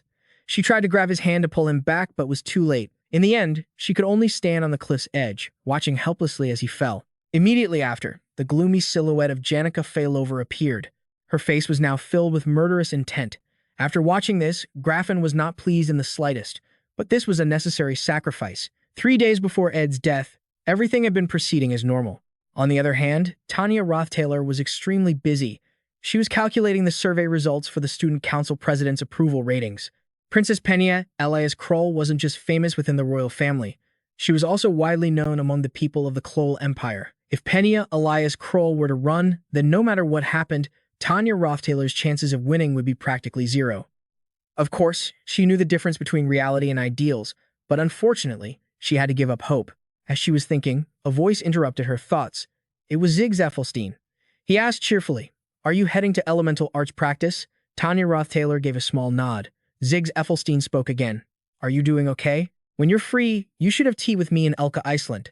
At the same time, a group of students outside who saw this couldn't help but whisper in astonishment. "That's Senior Ziggs Ethelstein. Isn't he one of the strongest in the academy?" But the surprises didn't end there. Lortell Keyhelm then walked over to greet her. "There's a negotiation coming up about buying the seal. Come by when you're free. Just let me know when you're available, and I'll arrange it." Even someone as aloof as Lucy came over to talk with Tanya Rothtaylor. The crowd nearby was once again shocked, their eyes filled with admiration. They couldn't stop praising Tanya Rothtaylor, complimenting her elegant demeanor and extensive connections. Hearing these words, Tanya Rothtaylor took a deep breath. It took her a long moment to compose herself before she smiled brightly and said, "You two have worked hard. You must be tired today. Go back to your rooms and get some rest." After a few more polite exchanges, they finally dispersed, each heading to their own room. The very next moment, the door to Tanya Rothtaylor's room shut. She immediately slumped to the floor, her eyes filled with doubt. She didn't understand what was happening at all. In the past few days, her status and reputation in the academy had skyrocketed, but she hadn't done a single thing. If she had to pinpoint the reason she was being treated so specially, it was her identity as Ed's sister. At this thought, she couldn't help but cover her face and cry. She had always thought of her brother as a good-for-nothing, but now she felt that she was the useless one. The sudden change left Tanya Rothtaylor completely bewildered. As she was lost in thought, a creaking sound suddenly echoed as the door to her room opened. Right after, two men slowly walked in, greeting Tanya Rothtaylor cheerfully. "It's been a while." Tanya Rothtaylor immediately brightened up. "Father prepared everything so well. It has been a while. It's great to see you both again." One of them spoke up. "We heard you're having a hard time with your studies. We're happy to help you." The blue-eyed man slowly introduced himself. "I'm Kadek. I'll be gathering information on prices and the financial situation of the Merchant Guild to support the seal purchase negotiations." The other man was Nock. He would be assisting her with the Student Council President election while Tanya Rothtaylor focused on her studies. However, Tanya Rothtaylor immediately refused. "There's no need, Nock. We got new information this morning. Penna Elias Kroll won't be running for election." Meanwhile, at a cafe near the academy, Janica was telling Ed this very news. The royal secretary made the official announcement this morning. Everyone is talking about it. After hearing this, Ed sighed and said, "So it's just an announcement, which means it can still be changed, right?" Crepin Rothtaylor, the final boss of Act 4 with flawless work processing skills. Everyone thinks he's a benevolent father of the Rotter family, but only Princess Penna Elias Kroll could see through to his true ambition. Princess Penna Elias Kroll, who held power in both the royal family and the academy, was supposed to be the most powerful ally leading the fight against Sifin. That's how things were supposed to go, but she announced she wouldn't run. Just then, Janica suddenly came up behind him, leaning in close to him. She said worriedly, "I'm starting to feel uneasy. I have a feeling you're about to do something reckless." Hearing this, Ed frowned. He quickly tried to explain, but before he could say a word, she cut him off. "I can't just let you endure injury and pain all by yourself. I won't allow that to happen. You've already been through so much. You don't need any more trouble. If you're planning to do something, I'll help you." Ed was startled for a moment, then finally spoke. "To be honest, I want Princess Penna Elias Kroll to become the Student Council President," Janica asked with a skeptical look. Princess Penna Elias Kroll had treated Ed horribly. "Plus, Tanya Rothtaylor is your sister, so I was planning to support her. But anyway, the princess has already announced she won't run. What can we do?" Just then, Ziggs Ethelstein approached from a distance. Seeing their intimate posture, he asked suspiciously, "What are you two doing? Getting a little too close for broad daylight, aren't you?" He apologized for interrupting them but said he knew the reason why Penna Elias Kroll wasn't running. Ziggs Ethelstein's words made Janica blush with embarrassment. "What do you mean, close? The way you talk is so embarrassing." Ziggs Ethelstein didn't press the matter and continued what he was saying, describing her like a pack leader who'd gone astray, an alpha wolf who once led its entire pack to its doom because of a wrong decision. It won't react at all, even when it's being targeted. Penna Elias Kroll's eyes remind me of that, like she's lost all faith and can't do anything anymore. At this, Ziggs Ethelstein raised an eyebrow and smiled. "Well, I won't bother you two any longer. It's going to rain tomorrow. You two should be careful when you leave the dorms." Ziggs Ethelstein's intuition was sharper than a normal person's senses, so his predictions were highly reliable. The worst-case scenario was that Princess Penna Elias Kroll had lost her hatred for the Rotter family. "I don't know what I should do now." As he was lost in his thoughts, a cheerful voice chimed in. "That's great." Janica, beside him, raised an eyebrow and smiled. "If it rains, I can practice controlling my water spirit. It's best to practice near the sea. Let's go to the northern cliffs tomorrow to practice intermediate spirit control. We can practice elemental arts after class." Listening to her chatter beside him, Ed fell into thought and then couldn't help but let out a satisfied smile. "For now, I'll just do what I can." Meanwhile, in the northern forest, Lucy was relaxing on a rooftop as usual. Looking up at the sky, Lucy mumbled, "Looks like it's about to rain." But just as she said it, her eyes suddenly shot wide open in surprise. In a flash, she leaped down to the ground. Without a word, she snapped her fingers. A brilliant flame began to blaze. A little while later, S returned from the academy. He walked straight inside, thinking to himself with a sigh, "Spring is so beautiful, but since it's raining, it'll be hard to go out." The pitter-patter of the raindrops put Lucy in a gloomy mood. Before long, the rain started to pour. If it's going to rain, then just pour and get it over with. Ignoring the dreary rain, S went to the cliffs to train. Looking at the cliff before him, he couldn't help but marvel. "So this is what this place looks like." Matt popped out from his shoulder, saying cheerfully, "This is my first time at the northern coast." Although the cliff area was vast, it was desolate and rarely visited, so there was nothing interesting about it. But this was the ideal place to practice water spirit arts. Mert suggested that Ed making a pact with the intermediate water spirit, Rhea, was an excellent choice, especially since he could combine it with his magic arrows. Mert kept rambling on, and Ed immediately lost his patience and yelled, "Shut up." Just then, two people approached from behind, their voices low and grim. "A pleasure to see you again, young master." Ed didn't hesitate to raise his bow. He recognized them, the mid-bosses from the last 4 chapters of Act 3, Caddock and Nock, Crep and Rothtaylor's close retainers, who held the family's darkest secrets. Old veterans who had dedicated their entire lives to the Rothtaylor family. Although they were familiar faces, he felt no joy in seeing them. Caddock spoke leisurely. "A pleasure to see you again." Young Master Ed frowned at them and said slowly, "I've already been expelled from the family, yet you two still call me young master.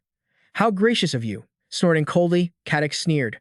"We've heard about you, young master. We came here under the orders of Lord Crep and Rothtaylor. Our purpose is assassination." Hearing this, Ed's eyes widened in shock. He was about to say something when Caddock spoke again. "However, we would like to retract that order. We used to despise you and plan to use this dagger, coated with a highly toxic seal, to assassinate you, the one who ruled the estate. But after looking into your life and reputation at the Academy, they realized that he had regained his former intelligence and had become the true heir to the family." At this, Caddock and Nock bowed their heads to him. "We will report everything back to Lord Crepin," they said respectfully. "Please, return and restore the Rothtaylor family's honor." Unfortunately, Ed didn't believe them. He kept his bow aimed at the two of them. He warned in a cold voice, "Cut the act." And just as expected, seeing that he wasn't falling for their trick, Caddock and Nock broke into malicious smiles. Caddock smirked. "You've grown up, young master." As soon as he finished speaking, they attacked. Caddock was an eagle knight with sharp, wind-style swordsmanship, but Ed wasn't afraid, calmly dealing with the incoming slashes of wind. But that wasn't all. A brilliant flame suddenly shot toward him. It was Nock, rushing in from behind, wielding an extremely savage fire element mace. In an instant, a fiery explosion erupted. Luckily, Ed managed to dodge in time. He fell backward, using the momentum to fire an arrow. However, these were, after all, close retainers who held the dark secrets of the Rothtaylor family. They dodged it with ease. Frowning at him, one spoke with a voice full of malice. "Young master, do you remember Mariana? That poor child who lost an eye because of your prank." More shockingly, that child was Nock's daughter, which was why he hated Ed so intensely. He didn't hesitate to throw a punch. In a flash, a phantom of a firefox appeared before Ed, but to his astonishment, Ed actually dodged it. In front of him now was a protective magic barrier. He frowned at them and said, "It's true that happened, but revenge is just vanity." Nock snorted coldly and opened his mouth. "I'm well aware that revenge only brings emptiness, but that's not something you should be saying to me." As soon as he finished, the fire mace in his hand slammed down again, but Ed still dodged it. Seeing this, Nock's expression grew serious. He gritted his teeth and said, "You've gotten stronger, but there's no way you can block a mace empowered by my magic. You're good at dodging, but one hit is all it takes to kill you. That bow is just getting in your way. It's slowing your movement and preventing you from observing your surroundings." Immediately after, he attacked fiercely with incredible power. In a blink of an eye, Ed was forced back toward the cliff's edge. Of course, Nock didn't give him any time to breathe, charging forward aggressively with his fire mace. But at that moment, not only was Ed unafraid, he even smirked calmly and said, "I know." The moment he spoke, a knife appeared from behind Nock and stabbed straight into him. Fresh blood poured out, causing him to scream in pain. Seeing this, Caddock was instantly alarmed. Could that be teleportation magic? No, that's not right. It's spirit arts. He used a basic defensive spell, one that can only block magic, to lure Nock in close and use that opportunity to prepare an attack. A clever plan, indeed. But then, something he never expected happened. Ed shouted one name, Mert. As soon as he said it, a deafening explosion erupted. Smoke and fire billowed everywhere. Caddock, on the outside, could only shield his face with his arm, frantically calling Nock's name. But sadly, there was no answer. Before he could regain his composure, shards of ice suddenly shot toward him. Caddock could only push his worries aside and focus on dodging. But the ice shards were too fast, and one still struck him in the thigh. He bit his lip fiercely. He never imagined Ed could attack from within that explosion. On Ed's side, his forehead was covered in a cold sweat, having just fired his bow. Caddock's face was now twisted with rage. He gritted his teeth and cursed, "That bastard! What has he been through? But next time, aim for a vital point, not my lower body." Of course, there won't be a next time. As he spoke, slashes of wind shot forward aggressively. The target, of course, was Ed. With a loud boom, the spot where Ed stood was engulfed in dust and smoke. But within that cloud, Ed was still standing, though his body was covered in wounds. It's just that Nock's body was now in front of him. He had used the man as a shield to avoid the fatal blow. But before he could even catch his breath, Caddock charged at him again. But before he could strike Ed, a ferocious beast appeared behind him. In an instant, Caddock was utterly terrified. Recalling the moments before, he suddenly realized something. Could he have really reached this level? Behind him was Rhea, the intermediate water spirit.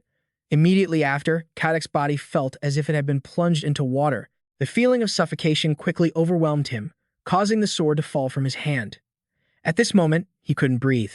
But just then, a blood-soaked hand suddenly reached out and grabbed the dagger on the ground. It was Nock. Though burned and slashed so badly he should have been unconscious, he was confident that he had experienced everything possible on a battlefield. He had remained conscious. This was something that not even Ed had expected. He quickly created a protective barrier to block Nock's dagger. Before Nock could recover, a sudden gust of wind struck. A powerful whirlwind enveloped Nock, and in an instant, dirt and rocks were flying everywhere. When the whirlwind dissipated, Nock's body was still standing in front of Ed, frozen in the same pose. Ed's eyes widened as he stared at him, a look of astonishment on his face, because the tip of the man's dagger was about to touch his forehead. But the motion was frozen there, because he had no strength left. His entire body was stained red with blood, a large gash torn across his back. At the same time, Kadek had also been taken down by Gia and was lying on the ground. Nox's body staggered and collapsed, his eyes filled with terror. S wasn't in much better shape, but he still managed to smirk.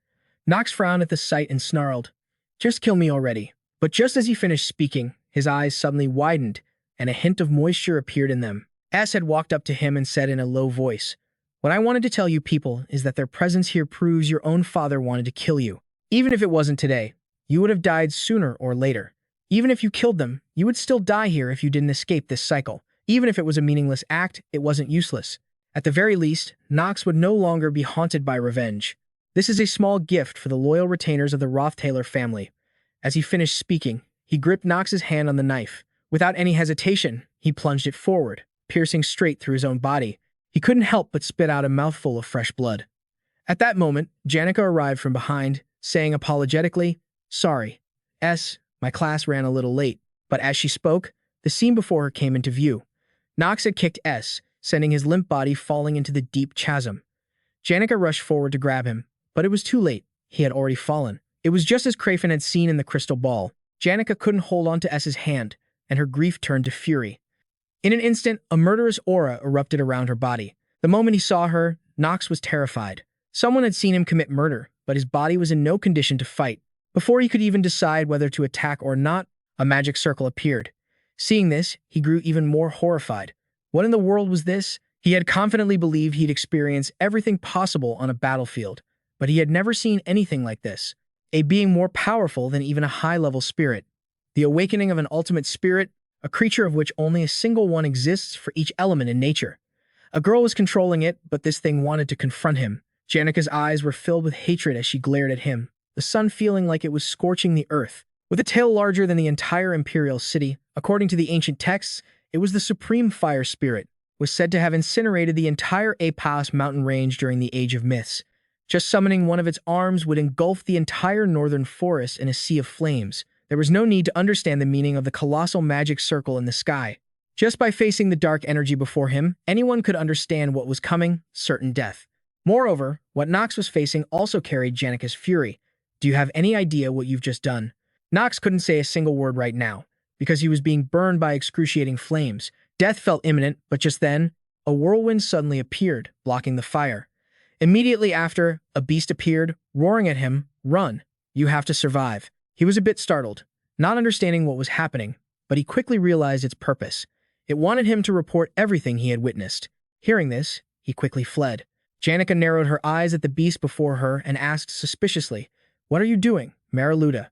She gritted her teeth and told it to get out of the way. But Mariluda stood its ground, not budging an inch. It then spoke slowly, "I can't go back like this. Isn't that strange? Calm down and think. You weren't the one who summoned me." The moment these words were spoken, Janica's eyes widened in shock. Below the cliff was a large river. A moment later, a blood-covered hand reached up from the river. Before this, Lortell Kellen had asked S how his Magi tech was progressing. S said he had spent the entire break practicing his magical engineering.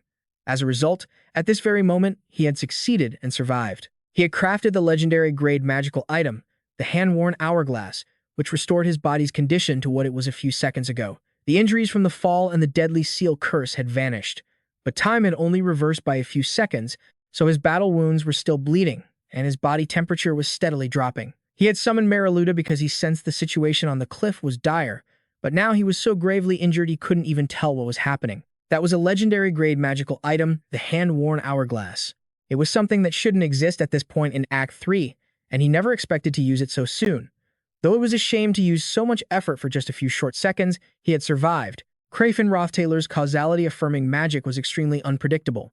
If he had defeated Kadek and Nox to survive, Krafen would have used his causality-affirming magic over and over, even at the cost of immense magical power, until he found a future where S died. Therefore, S needed to die once. He didn't know why the man wanted to kill him, but if he saw a future where S died, he would surely stop paying attention to him. It wasn't easy to send retainers to Akan Island without a valid reason. The only reason would be to support Tanya Rothtaylor, who was busy with the election or the negotiations. In other words, if he could stay dead until the Student Council President election and the sealing negotiations were over, he would survive. The problem was, his body couldn't move. But just then, a fire spirit suddenly dove down from the cliff. Seeing it, S let out a sigh of relief. He pushed himself up and said softly, "My whole body hurts like hell. I'm glad you found me. Thanks." But before he could finish his sentence, his voice caught, because Janica had thrown herself into his arms, sobbing loudly. Caught off guard, he had just stood up only to be knocked back to the ground by her. S was a little surprised, unsure how to react. He just let her cry, and after a long while, he said apologetically, "Looks like I made you worry again. I'm sorry, Janica."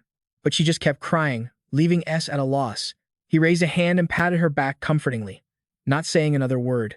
The two of them remained like that in the dark chasm. A while later, they both calmed down and lit a fire to rest. S explained his intentions to Janica Failover. She nodded slightly and replied, "So, you'll have to avoid causing trouble until the election is over." She said she would bring him food and necessities, so he didn't need to worry. Ed nodded a silent thanks, but his wounds were starting to ache. Hearing this, Janica was startled and released him, saying shyly, "Sorry. Holding you made me feel safer." The moment she said it, she realized it didn't sound right and quickly corrected herself. "I mean, never mind. Just forget I said that." Ed frowned at her, hesitating for a long moment before speaking. "It's still raining, but you have a lot to do." At the same time, the two of them just stood there, hugging in the rain. In the northern forest, the lazy Lucy was, of course, there as well. She wasn't doing anything at all, but in truth, she was waiting. The difference was that she felt comfortable, not bored. She could easily imagine the daily routine of this hut's owner. He would trudge out of the thicket, check the extinguished fire, then kick the support beams a few times to test their sturdiness. After that, he would go to the clothesline, take in the soaked laundry, and move any tools that might rust inside the hut. Next, he'd brush the rainwater from his clothes, walk into the hut, and greet her. S's life was turbulent and full of turmoil, but in the end, he would always come back here. He would light a lamp, sit at the table to read a magic engineering book, and eventually doze off by the fireplace. Lucy would drift to sleep to the sound of the falling rain, the crackling fire, and S turning the pages of his book. As she was closing her eyes, savoring the peaceful scene, she suddenly sensed a strange magical presence, and on top of that, the metallic scent of blood. She didn't really care. It all felt like a huge bother, but then she remembered that S had asked her to watch the house for him. She finally moved her lazy body and left the roof. Standing in front of the approaching figures, she asked suspiciously, "Who are you?" Before her stood Kadek and Nock. Nock, carrying Kadek on his back, said hurriedly, "I'm Nock, a subordinate of the Rotter family. Please, help me. I'm seriously injured." He claimed he'd slipped in the forest and that his comrade had been attacked by a wild beast. The man thought he could cover up the truth, but Lucy was no fool. She immediately unleashed an aura that made his eyes widen in terror. Her cold voice rang out again, "I'll save you." In the blink of an eye, the entire dark forest was enveloped in a purple magical light. Staring coldly at him, Lucy snorted, "If you're telling the truth, I'll save you. What did you do?" Elsewhere, at the edge of a high cliff, where S had fallen, the sword with the deadly poison seal and S's bow were still lying there from the fight. A figure who shouldn't have been there suddenly appeared. Professor Probin picked up the sword, frowning as he mumbled to himself, "A high-grade poison. You rarely see this. Why does something always happen on my watch?" There's no magic left on the poison seal, only a trace, which means it's been used. Someone is definitely dead. Considering the location and time of the fall, it'll be difficult to find the body even if we search at dawn. He had already heard Janica Failover's report of the situation. She had arranged to meet S to practice spirit arts, and when she arrived, she saw him get stabbed. Janica, standing beside him, nodded slightly. "Yes, that's right." Her expression was grim. Probin continued, I know this is a shock, but try to remember as clearly as you can. You saw the attacker, didn't you? Janica answered without a moment's hesitation. It was Rotter's subordinates, Kadek and Nock. Hearing this, Probin was taken aback. Subordinates of the Rotter family, you say? Then I'll report this to the headmaster first thing in the morning. But just as he finished his sentence, something strange happened that startled him. A figure emerged from the forest. He frowned and asked suspiciously, "Who is that girl?" But before anyone could answer, the figure in front of him vanished. The next moment, she reappeared right in front of Probin. It was only then that Janica finally got a clear look at the newcomer. Janica's expression turned to one of panic. She said hurriedly, "Lucy, calm down. Go back to the hut and just listen to me." But Lucy's voice was ice cold. "I've caught the ones who killed him." It was Kadek and Nock, Rotter's subordinates. With that, she picked up S's bow from the ground. The bow was immediately enveloped in magic, and even Lucy's body began to emit a powerful aura that terrified everyone present. A moment later, she vanished from sight. Probin bit his lip hard. Janica urged him, "We have to go after Lucy, now." Probin asked suspiciously, "Janica, what is all this about?" She just shook her head, her expression grim. There's no time. They had to stop her before it was too late. Back in the northern forest, Lucy had already tied up Kadek and Nock. She interrogated them coldly. "So, Ed Rothtaylor's subordinates have been showing up lately under the pretense of assisting the Rotter family? Is that it?" At that moment, her eyes were filled with murderous intent. Terrified by her gaze, the man hastily explained, "We're not suspicious. We came here to provide support, and we've already completed the registration with the Academy." Hearing this, she immediately knew who they were talking about, Tanya Rothtaylor. Biting her lip hard, she made a beeline for Ophilus Tower. Without any warning, she unleashed a magical punch. A massive, shocking explosion rocked Ophilus Tower. Looking like a vengeful demon, Lucy slowly walked through the wreckage. She screamed furiously, "Tanya Rothtaylor. Where is she?" Tanya Rothtaylor didn't appear, but the maids did. Lucy turned her head to look behind her. Belle Maya, at the head of the maids, asked suspiciously, "What is the meaning of this, Lady Lucy?" But Lucy didn't answer. Left with no choice, Belle took out a magic box and began to cast a spell. In the blink of an eye, Lucy was surrounded by a magic circle. Belle Maya's expression was grim, as she asked hesitantly, "Lady Lucy, why are you doing this?" Lucy still didn't answer, her killing intent continuing to rise. But the magic box in Belle Maya's hand began to show signs of cracking. A look of pure terror washed over Belle's face.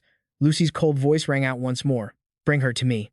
The moment the words left her mouth, Belle Maya's body froze in place. Meanwhile, on the Academy grounds, another explosion echoed. Through the smoke and flames, two figures, one standing, one kneeling, flickered in and out of view.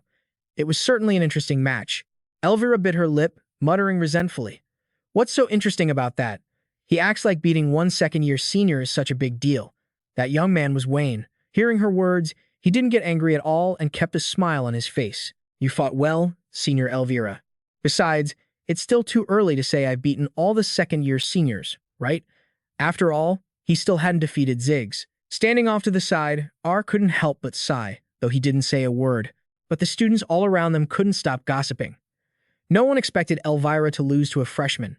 Wayne is the heir to the renowned Kanemo swordsmanship family, but does he really have what it takes to beat Ziggs Effelstein as everyone expects? However, at that moment, a sudden explosion rang out, startling everyone who had no idea what was going on. The sound they just heard was the blast created by Lucy. Immediately, the sound of frantic footsteps filled the air. Jue was in the lead, suggesting as he ran that they needed to find the head maid first to handle the situation. But R shook his head, sighing, "No, it's too late." He was right, because Lucy had already frozen all the maids. This was Lucy's time-stop magic. Some people dedicate their entire lives to studying celestial magic, but in this world, there are geniuses who can copy that kind of magic after seeing it just once. The clearest example of this was Lucy. She was still hovering in the air, looking down coldly as she growled out a command. "Tanya Rothtaylor, bring her to me." Ziggs, who was running towards the tower, heard her voice and frowned in confusion. He couldn't understand why it had to be her. While he was lost in thought, a maid ran up from the other side, yelling frantically, "This way, quickly." He ran after them, asking dubiously, "What's going on?" The maid explained hastily, "The head maid has been killed, and things are in chaos on our end. If what Lady Lucy said is true, then Adair, the third-year student from the magic department, has been murdered." At those words, Ziggs stopped in his tracks. The maid continued to explain, "The assassin is believed to be a servant from the Rotter family." W frowned slightly and asked in disbelief, "If it was a servant from the Rotter family, does that mean Tanya did it?" But as soon as the words left his mouth, he realized something was wrong and quickly looked behind him. Ziggs frowned at them and said in a low voice, "You go on ahead." The maid was taken aback and questioned him uncertainly. In this situation, W was getting even more anxious. Why is this happening? Is this some kind of revenge plot?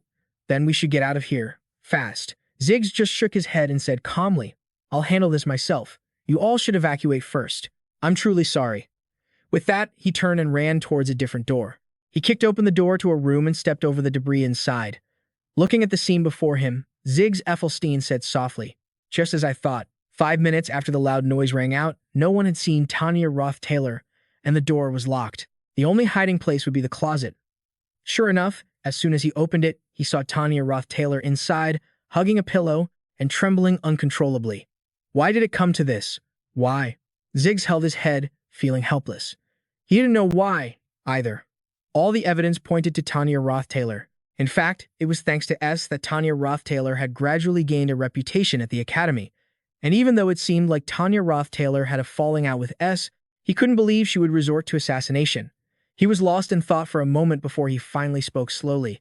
"Listen carefully, Tanya Rothtaylor. You need to be honest with me about the questions I'm about to ask." He asked if she had ordered S's assassination. Without a second of hesitation, Tanya Rothtaylor immediately denied it. "I really didn't do it." Her words weren't enough to convince Ziggs. If this continued, Tanya Rothtaylor would surely be in grave danger. Just the thought of losing S weighed heavily on him, but there was too much he didn't understand right now. Perhaps not getting involved was the right choice. With that thought, he took off his cloak and gave it to Tanya Rothtaylor, offering a small smile. "All right, I'll listen to your explanation later. For now, just stay here for a bit. You'll be in danger if you go to the square right now." He suggested this because he was certain of one thing. Whether it was Tanya Rothtaylor being killed or Lucy getting blood on her hands, neither was something S would have wanted to see. That's why he had to try and stop Lucy first. But just then, a mocking voice suddenly came from behind him. "Don't you grasp the situation, senior?" Ziggs was slightly startled and turned to see W stepping into the room. W said that all they had to do was bring Tanya Rothtaylor to Lucy, and everything would be resolved. Ziggs glared at him and said coolly, "I'll decide that for myself." At that moment, W was still hiding inside the closet, not daring to peek out. Naturally, W didn't accept this decision, his hand already reaching for his sword as he said coldly, "Your decision is completely unreasonable, Senior Ziggs. If that was the case, he would just have to use force to carry out his own plans." He declared he would be taking Tanya Rothtaylor. Meanwhile, back in the square, Lucy was wielding S's bow, relentlessly drawing it back again and again. Thousands of magic-infused arrows tore through the air. A moment later, they struck the ground, and explosions immediately erupted. At the same time, the petrified bodies were also sent flying by Lucy's attack. Cleus North was running for his life when he was suddenly hit by a large rock. He looked at what had landed in front of him and was horrified. It was a rock in the shape of a person. What's more, he recognized the victim. It was Dora, the top student of the 4th-year alchemy department. The color drained from Cleus North's face as he cried out in disbelief. But she's a top student, too. How could she be defeated so easily? With that, he looked up at the sky and saw Lucy hovering high above, her expression absolutely vicious. Instantly, Cleus turned and fled. He couldn't stop complaining as he ran. Why is this crazy stuff happening? Why can't I just have a peaceful life? This is the worst. But as he was running, he tripped on a rock and, unsurprisingly, went sliding across the ground. He just lay there, face down. Cleus North felt even more pathetic, sighing as he said, "Who wouldn't be scared when a monster like that shows up? This really sucks." Just then, a sharp voice called out from behind him. "What are you doing, you idiot Cleus North? Why are you just lying there?" He lifted his head slightly and saw Elvira. He asked doubtfully, "Weren't you supposed to be at a duel?" Elvira nodded nonchalantly. "I was training, but I unexpectedly ran out of reagents, so I had to come to the lab to get more. In a situation like this, who else can handle that monster besides the top students?" She said they needed to hold out for about 30 minutes until the academy staff arrived.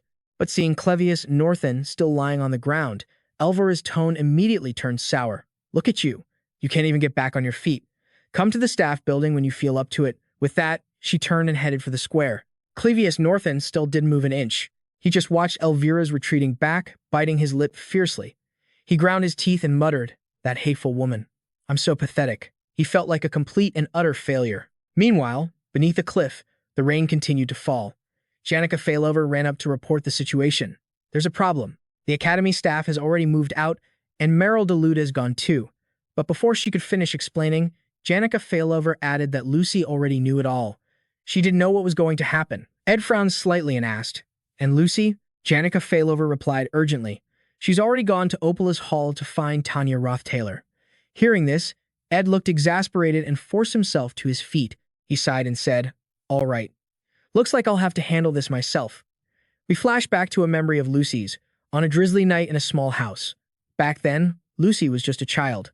She lay in bed, sick from the rain, while her grandfather watched over her.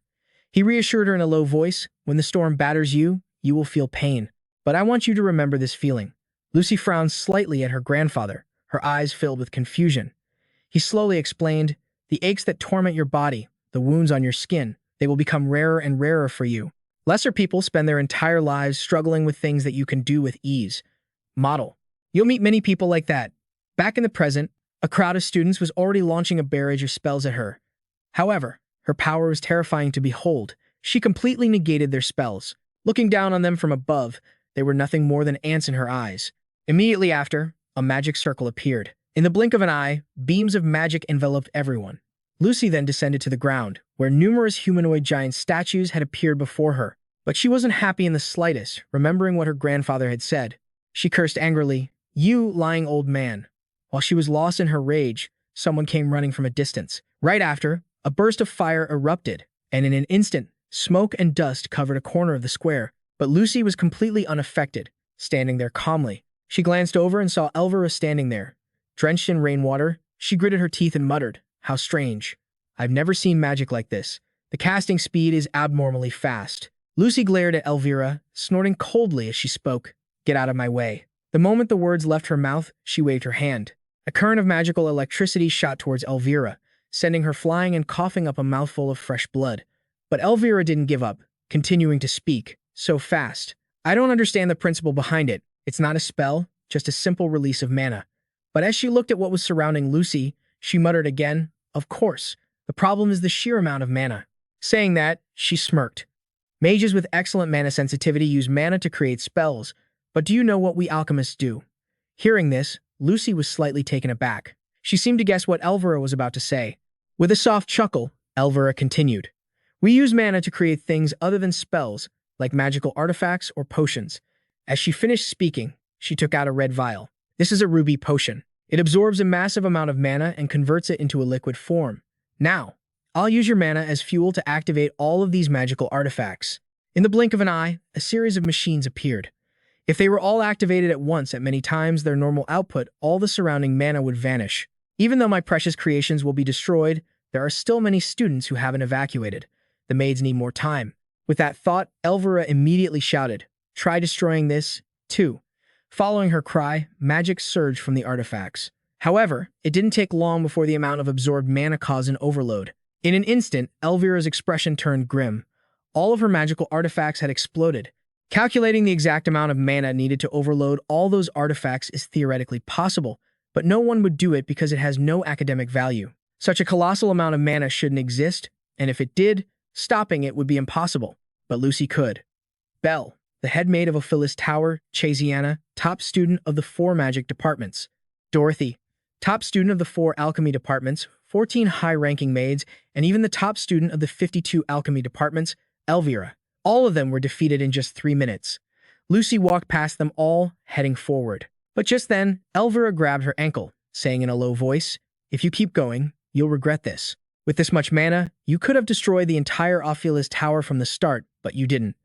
Definitely wouldn't want this to happen." Hearing this, Lucy froze, her entire being sinking into endless sorrow. But a moment later, a spell formed around her. She said coldly, "That's something I'll decide after I see Tanya Rothtaylor."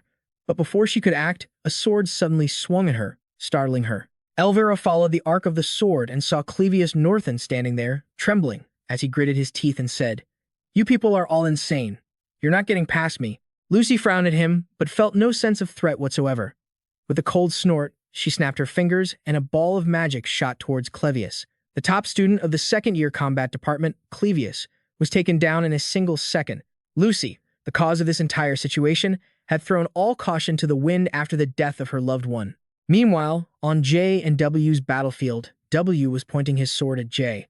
He spoke coldly, "Bring Tanya Rothtaylor here."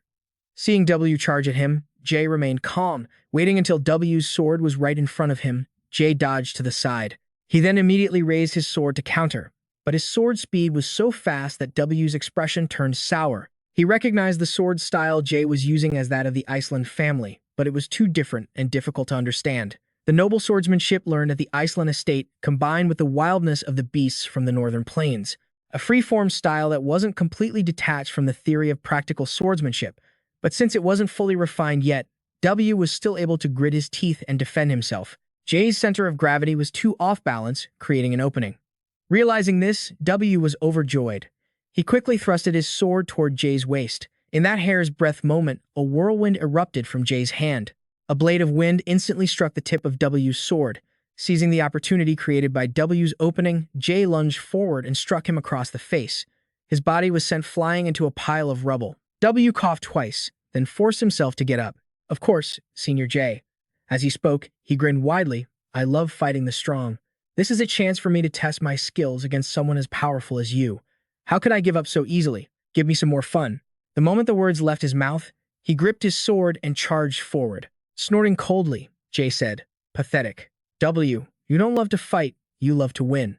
As he spoke, he swiftly raised his sword to block W's attack. His low voice continued to ring out. You're only interested in fights you have a chance of winning, aren't you? At these words, W's eyes unconsciously narrowed. He asked back doubtfully, What are you talking about? With a faint smile, J said nonchalantly, If you truly wanted to fight someone strong, you wouldn't have challenged me. A mediocre second-year student from the magic department. The top student of the second-year magic department isn't me, it's Lucy Merrill. W was about to say something else, but Ziggs Ethelstein didn't give him the chance, shouting coldly, If you're still looking for excuses, then that's what you are. A coward. He immediately forced W's sword to the ground, and W, shaken by Ziggs Ethelstein's words, wavered. Seizing the opportunity, Ziggs Ethelstein thrusted his magically infused sword toward W's face, but he stopped when the tip of the blade was just millimeters from W's throat. W's face was grim. He gritted his teeth and asked, So what do you expect me to do against an unbeatable opponent? That's truly ridiculous. Hearing this, she nodded without hesitation and replied coldly, Yes, that is your limit. But just then, Ziggs Ethelstein heard a loud commotion coming from the square. A commotion that was, of course, caused by Lucy. She had left Clevius in a tattered state. Arrogance is what has killed countless warriors in this world. Be wary of those who are confident in their own strength and see rushing in recklessly as a virtue. And never admire those who constantly risk their lives to prove themselves. Be afraid, Clevius. Fear was his weapon. But if he continued to live like that, a time would come when he could no longer move forward. Even if you run away like you always do, there will come a time when your feet are glued to the ground, unable to move, your entire body trembling uncontrollably. But the hand holding the sword will be unusually steady. Remember that feeling. The feeling that urges you forward even when you know failure is certain. Although Cleus North's body was now covered in wounds, his entire aura had completely changed. He seemed to have become a different person, his eyes bloodshot and filled with killing intent, because his strength came from his conviction. From the sidelines, Elvira saw this and couldn't help but gasp. Is that really Cleus Northern? But in Lucy's eyes, he was nothing. A bow and arrow that resembled a fire phoenix appeared in her hand. Without hesitation, it shot straight forward. In the blink of an eye, a massive explosion rang out, filling the entire square with smoke and fire. Clevius still couldn't forget his promise not to kill anyone. However, the reason he could use that forbidden art was because this monster couldn't possibly be killed with his current strength. At that moment, a sudden development occurred that astonished Lucy. A figure charged out from within the flames. Lucy, slightly startled, glanced behind her, only to see Cleus Northern charging at her with his sword. But before he could even touch Lucy, a whirlwind appeared. In an instant, a look of disbelief flashed across Cleus Northern's face. Caught off guard, he was sent flying by Lucy's magic. But Cleus Northern wasn't so easily defeated. He still managed to push himself back up. Wounds were now piled on top of wounds, and a new stream of blood flowed over the already dried blood. Looking at the amount of blood he was losing, it wouldn't be surprising if Cleus Northern collapsed at any moment, but he was like a moth to a flame. Gripping the sword tightly, he charged toward Lucy without a shred of hesitation. But then something happened that surprised Lucy. With his body covered in wounds and stained crimson with fresh blood, the amount of mana surrounding his sword and body grew even stronger. This was a cursed sword. It was a forbidden art of the Northern family, the blood sword art. And at this moment, Cleus Northern was using it to attack Lucy. To others, it was a terrifying sword, but to Lucy, that wasn't necessarily the case. The moment the tip of the blade was in front of her face, she casually raised a hand and fired a beam of magic, easily blocking Clevius's sword. Immediately after, she clenched her hand into a fist. In an instant, Clevius's entire body was attacked by a magic circle. But another unexpected event occurred, causing Lucy's eyes to widen involuntarily. Because at this moment, Cleus North was like a savage beast, ferociously charging forward. Lucy quickly regained her composure and cast a spell to block him. With a loud crash, a massive impact rang out. The two of them were locked in a stalemate. Not long after, a huge explosion erupted. Cleus North was sent flying, landing in a pile of rubble. His entire body was covered in blood. To use one's own blood to create an immense source of power that was a forbidden art. A long time ago, at the Nortendale family estate, Cleus North had been the subject of gossip after he used it to kill someone. Not even the head of the Nortendale family could use this forbidden technique. But there was an exception. There was someone who didn't shun him, who didn't see him as a monster. But in the end, his hands were still stained with blood. He awakened through the forbidden art, becoming something the entire Northern family despised. He awakened the forbidden blood sword, becoming the demon sword, Cleus North. But at this moment, he had to admit that the person in front of him was the real monster, and Lucy was attacking Cleus with lightning magic. At the same time, in the building where Zig and Tanya Rothtaylor were trying to escape, Zig kept reassuring her, "Hang on, we're almost there." This way, if they could get through the door at the end of the hall, the two of them could escape. But their path was blocked. The person standing before them made Zig extremely wary, and he froze in place. Lortell leaned against the door, smirking at the two of them as she spoke. "If you pass through that door at the end of the hall, you too can escape." After saying this, Lortell Keyhelm's face was filled with provocation. Zig didn't dare let his guard down and pointed his sword at her, only to hear her say in a cold voice, "Many of the paths have been blocked, but you're quite lucky. Tanya Rothtaylor, shouldn't you thank Zig for coming with you?" With that, she turned to leave, but Zig called her back. He asked hesitantly, "Have you heard any news about our senior?" Lortell Keyhelm pouted slightly and said indifferently, "I wouldn't know anything about that." Zig didn't believe her at all and pressed on. "What would you have done if Tanya Rothtaylor were here alone, without me?" Hearing this, Lortell Keyhelm suddenly fell silent.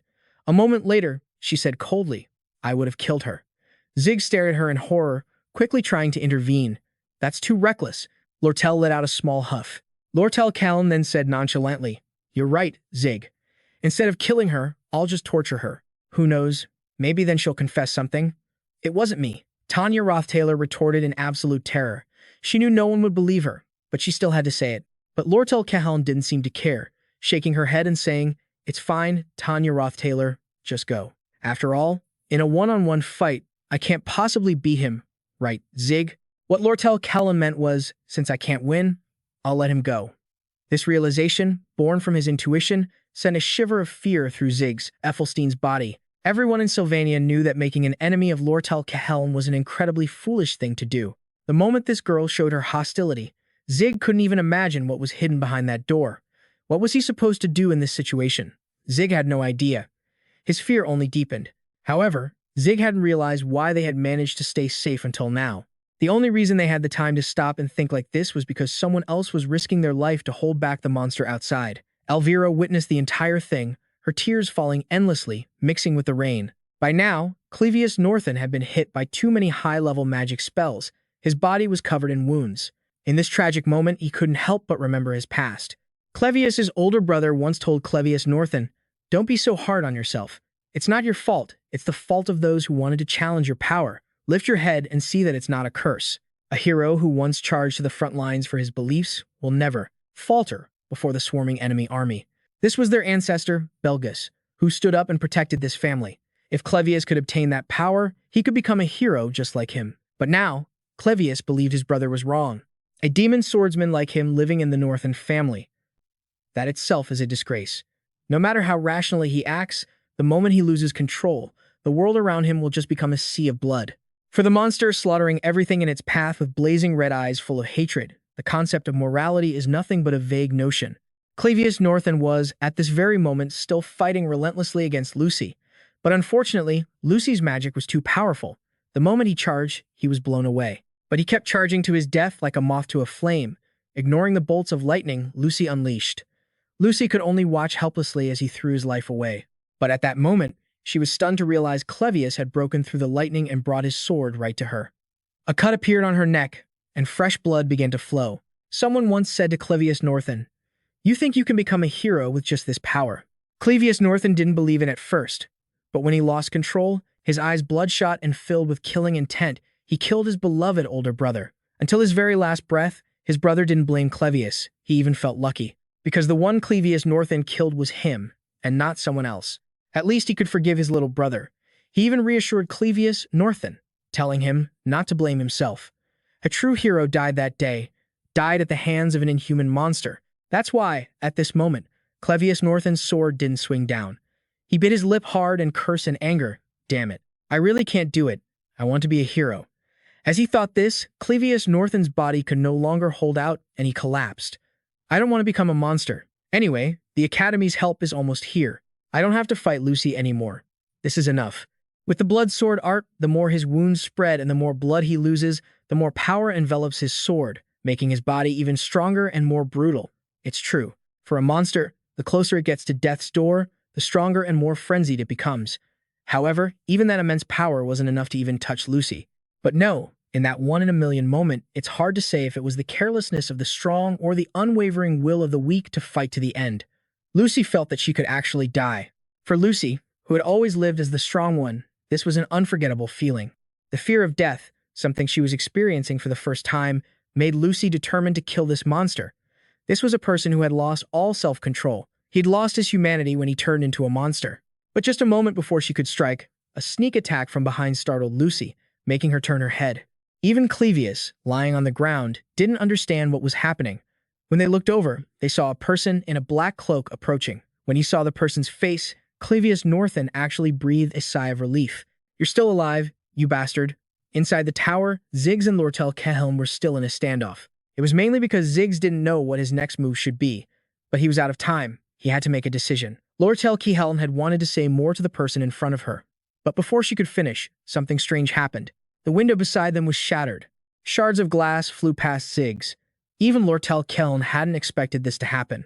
The one who did it was, of all people, Janica. She had charged in from nowhere, breaking through the glass window to enter the tower. By the time she realized what was happening, she found herself lying on top of Lortell. Janica quickly sat up. She had something she needed to do. She pointed towards Ed Rothtaylor and shouted, I found Ed Rothtaylor. Her words startled Ziggs and Ed Rothtaylor, making them step back. Behind them, Lortell watched Janica with a suspicious look on her face. Why is she so calm after hearing the news about C? Has she gone mad? Janica, seeing the awkward situation, spoke up. Did I ruin the mood? Merylda poked her head through the window and said coolly, Not at all. In fact, you're right on time. Outside, the rain was still pouring. Ziggs, wrapped in his black cloak, stood in the downpour. He looked at the person lying in front of Lucy and asked doubtfully, Is that you? Cleus North gave a cool nod. He gritted his teeth and said, Yeah, I know I was miserably defeated. I know that no matter how hard I tried, it was all useless. Even risking my life, I couldn't touch her. So, you think I should have just given up and run away. But he wasn't the only fool. The weak, who know they can't possibly win, but are willing to destroy everything they've worked so hard to build. Just like the others, if he had just given up, things would have been easier. But I believe I could become a hero. At this, Cleus bit his lip fiercely, his voice filled with resentment. Why in the world couldn't you just leave me alone? And in the end, I still couldn't win, and everything became meaningless just like that. Seeing his state, Ziggs couldn't help but sigh, then walked over and patted his shoulder. He said gratefully, Thank you, Elvira, Cleus. Your efforts weren't in vain. They were truly precious. Elvira didn't recognize him and asked suspiciously, Who are you? But Cleus North felt no comfort at all. He just kept crying and cursing himself for being a fool. Then he passed out right in Elvira's arms. Ziggs was genuinely surprised by what was happening. He knew the combat abilities of all the key figures at this academy, but neither he nor anyone else thought this was possible. It took at least 10 minutes for everyone to evacuate and for him to get here. And yet, Cleus had managed to hold on for that entire time, all by himself and against Lucy, the final boss of Act 3 in Sylvania's failed Sword Saint. After a moment's thought, he looked towards Lucy and said apologetically, I'm sorry, I couldn't tell you beforehand. I needed to die for certain reasons, but I was in a life or death situation, so I couldn't prepare anything in advance. Lucy didn't seem to care. She ran towards him so fast that even the hat on her head fell off. She threw herself into his arms and cried her heart out, thinking he was really dead. Ziggs knew she was worried about him and quickly patted her back to comfort her. I'm still alive. I've been here all along. I'm okay. Inside the tower, Zis was terrified. After leaving his safe zone, he'd been confident that he rarely felt fear. But right in front of him were the very people who had caused all the chaos earlier, and with them was a mid-level spirit. And their target was Tanya Rothtaylor, who was right behind him. Things had gotten incredibly difficult. After hearing about S's death, he figured the two of them had practically lost their minds. Just then, Janica suddenly spoke up. "Wait, I have something to say about S." But before she could finish, Zis made his move, causing an explosion in front of them. He shouted urgently, "Snap out of it, Tanya Rothtaylor. Take the small path behind you. When you reach the fork, head west. Just run like hell in that direction, and you'll get to the dorms.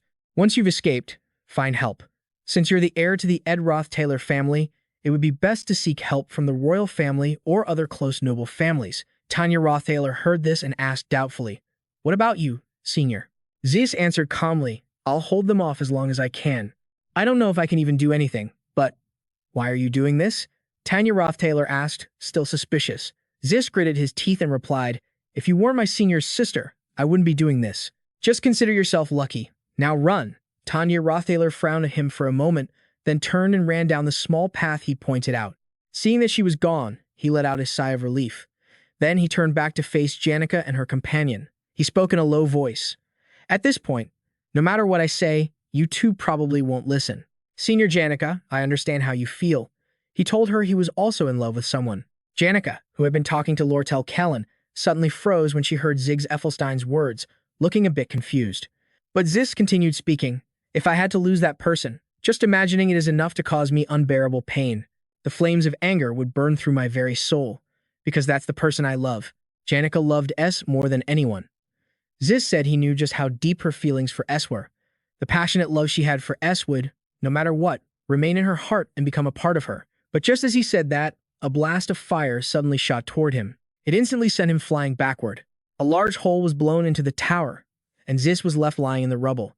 Janica rushed out, pointed her spear at his chest, and growled, "He's not dead." She kept repeating that S wasn't dead, so Zis had better stop. Outside, the rain had stopped, but Ed and Lucy were still holding each other. The spring rain had fallen.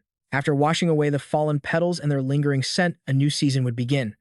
Emotions are the same way. After being released, the mind becomes clearer, and a relationship enters a new phase. Before, Lucy had always thought her feelings for Ed were the same as her feelings for S.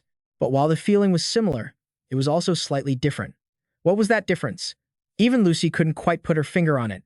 Ed was still holding Lucy close to comfort her, but a moment later, Lucy suddenly pushed him away. Her face was slightly flushed, and she was breathing heavily, making Ed call out her name in confusion. But Lucy's body grew even hotter. He had just said her name normally, but her heart was pounding. At last, Lucy realized her true feelings. The faint scent of grass in the air was pleasant. Sometimes, that fresh smell would waft over from the piles of hay stacked in the hut. Lucy didn't mind the scent, so she just let it be. But the maids didn't like it. They said a heavy smoker's body would reek of tobacco, and a girl who spent her childhood playing in a peach orchard would always have hair that smelled faintly of sweet peaches.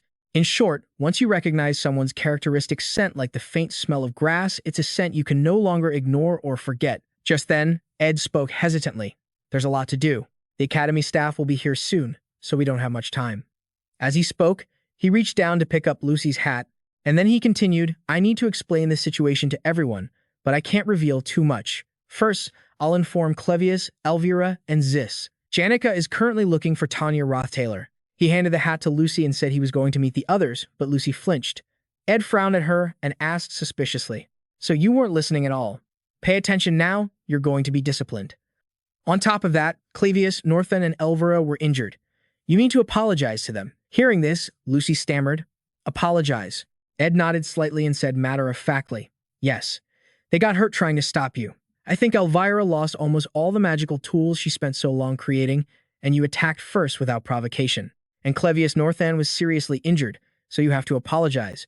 Lucy had tried her best to hold back so no one would die, so she didn't want to apologize. But when she saw Ed's reaction, she froze. Because at that moment, Ed looked a bit exasperated. He sighed and said, "If you don't want to, I'll explain for you, since I'm partly responsible too." Immediately, a wronged expression appeared on Lucy's face. He was looking down on her. She was being hated. Ed would be disappointed in her. She didn't want that to happen. She quickly nodded and said, "Okay, I'll apologize." Ed nodded in satisfaction. "Good decision. It doesn't look like you're hurt, are you? Anyway, we don't have much time. He suggested they get going. But just then, she smelled the scent of grass again, the scent that, if she let her guard down for even a moment, would make her breathless, her heart pound, and her legs tremble. Why was this happening? She had only seen him as the camp manager.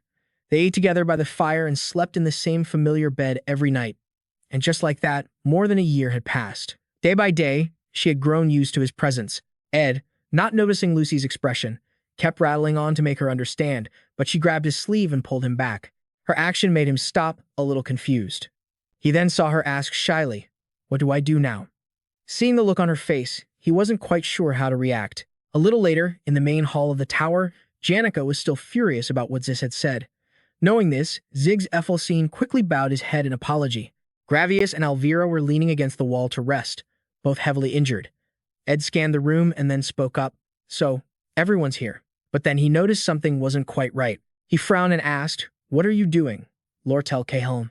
Lortell Cahelm had her back to him and hesitated for a long time before speaking.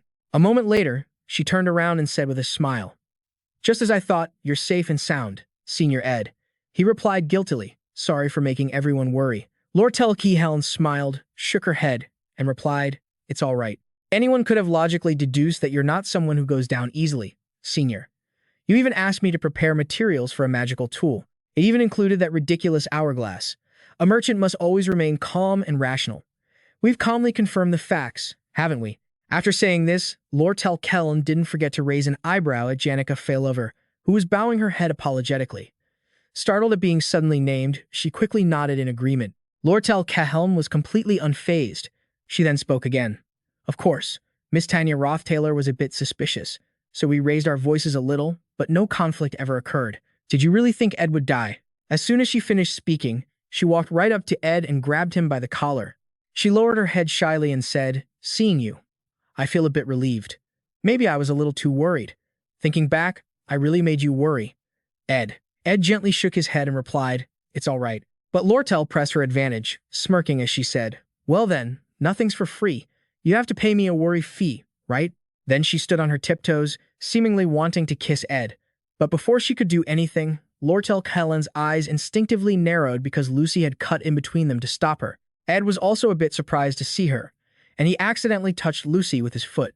Immediately, Lucy's entire body seemed to convulse. She quickly moved forward, keeping her distance from Ed.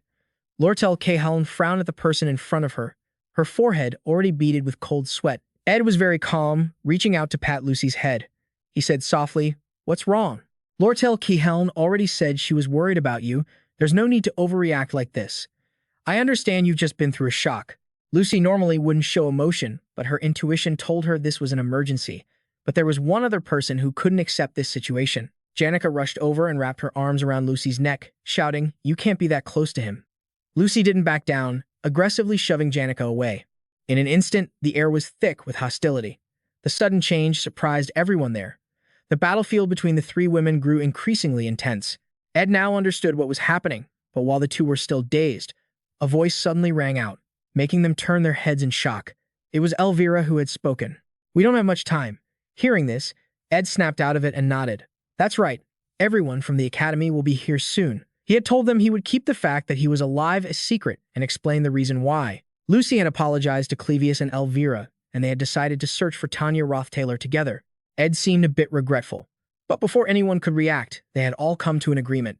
A moment later, only the two tied-up Caddick and a few injured people remained. Not long after, Nock opened his eyes and looked around. Ed had already left the academy before anyone discovered he was still alive.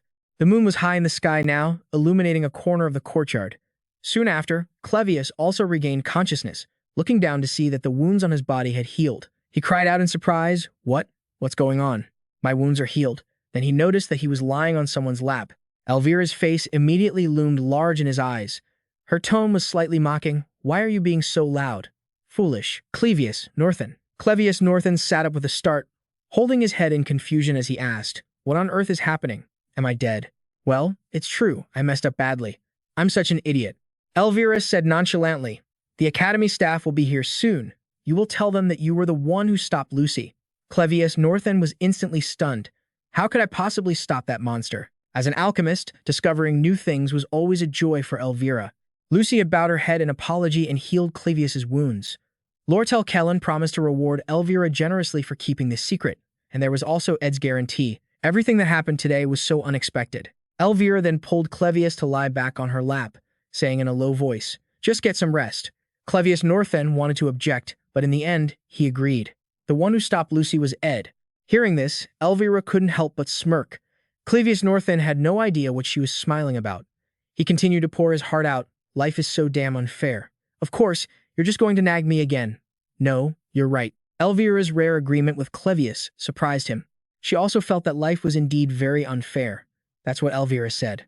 Though there were many things they wanted to say, they both looked up and quietly watched the night sky, where the stars shone silently. Meanwhile, in the forest near the academy, Tanya Rothtaylor had been running straight for this place, but she tripped and fell along the way. Although her legs were covered in cuts and completely exhausted, she forced herself back up. She whispered softly, "Can't rest, have to keep moving. They must be chasing me. If I get caught, it'll be really bad. And I still want to clear my brother's name. I have to find out the truth. I absolutely cannot let them catch me." Except, no one was chasing Tanya Rothtaylor. By now, no one thought Tanya Rothtaylor had killed Ed anymore. If only someone would come and catch her just to stop this monologue. But she had no choice but to be strong. The investigation into Ed's death was gradually coming to a close. They had even used magic to reconstruct the scene. Although it couldn't perfectly replicate what had happened, the witness testimony from Janica largely matched the investigation's results. The fact that the Rotter family's subordinates stabbed Ed, and that Ed fell off a cliff, had all been confirmed.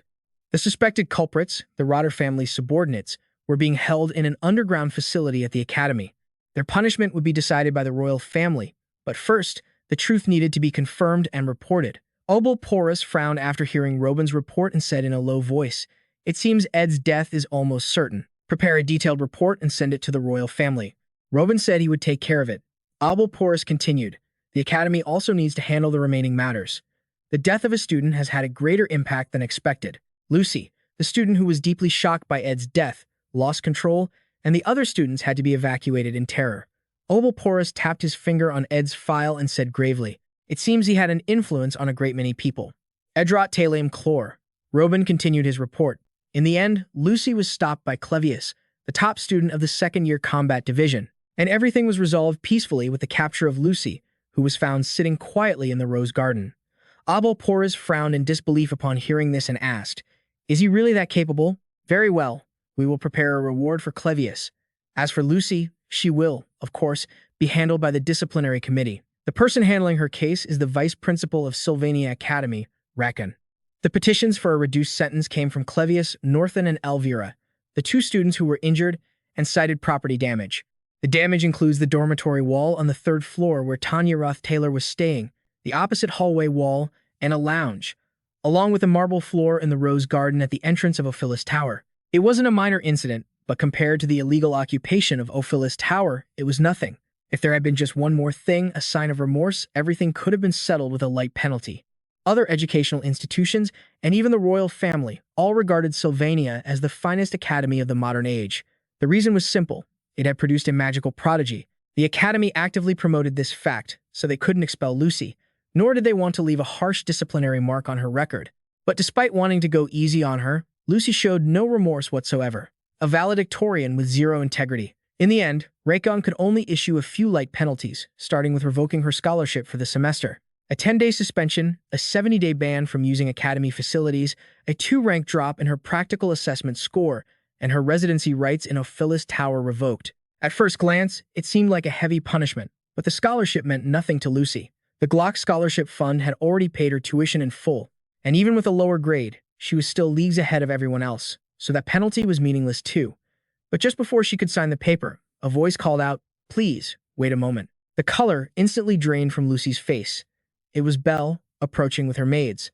She spoke with authority. "I am Belle, the manager of Ophilus Tower. I am here as a witness and would like to have a word." She took a deep breath before continuing. "I ask that you please reconsider the disciplinary action for Lady Lucy. I don't believe this form of punishment will make Lady Lucy truly repentant." Hearing this, Lucy rushed forward. She said frantically, "Wait, no, I'll sign this disciplinary form." But Belle swiftly stopped her. Removing Lady Lucy from Ophilus Tower isn't a punishment, it's a reward. Therefore, she proposed restricting Lucy from leaving her dormitory as much as possible. Confine her. All staff of Ophilus Tower will take turns standing watch and supervising Lucy 24/7. Despite Lucy's vehement protests, Raycon agreed. Very well. Following the headmaid's recommendation, 30 days of confinement. She was very pleased with this outcome. Even Belle was happy. The only one who wasn't was Lucy, who was sobbing and begging for mercy. But Belle spoke coldly. Lady Lucy, I will ensure that you cannot leave. Absolutely and thoroughly. And so, Lucy was to be confined for a while. After learning of this punishment, Ed couldn't help but remark. She really got off light. Janica, who was cooking nearby, nodded in agreement. It's probably because Gravius and Elvira put in a good word for her, just like you asked, Ed. Just then, the food she was preparing was ready. She handed it to Ed. This is a beef stew I used to make back home. It's my specialty. Ed looked at the steaming hot beef stew. His eyes instantly lit up. Skillful, a great spirit arts teacher, a diligent student. And she knows how to cook, too. She insisted on making it. She's such a kind person. During the campaign, for Student Council President, there were 3 major variables to keep in mind. First, Princess Penna Elias Kroll, who seemed to have lost her will to become the Student Council President. Second, Tanya Rotter, the villain and Princess Penna's rival, had disappeared. And finally, Rotter's 2 underlings, Cade and Nock, were being held captive in the Academy. Ed Rothtaylor had orchestrated that whole charade to announce Ed's death and push him out of his sphere of influence, and he had played along with it. But now, things had gotten complicated. Cade and Nock were being held at the Academy, accused of murdering Ed. He had to find a way to get them released so Graffin would truly believe he was dead. Only then could he finally end this suffocating life in hiding. The more he thought about it, the more helpless he felt. He couldn't help but sigh. There was so much to do. Just then, Janica spoke up again. Since you're the son of a noble family, Ed, you're still caught up in so many things. I'm just the daughter of a farmer from the countryside, so I don't really understand your life, Ed. Because of that, she felt she couldn't comfort him properly. She couldn't just offer empty platitudes like hang in there, or it'll be okay when she didn't understand the full picture. Those words would be meaningless and insincere. Ed was touched by her words and said softly, you don't have to think so deeply about it.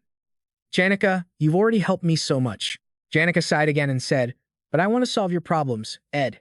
Even if it was a selfish desire, she just didn't want to see him struggle anymore. Ed looked at her, a bit flustered, unsure how to respond. The air suddenly fell silent. Lately, whenever he was around Janica, he felt a little overwhelmed. It wasn't a bad feeling, he just didn't know why, but the dynamic between them felt a little strange. After thinking for a long moment, Ed spoke up. Thank you, Janica. You're the only one who worries about me like this. Janica quickly brightened up. Anyway, the priority right now is to find Tanya. I don't know where she is. Ed was surely worried about her, but he said, I think I know where Tanya might be. At first, he was surprised to see a different side of Tanya from what he remembered. Tanya was a strong, fearless, and proud girl, and he had witnessed her courage with his own eyes. He believed she was still holding strong and planning for the future as always, with her usual confidence and charisma. But at that very moment, Tanya was sobbing in Penna Elias Kroll's castle. She hugged a pillow and cried, I really didn't order my brother's assassination. Before Tanya arrived, Penna Elias Kroll had already heard the news of Ed's passing. At the time, she had been trying to mend her complicated relationship with Ed. She had canceled most of her appointments and rearranged her schedule. She wanted to make time to have a serious talk with him, and she was just 1 day away from doing so. But then she received the news that Ed was dead. She was filled with regret. If only she had been 1 day sooner, this wouldn't have happened. Because of her own foolish pride, she hadn't been able to do anything.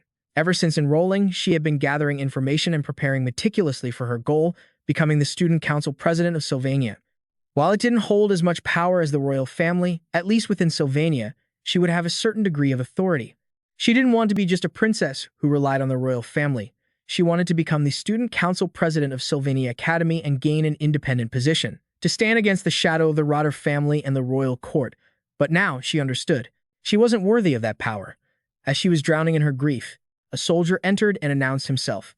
Princess Penna, may I enter? She quickly composed herself and allowed him in. He quickly stepped inside, bringing another person with him, Tanya. While we don't have all the facts yet, the Academy's preliminary investigation suggests that Ed was assassinated by a subordinate of the Ed Rothtaylor family. Aside from the expelled Ed, the only other member of the Rothtaylor family on Aeon Island is Tanya. She looked a bit disheveled, but her first words were to defend herself. Even if you don't believe me, Princess, I swear I didn't order my brother's death. As she spoke, her eyes welled up with tears of grievance. Penna Elias Kroll was lost in thought for a long time before she went and hugged Tanya tightly, comforting her in a small voice. You've been through so much, Tanya. She had learned to accept her mistakes. She spoke cautiously. Let's go inside first, then you can tell me what happened. After hearing everything from Tanya, Penna Elias Kroll thought for a moment before calmly saying, Tanya, I will believe you. So, until this is all cleared up, I'll keep you here in the royal dormitory. Hearing this, Tanya was filled with gratitude.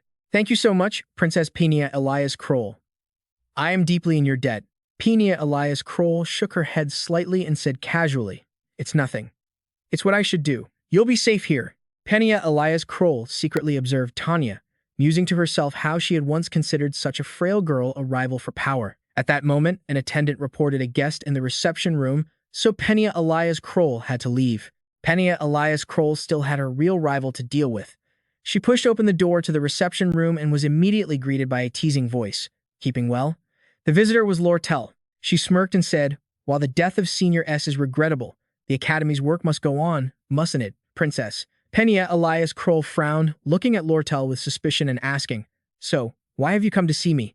The situation at the Academy is a mess, and the only one who could possibly understand the full picture is, of course, the person who is hiding Tanya. So Lortell Callan had come to ask why Penna Elias Kroll was doing this.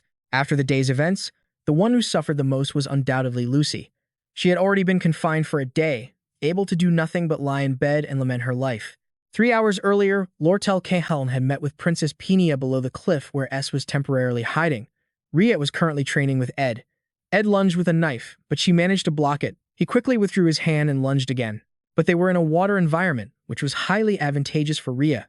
He was immediately surrounded by numerous clones of Rhea. He dealt with them calmly, and before long, he had defeated them all. Ed, watching from the outside, exclaimed happily, Such incredible skill and quick reflexes. I'm always so proud of you. Rhea also chimed in, Let's stop our training here for today, Master. That was truly an amazing display.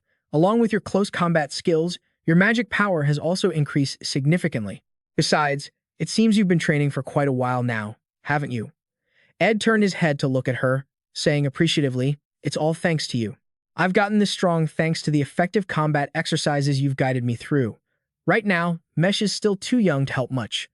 And training with Melita is a bit much. Rhea looked at him calmly and said nonchalantly, But compared to me, training with Melita would be much more beneficial for you.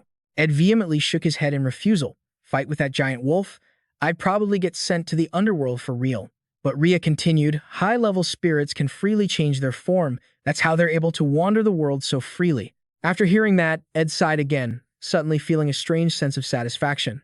Once his stats surpassed 15, they barely increased anymore. To improve those stats, he needed to complete hidden quests or meet special conditions. Considering the stats Ed Rothtaylor could achieve, he had nearly reached his limit. After mastering intermediate magic, maybe he should consider developing some kind of special ability. In any case, he couldn't stop here, satisfied with what he had. He had to keep growing. As he was thinking, a figure appeared. Seeing his current state, Lortell Callan couldn't help but cover her mouth and giggle.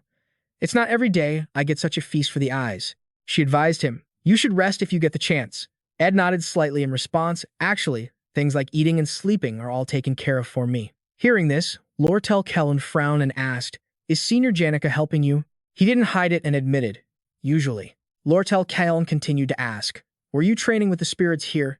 At this, a mischievous glint suddenly appeared in Lortell Callan's eyes. Then she linked arms with him and spoke cheerfully.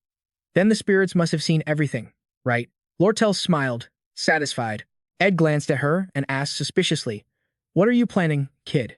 Lortell Callan said casually, I'm about to go see Princess Penna Elias Kroll and I want to earn a bit of gold from the election.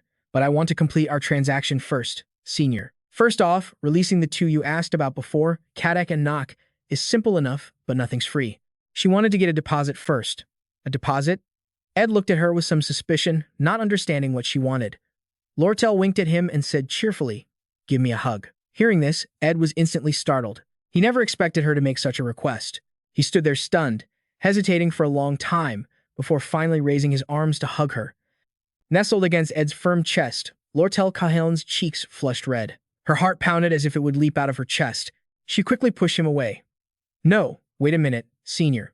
Ed looked at her with some suspicion, frowning as he asked, What is it? Lortell lowered her head shyly and said, I didn't realize that in this kind of situation, being on the offensive and the defensive are two completely different things, so she was a bit flustered. It felt very different from what she had imagined several times on her way here. Plus, he didn't have a shirt on, which made her even more flustered. She started to blame him, saying what he was doing was completely improper. Ed felt a bit helpless and sighed. I was just doing what you asked. Well, that's true, but take it slow, Lortell said slowly, then snuggled back into his arms. A moment later, she asked in a low voice, Actually, I came here for your answer. You remember, don't you? The promise he'd made in the wooden cabin to be on her side just once. Ed pushed her away and asked suspiciously, Are you planning something? Lortell Calhoun didn't answer, saying calmly, I think many people will oppose me. Even if she had to make the entire academy her enemy, she hoped that at least Ed would remain her ally. Back in the present, at the residence where Penna Elias Kroll was staying, Penna had asked why Lortell Calhoun came to see her. Lortell Calhoun smiled calmly and said, I came to ask you why you're hiding Tanya. She figured this out because before Tanya ran away, Ziggs Felstein had told Tanya to find help. The most likely place Tanya would seek help was the royal villa, a safe place, and one that even the Academy's influence couldn't easily reach. Hearing Lortell's words, a look of panic crossed Penna Elias Kroll's face. She asked suspiciously, Lortell, why are you looking for Tanya? Although the princess was very good at hiding her true feelings, it was all within Lortell Calhoun's calculations. Lortell Calhoun replied calmly, If we have to discuss it, I have some personal business that needs to be resolved. I'm also quite annoyed that I'm powerless to affect things. Mess with someone who is also a target I'm aiming for. She always knows how to avoid those stronger than her. But for those weaker, she'll teach them a lesson about what happens when you cross her. Penna Elias Kroll tried to calmly say. It was not wise for her to claim that the heir to the Ed Rothtaylor family was weaker than her. Don't you find that worth pondering? Lortell Calhoun replied calmly. If I seize control of the residential district's economy, I will put Ed Rothtaylor at a disadvantage. If the princess has decided to side with Ed Rothtaylor, it will certainly be very difficult for me to do anything to her at the moment. Of course, I already predicted things would turn out this way. Therefore, I have prepared for every possible situation. Lortell Calhoun said she would run for student council president. If I were to meet her with the titles of student council president and head of the Merchants Guild, would Ed Rothtaylor still refuse to see me then? Especially then, I'll use all the power at my disposal to pressure everyone into listening. With that said, Lortell Calhoun turned to leave, but still added mockingly, You can't just hide in here forever, you know, Ed Rothtaylor. Penna Elias Kroll watched her retreating back, her expression growing even more grave. The servants of the Rotter family have been captured. All routes to leave Akan Island are under Lortell's control. Based on the evidence and related circumstances, it seems clear that Ed Rothtaylor is the culprit. After thinking for a long time, Penna Elias Kroll returned to her room and told Ed Rothtaylor everything.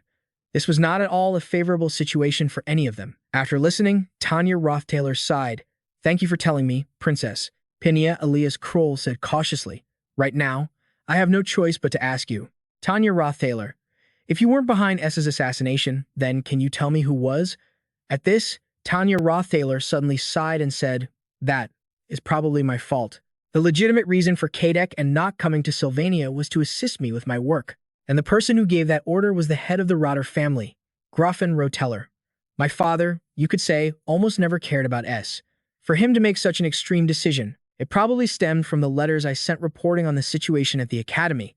The more Ed Rothtaylor spoke, the more pained she became. You could say the one who pushed him to his limit and brought about such a terrible end was me. Penna Elias Kroll quickly comforted her. That's not your fault at all. Biting her lip fiercely, Ed Rothtaylor continued, But right now, I can't just keep sitting still like this. Penna Elias Kroll asked suspiciously, So what do you intend to do? Ed Rothtaylor said in a low voice, This magical land of Sylvania has shown me many things that a person can survive without ever giving up. How they change when circumstances push their fate down the most difficult path. The only way for me to survive and find out about my brother's murder is to try and find information. As she said this, Ed Rothtaylor's eyes filled with determination. To do that, I must run in the student council president election. Hearing this, Penna Elias Kroll frowned and said hesitantly, It won't be that simple. You're still facing expulsion for being involved in the murder. Ed Rothtaylor gritted her teeth and said, It's true that this won't be easy for anyone, but I won't stop. There are still many people who support me. When I am in such a difficult situation as this, for my brother's sake, I can't remain weak and hesitant like this. As soon as she finished speaking, Penna Elias Kroll replied, Therefore, all of us will support you too, Tanya Rothtaylor. Tanya Rothtaylor flinched slightly, glancing at Penna Elias Kroll, and asked doubtfully, "Why would you say that, Princess?" "Well, what else am I supposed to say?" "Me too," Penna Elias Kroll said as she took Tanya Rothtaylor's hand. "I also have a debt to S that I could never repay while he was alive." The next morning, at a castle where Lortell Callum was staying, her secretary arrived with a stack of documents, muttering nonstop, "I've gathered all the necessary documents here." "Are you really running for student council president, Guildmaster Lortell?" She said she had received the notice. Tanya Rothtaylor will also be participating in the election, and there's a rumor that Penna Elias Kroll has also declared her support, but there's a high chance the Academy won't even accept Tanya Rothtaylor's candidacy. Moreover, Lortell Callum had been working so much that Rian was quite worried. She had barely slept recently. If she joined the election too, how could she possibly handle so many things at once? Lortell Callum, who was processing documents, grew a little impatient listening to her ramble on. "Can you just get to the necessary and important points?" Rian quickly replied, "I'll go submit these documents to the Academy right away." Finally, only Lortell Callum remained in the room. She continued to handle her work. S was dead. After that, the Student Council President election at the Academy began. This tangled script was now in Lortell's hands. As every second ticked by, everyone was on edge. The only one who didn't seem to care much was Lucy, who was confined to the Ophilus Tower. She mostly stayed in her room, not going anywhere else. Life was so boring that she had resorted to playing with her pillow. She sighed helplessly. Looking at the maid behind her, she asked, "How many more days until I get out of here?" 27 more days, the maid replied with a smile, but then remembered something. The maid continued, "It seems the school's probation disciplinary plan was just announced yesterday, so I guess there might be a slight delay in your detention period. Administrative procedures are always slow. We should probably start counting again from today, so that would make it 29 days. The more Lucy listened, the more helpless she felt, sprawling on the bed, unable to even cry. You could say time doesn't always fly by for everyone. Inside the Academy's prison, the members of the Rotter family were all imprisoned. Someone was talking to Caddick, saying it seemed Duke Crepin Rothtaylor's judgment was correct. Biting his lip fiercely, Caddick said in a low voice, although his abilities were still incomplete, his quick reflexes and masterful combat skills were undeniable. If he were still alive, he would definitely be a great danger to the Rotter family. That's right, Nock, who was lying to one side, nodded in agreement. Furthermore, he believed the boy wasn't just simply talented, a spirit master who would dare to trade all of his mana sensitivity to summon a spirit. The attitude of a mage who wouldn't hesitate to seek revenge, and his ability to form such deep bonds with people of that caliber, only showed that his potential was impossible to predict. He knew exactly how dissolute and terrible the heir to the Rotter family was. However, he had always wondered one thing. Why would the head of the family order the assassination of his own son? But now, he could cautiously propose a theory. Model. What if he has a special ability like that, and on top of that, holds views that oppose the head of the family? Is it possible that when he was chosen as the heir, he faked amnesia and fled to Sylvania? Or could he be secretly building his own forces here? Thinking of this possibility, Nuke grew even more fearful and spoke up. Discussing these theories now won't get us anywhere. Hearing this, the man in the next cell nodded and replied, "That's right. The important thing now is to get out of here and report the situation to the family head, isn't it?" But at that moment, someone quietly approached the prison cell. He signaled for them to be silent, saying, "Someone stands to gain from your escape. It's as simple as that." Caddick asked who he was. With a slight smirk, he casually introduced himself. "My name is Dunn, a broker for the Eater Guild." A few days passed, and Lucy's life was extremely dull. She just lay in bed, asking her maid every day about her confinement period. She asked so often that the moment she opened her mouth, Belle Maya already knew what she wanted to ask and calmly gave her the remaining time. 24 days left. After hearing this, Lucy fell into a somber mood and even told Belle to kill her. Without hesitation, Belle replied, "I cannot do that, my apologies." Meanwhile, a figure appeared on the streets, causing people to turn their heads. This girl was just casually walking down the road, but her aura was exceptionally unique, with her captivating silver hair. Just then, Killy, who was walking down the street, also noticed this girl, but then she vanished without a trace. She looked like a student, but her clothes weren't a uniform. Who could she be? It was clear there were still many things Killy didn't know, so she decided she had to live each day to the fullest. Who knew when she'd be able to live so freely again? With that thought, she immediately opened the documents in her hand to look them over. As soon as she saw them, she was lost in thought. Right now, she wasn't sure where she was. She was also very surprised to see the news about Tanya Rothtaylor running for student council president on the Academy's news bulletin. But regardless, she was still happy that she was safe. What shocked her was the news of student S's death, most likely at the hands of the Roederer family's minions. The same people who pushed him out of the family were the ones behind his death. The scene in the cabin during that winter snowstorm, along with the image of her senior, made her ponder the meaning of freedom. That feeling still lingered in Killy's mind as if it had just happened right before her eyes. But Tanya Rothtaylor, the first friend she made at the academy, was suspected of being the one who murdered their senior. She trusted Tanya Rothtaylor, but things became more chaotic when news broke that those underlings had escaped from prison. The sentiment of everyone in the academy was steadily turning against her.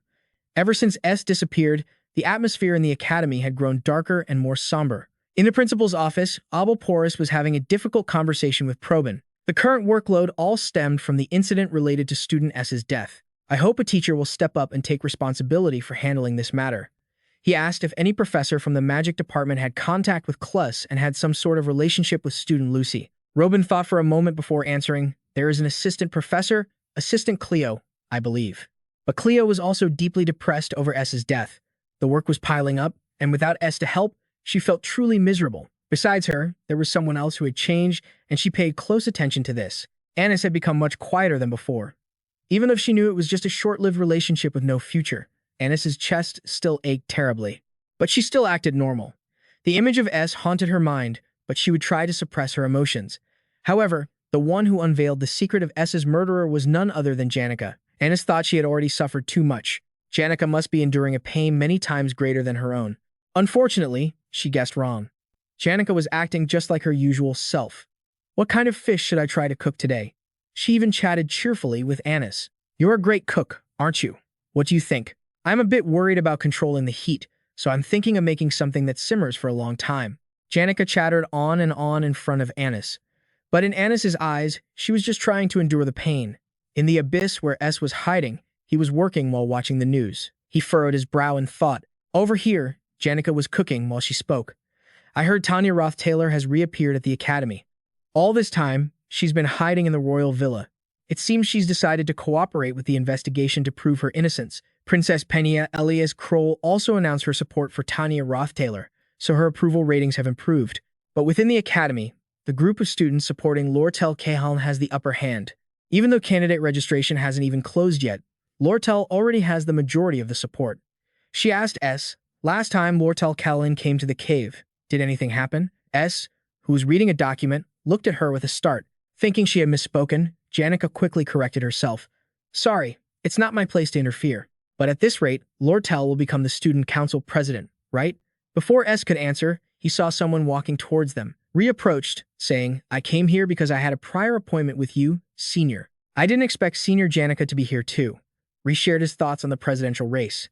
"It's fine even if Lortell becomes the student council president." But when Kadik and Nuke escaped, the suspicion that Tanya Rothtaylor killed her older brother became even stronger. "I also went to the royal villa myself at the request of Princess Penna alias Kroll. But S is putting his life on the line, so I can't come forward to testify for Tanya Rothtaylor." What he was trying to say was that Tanya Rothtaylor was in a really bad spot right now. Someone like Tanya Rothtaylor, who was close to the top students, would have gotten a lot of attention even if she wasn't a candidate for the first-year student council president position. But now she was being accused of murdering her own brother. Once the candidate registration process is complete, she'll have to face everyone. I'm afraid Tanya Rothtaylor won't be able to bear it. After speaking, Ree looked towards S. He nodded slightly and replied, "I understand. You don't need to say anything more." We're now moving into Chapter 3, the Student Council President Election Battle. From what he remembered, this chapter had almost no combat scenes at all. It was a scenario meant to clearly display the relationships the main character had built during his time at the academy. As is typical for the plot, the protagonist, Taylor McClure, would actively support Princess Penna alias Kroll's faction because she was the benefactor who helped Taylor McClure and got S kicked out at the beginning of the semester. Of course, this was a contest that inevitably involved a lot of persuasion between the different parties. Among them, the department heads are the important ones. For example, Lucy doesn't really care and won't vote. Janica is neutral. Wayne supports Penna alias Kroll. Dorothy supports Tanya, and they won't be easily persuaded. When you get down to it, the ones who can be persuaded are the 8 top students from the magic and combat departments. In this race for student council president, whoever can get at least 5 of these 8 people on their side will likely win. If she wins the election and Princess Penna alias Kroll becomes president, Taylor McClure will gain the power of the royal family. That would be the biggest source of support until the end of this election. Especially when facing GFIN in Chapter 4, Penna, Elias Kroll desperately needs that royal authority to have a fighting chance against him. The final boss battle will be the same. Sticking to the main plot of the script is what I need to do to survive. Of course, this is all I can do. And this is partly for my own small, personal benefit. But it's the only way I can prevent the coming catastrophe and the best way for me to survive. A few minor details in the previous chapters were changed, but overall, the main plot has been maintained. Princess Penna, Elias Kroll absolutely must become the student council president for S to carry out his plans as he wishes. If things continue like this, public opinion of Tanya Rothtaylor will only get worse. To stop Tanya Rothtaylor from becoming president, Princess Penna Elias Kroll will have to choose to run again. Things would be better if I let Penna Elias Kroll know I'm still alive. I'll convince her to run again. With my current connections, I should also try to persuade the top students to change the situation. In any case, there's still enough time before candidate registration closes to get Penna Elias Kroll back in the presidential race, no matter what it takes. But what about Tanya Rothtaylor then? Tanya Rothtaylor was supposed to disappear like a villain after becoming a suspect in S's murder. It's because of me that she's had to go through such a huge ordeal. None of this was in the original script. Tanya Rothtaylor and the original script were my lifeline. Now, I might have to choose between them. While I was lost in thought, Zig's deep voice cut in. You seem to have a lot on your mind. Should we cancel our meeting today? Hearing this, S shook his head and said, It's fine. Zig smiled in satisfaction, his eyes filled with a fighting spirit, and said with a grin, Shall we begin? S stood up without hesitation and said calmly, When my mind's a mess, getting a little exercise can help me relax and clear my head. Ziggs drew his blade, raising an eyebrow. Thanks. I haven't had a chance to spar with a strong opponent lately, so I want to warm up a bit too. The two of them were only going to have a light sparring session. Suddenly, old memories flooded Tanya Rothtaylor's mind, just like so many others. All memories fade with time, but she still remembered every single piece vividly. 3 siblings, hand in hand, walking together on a hill vibrant with blooming flowers. Alwyn and Tanya Rothtaylor. That was probably the last memory she had left, because from then on, Tanya Rothtaylor's life was filled with pressure and responsibilities. So, she really did have a happy time like that once. But now, everything had become terrible. She was being shunned by everyone at the academy. The act of S stepping in to help Tanya Rothtaylor, someone who was cornered, was an unauthorized change to the story's flow, which made S hesitate. There were even plot points that had changed for reasons S didn't understand. A prime example was the person standing in front of him right now. Ziggs, the one who stayed by Taylor McClure's side until the very end. If you don't count Lucy, he's the strongest second year. But in the original script, he was supposed to lose to W due to exhaustion and being at a type disadvantage. But things have changed. Ziggs beat W, and now he's on S's side. Even though it was just a tiny detail, S couldn't ignore it. He had to check it out. He wanted to see just how much Ziggs' abilities had changed. Moreover, as the person who had deviated the most from the script, S had become much stronger. Right now, he was using the most basic defensive magic to block Ziggs' attack, but something astonishing happened. Ziggs' speed was unbelievable. He appeared in front of S in the blink of an eye. He never expected Ziggs could move so fast, but rushing in this deep and this fast. Can you really dodge this easily? With that thought, S immediately unleashed an attack, causing Ziggs' eyes to widen in shock. A flaming dagger was pinned right in front of Ziggs. S shouted, Call Meteor. Following his shout, the flame grew larger and larger, but a second later, it exploded. It looked like he would be swallowed by the flames, but then a shocking twist occurred. Ziggs made an unbelievably erratic move, hastily pulling his dagger from the ground. Fortunately, just as he charged in, S managed to block in time. He didn't dare let his guard down, calmly reacting, because Ziggs Ethelstein was using telekinetic magic to move at will during their fight. Ziggs Ethelstein already knew the extent of S's physical and magical abilities, but this was definitely not a move that others could easily replicate. It required an intuitive feel for battle that went beyond any normal theory. Ziggs then used ice magic to attack S. A barrage of ice spears rushed aggressively towards S, forcing him to struggle to dodge. Ziggs wasn't holding back at all. Does he really think I can escape something like this? But I did manage to dodge them. Of course, this was just a feint to buy time to cast a more powerful spell. S took a few steps back, looking at the ice spears stuck in the ground, and couldn't help but click his tongue in amazement. I thought this was just a little sparring session. It was, at first, Ziggs said with a casual smile, and I was only planning on using a sword, but at the last minute, Ziggs changed his mind and used magic. In his hand now was a high-level magic spell. Ziggs raised an eyebrow and said with a smirk, "Isn't practice the same as a real fight?" As soon as he finished speaking, a deafening explosion erupted, and smoke and flames quickly flared up. Janica, watching from outside, looked a little worried, but in the end, she went back to focusing on her cooking. She kept muttering to herself, "I wonder if they're okay. I put carrots in the curry. I hope he likes it." Inside, the battle between S and Ziggs was still raging fiercely. The high-level magic in Ziggs' hands was causing S considerable trouble, but he gritted his teeth and held on. After breaking free from Jay's grasp, he quickly fired his magic bow. The ice arrows tore through the air as they shot forward. Jay couldn't afford to be careless and retreated, using a mana weapon to defend himself. A mana weapon essentially converts the user's magical power into a combat weapon. Normally, mages don't have the opportunity to use such complex weapons, so they fundamentally have no need for such difficult, high-level magic. Therefore, Jay is the only mage who can use almost any type of weapon without being limited by experience or proficiency. This is the unique magic that Jay himself. Jay once again closed the distance in an instant, appearing before S. His attacks were not only unpredictable, but also incredibly powerful. Faced with Jay's aggressive assault, S was forced onto the defensive. He quickly used the Storm's Blessing magic to defend against his attacks. In a flash, the two powerful streams of magic collided, but it was Jay who was struck. He was sent flying, and a wound appeared on his body, fresh blood beginning to flow. The surprise didn't end there. The moment his feet touched the ground, he stepped into a stream of water. He couldn't help but be shocked, since when was this here? Small pools of water were now all around him. While he was stunned, the streams of water suddenly connected with each other. In the blink of an eye, they formed a spectral beast and lunged at him without a word. Not daring to be careless, Jay quickly dodged out of the way. But before he could even recover, S charged forward aggressively.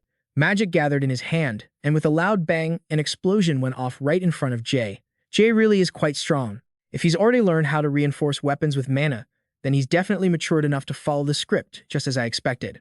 At this rate of growth, Taylor McLaur and the others won't have much trouble facing powerful enemies in the future.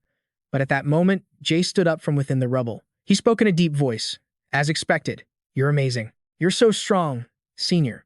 Immediately after, he stood up straight, his entire body enveloped in magic. He gave a slight smile and said, "Just as I predicted, I can't afford to let my guard down in this fight. Senior S, from now on, I'll be fighting seriously." Rit warned S to be careful. As soon as he finished, a high-level mana weapon appeared in Jay's hand. Seeing this, S panicked and immediately ordered Rhea to attack. Rhea opened her massive mouth to block the weapon. Right now, this was only the beginning of Chapter 3 of the story. But the power Jay was displaying in this battle was already immense. This was likely beyond S's expectations. He had previously thought Jay wouldn't attain this level of power until near the end of the story. To think that after just a short period of training, he could witness his growth. This was Jay's final, perfect combat state. It was the same power he had obtained during the invasion of the Gregan Church, the magic spear of the abyss. At that moment, Jay said in a low voice, "Instead of holding back and fighting reservedly, I'll fight head-on with the strongest reinforced weapon I have. That will make this showdown much more interesting." The moment he finished speaking, the spears shot toward S. Not daring to be careless, he quickly used fire magic to defend himself. Instantly, a series of explosions echoed through the abyss. But he couldn't hold out for long, because his mana was now depleted. Launching a concentrated bombardment with continuous, powerful magic attacks was not his forte at all. With Jay on the offensive, he had already pinpointed several weaknesses, but the second consecutive wave of attacks proved a bit difficult. With that thought, S quickly dropped down and slammed his fist into the ground. Instantly, the other spears exploded. When the dust settled, a great shockwave sphere had appeared in S's hand. Nevertheless, Ziggs Ethelstein continued his assault. "I'm guessing you're out of mana now, aren't you, senior? Then watch my final blow." Immediately after, Ziggs Ethelstein charged forward with a large spear. However, before he could even touch S, Ziggs Ethelstein's eyes widened in astonishment, because S was now using wind magic to block his spear. S's mana was clearly almost depleted, so how could he possibly use such powerful wind magic? Jay narrowed his eyes at him and said through gritted teeth, "If you're going to fight with all the power you have, then I can't afford to underestimate you either." He was using Glass's Phoenix Ring for the attack. He would have to use all his remaining mana for this one strike, but it should be enough for a fatal blow to defeat Jay. Biting his lip fiercely, S got into an attack stance.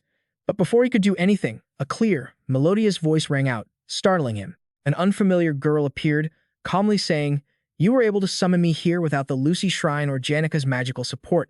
That is indeed a remarkable leap forward." This girl was none other than the incarnation of Merildana.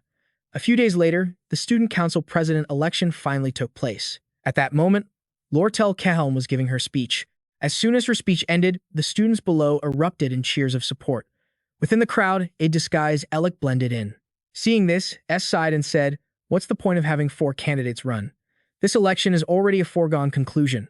The next Student Council President will probably be Lortell. Lortell stood on the high stage, accepting the crowd's cheers with a constant smile on her face. Janica glanced over and asked worriedly, "If this continues and she really becomes the president, what are we going to do?" S replied calmly, "Then, in reality, no one at St. Sylvania Academy will be able to stop Lortell anymore." Just then, Lortell came down from the stage, but her expression quickly soured because the person walking up was Tanya. With a soft chuckle, she mocked, "You keep your nails so neat." Tanya just nodded dismissively and walked past her. But Lortell wouldn't let it go, raising an eyebrow and asking, "What's wrong?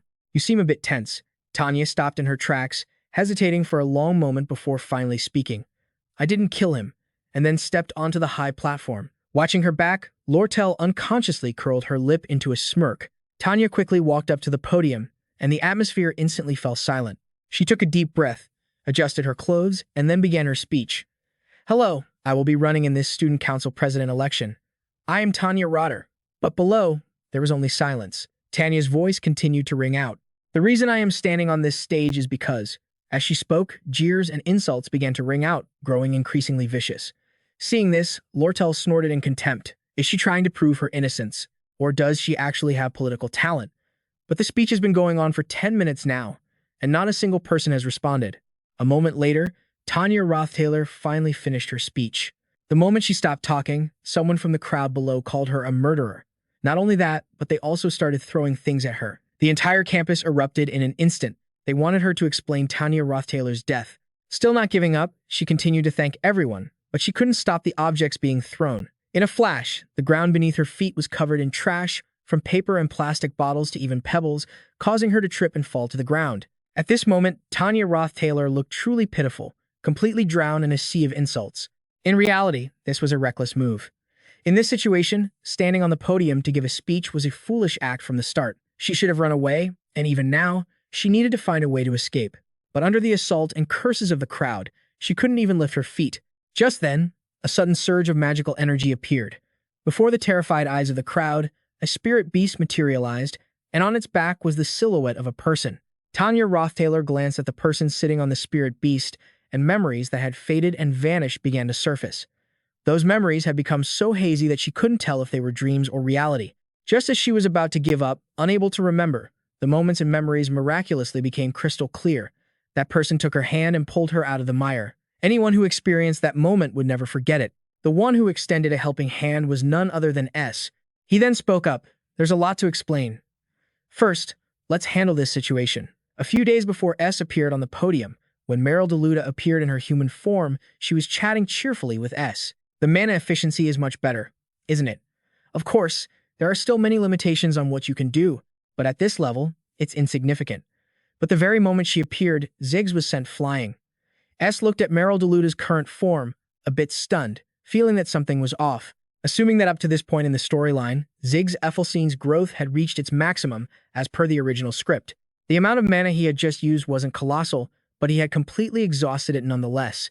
He had used every magical method he could muster. If he had fully utilized the tricky, almost cheat-like tactics that were Meryl DeLuda, according to his calculations, he should have won.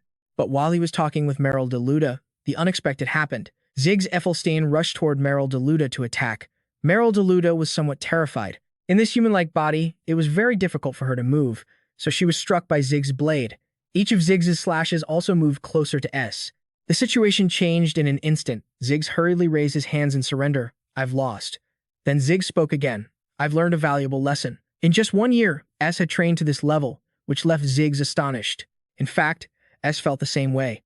Ziggs had become 1 step stronger than in the original script. His calculations had been wrong. With that thought, he said nonchalantly, "It's because you've also gotten a lot stronger." Ziggs sighed softly and said, "Even without you, Senpai, I would have continued to train. But seeing you grow stronger day by day gives me more motivation." He then smiled at him. Seeing this, he also sat down to talk with him. For a long time, he had always tried to control everything according to the script. Of course, maintaining his advantage with future information was part of the reason. For the future, where Taylor McClure wins the final battle to come to pass, there was a mandatory condition, because he had thought that the script was the optimal answer. But in reality, the script had been twisted and distorted multiple times, and it had become a threat. He had to constantly try to fix it. Because of this, he gradually developed a fear of variables he couldn't control. So, even after hearing that Cade and Nock had escaped, he hesitated on whether or not he should step in to save Tanya Rothtaylor. Once he intervened, it would mean the script he had tried so hard to maintain would become distorted and beyond his control. But look at what was happening right now. Ziggs Ethelstein, Taylor McClure's companion until the final battle, was much stronger than before. If needed, he could also directly intervene, and he himself had grown stronger. Most importantly, the number of trustworthy allies by his side had increased significantly. Perhaps this was just a naive thought, but sometimes thinking like that wasn't so bad. It didn't change anything. Deviating from the script had also brought him many advantages. This meant that things wouldn't necessarily only turn out negatively, which led to the scene of him appearing on the podium. Returning to the present, the podium had been thrown into chaos by the appearance of the giant spirit. But a voice calmed everyone down. "Everyone, please calm down." In that moment, Joseph said casually, "I've seen that high-level spirit before." Immediately, people stopped trying to flee. It was true, they had seen it. There weren't many people who could control something like that. And finally, someone realized it was S. At that moment, Ed leaned into the microphone and spoke, "Hello, I am Ed Rothtaylor." He said that he was not murdered by Tanya Rothtaylor, and added that he was her supporter. The valedictorian of the 53rd class, Janica, as well as Lucy and Penna Elias Kroll, had declared their support for Tanya Rothtaylor. As for Gravius and Elvira, there was no doubt they would support Tanya Rothtaylor at Ed's request. Ziggs, Joseph, and W figured that persuading them to secure votes wouldn't be too difficult, but before talking about calculating gains or losses, he had something else he needed to do. With that in mind, he continued to speak. "Please allow Tanya Rothtaylor's message be conveyed in its entirety. As a family member, S will always support Tanya Rothtaylor." With S's appearance, the podium returned to normal. The election speech also proceeded more smoothly. After the commotion at the podium, S was summoned to the headmaster's office to give a statement. The interrogator kept repeating questions about what he had gone through all this time, and he could only stand to the side, nodding like a machine. He had stopped counting the number of interrogations once it passed double digits.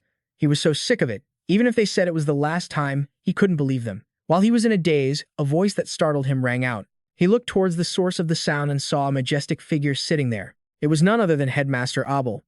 He ordered him, "Come in. I've read the entire investigation file. You must have had a hard time." Abel poured a cup of tea and continued. "To have to endure such a bizarre situation. On behalf of the Academy, I apologize for the lapse in our security." He denied it. No, not at all. The enemy was well prepared and had a plan. It would have been difficult to stop them with ordinary countermeasures. He took a sip of tea, replying with relief. "Hearing you say that makes me feel a bit better." Abel Porus's tone then grew more serious. "But what is the reality of the situation? I get the feeling that this was all very contrived." He analyzed in great detail. Timing-wise, it was as if you waited until Cad and Nock had escaped, waited until the mastermind believed you were dead, and then you calmly appeared. Now, I don't know how noble families like Rose Taylor McClure conduct their internal struggles, and I have no intention of digging deeper. But I am the one managing this academy. For something that happened within its walls, I am obligated to report it to the royal family. If I report that you're still alive, then Rose Taylor McClure, one of the main powers within the royal court, will also find out. The outcome might not be what you're hoping for," Ed suggested. "Then, could you possibly postpone it for a while?" Abel Porus was curious. "Why take such a risk?" He mentioned. "You've probably already guessed. The mastermind behind my death is my own father, the head of the Rose Taylor McClure family and a man with real power in the royal court." He said coldly, "I am not concerned with matters outside the academy." Ed continued. "The Rose Taylor McClure family itself, being a power within the royal court, wouldn't want to make waves without any real news. If trouble arises later, it won't be too late to file the report then. Is there any risk in that?" Abel Porus looked over a document bearing the name Ed Rothtaylor. "Your grades are skyrocketing. Your reputation among the students is also changing in a strange way. Your sister, Tanya Rothtaylor, also shows great promise, and you're receiving positive evaluations from the Academy's top students. It's as if you've become a completely different person." Those words made Ed feel as if he'd been plunged into an ice pit. Abel Porus slammed the file down on the desk. "As I said before, Sylvania always stands with its students, especially talented students like you. We will meet again. I will remember this name. Headmaster Abel Porus seemed to have grasped the entire situation, but he still decided to turn a blind eye. Thanks to that, the fact that I'm still alive won't be leaked outside the academy. Meanwhile, Killy was refusing a gift from someone, saying, Miss Tanya Rothtaylor has already finished her schedule for today. Please don't bother her and go home. And she doesn't accept improper gifts. Watching from a distance, Ed grew concerned. Is that really okay? That's the Saintess. Tanya Rothtaylor's voice rang out. I've been waiting for you. When I heard the headmaster had summoned you, I was so worried. He congratulated her. I hear the election results are pretty much a done deal. Congratulations. The day for you to finally shine has come. Tanya Rothtaylor replied shyly. I can't let my guard down just yet. Tanya Rothtaylor's innocence had been proven, and out of the 12 third-year, second semester students, 8 supported her. Most of the top students in each grade level sided with Tanya Rothtaylor, but the most important reason she received an overwhelming number of votes was the fall of Lortell had stubbornly turned this election into a direct confrontation between herself and Tanya Rothtaylor. As a result, everyone completely forgot about the other candidates, and a two-horse race between Lortell and Tanya Rothtaylor was formed. Then, just as the two sides had equal support, an article was published. Everyone knew its contents, that Lortell had embezzled funds from the Merchants Guild and used her position to pressure her partners. In the end, she was forced to resign in disgrace. Thanks to that, only Tanya Rothtaylor's supporters remained. The two of them sat on a bench by the road, and Tanya Rothtaylor said sadly, While I was busy with the election and you were busy with your investigation, we barely had any chance to talk, did we? Her mood brightened as she thought of the future. But we'll have plenty of chances to talk later. But first, I still want to say thank you. Ed cut her off, exasperated. How many times have I heard you say that? Tanya Rothtaylor pouted. No, forget that. She sighed again. But, brother, I have a question I was hesitant to ask. I was afraid it might be a bit rude, but I just can't hold it in anymore. Can I ask? When you declared your support for me in the election, what was the reason you were so determined to stand by my side? If you wanted to lay low, you didn't need to put yourself out there that much. It was as if you couldn't stand seeing me treated unfairly. That's the feeling I got. Tanya Rothtaylor looked at him sitting beside her. Right? He said gently. That's right. Because you're my family. So of course, I'd be on your side. Those words warmed Tanya Rothtaylor's heart. She expressed, Now that I'm the student council president, I'll definitely work with a fair attitude. But I wonder if I might be a little biased sometimes. I'm only human, after all. If you're ever in danger, just tell me. I'll help in any way I can. After saying that, Tanya Rothtaylor left immediately, leaving Ed behind. A small smile formed on his lips as someone else approached to talk. Lortell repeated the words he had just said, Because you're my family. Of course, I'd be on your side, she teased. Family, huh? That sounds nice. He was surprised. When did you get here? She replied. Right when you were saying all that serious stuff to Tanya Rothtaylor. Ed asked about her situation. There have been a lot of bad rumors lately. Are you doing okay? Lortell pulled down her hood, smiled brightly, and said, Of course. Everything is going according to plan. The deciding factor in Tanya Rothtaylor's victory was the scandal about embezzling Merchants Guild funds and abusing partners. It was Lortell's own faction that deliberately leaked the scandal. From the very beginning, they created a two-horse race between Tanya Rothtaylor and Lortell to make all the other candidates invisible. Lortell personally going to Princess Penna to show hostility towards Tanya Rothtaylor was also a calculated move. Thanks to that, Tanya Rothtaylor was forced to run in the election. Both of them carried the burden of Ed's death. When he returned, they would surely side with him to repay that debt. But he reminded her, It looks like you're going to make a lot of enemies, even if it means turning the entire academy against you. Lortell had asked for his help back then. I was still hoping that at least you, senior, would be on my side. Upon learning Lortell's plan, he had decided to save Tanya Rothtaylor. The match with Zix only helped Ed clear away any remaining hesitation. The statement that he helped because she was family wasn't a lie, but to say he hadn't considered Tanya Rothtaylor's strategic value would be another lie. The upcoming Council of Four will be a battle against the Rothtaylor family, and S is already an enemy of that family. And Tanya Rothtaylor, as someone inside the family, will become a very useful connection for creating diversions and gathering information. But these hidden aspects only need to be understood by those who know the true nature of it all. For example, a girl who has lived among self-serving schemes since she was a child. Lortell reminded him, My reputation around the academy is terrible these days. Lady Tanya Rothtaylor doesn't seem to like me very much, so I'll probably leave this matter to Senior S for the time being. He replied, You have a nasty habit of finding people's weaknesses and manipulating them. Lowell casually responded, It's just an occupational hazard. I get manipulated sometimes too. S stopped and asked, Are you really okay? She nonchalantly linked her arm with his. Rumors can't take my money, so what's there to worry about? Besides, I've always been a better fit for the villain role anyway. Lowell's eyes crinkled as she smiled and said, as long as I don't make an enemy out of you, senior, it's fine. He knew full well that in every relationship, there are always hidden parts, so no one can ever fully grasp the intentions behind them. And just like that, the story entered a new phase. What will become of Princess Penna Elias Kroll, who failed to secure the position of Student Council President? And how will the power struggle between the royal family and the rather taily McClure family unfold? As for how the remaining 3 acts of the story will play out, we can only wait and see. S arrived at a small house. Has it been almost a month? Returning here feels special. Of course, there were still countless things that needed to be done right away. He had to clean up the campfire area to get the camp back to normal. He opened the door to the house. The inside was a mess, too. Nothing had been put away. From inside the house came the sound of soft snores. S glanced at the hat placed on the bed and at the girl sleeping soundly. He gazed at her peaceful, sleeping face. S let out a sigh, feeling his mood relax. He took a book from the shelf, then sat down in a chair and read quietly. After reading for a while, S placed the book over his face to rest. I'll just rest for a bit. The house fell into the quiet of the night. He was finally back at the camp.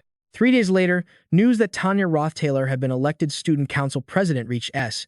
In the office, Janica was asking, "Are you grading me, Professor?" Melina, a senior professor of spiritology, replied, "Is there a problem? I'll give you extra credit." Of course. When it comes to academic knowledge, you still can't compare to the professors, but you can already control high-level spirits at your age. In terms of feel, you're already at the highest level, even when compared to professional spirit users. Janica asked curiously, "But why me?" Melina revealed, "Because there's a combined combat training session coming up. You mean to show the dignity of a senior student?" She interrupted, "I don't want to show any dignity." Melina understood. "I don't expect you to. But you're the top student, the best spirit user in this academy. And yet, you spend all class grinning like you're on cloud 9. I know you're dating S, but you look way too lost in it. Looking at your face, I'd think your head was completely somewhere else." Janica's face flushed red with embarrassment. "Wait, what?" Her cheeks burned. "S? What? Why would you suddenly say that?" Melina obviously didn't believe her. "Don't joke with me. It's not just in spiritology class. In the quarterly joint classes and elementalism, too, you two are always stuck together. It's the same in the student cafeteria and the common areas, always side by side. I've noticed it, especially lately. What are you two up to, always getting that dazed, goofy smile on your faces? What on earth are you thinking about that makes you stare at the board and start laughing during class? You look exactly like a kid in love for the first time. It's really something else." Janica, embarrassed, tried to change the subject. "Professor, please don't mention this to anyone else." The professor laughed and replied, "I have no interest in the love lives of kids your age." Melina wanted to emphasize one thing. "But everyone already thinks so." Janica blushed and glanced at the people around her. Hearing the professor say that she and S were dating, a look of astonishment crossed Janica's face. It was a 3-day and 3-night horseback ride from the imperial capital to the eastern Sparta region. In the southern part of eastern Sparta, there is a vast mountainous area where animal husbandry thrives, called Fulan. If one follows the deep valleys within Fulan and looks towards the mountainside, one would see a small village named Torin, with fewer than 300 residents. The young Janica Failover could see spirits ever since she was learning to talk. Everyone believed that she would one day become a genius who would bring fame to the village. The village occasionally welcomed visitors from afar. Among them, the delivery boy left the deepest impression on Janica Failover because he was the only one who used honorifics with her. In this rural area, most young people left for the city. Janica had always been the village's beloved youngest sister, so formal language was something completely foreign to her. But thanks to that unfamiliarity, she and the delivery boy gradually grew closer. The girl who grew up, surrounded by everyone's love, gentle as water and pure as snow, was the pride of the entire village. Everyone adored the girl and the delivery boy who occasionally visited the village. Naturally, his heart couldn't escape that pull either. Janica was a girl who didn't know how to refuse, but back then, she was still just a child who didn't fully understand romantic feelings. She refused the bouquet of flowers he offered her. The delivery boy left as if he were fleeing and didn't return for a long time. And when he did come back, he brought something beyond imagination. An acceptance letter from Sylvania Academy, along with a farewell and a strangely formal goodbye. 3 years have passed since she enrolled at Sylvania. The memory of the boy from all those years ago had faded with time. But for Janica Failover, refusing someone was still a terrifying thing and formal language still felt alien. A teacher's voice reminded her, "Hey, Janica Failover, you've been standing here for days now. If you need to consult about something or submit an application, just let me know. If it's something within our purview, we'll handle it immediately." Janica hesitated, then nervously blurted out, "This is an application to leave the dormitory." The person in charge of the Demary area asked, puzzled, "I'm not sure why you've been hesitating so much, but if you don't know what to do, try talking to the people around you. Don't you have plenty of people who are willing to help you? Someone who can listen to you?"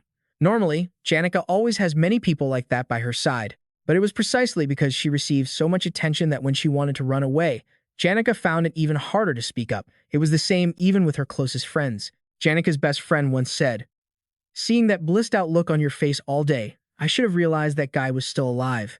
She replied sheepishly, "I'm sorry, there was a real reason for it." Her friend didn't press her further. "Well, I guess it can't be helped. But what are you worried about now?" Janica answered, "You know how I am. I've never been good at saying no to people, because refusing someone makes me feel so guilty." Annis slammed her hand on the table and stood up. "Exactly. And that's how you became his unpaid maid. You lock yourself away to cook and clean for him. So what is he asking you to do for him now?" Janica blushed and denied it. No, it's not like that. I only do it because I want to. Actually, this time, there's something I need to ask for. But he's just too familiar. You're so close, always together, which makes it even harder to bring things up."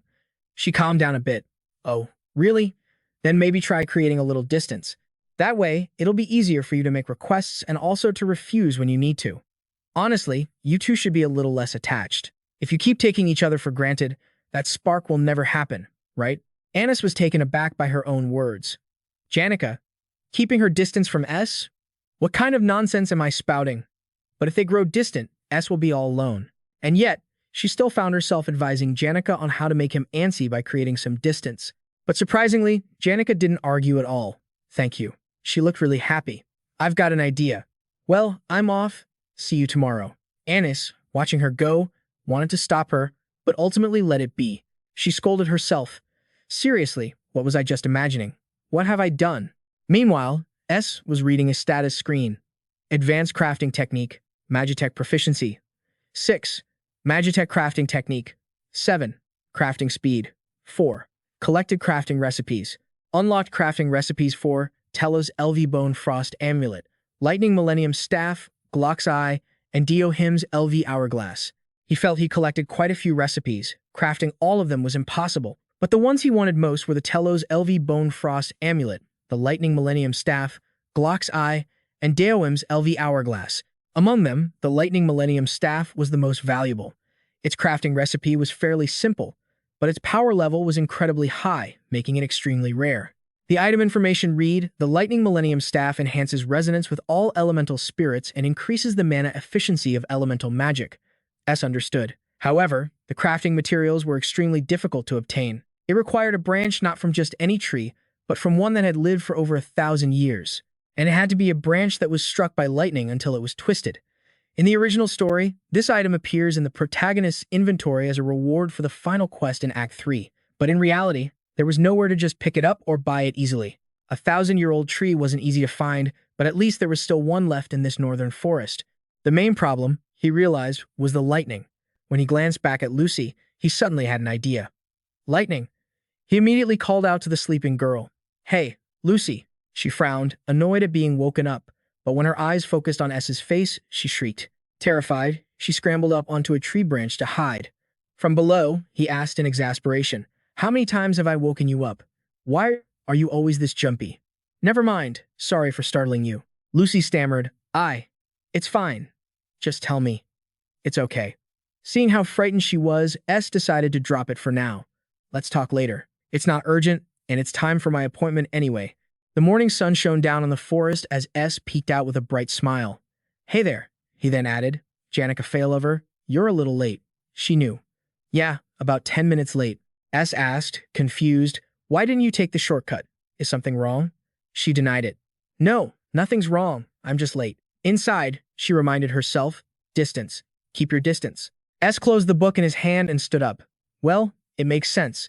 You're so busy, but you still agree to help me practice spirit resonance. I'm really grateful. Want some tea?" Janica blushed again. "Thanks." Her mind was in turmoil. Distance. How am I supposed to create distance? After they finished practicing, S praised her. You've really gotten the hang of controlling spirits now. You're improving so fast. She replied, Merelda will probably need a little more time, but you have a good understanding of Mertz now. Your mana consumption has probably gone down a lot, right? Mertz seems to be a good match for you. Janica replied, that's such high praise, I don't know where to look. I'll work even harder. Just then, another person appeared and wished them a good morning. Seeing Belle, S knew right away. Are you here for Lucy? She confirmed, that's right. Vice Principal Jace Trow needs to see Lady Lucy, said the top student of the year, Belle Maya, bowing as she held Lucy in her arms. When I heard the news of your passing, I was truly shocked. But seeing you well and healthy now, I'm somewhat relieved. He returned the pleasantry. I'm sorry to have worried you. Belle Maya, I have my own circumstances.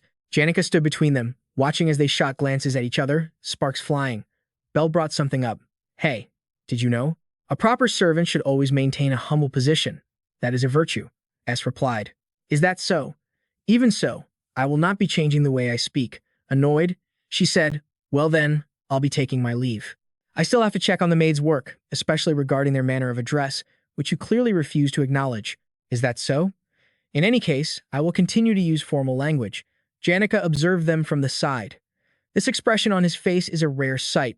There really is a silent war going on between S and Belle. She suddenly thought of something distant. The words startled Janica, gaining the upper hand, formal language. She turned to Janica Failover.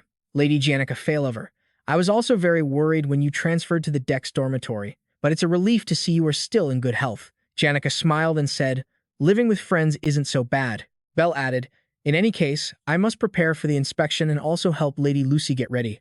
I'll take my leave now. Janica waved goodbye. You two, take care of yourselves. Goodbye. Belle offered a parting wish. I hope your studies go well. As Belle walked away, Janica called out from behind, hey, S. She suggested with a blush, let's try speaking to each other formally. He was surprised. Formally? Why all of a sudden? What's wrong? Janica explained, sweating nervously. It's not just using formal language, but talking as if we've just met for the first time. It's not that I find it awkward or anything. Her hand gently tugged on S's sleeve. Janica looked sad. I just want to try it once. Since she put it that way, S agreed. All right. He figured it wasn't long until the Dex dormitory curfew anyway. We can just chat for a bit and then say a polite goodbye, right? Janica suddenly spoke. Mr. S, hello. He was shocked to hear it. S felt like he'd just been thrown in prison. But what is this feeling, he wondered. He hesitated. Ah, yes. Looking at the bashful Janica, he felt like her emotion was contagious.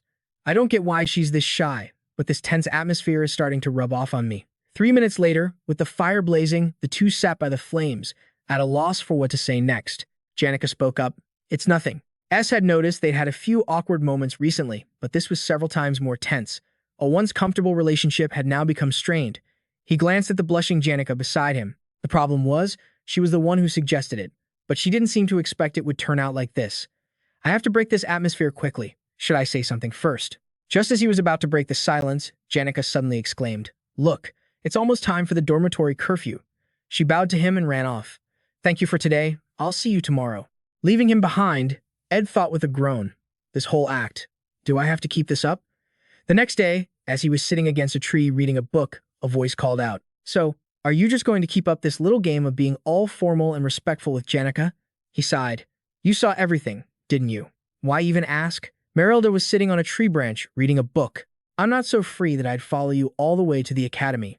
Did something else happen in class? He explained that it had been the same since yesterday. The atmosphere was just a little weird. When he ran into Janica Failover and greeted her with a nice to meet you, she looked all shy. It felt like her pent-up stress was erupting in a confusing way. At first, I didn't think much of it, but at this point, it's starting to look like something is really going on, Merelda said, lightly landing on the ground. She then bowed her head and asked, Are you worried about Janica? Ed was nonchalant. Of course I'm worried. He changed the subject. But wait a minute. Can I break off 2 of these branches? Planning to make a staff from 1,000-year-old, lightning-struck wood, Merelda guessed. What? Making another tool. I thought you were thinking about Janica.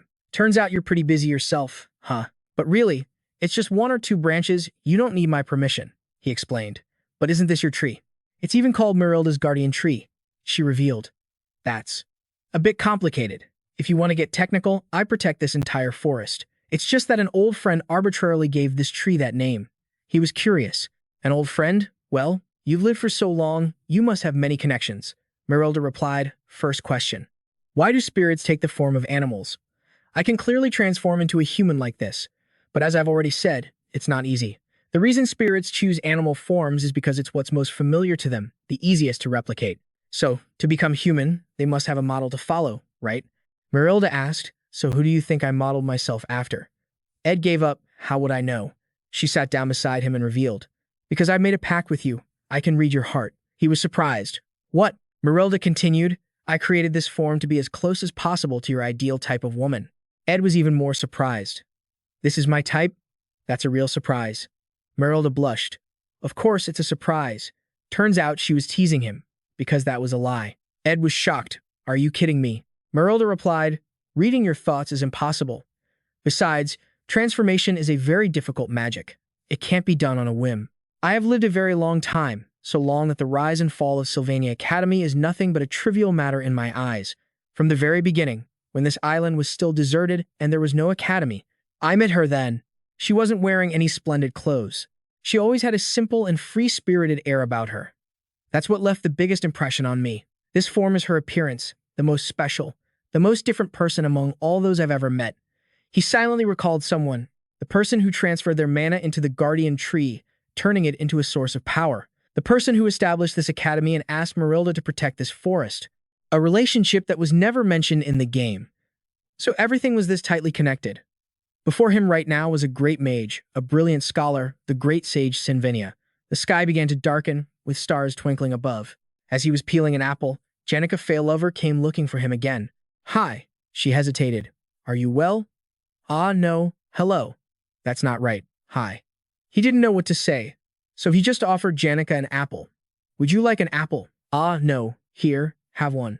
Janica agreed. Yes, please. She sat quietly to one side, waiting for him to finish peeling the apple. Seeing he was almost done, Janica quickly held out a plate. Here. The two of them ate the apple in awkward silence while Janica fidgeted. What am I supposed to do?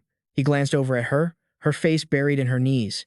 It's one or the other. Ed grew worried. What is it, Janica? Are you not feeling well? She denied it. It's nothing. It's a little hard to talk while looking straight at you. So, Ed, no. I have something I want to ask, but it might sound a little strange, so just hear me out first, and then answer, okay? Ah, no, please answer me. Ed picked up another apple and started to slice it. Well, physically, I'm an adult anyway. If she's having this much trouble just trying to say it, I should probably just listen calmly. Janica suddenly brought up the subject of her leaving the dorms and moving in with him and his camp, asking what he would think. Hearing that, he froze, stopping his apple-peeling motion. Janica quickly raised her voice. Ed, are you okay? Are you okay? He was lost in thought. Whether it's living outdoors or fighting, I've been used to this lifestyle for over a year now. I thought I could handle any situation, but thanks to accidentally cutting my finger, I got a moment to sort out my thoughts. After bandaging the wound, Ed said, First of all, you've probably already anticipated some of this, but there are a few things that need to be cleared up, even if it feels a bit redundant to say them out loud. I truly think you are a very good, sincere, and trustworthy person. It's not just me, probably everyone thinks so. But first and foremost, I like you.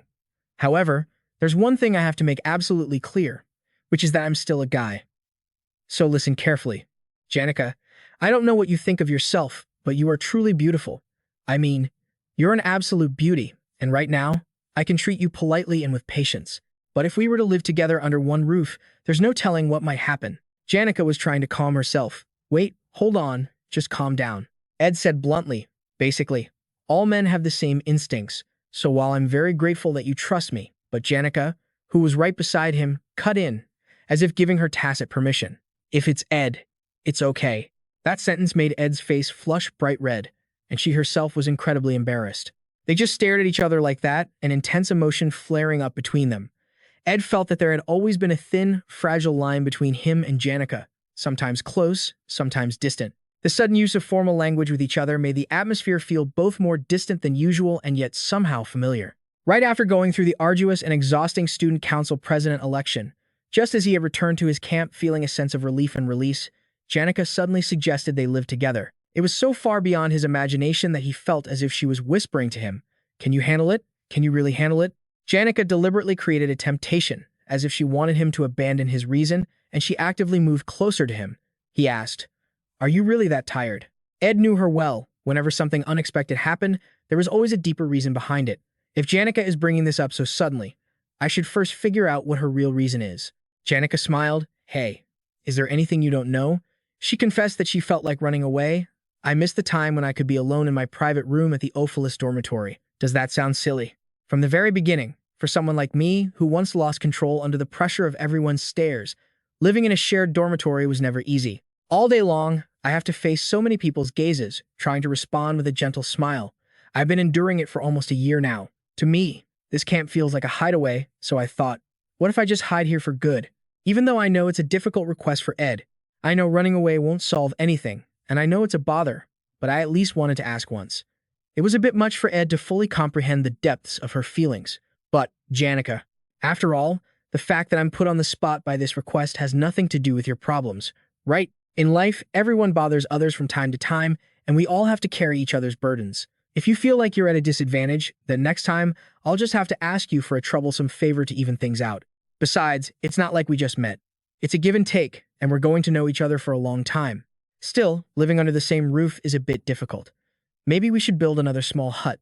Seeing her reaction, Ed was quite surprised. I thought Janica Failover would be jumping for joy, but she just smiled quietly. Her reaction was completely different from what I expected. Janica threw her arms around him. Yeah, thank you. He let out a sigh of relief, feeling their relationship had become more comfortable from that moment on. The formalities were gone now. Ed's hand gently patted her head. Janica seemed to try to keep a little distance to ease the awkwardness, but it looked like she failed. Not that it would have changed anything even if she had succeeded, because she's always been the type of person to help anyone in trouble. Kindness isn't always repaid, but if someone like that were to break down and cry, no matter how heartless I was, I couldn't help but put a hand on her shoulder. The next day, the sun was up, and a new day began. Ed woke up, thinking about last night. Despite what he'd said, building another tent wasn't going to be easy. He had to prepare for class and also wanted to finish the staff quickly, and just thinking about how to manage his time was already costing him sleep. A voice called out, "You're awake?" Ed Rothtaylor, perfect timing. I need your opinion. I've never built a tent before. It glanced at Ed's face. You look tired. To be honest, so am I. There was an all-night party in the spirit realm yesterday. It was a happy occasion, after all. Anyway, we need to get this tent up. I've already picked out a spot. Placing it on the opposite side seems more logical. The feeling of stepping out your door each morning and seeing each other right there. It might be quite romantic, don't you think? Looking at the group of spirits already at work, he remarked. That was fast. Two spirits outside were discussing. Building it right next to his isn't a bad idea, but it might be a little cramped, and you need a minimum amount of privacy, right? Since we're building it anyway, maybe we should place them a little closer together. Met lightly tapped the shoulder of the spirit standing there and announced, the overall plan is about 10 days. Taken Nim, as the construction site commander, I will create the most efficient work plan possible.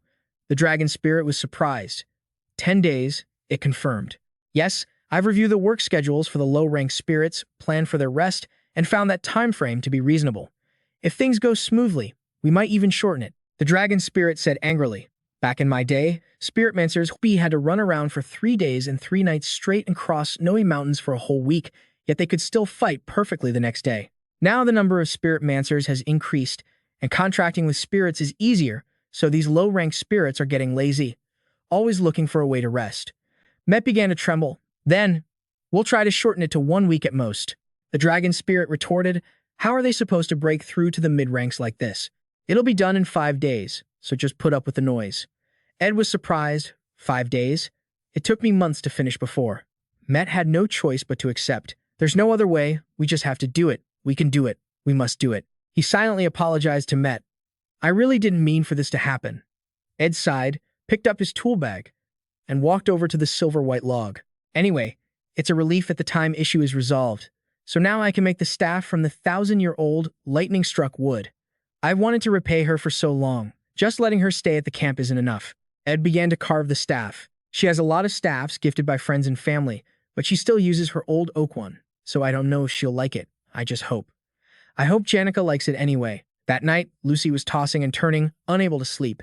Outside, the group of spiritmancers was working hard, and she was irritable.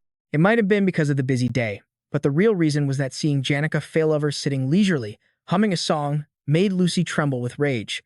Seeing her, Janica cheerfully greeted Lucy. She knew the person smiling and greeting her was Janica, but the two had clashed once before. Janica wasn't the type of person who liked to start fights or say harsh words, but she also didn't want to back down. She formally announced that she would be living here. This made Lucy furious, and her expression darkened. Meanwhile, Ed was in the East Plaza lecture hall, sighing. He was carrying a stack of books, thinking to himself that he wanted a pile of magic books on elementalism because he had decided to learn a new type of magic. Previously, Ed had tried throwing a punch forward. Intermediate magic point convergence burst is a pretty good combat spell, but its destructive power is only on par with a beginner-level spell. When facing someone like the senior, the surest way is to overwhelm them with a difference in firepower. Ed zoned out thinking about this. Firepower? Huh. Just then, he met a girl playing an instrument, the Keeper of the Sacred Flame, a wanderer, and a prophet. She was Zeres, one of Ty's companions who had appeared continuously since Chapter 1, but didn't have much of a role in the game. She didn't feel she had any particular connection to him. Seeing him about to leave, she spoke up. "You're busy today too, senior." Ed was quite surprised. He didn't expect her to talk to him. He asked, "Are you talking to me?" Zeres replied, "I've heard Ty and A talk a lot about you. Those two seem to have very complicated feelings about you." He replied, "That's none of my business," while thinking to himself, "But I am a little curious about Ty. From what Jay said, he's developing very well. If this keeps up, the upcoming mixed combat practice shouldn't be a problem." Zeres suddenly offered, "Would you like to hear a piece of music? I was originally a minstrel who wandered the continent, though now I settled down in Sylvania." He refused. "No thanks, this stuff is heavy," she said regretfully. "Oh my, what a shame." As he was about to leave, she called out again, "Senior, one day, when you take your place as the head of your family, you will have to kill the person you respect most with your own hands. If you hesitate then, the one who dies will be you. Remember that." Ed was stunned when he heard this. A prophecy? She continued to calmly pluck the piano keys. In any situation, it was all thanks to her prophetic ability that allowed her to see the future. But even so, those prophecies weren't always right. It was better not to pay them any mind. However, this feeling of unease was all the more palpable because Ed knew exactly what the future held. According to the script for this third chapter, Elle was going to die. Ed quietly watched her back as she left. A voice startled him. "I hate that." Previously, Ed had made 2 staffs from the branch of a 1,000-year-old tree that had been struck by lightning. One for Janica and one for himself. So he had asked Lucy to create a lightning bolt for him, but she would only agree to do it once. Ed reasoned, "Well, you only need to use the magic once anyway." He sighed, "Then I'll just make one and give it to Janica. It's a powerful staff, after all. It's best to give it to the person who can use it better." Hearing this, Lucy burst into tears. She agreed, "All right, fine. I'll make both for you." Lucy linked her arm with his. "But there's one condition. It's nothing major." Ed was surprised. A condition? She was already pulling him along. "Come with me somewhere." As they walked, Lucy explained, "Archmage Glock, a man recognized in every academy for fields like elementalism, ecology, monster studies, herbology, mana application, sensory principles, and spirit studies. His research achievements spanned every field imaginable. Notably, he once defeated the Supreme Fire Spirit and the Supreme Water Spirit at the same time, 2 Supreme-grade spirits. After retiring, he dedicated himself to training the next generation, investing his entire fortune into education and academic research. He spent almost nothing on himself. If Sylvania founded this academy, then the one who turned it into the world's leading educational institution was Archmage Glock. After donating all his assets to the academy, he retired to seclusion in the vast mountains of Rattle Roner in the northwest of the continent. As they were walking, a voice came from behind them. "Isn't he dating Janica?" While she continued talking, he was still thinking. And then, in a monastery there, he found an abandoned child. That was me, Lucy. What was unexpected was that Lucy's latent magical potential was even more terrifying than Glock had imagined. A rare talent for humanity. The final years of that Archmage's life were a journey of polishing this precious gem. If it were written into a book, it would be a grand epic of adventure. But the end was still a tragedy. The wife he met in his youth died in the battle with the Defies. His close comrades also passed away one by one before him. He was surrounded only by blind worshippers and those who wanted to exploit his fame. Perhaps that's why he chose to live in seclusion in a hut in the middle of the mountains. But at least Lucy was someone who inherited his will. On a rainy day in that shabby hut, Glock told himself that this was the end of his life. Lucy continued, "Archmage Glock's journey ended there, and my journey began. Though now, it's over." He was surprised. "Over?" Lucy pulled Ed into a forest and asked, "Do you know where that old man's hometown is?" He replied, "From what I learned in history class, Glock came from the lawless land of Conenton." Right? She denied it. "No, the history books are wrong. That's just where he lived during his childhood." Ed was surprised. "What?" She stopped at a seashore. "His real hometown is this island, Aeon." He would always ramble on about his days in Aeon, and even in his final moments, he was still worrying about this academy. What a foolish old man. The homeland in his heart was this island, Aeon. So, there was nothing else I could do. Lucy began to recount her reluctant journey. Back then, all that a little Lucy had left was a tattered broom and the cold corpse of an old man. The body was wrapped in a blanket, tied tightly with leather straps, and then frozen with ice magic. For most mages, maintaining ice magic for just an hour is enough to drain their strength, but at that time, Lucy could do it easily. Just thinking about it sent a chill down his spine. Glock's hut was in the Radel Mountains in the northwest of the continent, so the journey began from there, heading south, crossing the Great Yucca Forest, the Great Ache Lake, setting foot in the alchemical land of Chris, continuing through the Cloud Mist Plains, passing the holy city of Cabia, crossing the Denkin Swamp to finally reach the border of the Global Empire. After that was the territory of Viscount Ten, following the river downstream, passing the trade city of Odex, then through the county of On, the barony of Iceland, the Viscounty of Sale, the Duchy of Rosteller, the Marquisate of Petter, the county of Tees, crossing the Genet Mountains, crossing the Dress River, passing the border territory of Margrave Gun, and continuing southwest through the Grandfen Great Forest. Even if you spread out a world map and drew a straight line, you'd have to draw for a long time to reach the Messer Bridge connecting to Aeon Island. Throughout that journey, Lucy had to maintain the preservation magic on her master's body while also keeping herself moving. She pointed in a direction. "It took 3 months because I got lost in a few places, and then another week to find this spot." Lucy led Ed into a cave. According to that old man's records, this is where the Archmage and the Great Sage once trained and taught together. Before them was a tomb with a few books placed around it. She introduced it. "This is where my journey ended." Among them, a book titled A General Treatise on Saint-Level Magic by Glock stood out. Ed was astonished. "What is this?" Glock's records of Southern Continent magic once sold for about 7,000 gold coins. Considering that was one of the most expensive books in history, this posthumous work of his, which also contains an analysis of saint-level magic, its value isn't something I can just casually determine. Lucy permitted, "Go ahead, take it. I don't need it anymore because I already know everything in it. I still remember every word that old man said. I haven't even lived half of the life I was given. And maybe one day I'll start a new journey. Or maybe I'll just live quietly like this until I leave this world. But no matter what, I will definitely keep my promise to that old man. If Sylvania is in danger, I will step in to protect it, even if it's just once." This story isn't a happy one, and it's not very interesting to listen to. Coming here was probably just a bother. It's just, I really wanted to show you this. Bringing her master all the way to Aeon Island for burial, he thought to himself, could be considered closing the first chapter of her life. But Lucy still couldn't escape her master's shadow. So, torn between anticipation and fear, she just kept waiting for the day Sylvania would be admitted, sinking deeper into her laziness. But once the foreordained trial passes, she'll be able to walk her own path again, and she knows that day isn't far off. He sat down next to Lucy to watch the sea, deciding that for today, at least, he would be lazy with her. The sound of the waves occasionally drifted over, and a late spring breeze blew gently, so even after sitting for a long time, it was neither cold nor hot. Sho considered it a stroke of good luck. When Janica arrived, she was astonished to see the wooden house. She marveled, unable to believe it was built so fast. Behind her, Mirth knelt down and said, "This humble servant, Mirth, is untalented." Seeing the exhausted spirit mages behind him, she said worriedly, "Hey everyone, I told you to take your time." Mirth replied, "No, in fact, you tried to stop us from the very beginning. It's all right, we can pass on now. We hope you all have a wonderful camping life." Their forms began to fade. "This is enough for us. Just this is enough." Janica waved goodbye to them. "Thank you, everyone. I really mean it." Even though this was just a reverse summoning, it still felt strange. Still, thank you. Left alone, Janica used her staff to draw on the ground. She quietly looked at the words living together on the dirt. Thinking about the days to come, Janica's face turned beet red. The door of the house behind her opened. Footsteps echoed. Janica greeted S, but it was Lucy who stepped out. Her cold eyes glanced at the person at the door. Janica stared blankly at her. Lucy glanced at the words she had written on the ground.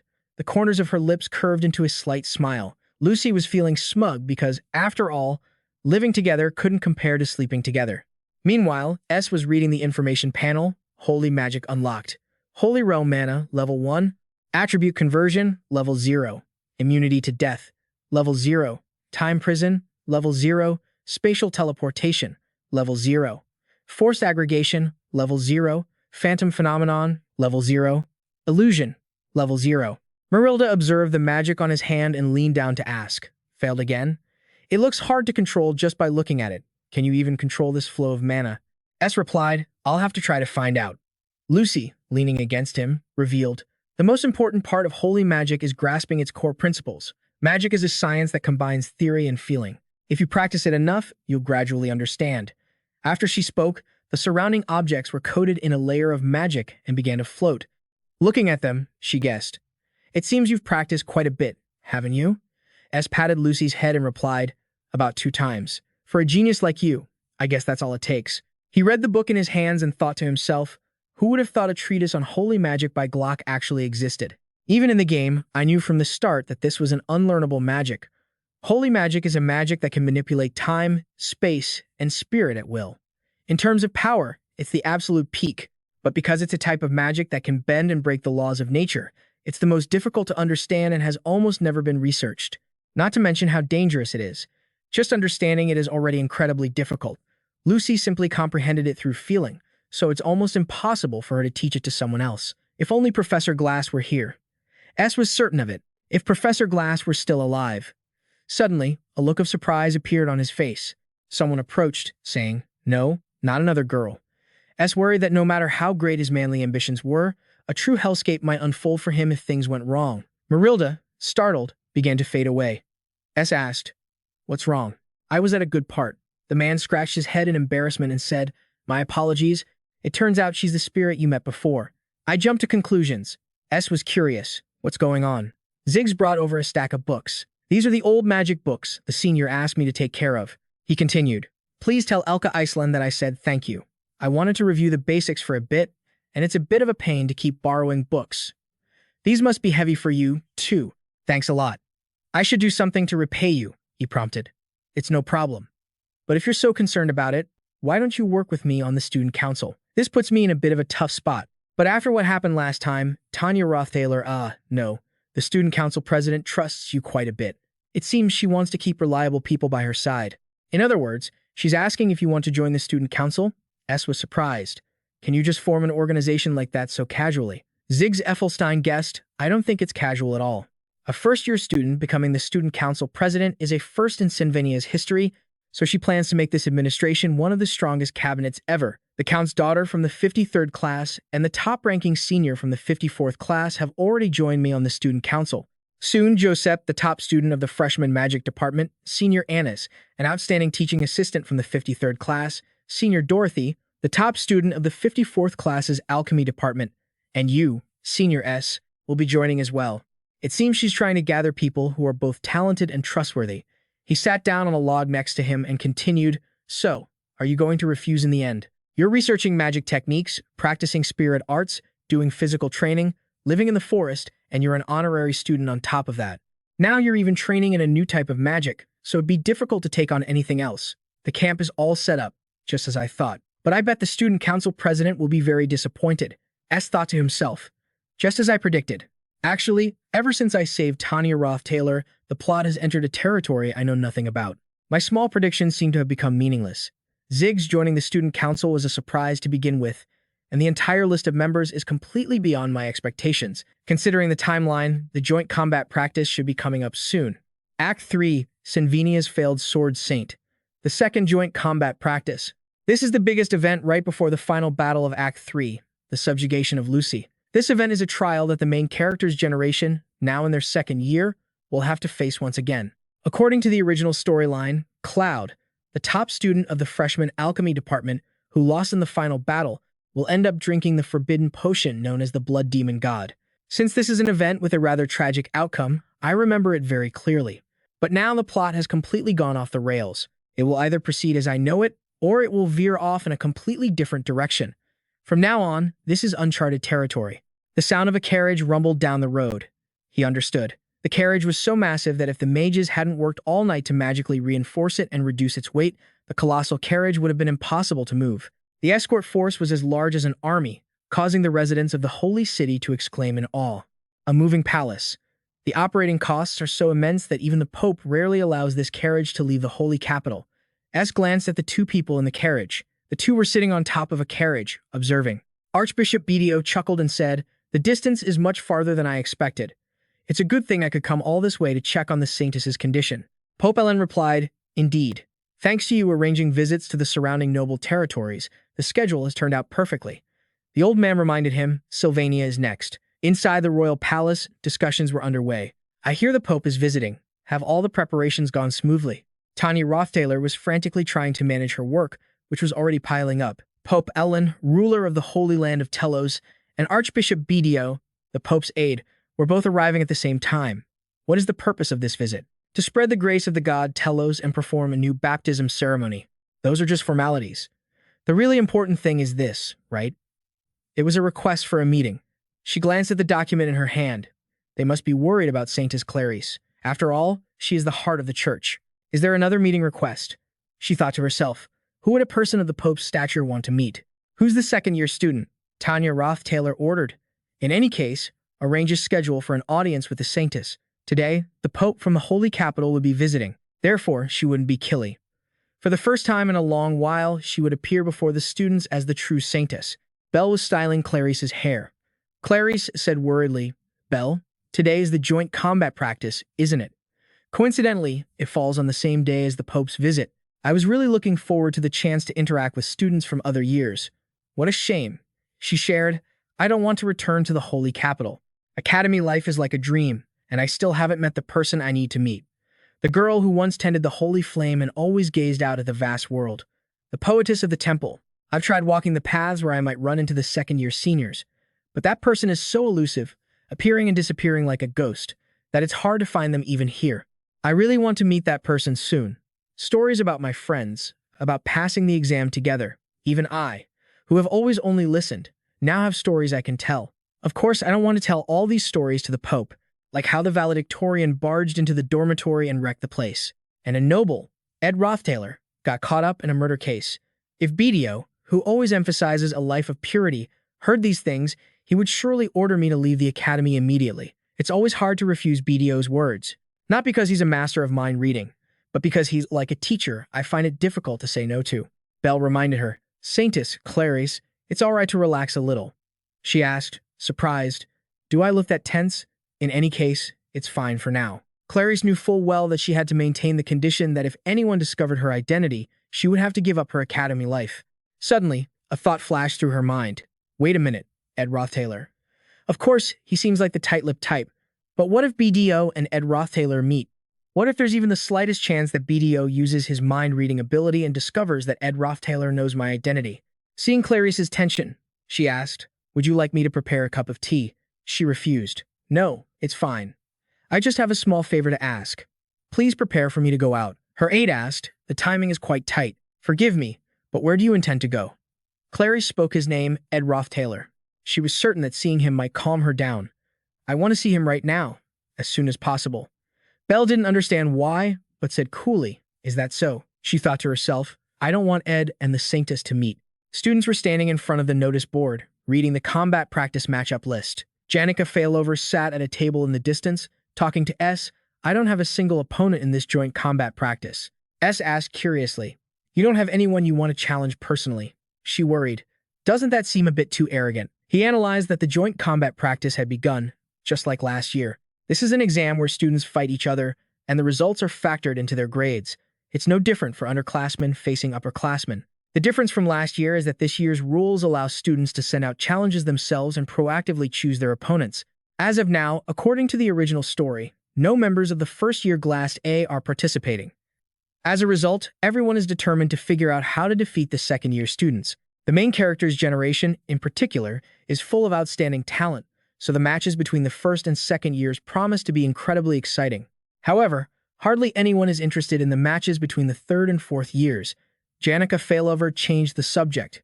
"What's for dinner tonight?" He replied, "There's some leftover meat in the Lortell dining hall. We can probably just sprinkle it with salt and grill it to keep things simple." S thought to himself that, generally speaking, the third year that he and Janica Failover belonged to really didn't have any noteworthy talent. Last year, aside from Janica Failover defeating Lortell, Almost no one from the third year managed to beat the underclassmen, so for the fourth years, they could challenge anyone they wanted and still win easily. Conversely, those who are too strong don't receive any challenges at all. Janica Failover smiled brightly and asked, are you still engrossed in that book Lucy gave you? He revealed that it was a rather important book. I'll probably just focus on reading it for the time being. Just like Janica Failover, he hadn't received any challenges either. It seems I'm now considered a top fighter, too. Of course, there's always the option of challenging someone first. But with Janica Failover's personality, I doubt that'll be easy. She sprawled across the table and muttered, really important. Huh? S was surprised. He just wanted to keep a low profile and not attract attention. From behind them, a shout rang out, make way for me, now. The GR carriage had arrived. The Saintess has graced us with her presence. He glanced over in surprise, trying to determine just how much the original story had been twisted. Ed felt that, first and foremost, Clary's appearing here at this time was strange. She shouldn't have been able to participate in the joint combat practice because it coincided with the Pope's visit. Could the Pope's visit have been postponed? If so, what could be the reason? What's gone wrong now? Janica Failover looked on with a mixture of surprise and confusion as Clarice approached him. I was going to send a letter first, but I wanted to see you sooner, so I decided to come straight here. Her eyes curved into a smile. Hello, Senior. Clarice pulled out the remaining chair, preparing to sit. I can't stay here for long, but it would be nice if we could talk even just for a little bit. Ed politely bowed his head. It's a true honor, Saintess. Janica Failover, standing beside him, was a little nervous. Yes, I'm Janica Failover. Saintess, it's an incredible honor to meet you this close. Seeing Janica turn to him with a pleading look that screamed, what should I do? Ed understood. Even someone from the countryside like him knew that 13% of the Empire's population were followers of the Tellus faith. It was understandable to react that way when meeting the Saintess of the Church. Seeing her in person, it was hard to believe she and Killy were the same person. Ed closed the book and set it aside. I heard the Holy Emperor and the Archbishop are about to visit. Is it all right for you to be here? Clary replied, the Holy Emperor will be visiting the main hall personally. Luckily, the schedules matched up perfectly, because this was right around the time the matchup list for the joint combat practice was being announced. So I guess that you'd be here, Senior Ed. He was surprised, realizing she had come all this way just to see him. But why? Clary continued, the Holy Emperor is truly a sharp and wise man, but accompanying him is Archbishop BDO, who is just as formidable. Sometimes I even wonder if he can read other people's minds.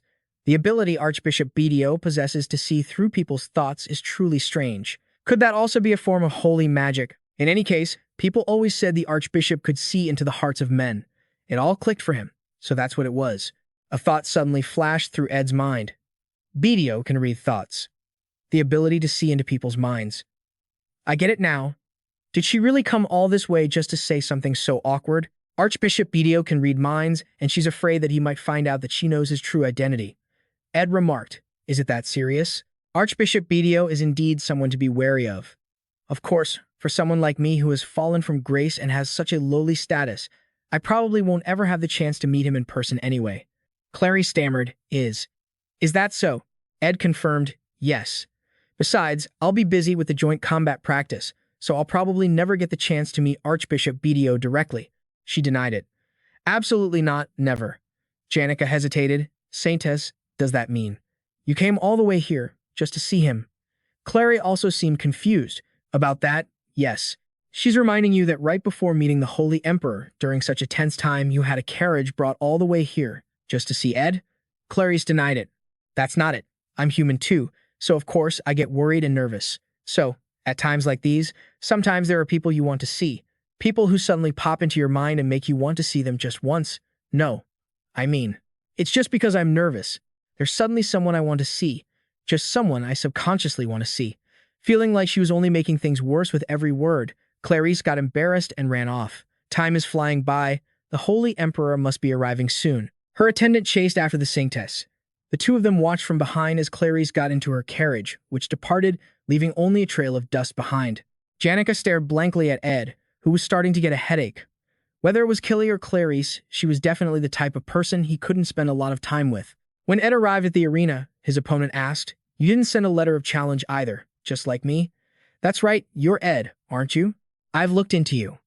I heard you're rumored to be pretty strong among the new students, but you're only strong compared to those other inexperienced third years. He thought to himself, but what in the world just happened? His opponent threatened, You better prepare yourself. The combat practice for first and second years has a rule, banning intermediate-level magic and sharp weapons, but it's completely different for the upperclassmen. This man was the fourth-year combat vice captain, someone who never underestimated his underclassmen. The arrogant Codex introduced himself. All right, before we fight, let's get things straight. I'm sure you already know, but I'll say it again just to be clear. My name is Codex Vod. The people in the stands were worried. Even as sharp weapons were allowed, anything too dangerous with high damage was still forbidden. But, Senior Codex, that's clearly just a mace. I was so worried thinking I might have to fight him. The announcement from the referee, Melina, rang out. All right, third-year Ed Rothtaylor and fourth-year Codex Vod, both sides are ready. Begin. Right after the announcement, Codex charged toward him. He raised his axe, preparing to bring it down. My body is burning up. I'll never go easy on you just because this is a practice match. If fear is already starting to creep through your body, it's not too late to back out. Ed remained perfectly calm, not a hint of fear on his face as flames erupted from his palm. An explosion ignited right in front of Codex, and a notification displayed. Intermediate magic, point explosion. The scorching flames spread out, making him uncomfortable. From within the thick dust cloud, Codex's coughing could be heard. He fell to the ground in surprise, wondering how a mage's reflexes could be so fast. Codex gritted his teeth. Last year's third years were nothing to worry about. Suddenly, two beasts materialized. Ed was confused. Where did this monster come from? He incinerated them with his flames. The other spectators were amazed by what they saw. Looking down at Codex on the ground, he thought to himself, about 5 seconds, I held back so I wouldn't injure him, but if he wanted to drag this out, I can only apologize. He walked up to his opponent and said politely, thank you for the match. Cheers erupted all around them, but he was lost in thought. I was so preoccupied with other things that I wasn't really paying attention. After leaving behind the Saintess and her surprising actions, I led Janica, who has a supreme talent for getting lost, to her arena. Then, on the way to his own arena to face Codex, he had an unexpected encounter, and that's where he met Elle. We meet again, don't we, Senior? He was surprised. What are you doing here? This is Glowell Hall. Second years are supposed to go to Neil Hall. She replied, fate is a strange thing. They say fate is like the wind, pushing you along. It seems we've accidentally bumped into each other quite a few times now. Watching Elle play her instrument, Ed felt a sense of unease. She was preparing to leave after this joint combat practice was over. Well then, I'll be on my way. He thought to himself, I know that Elle series is going to die. In the past, I would have hesitated, trying to keep the plot on its original course. But from the moment I made Tanya Roth-Taylor, the student council president, the plot has been completely twisted. Even though I used to think it was just arrogance, even though I told myself it was something I couldn't interfere with. The people I once let go of, they still leave a trace in the deepest corners of my mind. It's not easy to just ignore everything and move on. He called out, hey. Elle turned back and asked, yes, Senior? He told her the truth. You're about to die. Even he found it hard to believe. Hard to believe, right? I only realized it when I had to explain it. Elle just calmly replied, I know. Seeing her gentle smile, Ed was shocked. What? She knows she's going to die? How could she know? Could it be that she also transmigrated into this novel like me? He hurried away. No way. First, I have to be quick. I have to find Tai quickly to figure out how much the script has been twisted. Then I can worry about the mountain pass. Suddenly, the ground started to shake violently, and screams echoed all around. An earthquake. Ed was shocked. An earthquake. What are they talking about? He opened the window to look outside. Even though the script has gone seriously off course, I've always stayed ready, constantly predicting and preparing for every possibility, just like what's happening right now. Watching the tidal wave engulf the buildings, he was stunned. This wasn't just off script. It was beyond anything he could have ever predicted or imagined. He stared blankly. Why is that thing here? Its enormous wings appeared, a creature thought to be extinct even in myths. A terrifying disaster that human strength could never hope to stop. Its very appearance caused the world to tremble. It's the final boss of the failed swordsman of Sylvania. The sacred spear dragon has awakened. It flew up from the water onto the bridge. As far as Ed knew, the protagonist, Taylor McClure, had defeated all the strongest fighters in the Southern District. However, after leaving the exam hall, having defeated the one who drank the evil god's blood and was a member of the string instrument club, he heard the news that Elle was dead. At that time, no one knew exactly how Elle had died. Clarice, who was once a carefree child, completely lost faith in the church and changed into a completely different person. The Apostate Saintess, a title that even game players considered a ruined character because of her sudden change. The church, wanting to suppress the Apostate Saintess, the one who had turned against them, sent an army to Aiken, In the end, Clarice single-handedly fought against the church's army and slaughtered them all in a fit of rage. The final boss of Act 3, Lucy, awakens. This was the original script for Act 3, but the Sacred Spear Dragon, Bell Broke, has appeared here. It showed up much earlier than expected. The boss of Act 5, the one who holds all the secrets of the scenarios in the failed swordsman of Sylvania, the final boss, has awakened. Ed realized, just what in the world is going on? The timeline is changing. With just a single step, the dragon created chaos.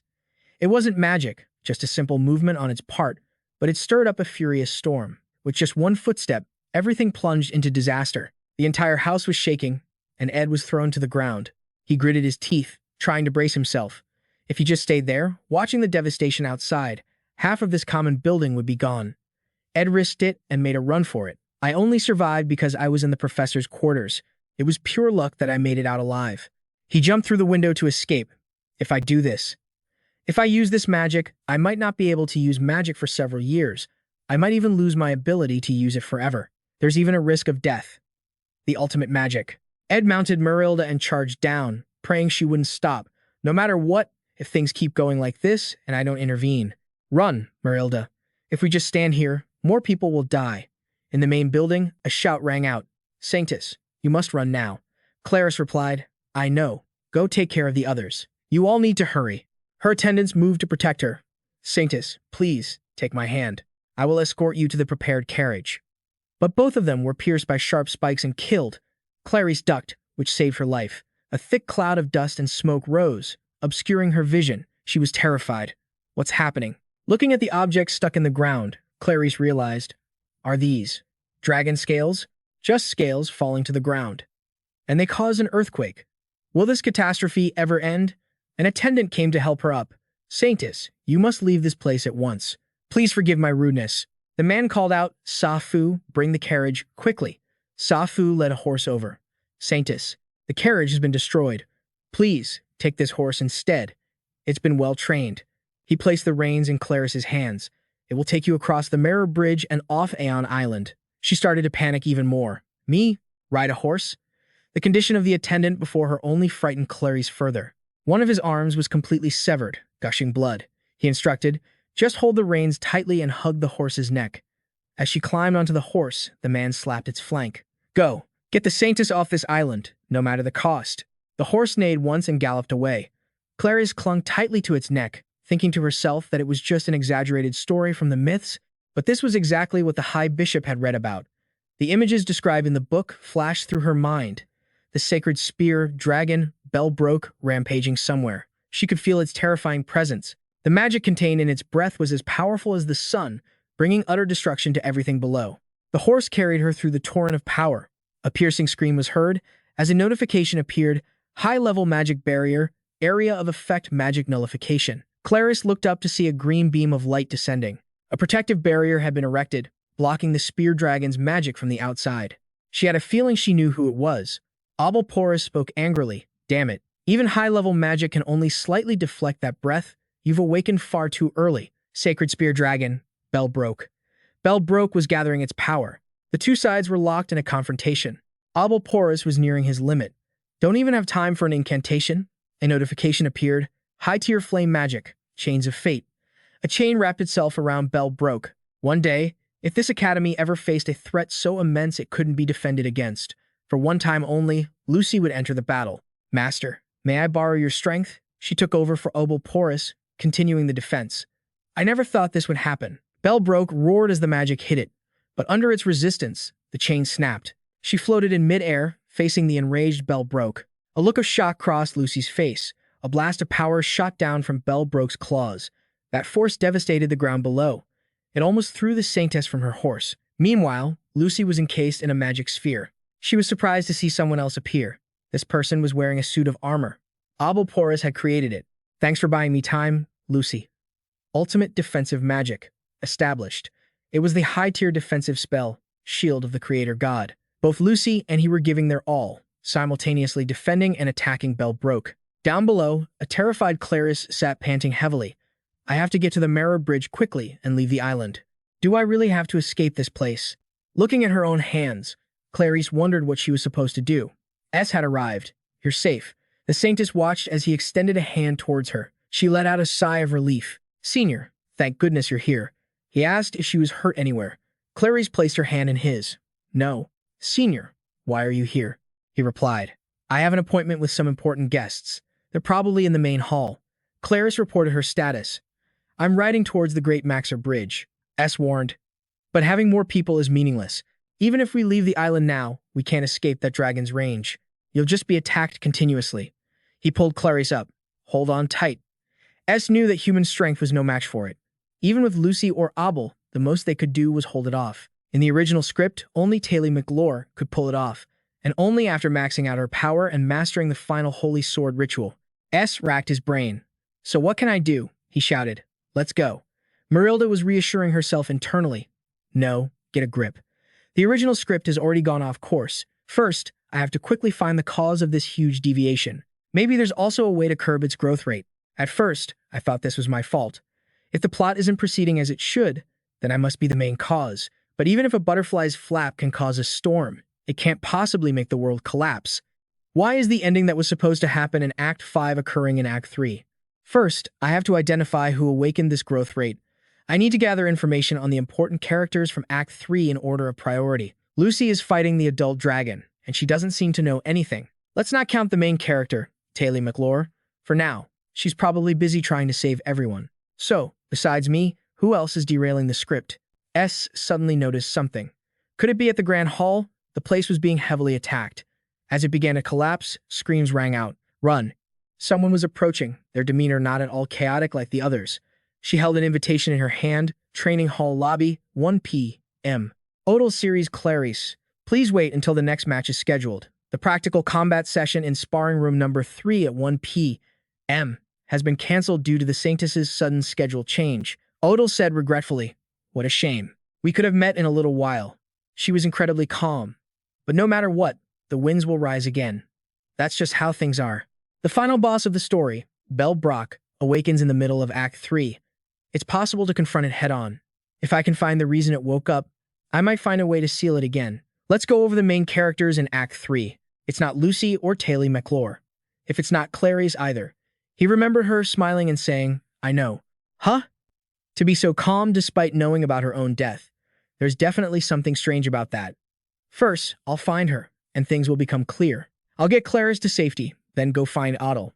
S hesitated, looking at his burning arm, but he knew he didn't have much time left. Finally, they stopped. "We're here." The Saintess let out a sigh of relief. Thank goodness, the defensive magic in Ophilus Hall has been activated. Clarice peeked out and called, "Senior." He advised her, "It would be better if you waited inside for a bit." His cautious gaze darted towards the Grand Hall. The defensive magic was activated, but the first attack. Couldn't it block the scales that Bell Brock launched? Clarice was so heartbroken she began to cry. "Everyone in Ophilus Hall." He grabbed her arm. "It's not everyone yet." The two of them entered the hall. The fact that the defensive magic in Ophilus Hall was activated means that someone triggered the spell from the control room on the top floor. That means there's still a survivor up there. When they opened the door, they were stunned. S never expected the person inside to be her. Miss Belmea was lying in the middle of a magic circle, her body pierced with dragon scales. He helped Bell up. Clarice resolved, "I'll use my holy magic, no matter what it takes." S lowered his head. There's no hope. She was hit by the first attack and still managed to drag herself up here in this condition. For survivors she wasn't even sure were still alive. With all her strength, Bell handed him a key. S immediately took the key she offered. Clarice called her name worriedly, "Miss Bell." He knew for certain what she was going to say, remembering a familiar moment and the words that person had once spoken. "I'm just doing what I have to do." Clarice burst into tears. This can't be happening. He reached out and closed Bell's eyes, letting her rest in peace. Bell's eyes shut completely. Clarice mumbled, "No, Miss Bell will be fine. She'll be okay." He gritted his teeth, hatred welling up inside him. He pulled Clarice away. She was just doing what she had to do to protect the Saintess. S was inserting the key into the lock. A high-level magic spell has been activated in the Saintess's room. As long as it's not hit directly, it'll be safe. "Please, compose yourself, Saintess. I'm going out to assess the situation." Clarice didn't want to let him go. "No, it's too dangerous outside." He opened the window and gestured. "Look out the window. If we just sit here and wait." Seeing what was outside, she gasped. A magic sphere was floating in midair. That's a divine position formation. But it's not an ordinary one. That kind of structure. Could it be? Meanwhile, S was rummaging through the bookshelf. This isn't relevant. This one. Clarice asked curiously, "Why are you suddenly?" He tossed another book aside. Not it. Finally, here it is. Good thing the Saintess's room has a compendium on holy magic theory, applications of holy magic. And finally, here it is, Ross's treatise on divine position theory.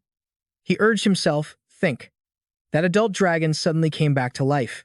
Otto disappeared, and Clarice knows nothing about any of this. And that divine position formation burning in the sky, it's not Abel's. It's not Lucy's either. It's a form of applied magic never seen before.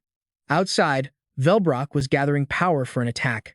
From its mouth, a swirling ball of lightning emerged. Abel asked worriedly, "Can't we block all of its attacks?" He saw the beam of power heading toward the building. He cried out, "No, that attack is aimed at." S had a revelation. That's right, I get it now. Everything was distorted from the very beginning, wasn't it? What if this is the main storyline? Clarice, behind him, also sensed it. Senior S, have you figured something out? A beam of blue light shone down.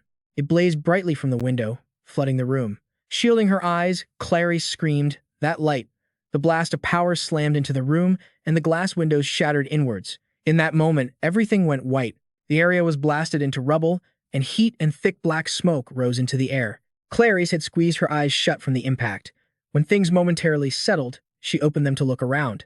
She was lying on a pile of rubble. S had used his own body to shield her. A shard had pierced through his chest. He whispered weakly, "No matter what happens, if you're in trouble, you have to ask for my help." Clarice sobbed uncontrollably. "No, S." He was using magic to hold up a large section of the wall that was pressing down on his back. She just stammered, "No, this can't be happening." S was mumbling, "Resurrection." Clarice begged, "Don't talk anymore. I'll find a way to get you out of here." He had no strength left, and his whole body collapsed onto Clarice. In disbelief, she called out, "Senior S." Everything was collapsing around them. Above, magic was wiping everything out. Clarice broke down, sobbing uncontrollably. "No, why you?" She remembered the attendants who had sacrificed themselves to protect her. Clarice blamed herself. "Why do so many people have to die for me?" She hugged him close. "Even you. I never wanted this. I can't let you die in my place." Clarice sobbed, "No, please don't. I'm sorry. I'm so sorry." And then, just as she returned to the day she first met them, Clarice sat there, stunned, unable to immediately grasp what was happening. S and Janica were sitting quietly beside her. The people around them were whispering, "Why is the Saintess here? Don't tell me she came to see that guy S. Do they know each other?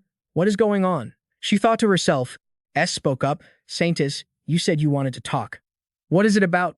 Clarice quickly climbed onto the table. She grabbed S by the collar, startling him. Clarice pulled his shirt open to check him. He had no idea what was going on. His face turned bright red. Saintess Clarice breathed a sigh of relief. There were no wounds at all. She muttered, "How? This can't be happening." Janica quickly tried to stop her. "Saintess, no matter what, you can't do this. In broad daylight, in a public place like this. This is a bit." Saintess Clarice finally let go of S and sat back down in her chair. She lowered her head as all the tragic images she had just experienced flashed through her mind. Was it a dream? She considered that it might have been a premonitory dream, or perhaps the moment S died in her arms was just a hallucination. Clarice stared at her palm, stunned. No way. She knew with certainty that everything she had experienced was real, because there were still faint grip marks on her wrist. Emotionally overwhelmed, she realized, "I've returned to the past." Clarice recalled her schedule for the day. This morning, to prevent BDO from meeting Senior S, who can use telepathy, I temporarily talked with them. After that, I went to the main hall, while waiting for the Holy Emperor. As she remembered this part, fear washed over her. While I was waiting, the sacred dragon appeared. It launched its scales, destroying everything. Everyone around me died protecting me. From the attendants to Belle, they all died. She panicked. Everyone is going to die again. Clarice looked at the bloody fingerprint mark on her wrist. If things continue like this, I'm going to die. Her expression darkened as if she'd been plunged into an ice pit. S buttoned his shirt and called out softly, "Saintess." She grabbed his wrist, urging, hurry up." Clarice dragged S away. "We have to escape, right now." He was shoved into a carriage. "Saintess?" S thought to himself, "No way. How can I be so disrespectful to the Saintess? What on earth is going on?" S reminded her, "Saintess, you have to go to the main hall to greet the Holy Emperor." She commanded, "I will take full responsibility. So get us to the Moretta's Grand Bridge as fast as possible. The fastest you can go." The carriage took off like it was flying. The people left behind were stunned. What just happened? The Sanctus just kidnapped S. Taylor. Janica's face darkened as she thought, take responsibility for running away. Inside, S asked her, Sanctus, are you planning on crying the whole time? This is quite a problem, you know?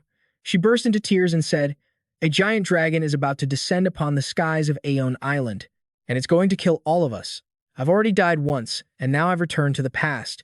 You saved me once, Senior, and you seem to have discovered something. But before you could tell me, you were crushed under the rubble. You died in my place, Senior. Clarice grabbed his hand. Of course, you can't possibly understand what I'm saying right now. But before you died, you told me, no matter what happens, I should find you and ask for help. And that I absolutely had to pass on these words. S replied, you're suddenly telling me all this. How am I supposed to react? Sanctus, there are people from the control team blocking the Moretti's Grand Bridge. I'll stop and wait for now. Sanctus, we can't go this way anyway, so let's change course for now so you can meet the Holy Emperor first. Clarice pondered the name, Yuluk. She kept muttering the name, Yuluk.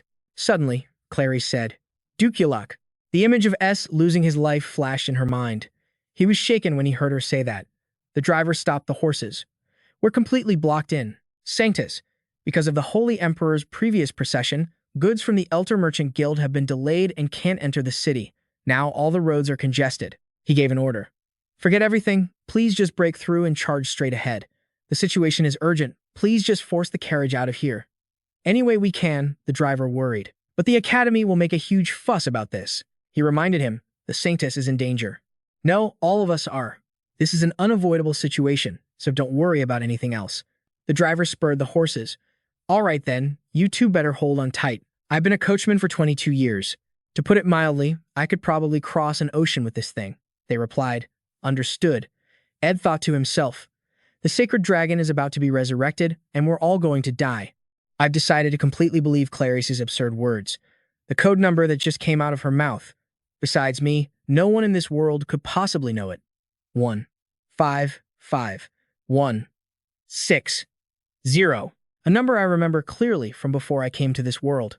He glanced at Clarice, who was hugging him tightly. It's my military serial number. Ed understood her intention. So if even the Ophilus Hall collapsed, then there's nowhere safe left on Aeon Island. That's why she chose to escape. And if time really did turn back, it must be related to holy magic. Because among all existing magical theories, only holy magic has the ability to interfere with time. He started to sweat in fear. Are you listening to me right now? Clarice replied, yes, but only for a moment. I think this was caused by holy magic. He agreed, that's right, but turning back time on such a large scale, it's beyond the magical capacity of any human. But if what the Sanctus says is true, then time has already. The sacred dragon appeared once again, letting out a roar. Terrified, Clarice grabbed her head and screamed. She told herself, even so, this time I escaped successfully because we're off Aeon Island. It should be fine. But then, Clarice's carriage was destroyed. She was protected inside a golden sphere of magic. The driver was dead. Everything was starting all over again, just like the nightmare. His voice rang out. Are you all right? Sanctus. She had a terrible feeling. Yes, Senior. When she turned to look, the same scene replayed itself. S had been impaled through the chest by the dragon's scales. He reassured her, Sanctus, don't give up. You have to keep going. Clarice was trying to heal him. No, this can't be happening. It can't. It's okay. It's okay. I have to do something. I'm so sorry I can't do anything to help you. I'm too weak. I can't do anything but accept help from others and let people die for me. I can't do anything. I can only rely on others. I'm so sorry, Senior. He comforted her. You don't need to apologize. Don't waste your tears like this. If I get another chance, I'll help you again. I probably would.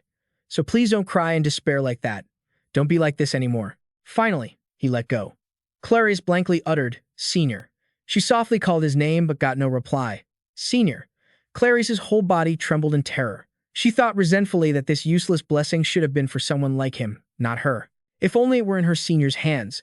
Clarice prayed, just one more time. If I could just go back one more time. A blinding light flashed, and everything turned upside down. Clarice had returned once again. Someone was calling her, Sanctus. Clarice was curious. After they finished talking, she asked, what happened? Clarice's eyes filled with tears, and she once again threw her arms around S. Clarice was determined. No matter what, I will save Senior S. Once again, she shoved him into the carriage. Wait, Saintess, what are you planning to do now? She swore that this time, she would go in the opposite direction. That's right. Clarice ordered Safu, head east. In the fleeing carriage, she convinced Senior S about what had happened and chose a hiding place. And then, the dragon scale pierced through. The third regression. It was no good. S still lost his life protecting Clarice, even after fleeing to the opposite side of the chaotic magic island. There wasn't enough time. The fourth regression. As he was pushed into the carriage, S asked, "Wait, Saintess, what on earth is going on?"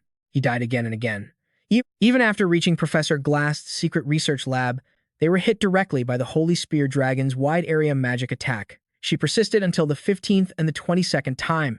S still being pushed into the carriage in a daze. Saintess Clarice kept repeating this in an endless loop, searching for a safe haven. And yet, it was always the same. S would still die, and she couldn't save him. Every regression was a painful death. Every time he used himself to protect Clarice. She gradually began to break down from the repetitive failures, until one time, as Clarice hung her head low, he called out, "Saintess." Clarice realized she couldn't figure out why time was rewinding. Even after searching the entire academy, I couldn't find the Pope or the Archcardinal. Most importantly, no matter how many times I run, while not understanding what was happening, she cried because she couldn't save him either. In the countless repetitions of the same day, my senior always saved me and died in my place. She continued to mumble the number, 1556. Clarice's hand clenched. What do I do now? Safu repeated the same old line. Saintess, there are people checking the Maxor Grand Bridge. I will temporarily stop the carriage and await your orders. She suddenly remembered, that's right, we've reached the Maxor Grand Bridge. By now, S should be shouting from the window, telling me to find a way to break through at all costs. She decided. First, please stop the carriage here. S opened the carriage door, ready to get out, and said, please step out. Saintess, I don't know how many times time has turned back. He draped his coat over Clarice. I just wanted to say, please get some rest. She thought to herself, I can't understand why. He would stop the carriage in a situation as critical as this. But this is the first time I've experienced this. S spoke up. I know a few people we can ask for help. A change had occurred in this regression. Clarice was anxious. There's no time left. I don't want to see my senior die again. So even now, we have to hurry.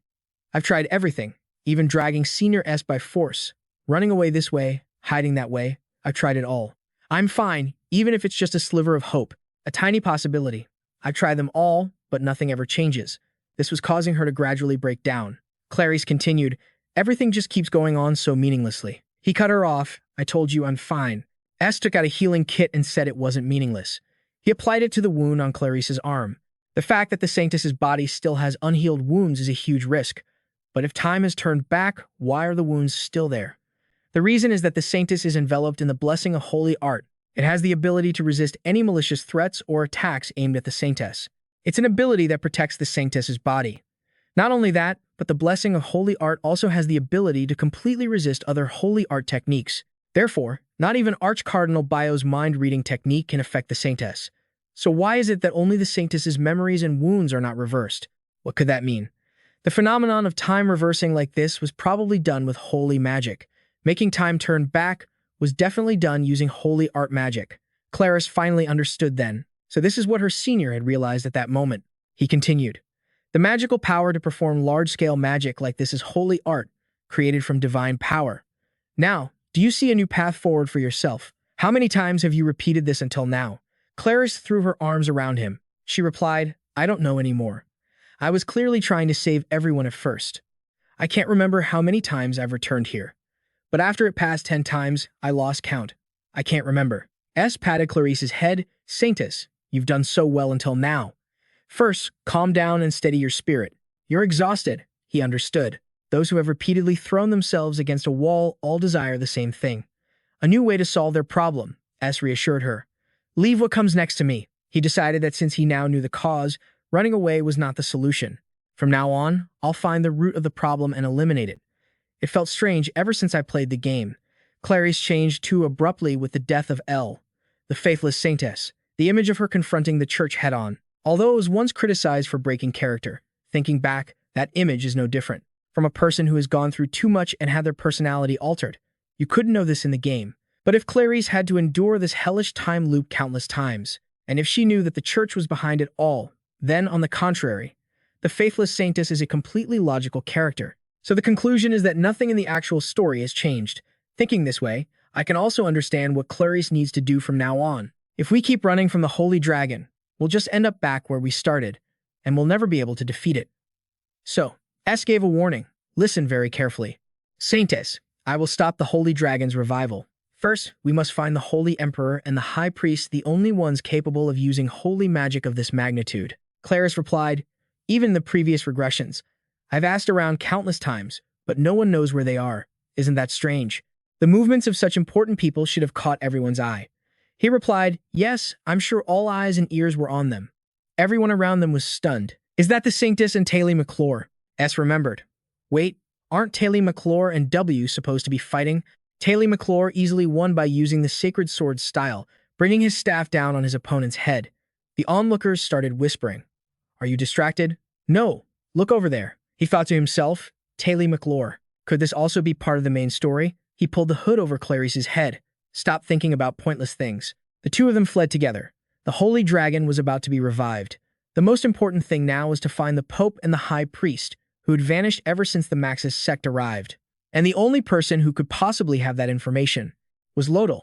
He went to find her. Sell me some information. She smiled brightly and asked, well, if it isn't a familiar face, are you planning something big again? All information on Ain Island has to go through me, she replied. Let's hear what kind of information it is, first. And if it was Lortell, she could remain calm in any situation. She found it strange to see Clarice, who spent all her time researching new kinds of magic, right beside him. Did you learn hypnosis or something? Even so, charming the Saintess is a little too bold. S replied, there's someone I need to find urgently. I have to find them before the combat practice ends. Name your price. Lortell requested. All right, let's hear it. At the carriage depot near Mexer Cathedral, a subordinate came to find Lortell, Vice Guildmaster. We've gathered all the information on the people seen around Mexer Cathedral, just as you requested. She disclosed, now, let's talk about the price. My rates are already high, but today, they might be even higher. Lortell brought the information to S. You said it was urgent, so I even forfeited my final match to come with you. I know that's just how you are, senior. But why has the Saintess suddenly turned into such a clinger? I still can't quite wrap my head around it. S asked, you said you were waiting for your final match, right? Then it must have taken you quite a while to get here. The joint combat practice should be ending soon. Lortell estimated, I suppose so. No matter the situation, she never panicked. Her ability to analyze her surroundings and act rationally was always exceptional. She was surprised. Why are you being so formal all of a sudden? He answered, it's just that in times like these, that personality of yours really shines, so no matter what happens, don't you dare panic. It would be best if you take my words seriously. From inside the carriage, Clarice called out, Senior, didn't you just say we're out of time? S confirmed. That's right, and that's exactly why I'm telling you this. A look of shock flashed in Lortell's eyes. She felt a tremor. The ground began to shake violently. People on the street stumbled and fell. Magic rained down from the sky, destroying one place after another. Countless people lost their lives right there. The situation descended into chaos. S pulled Lortell into an embrace to protect her. Her eyes widened in shock as she saw the azure dragon rising up from behind them. It had been revived and was beginning its rampage. Lightning radiated from the azure dragon's body, the river below churned violently, and a heavy downpour fell upon the city. Lortell collapsed in pain. What is this? It's all so sudden. She glanced at the man in front of her, S, using his own body as a shield to protect her. She gasped in shock. Senior S. He simply continued their earlier conversation. And so S asked, what's the price? As the heavy rain poured down, a dragon scale pierced through his body. Rain and tears mingled on Lortell's face. She gave a faint smirk. Lortell took out a letter. Compared to the price of my life, you'll still have quite a bit of change left over. He handed the money to Lortell. Keep the change. She took it. Oh, looks like this was a pretty profitable deal. The two helped each other to their feet, Lortell said. According to 13 witness reports, the Pope and the High Priest use a concealment formation. They secretly led a special unit down a deserted road. He asked curiously, and their destination? She revealed, the Academy Cathedral, deep within the lecture hall district. The two staggered towards the overturned carriage. From inside, a hand reached out, calling, Senior S. Clarice rushed out of the carriage and threw her arms around him. Senior S. No, please don't. Are you okay? What should I do? You're bleeding. Lortell sighed, no longer surprised. She urged, stop panicking and let's get moving. Lortell pulled a horse over. At least one horse can still move. It's badly injured, but it should still get us to the lecture hall district. What a relief. S climbed onto the horse. We have to hurry. Hand me the reins. Lortell replied. Even with this saddle, it can't carry more than 2 people. One of us 3 has to stay behind. His voice was firm. The Saintess and I have to go. It's a long story. Lortell was hurt to hear this. He pulled Clarice onto the horse. Saintess, please hurry. Lortell understood. Senior S must have his reasons. She handed the reins to S. And as for me, I trust you. He took the reins. Thank you, Lortell. I promise I'll repay this debt someday. She grabbed his hand, pulling on it. No need. You can pay me back right now. Then, she pulled S down. He had to pay her back immediately. Behind them, Clarice blushed. What? She couldn't believe Lortell was being so bold. Their lips remained locked. Finally, she spoke. That makes the second time for me. Senior. Enough. I have to prepare a backup plan, too. S turned back to look at her, softly calling her name. Lortell. The horse began to run. From behind, Lortell waved and called out, Saintess. Everything in this world has a price, and if you touch merchandise that's already been claimed by someone else, things are going to get messy. Her hand waved in the pouring night rain.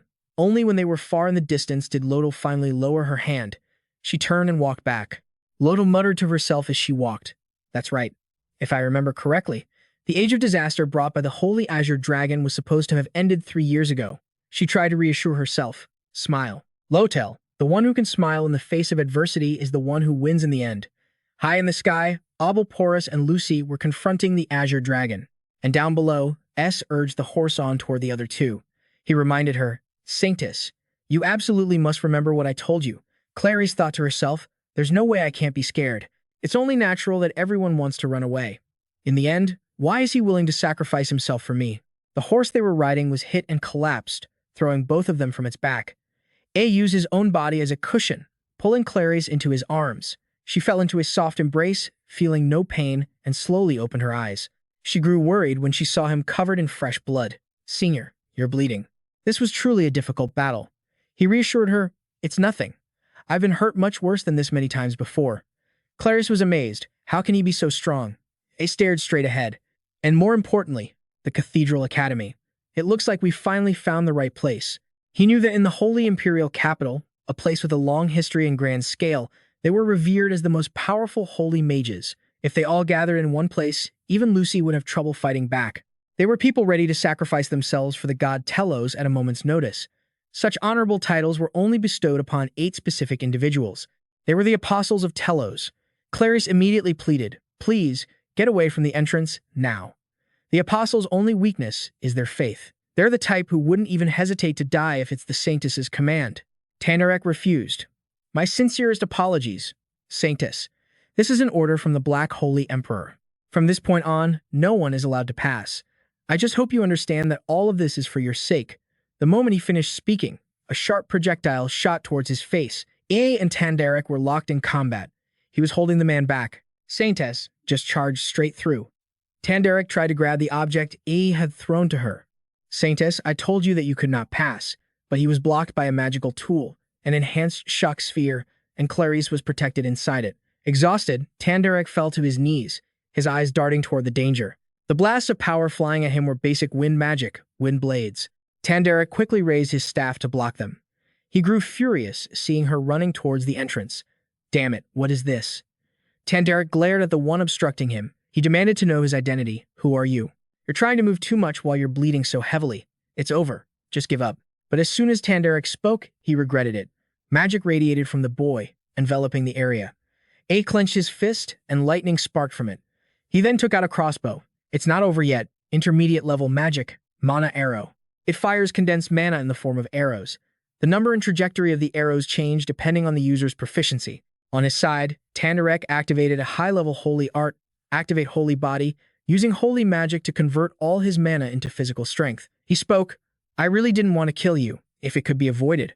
A fired the crossbow, and countless bolts shot forward, all of which were blocked by Tandarek. The man looked more serious now. He shouted, the glorious apostle of Telos, Tandarek, the fastest of all. Tandarek focused his power on A. I will take your life. As fresh blood gushed from his chest, A said, please listen carefully. Saintess, the people in charge are still trying to resist. He had previously told Clarice, in any case, I'm beyond saving. But that doesn't mean I'm telling you to give up. On the contrary, you must charge forward with everything you have, even if this moment repeats itself dozens of times. And if you return to the beginning, your body and spirit won't be able to recover like before. There's no telling how long you can hold on.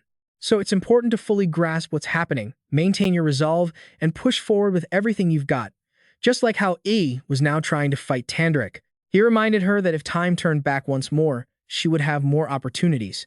He hoped that this time, she would end things perfectly. Right now, he was stabbing a knife through both of their hands. Tandric's eyes widened in pain. "You bastard," A said confidently. "Of course, that doesn't mean I'll die easily." Merilda's manifestation appeared, biting down on the man, its sticky saliva dripping onto Tandaric. A scream echoed, and then it self-destructed. A's knees buckled and hit the ground. Merilda approached worriedly. "Are you insane? You should have just summoned me to fight from the very beginning." A replied helplessly, "I lost. The opponent was too fast and strong." She caught A. "You really need to get a grip." He started having trouble breathing, his face covered in fresh blood. Merilda grew frantic. "Don't die. I'm telling you, don't you die on me." A golden light emanated from the gate behind them. The light shone on his fading face. Seeing A's eyes close, Merilda called out his name in anguish. "A!" Inside, Clarice was trying to push the door open. "Open up! Open!" The door was locked. But this was a place she had been to countless times. On the other side should be a wide corridor, and then the sacred sanctuary. The heavy gate before her wouldn't budge. So, Clarice used her magic to shatter the sanctuary door. A blast of power caused the door to explode. Exhausted, Clarice collapsed to the floor. Seeing someone approach, she looked up. "Who are you?" Fresh blood dripped onto the tile floor. She stammered when she saw the person. "You? Who are you?" The one covered in fresh blood was Elle, who pulled her into a sorrowful embrace and called her name. Clarice asked, "Why? Just why did things turn out like this?" Elle replied, "Sanctus, you've arrived earlier than I expected." Clarice was stunned. "What?" she interrupted. Despite that, Clarice's eyes began to fill with tears. She watched helplessly as Elle walked further inside. Elle said, "There's no need to turn back anymore." Looking at the sigil on her arm, Clarice recognized it as a holy magic blessing. To inscribe that sigil, it required 1 archbishop, 6 bishops, 8 apostles, and all the holy magic of the Holy Emperor. The only one who could bear this blessing on their body was just one person. Her body was floating in mid-air, a sphere of magic at the center of her chest. It was she who was establishing the connection in Clarice's place. Clarice couldn't understand why. Elle answered, "There isn't much time left. It's almost over. You just need to endure it for a little longer." Clarice couldn't believe it. "What are you talking about?" Magic was running rampant around her. A blinding surge of power spread throughout the area. She found herself back on the day she met him again. A asked, "Sanctus, would you like to talk for a moment?" "About what?" Seeing her face darken as she stood up, A called out, "Sanctus." Clarice gritted her teeth and spoke, "Yes." She clenched her fists, her wrists covered in bruises. Clarice requested, "Now, please listen to my entire story." She began her tale. "My first memory is of the sky over the harbor, where the seagulls soared into the air. Down the path leading to the lighthouse, 2 children stopped their playing. While the little boy was running, the little girl reminded him, 'Don't run, you might fall. There could be sharp rocks. Always watch where you're going.' After she spoke, her eyes curved into a gentle smile. She continued, 'My parents left our homeland to escape the war, taking refuge in the merchant city of ODC. But things weren't much better there. We were exploited and cheated. And so, day after day passed, and it became hard to find even a scrap of bread. Then one day, her father bought her lots of delicious food. The little girl slowly ate a small pastry. Her father called her Edel. He told her, 'Dad has to step out for a bit. Wait here for me, okay?' The little girl obediently replied, 'Yes.' Before leaving, he turned back to look at her one last time. The streets were still bustling with people coming and going. His figure slowly faded into the distance. Behind him, Elle whispered, 'You've worked so hard, Dad.' The girl was holding a premium sandwich, something she could never afford on a normal day. Strangely, she couldn't taste a thing. After finishing her story, Edel stood up and said, 'All right, let's go.' The boy behind her shouted, 'Be careful.' The boy who hadn't listened earlier had carelessly tripped, falling and wailing, but the little girl just calmly walked away. Elle accepted the truth. She was now an orphan. She was taken in by the Del Rose orphanage in the merchant city of Odex, where the only virtue valued was diligence, and that applied even to the children. Elle had to work hard to prove her worth. Fortunately, this orphanage was supported by the Telos Order, so it was still better than other places. Since they were called servants of God, they were at least allowed to rest during prayer time in the cathedral. After finding a discarded lute at the harbor and learning to play hymns, she was able to spend more time in the church, and her laborious work lessened somewhat. This all happened one day. High Priest Bio, congratulations on your arrival to the holy capital. Before the High Priest's arrival, everyone offered him gifts. Your Eminence, our merchant guild will double our offering this time. We hope you will grant us entry into the holy capital. Outwardly, Bio said, "Oh, there's no need for all that, but thank you." Yet his hand honestly reached out to accept it. But then, a candlestick carelessly tipped over, setting a nearby cloth on fire. Someone screamed, "What's happening?" Bio turned to see the flames licking at the hem of his long robes. Fire. The person next to him asked worriedly, "High Priest, are you all right?" They hurriedly brought basins of water to douse the fire, which was finally extinguished. Bio was a complete mess, with water dripping down his face. El calmly held a basin, pouring the last of the water onto the flames. If the fire had spread to the display of the cabinet, it could have been a major disaster. Bio was surprised. Did you know this was going to happen? He had glanced over and seen basins of water neatly arranged nearby. The little girl explained, "I saw it in a dream. It only happens a few times a month. I often have dreams like this. Even so, I can never see my own future." Hearing this, a moved Bio grabbed El's small hand. He declared it was a great honor to be the first to discover the one destined to stand at the pinnacle of the order, the Saintess of Telos. Overnight, everything changed. She had more than 10 servants by her side and lavish meals. She received reverence from high-ranking priests. Every day, she had to pray, study etiquette, and sacrifice sleep to study. But that life was nothing compared to the poverty she had known before.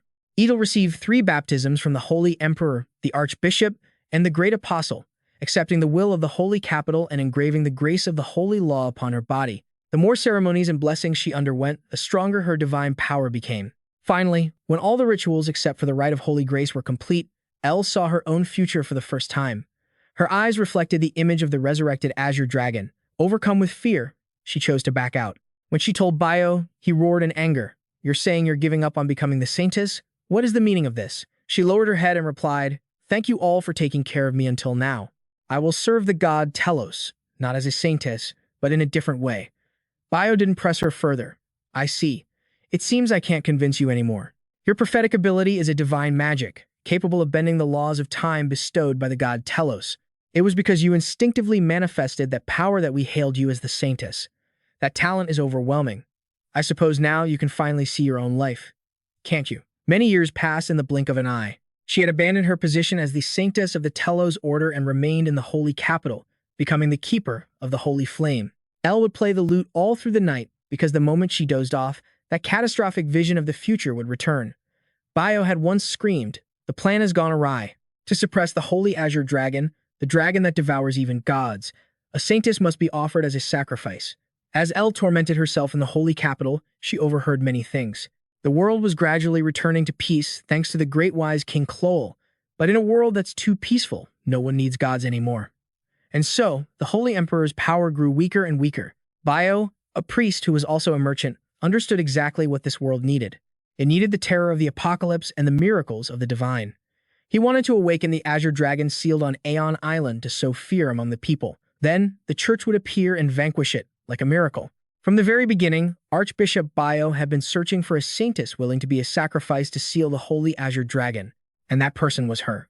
She once thought that running away would prevent everything, but a few years later, she met Clarice. Although she didn't possess the same fate-bending talent as El, she had an extraordinary talent for magic. Her virtue, her aura, her ability to learn everything about her suggested she was born to be the Saintess. Clarice once sighed and asked, "Edel, what must I do to live a pure life?" That question only made El more uneasy. She was trapped in an internal struggle.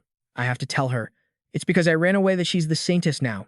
My struggle to live will be the cause of her death." So, she gave a small smile. "It's better to be buried in a dark swamp than to live a life as dull as a blank sheet of paper. You should seek out the emerald mists that drift through the Denken swamp or the fields of golden rice in the Gloran capital. Gaze upon the evening sun setting on the crimson rooftops of the metropolis Odex. Touch the sapphire treasury of knowledge in the academic region of Sinia." But deep down, all she wanted was to beg her to run away. Anywhere but here. Please, just run away. Every night, Edel would sing of freedom and romance, hoping Clarice would leave this place. But every time she saw Clarice's smile, a needle of guilt would pierce El's heart. Because she knew it was all hypocrisy, all a lie. Then, One early morning, Elle ran away again, becoming a wandering minstrel. Her final destination was Sylvania Academy. On the day Elle arrived at the academy, fresh blood was trickling down her body. The students around her stared with a mixture of caution and curiosity.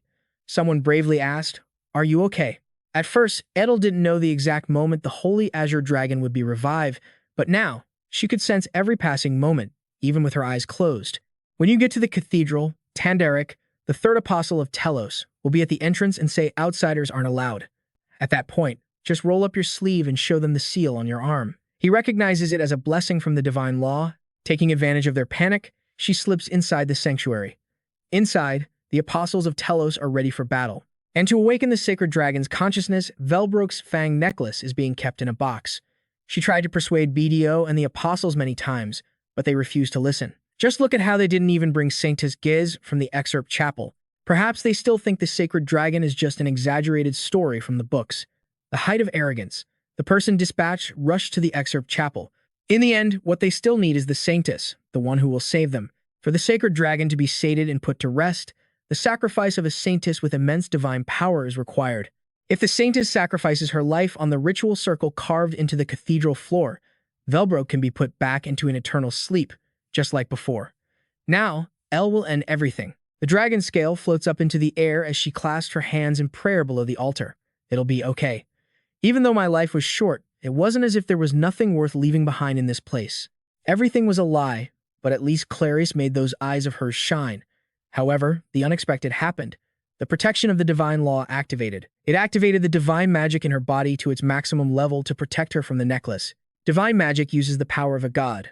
It became the source of power that rewinds this world's time. That loop just keeps repeating endlessly. Last time, Clarice suddenly appeared. It startled Elle, but right now, she has very little divine power left. She staggered into the academy, covered in fresh blood. Just 1, 2, or maybe 3 more times, and everything will be over. When that divine magic fades, the loop will end, too. She struggled to drag her feet into the main hall. It's all over. Just then, she slammed into someone. She looked up and said, "What?" The other person asked if she liked orange juice. She thought to herself, is he really asking me? Or would cold water be fine? She was confused. Why was he here?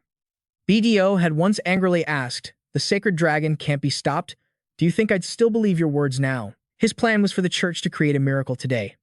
Mankind will once again bow before the god Telos, the arrogance of the church, and the revival of the sacred dragon. Elle knew very well that the only way to seal it was through the sacrifice of the Sanctus and the sacrificial circle. She thought of Clarice, the life of the Saintess. An image of Clarice appeared in Elle's mind. Thinking of that gentle figure of hers, Clarice's life had to be sacrificed. I don't regret it. This was what I had to do from the very beginning. However, the protection of the divine law shielded her. It awakened the maximum divine magic within her and reversed the world's time. Until the day the loop returned, Elle went back to the academy, so weak that the lute in her hands fell. Elle was helpless, her body barely recovered and just strong enough not to die. I woke up in the hallway leading to the combat training area. In any case, once my divine power is depleted, the protection of the divine law will also lose its effect, and the sacred dragon will be sealed. She struggled to walk. Just like this, I keep repeating the act of crossing this hallway. That same arrogance repeats itself. The sacred dragon revived again at the cathedral where everyone had left to find Clarice. The act of placing my own body on the sacrificial circle just kept replaying. Repeating endlessly, it just looped like a cycle. Elle felt this was her punishment, a punishment for pushing what she was supposed to do onto someone else. She was offering her entire body, and thinking that, she actually felt a sense of relief. The loop continued, returning to the day she came back to the academy. Nothing lasts forever. Even divine power has its limits. Elle had given up on persuading BDO. If she couldn't stop him, she would just drag her body, which was gradually running out of strength. Elle decided that this time, as soon as she entered the cathedral, she would throw herself onto the sacrificial circle without hesitation. She had to stop the sacred dragon's revival from the very beginning, make it so none of this ever happened. Just when she thought she was almost there, she bumped into someone. She couldn't believe it. But why all of a sudden? She looked up and asked, "What? Yes." Ed asked the same old question. "Do you like orange juice, or is just water okay?" He thoughtfully had her sit down on a bench by the road. Elle looked at the drink offered to her and said, "The thing I have to do right now is," Ed reminded her in a serious voice, "You're about to die." Seeing him, Elle froze because she remembered. I remember now. Ed Rothtaylor recalled the time they met when he passed by her. The first time, the person who had appeared before me only a single time. Ed had reminded her, "You're about to die," even though the world always repeated itself in the same way. This person, aside from that first time, had never appeared before me again. Elle still vividly remembered her answer back then, how she had smiled and replied with the exact same words. "I know." The conversation now sounded like a distant, vague story. It felt like I had returned to the starting point. Nothing had changed at all. "I'll finish this conversation and then head to the cathedral. It's time to end everything." When Elle finished speaking, Ed was surprised. "Is that it? I still don't really understand what's been happening. You're about to die. Is that really all you wanted to say?" She stammered. "Yes, I'm done talking." "Why are you being like this?" "I'm in a big hurry," Ed asked helplessly. "Seriously, is that really it?" She gathered all her courage. "No, there's still something I want to say." She spoke up. "In this endlessly repeating timeline, I've been constantly confirming one truth. I am going to die. To be honest, I've known that for a very long time. Even back then, I didn't have anything to say." Ed asked, "So is that really it?" She wasn't sure. "Well, I think I was going to say something, but in the end, I just started singing." Clarice smiled. "Wasn't that enough?" Ed's question repeated like a machine. "So is that really it?" She screamed, "Please, just stop now. Leave me alone. Leave me alone." Was that really the end? Elle felt as if she had returned to her childhood, to the day her father abandoned her. She stared at his retreating back. The understanding Elle thought, father has worked so hard, but his silhouette was replaced by Ed asking, "Is that really it?" His appearance made her heart waver. It was still the image of her father as he turned his back to look at her. Elle's eyes filled with tears. Was that really the end? Behind her, her father had hesitated for a long time. "The last thing I wanted to say wasn't thank you for all your hard work, but a scream begging him not to leave me behind." She recounted tremblingly. "At the end of countless lies, I was scared. I don't want to die." My heart truly felt like it would explode, all my choked up feelings pouring out. Ed finally heard the complete story. He raised the water bottle and took a gulp. Then Elle put the water bottle down and said, "All right, sorry to keep you waiting." It was such a simple sentence, yet so hard to say. "Tell me everything you know." Before, Clarice had suggested, "Let's end this now." She pleaded, "Please, just hear my whole story." After hearing Clarice's story, S decided to act on his own. Senior S had gone to search. "You have things you need to do too, while I go to the chapel and fight Tander," he had said to her. A confused man asked, "Saintess, aren't you supposed to be waiting in the holy sanctuary? Why are you here?" Clarice walked past Tandar. "Snap out of it. Get out of my way, Tandar." She was certain that this time they would learn the whole truth. The door to the room swung open. Gree yelled, "Stop everything you're doing right now." Along with the Holy Emperor, the Apostles of Telos, and Archbishop Bio, he was surprised to see her, Sanctus Clarice. She declared, "Archbishop Bio, I believe you only ever think about the Holy Emperor, a loyal and conscientious believer." "That's right. I live only to serve the Holy Emperor," he said, still smiling casually. "The noble high god is always present above, but the ignorant masses won't believe it unless they see it with their own eyes." Clarice fumed. "So you kill the sacred dragon and then use it to preach about grace everywhere?" Bio assured them it wouldn't take long. Clarice warned, "You're underestimating the sacred dragon. You haven't even considered the possibility of failure." A look of shock dawned on her face as she realized the truth. "Were you planning to use my life as a backup plan from the very beginning?" Bio said coldly, "It's just a contingency, in case things don't go according to plan." When S heard the news, he immediately grabbed Elle and ran. It was a truth that was anything but pleasant. In short, the church's finances have been declining for a long time, so Archbishop Bio revived the sacred dragon and staged a scene where the church would defeat it. It was all to bolster the people's faith and expand the church's power. She also revealed that Bio has been this way ever since he was an ordinary priest, expanding the church's influence and filling the Holy Order's treasury. That's how he proves his faith. "Are you planning for us to try and persuade Bio? They think I'm a fugitive from the Holy Order, so no one will trust me. But even if it wasn't me, they wouldn't listen to anyone anyway. They'll definitely use force to subdue everyone, since they brought a force that can guarantee victory against anyone. The Apostles of Telos, a force strong enough to take on an entire army, are the Holy Order's most powerful military organization." Bio had told Clarice at the time, "My sincerest apologies, Saintess. It won't take long. Please, rest for a moment." This was to be expected. Against their power, there's nothing we can do. Suddenly, she was lifted off her feet. S had thrown her onto his back to run faster. Brute force? Brute force isn't a big deal." Elle was surprised. "What are you talking about?" From the tower, a high-level lightning spell, Heaven's Judgment, struck down. It caused destruction inside the holy sanctuary. A powerful bolt of lightning struck where Bio was standing. He screamed, "Who are you? Who in the world dares to do this? Do you not fear the high god Telos?" But when he saw the situation, Bio was stunned. Tandar had been knocked down and sent flying inside. Another man was also struck by lightning, his body nearly paralyzed. It was Lucy, who had appeared to deal with them. She coldly uttered one word, "Atheist." Lucy spoke up. "I don't believe in all that divine stuff, but I do think that if you commit a crime, you should be punished for it." Bio yelled, "A crime? What are you talking about?" Lucy used magic to send a man flying into a wall. "You yourselves carved it clearly on the walls of the holy sanctuary, didn't you?" A sphere of magic condensed in her hand. "Pride," Bio frantically ordered. "What are you all standing there for? Hurry up and show them the authority of the Lord Telos." The apostles immediately took action, but against Lucy, it was mere child's play. A man raised a sword glowing with a golden holy light and attacked from behind her. By the will of Telos. Lucy snapped her fingers, and a current of lightning shot out. The man's body stiffened as pain surged through him. A fanatical voice rang out, "O you who defile this holy sanctuary." The man was hovering in midair, holding his sword high. "I am Tandar, the fastest apostle of Telos, currently ranked 3rd. Lucy stood below, her body radiating magic. Tandar pointed his sword down. "I will take your lives." The blade shot towards Lucy, but she vanished, leaving only a streak of purple light in her place. And Lucy was already behind Tandar. He felt a chill down his spine. This wasn't high-speed movement. She snapped her fingers and attacked with lightning magic. A powerful current surged down on Tandar, and he was in too much pain to fight back. Down below, Bio thought to himself, high-level spatial magic, teleportation, moving oneself between different dimensions.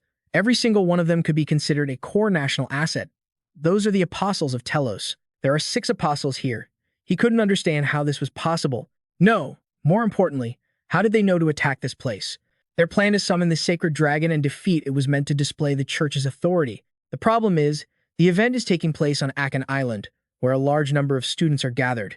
If even one of these things gets out, it will not end well. Either way, the plan has already failed. With that, Bio ordered, "Clear a path for retreat. The top priority is to protect Pope Leiden." Lucy wasn't about to let him get away, aiming her palm, which was brimming with magic. Trying to run, Lucy activated the time magic, time prison. Just as he was about to be attacked, Bio called for Tandar. He shot up from below at the command. Tandar saw this as a noble mission. All of this is for the supreme Telos. He then commanded the remaining apostle, "Clay, you must take the Sanctus." The man threw her over his shoulder. "My apologies, Sanctus." Clary struggled. "What's going on? Let me go." Bio was confident they had the necklace as evidence and the Sanctus as a witness. "Now, we just need to use the Pope's authority to pressure the Academy, and whatever that Academy brat says will be ignored." Lucy was condensing a high-level magic core. Heaven's judgment shot straight towards the fleeing men. The apostle quickly raised his shield to block it. He sacrificed himself to give those behind him a chance to escape. "Fall back. The Pope has been evacuated. We need to get out of this place now. And Clarice, too." The apostle believed that no matter the situation, the church would ultimately be victorious. Meanwhile, Berto still hadn't escaped. Lucy was annoyed. What a pain in the ass. As they reached the door, Tandar warned, "Archbishop Berto, if we just keep running like this, we'll definitely get caught. We just need to stall for time, to destroy the evidence and capture the Sanctus. As for the Academy, if they make this incident public, we have ways to deal with it." He smirked as the command Ignite was uttered. The entire building was engulfed in magical flames, the low-level fire spell, Blaze. Tan's wings were also scorched. How could low-level fire magic be this powerful? He flinched as a sharp projectile flew toward his face. Tan swung his spear, knocking the weapon away. It was a spirit explosion. In the distance, the students were stunned when they saw the explosion. What the hell was that? That's where the Academy's church is. Meanwhile, Bio was still trying to escape, leaving behind the apostle who had sacrificed himself. S continued the chase, dagger in hand. "Follow me. Quickly," he commanded. "Yes, master," came the reply. Bio thought to himself, did they predict my escape route and set up an ambush? That witch girl must be their ally. The staff in his hand unleashed holy magic behind him, but S blocked it. "My apologies, master." Seizing the opportunity, Bio continued to run. He plunged into the nearby forest. Bio thought he had finally escaped them. Now, all he had to do was get away with the necklace, the evidence, and it would all be over. No one can find me in this forest. However, his celebration was premature. S accelerated in pursuit. A chill ran down Bio's spine. S commanded, "Give me that necklace, now." He grabbed Bio's ponytail and yanked him back, lifting his entire body off the ground. Bio counterattacked, using his strength to shove S toward the cliff behind them. The two struggled over the box in Bio's hands. Bio gained the upper hand, pinning him to the ground. He aimed his staff at S. "You're after this necklace, so you must know everything, right? You're the one who sent that mage girl to interfere with us, aren't you? Well, no matter. It all ends here." S swiftly kneed him. Their positions reversed, and now Bio was on the bottom, pinned down. He unleashed a blast of holy magic that grazed S's shoulder, but at the same time, S plunged his dagger into Bio's chest. Still, he clutched the box tightly to himself. S commanded coldly, "Hand it over." It had been said before that Archbishop Bio was quite strong. Even on his own, he would be difficult to deal with. At that time, S was resting somewhere. There wasn't much time left to stop the resurrection of the Holy Spear Dragon. Moreover, his opponent was a cunning schemer who had been preparing this plan for a long time. Even with Lucy's help, will likely fail. It would be better if I could turn back time once more and gather more information. But Elle's current condition was not good. She had tried to reassure him. "It's okay. It's fine if we fail. I can still turn back time." S didn't want the pain to repeat itself. He thought, her sacred arts are almost depleted. "I don't know when she'll die. There's no more time for hesitation." S pushed the blade deeper into Bio's chest, and fresh blood spurted out. Just as he let his guard down to take the box, thinking it was finally over, he opened it, and his brows furrowed. Unexpectedly, the object inside was still glowing. "There's still mana left," Bio said triumphantly. "The Holy Spear Dragon will soon be resurrected. The apostles have been defeated. Now, only the Sanctus can stop it. Then, everyone will know the greatness of the Supreme Being, Telos." The scale hovered in mid-air, transforming into a pillar of power that shot into the sky. The Holy Spear Dragon was about to be resurrected. Now, S understood everything. To prevent the Holy Spear Dragon from breaking its seal, he had to subdue the Archbishop and take this necklace away from this place. The problem was, there was no one here to remember this. He had to pass this information on to someone. Elle would have to sacrifice herself again, but even if she succeeded in turning back time, if this memory wasn't passed on, everything would fail just like last time. S slumped to the ground in despair. He thought of Elle's terrified expression. Even after facing that reality, "I don't want to die." Finally, he muttered, "Is it too late this time?" Lucy appeared. "So what if you're a little late?" She walked over, glancing down at him. S pleaded with her. "I need you to relay a message to Elle and Clarice. Either one is fine. Please, hurry and deliver my message." But she pulled him behind a tree. Lucy bluntly refused. "Don't want to." S was surprised. "What?" She understood his intention. "You don't need to do that." Magic gathered at her fingertips. "I just need to pass the message to the Saintess and the one named Elle, right?" On the paper she used for messaging, words appeared. "Steal Bio's dragon fang necklace as quickly as possible and leave the cathedral.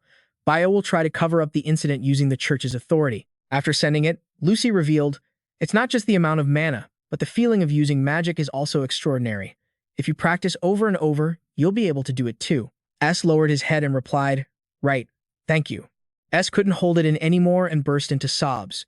The Holy Spear Dragon had been resurrected. Or rather, it had finally been resurrected once again.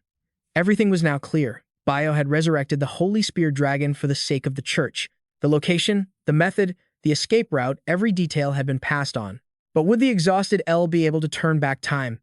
And even if she did, the problem would still be time. Could someone like him, who would lose his memories upon returning to the loop, come up with a plan, act faster than before, outmaneuver all the apostles, steal the necklace, and get it off Acheron Island? While he was lost in thought, Lucy spoke up beside him. S turned to her skeptically, waiting for her to continue. Lucy revealed, "I once promised him that I would save this school from a great disaster at least once. You remember that, don't you?" S replied, "Yeah, I know you said that." "Yeah. So if time keeps rewinding like this, I'm sure I won't miss a single chance to rush out and fight that dragon. I don't know why, but I have a feeling about it. I came to this school to keep my final promise to him. Perhaps I've been waiting for this very moment all along. And now, that long wait is finally over. But if time rewinds, then even if we stop it, it'll be meaningless. Are you surprised?" Lucy leaned against S's chest. "I want to die in your arms. Our memories will be erased anyway. They're memories that will never come back, right?" He replied, "Probably." Lucy grew bolder. "Then, while I have the chance, I'll say it. The words that are normally so hard to speak." The heavy wall between them vanished. Though it was a bit awkward, the unadorned truth was conveyed completely. It was perhaps something Lucy would never have been able to confess to S in her entire life. Crying, she said, "It's so empty without you, so please, Don't disappear. S gently stroked her head. He answered, That's not such a difficult request. The roar of the spear dragon echoed, shaking the entire area as a wave of power erupted all around. The two of them didn't resist. Not a single scream of pain, not a single groan escaped their lips. They simply felt each other's warmth. A moment later, the rain stopped. The two remained entwined, their bodies pierced by dragon scales. A blinding flash of light erupted, and the scene shifted. The lyre in her hands fell as she felt all her divine power drain away. I can no longer turn back time, nor can I see the future. I've become mortal. In the end, I still couldn't stop the resurrection of the Holy Azure Dragon. Seeing her before, even though it was painful, I was still happy. It's just a shame I couldn't see her smile. Even if it was a lie, I wish I could have sung for her. On the other hand, that encounter with Rothtaylor McAlor was terrifying. The moment I even thought about wanting to live, all my resolve crumbled. But this excruciating pain, so intense that I wouldn't be surprised if I stopped breathing at any second, somehow reminded me of what I needed to do. I have to act. I have to stop the Holy Azure Dragon's resurrection and erase everything. I have to die, just as fate decreed. Even after confirming the entire truth about the incident and Ed Rothtaylor's plan, I still have to die, just as my destiny was written.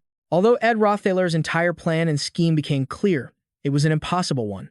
First, it would take time for Clarice to convince him, since he'd lost his memories, and if they started planning from scratch, the whole morning would be gone. Plus, convincing the Allied forces to face the Apostles of Telos and then getting them into position would also take a huge amount of time. No matter how fast they acted, they could only reach the cathedral by dusk. However, High Pope Bio's plan was already in motion. Mana was already being channeled into the necklace, and with time, the Holy Azure Dragon would be resurrected. Clarice walked down the long corridor. The sun was setting, casting long shadows. At the end of this hall was the sanctuary. Just as she glanced through the door, she saw that all that was left was to enter the sanctuary and offer herself to the sacrificial formation. A look of shock crossed her face. A bird flew across the sky. Time had rewound, and the day outside was perfectly clear. Seeing that he wasn't okay, Janica cried out in worry. "What's wrong?" she asked anxiously as he collapsed to the ground, clutching his head. "Are you all right?" The book in his hands fell. A work by Glow8. The concept of hieromancy. Hieromantic magic isn't fully effective against those with a certain resistance to it. L's time reversal magic was a combination of hieromancy and divine magic, the blessing of divine magic. She had resisted the hieromantic magic, and as a result, Clarice retained all her memories of the time loops. She realized it was unclear if it was because L had exhausted her power or because she herself had been studying hieromancy. Right after time rewound, the hieromantic mana in my own body resisted L's hieromantic magic. The price was feeling like I was about to black out. Ed felt the pain of being crushed to death in rubble, of being impaled by a spear, being pierced by dragon scales and dying, bleeding out in agony, burning to death in flames. The memories and sensations of timelines that should have vanished were still intact. The two girls called out to him worriedly, "Senior Ed." His hand grabbed Clarice's wrist, and he spoke. "This is now a race against time." Meanwhile, Bio was announcing, "The Holy Azure Dragon will soon be resurrected by the grace of the High God Telos. As quickly as possible. So quickly, the great church will be reborn." From high above, a bird flew in, unleashing its power. He landed, and the old man hurriedly fled. "We have to get to the Academy Cathedral." Ed snatched the Dragon Fang fragment from the box. His goal was to steal the Dragon Fang necklace. Birdo asked angrily, "What in the world are you?" He ordered, "Capture him." The Lenos brothers drew their bows and fired at him. Ed recalled that in the endless, repeating timelines, the beginning was always the same. Saintess Clarice would always pull me onto a carriage just like this. She would tell me about the repeating time and about my identity, and then we'd travel together. I would use that time to gather my thoughts and gradually accept the situation. Birdo said coldly, "I don't know who you are, but do you really think you can defeat an apostle of Telos?" However, Janica was always with Ed, always by his side. She helped him unleash a sweeping blast of power below. She was faster than any carriage, and so much stronger than me. There was always someone by my side, ready to help, without needing any explanation for all this craziness. Janica, riding her beast, reached her hand down and called to him. "Let's go."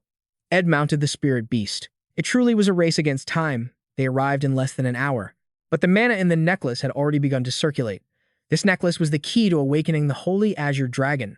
When the necklace resonates with the Holy Azure Dragon sealed beneath Aeon Island, the dragon will finally awaken. In that case, there's only one way.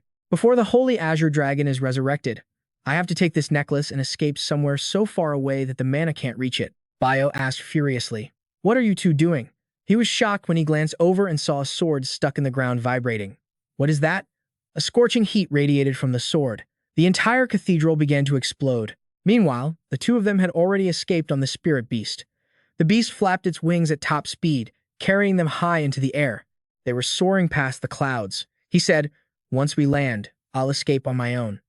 "I told you we needed to run, didn't I?" she replied. "I can't just abandon you and run." Ed was trying to reason with her.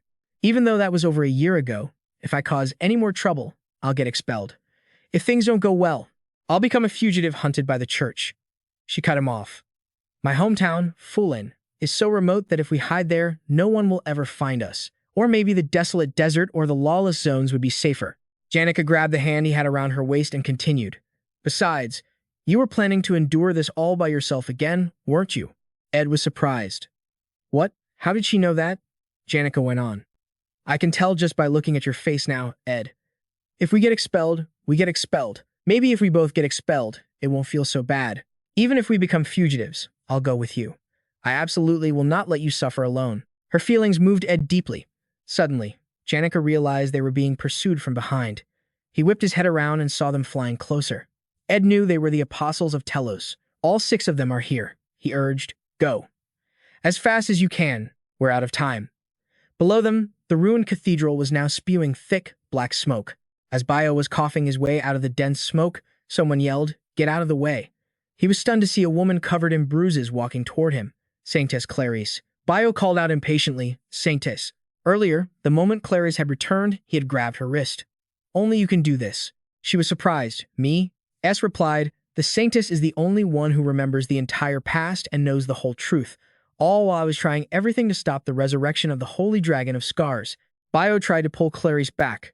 "No, the situation is a bit complicated right now. Before this, S had only one request. Please, stop Archbishop Bio." As she rummaged through the area in front of her, Clarice recalled his words. "The Archbishop is a cunning fanatic who will do anything. He will use the entire church to cover this up. That's exactly why the Saintess is needed to stop him." Clarice approached Audi. "Please convince the Holy Emperor.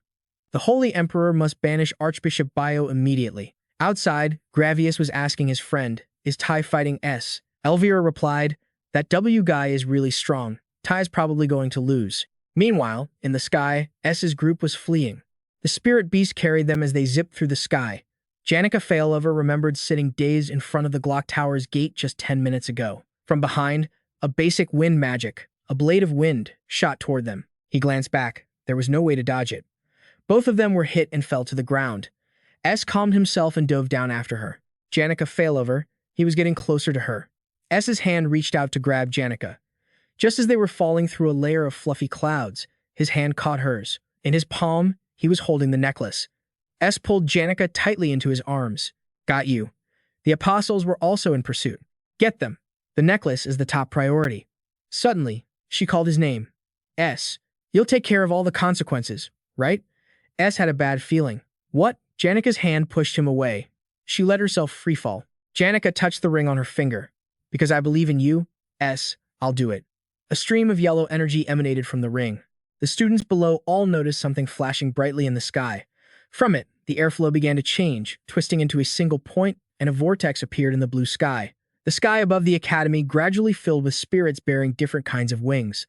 But among them, only one spirit radiated a superior presence. Even though it was a clear day, anyone passing underneath was stunned. Down below, Elvira was shocked. What in the world? What now? That entity, depending on the summoner, is called the Genesis Spirit, the first among countless water spirits to be granted life. The one and only supreme water spirit that exists in nature, the supreme water spirit, Frit. The apostles were trying to fight back. Most of them are just weak, lesser spirits, but there are so many. Hundreds of them. Countless arrows shot towards Frit. The two of them were protected by the water spirits. S glanced at the necklace in his hand. Its light was fading. He could feel his magic draining away. If this keeps up, can I really stop the resurrection of the Holy Dragon of Scars? He glanced at the girl beside him. Her face was flushed, and a pink aura surrounded her body. "Hey, just how much magic did you pour into this?" She replied, "I don't know. I'll probably be out of commission for a while." After saying that, she collapsed, leaving S to call out worriedly, "Hey, Janica, are you okay?" S touched her forehead. "Why is she so hot?" Janica Failover worriedly stopped him. "Don't. That'll only make her temperature rise. The apostles wanted to break through the encirclement. The only way was to aim for Tandarek's main body. We'll open a path for you. They all gather their power at once. They charged forward, madly attacking the water spirits. A few spirits on the front lines were quickly defeated. The apostle of Telos, Tandarek, the one holding the third seat. At godlike speed, he shot towards where they stood, approaching Frit. Tandarek spoke. So you're the one controlling that massive swarm of spirits? How dangerous. He targeted Janica. I don't like killing. But Tandarek's killing intent flared. My apologies. Then, behind him, S summoned a spirit beast that transformed into a dragon right behind Tandarek. He ordered, get him. Tekken. Tandarek hurriedly swung his staff behind him. What? The staff was caught firmly in Takken's mouth. Seizing the opportunity, S lunged forward to attack. He clamped his jaws on Tandarek's neck and squeezed. The man started to suffocate. Veins bulged on his face. The two were locked in a stalemate as Janica poured her strength into supporting S. Takken. S. She commanded Frit to protect S. Where they were, power exploded. When the smoke and dust cleared, revealing the devastated area below, Tandarek's figure emerged from the thick black smoke. He glanced at what she had summoned. To summon a supreme spirit while simultaneously controlling a high-level spirit, what extraordinary talent. The weapon in Tandarek's hand condensed with holy light. But an apostle of Telos, one who carries out the will of a god, is far stronger. Hand over the necklace now, or both the spirit user and that girl will die. In the crater, S struggled to his feet. No, you're wrong. There's no turning back. He knew very well that Delhem's hourglass was gone. Even though I clearly remember the feeling of being killed dozens of times, I can't gamble with my life anymore. Behind S, Takken was radiating a powerful aura. He resolved himself. That's why I will survive. Because they had left Akan Island, the magical reaction had lessened. But if they didn't get further away, the Holy Dragon of Scars would soon be revived. And now, his opponent was the third seat, Apostle of Telos, Tandarek. Tandarek. The swiftest, his ability was high-level holy magic. Activate holy body. Waves of power erupted from the ground. S remembered. Using magic to convert all magical power into physical energy. I know this thanks to the memories from my past life. Tandarek's instantaneous speed surpassed the speed of sound. Tandarek rushed towards S. He had already anticipated this, so dodging him with the naked eye is impossible. Tandarek appeared right behind him. S closed his eyes. If I can't see him, then it doesn't matter anyway. The man's sword came slicing down. Just as the blade was centimeters from his neck, Maruta appeared and blocked it. The blessing of the supreme wind. When hit by a surprise attack, it blows the enemy away with wind. The counterattack can only be used once. He unleashed a blast. I'll aim for this momentary opening. Information displayed. Intermediate magic, point burst strike. Concentrated firepower bombarded the opponent. Tandarek was knocked back. He gritted his teeth and cursed. So you're still going to resist? S sighed in relief. The inherent problem is that my absolute firepower is too weak. Takken stepped up from behind. If you're lacking firepower, just leave it to me. Takken, immune to magic and possessing overwhelming firepower. A massive stream of firepower shot towards Tandarek. However, he rocketed high into the air, dodging the attack. He aimed the tip of his sword down at where S was standing. The sword tip shot down like a meteor. S thought to himself, my opponent is the fastest melee-focused warrior, Tandarek. I'm sorry, Janica. She has to control the Supreme Spirit all by herself. The amount of magic being supplied to Takken must be at its limit. Looking at his foe's overpowering aura, he knew the situation was at its worst. S drew his bow, preparing for his next move. A few arrows were fired toward Tandarek. This move caught the man by surprise. The water arrows shot down, and upon hitting the hot ground, they immediately began to evaporate. Tandarek was surprised. Water and fire magic creates steam. His voice grew heavy, but it was just an easy-to-see-through trick. S was hit instantly, and fresh blood gushed from his chest. As expected, Tandarek was incredibly strong. In the end, the only way to win was through his breakthrough point, Marilda. Even in the previous regression, where I bet my entire life, the outcome was still thanks to Marilda. But right now, the Golden Phoenix Ring is being used by Janica, and I have never once fully summoned Marilda with my own strength. He gritted his teeth and thought, is there no other way? Tandarek was blocking with his shield. The man's blade stabbed into the ground as he prepared to launch himself from behind his shield. He was in despair. Is there really no other way? S was sent flying. He lay helplessly on the ground, his body drenched in fresh blood. Tandarek was unleashing his holy light. It's over. Seeing the tip of the sword aimed at him, he felt a familiar sensation wash over him. Something seeping through every corner of his brain. Death was just an inch away. S remembered being crushed to death in the rubble, being impaled by a spear and dying, being pierced by dragon scales and dying, slowly bleeding to death, burning to death in flames. The memories of death, dying, and dying again, repeated over and over as a series of notifications appeared. Spirit Arts. Spirit Empathy level 18 dropped to level 3. S finally understood. So that's how it was. Tanderek's sword stopped right in front of his forehead. S thought to himself, whether it's high-ranking magic or spirit empathy, the way to learn magic isn't fundamentally different.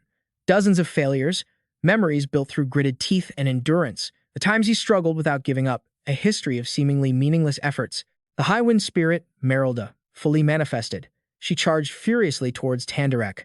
The man sensed the imminent danger. S rushed forward, headbutting Tanderek. The man gritted his teeth in pain as blood spurted out. As Tanderek punched him square in the face, he clearly understood that no one is good from the very beginning. Whether it will work out or not, nobody knows. But so what? It's always been like this. Everyone struggles to survive for their own reasons, to hold on to this one body. In a battle between equals, Tanderek finally fell. S stood behind him, raising an arrow, ready to strike down.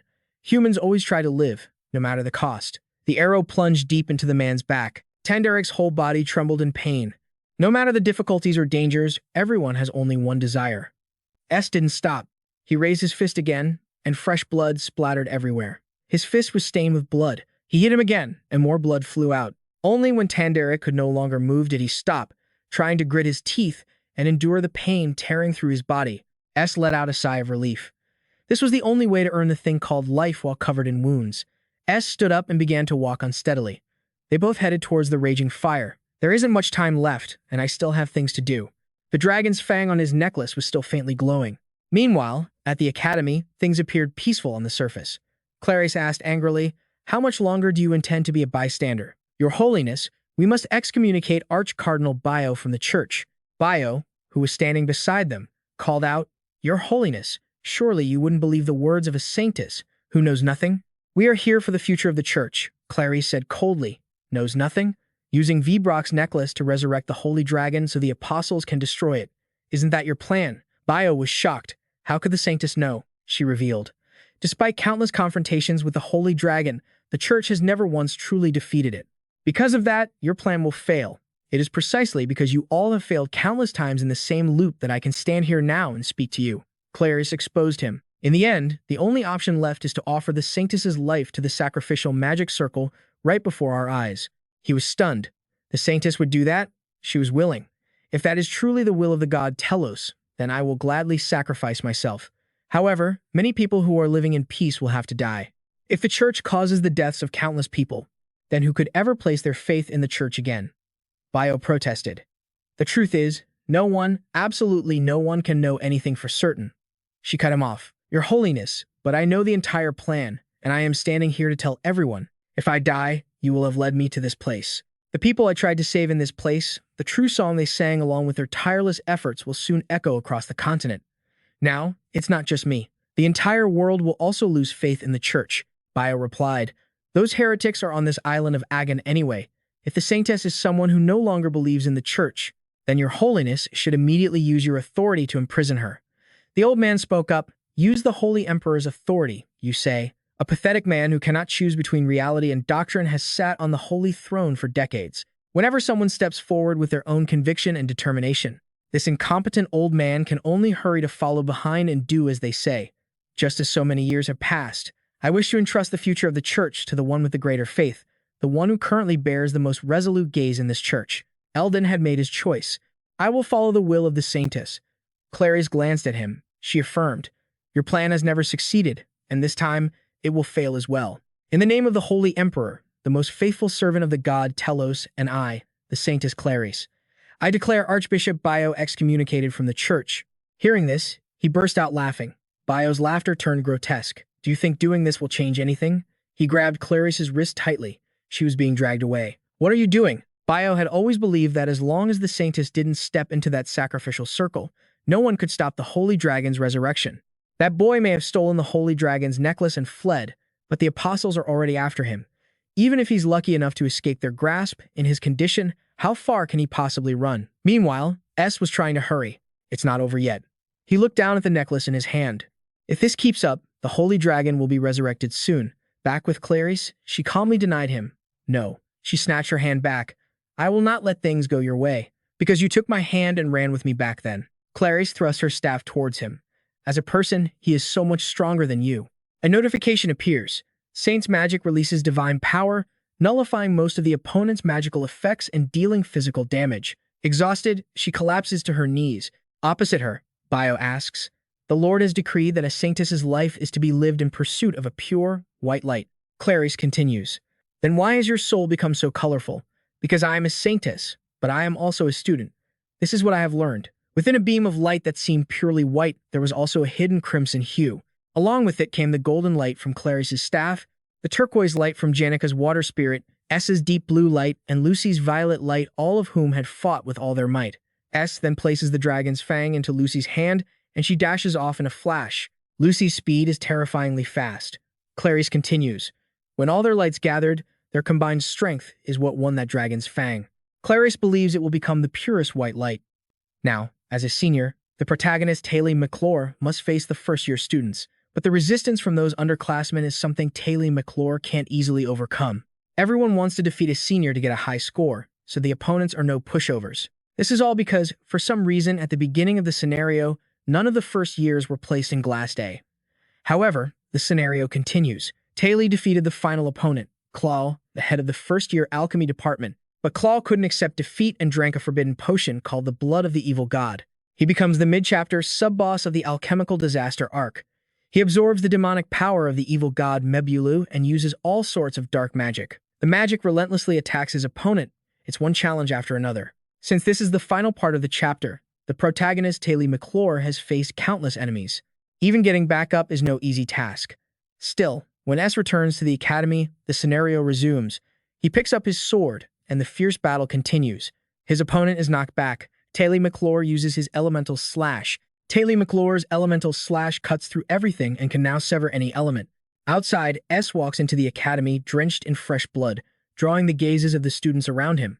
The main plot of the second joint combat practice in the original scenario ends like this. Taylor McClure, once ridiculed by the students, a bottom-tier swordsman, is now officially recognized as one of the academy's top fighters. He's congratulated by students, instructors, and his comrades, cementing a good impression in everyone's minds.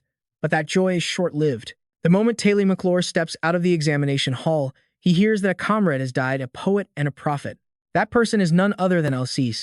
At this point, Elle's death isn't clearly described. Originally, she was a character who was supposed to exit the stage right as she collapsed from exhaustion. However, the original story has been changed. She meets S, looking at him with tears in her eyes. S gives her a look that only those involved would understand. Taylor McClure's group and his comrades haven't heard about any deaths, only a rumor that there's been an upheaval within the church. Meanwhile, Bio is going crazy, trying to rush outside. He gets punched right in the face by an apostle. The commotion was an internal matter of the church and has been dealt with. Thanks to that, the Saintess of Doubt no longer exists. The wounded holy dragon also wasn't revived ahead of schedule. The dragon's fang was tossed into the deep sea. With the Saintess of Doubt gone, the church's army never landed on Aeon Island. Therefore, the final boss of Act 3 and Lucy's awakening never happened. It seems a lot more has happened compared to the original scenario. Lucy quietly gazes at the calm sea. She suddenly gets a craving for beef jerky. Fortunately, the academy remains peaceful. 2 days have passed since that event. S knocks on the door of Janica Failover's log cabin. Are you feeling any better? From inside, she shouts, S, don't come in. I'm taking a bath. But my eyes still can't see clearly.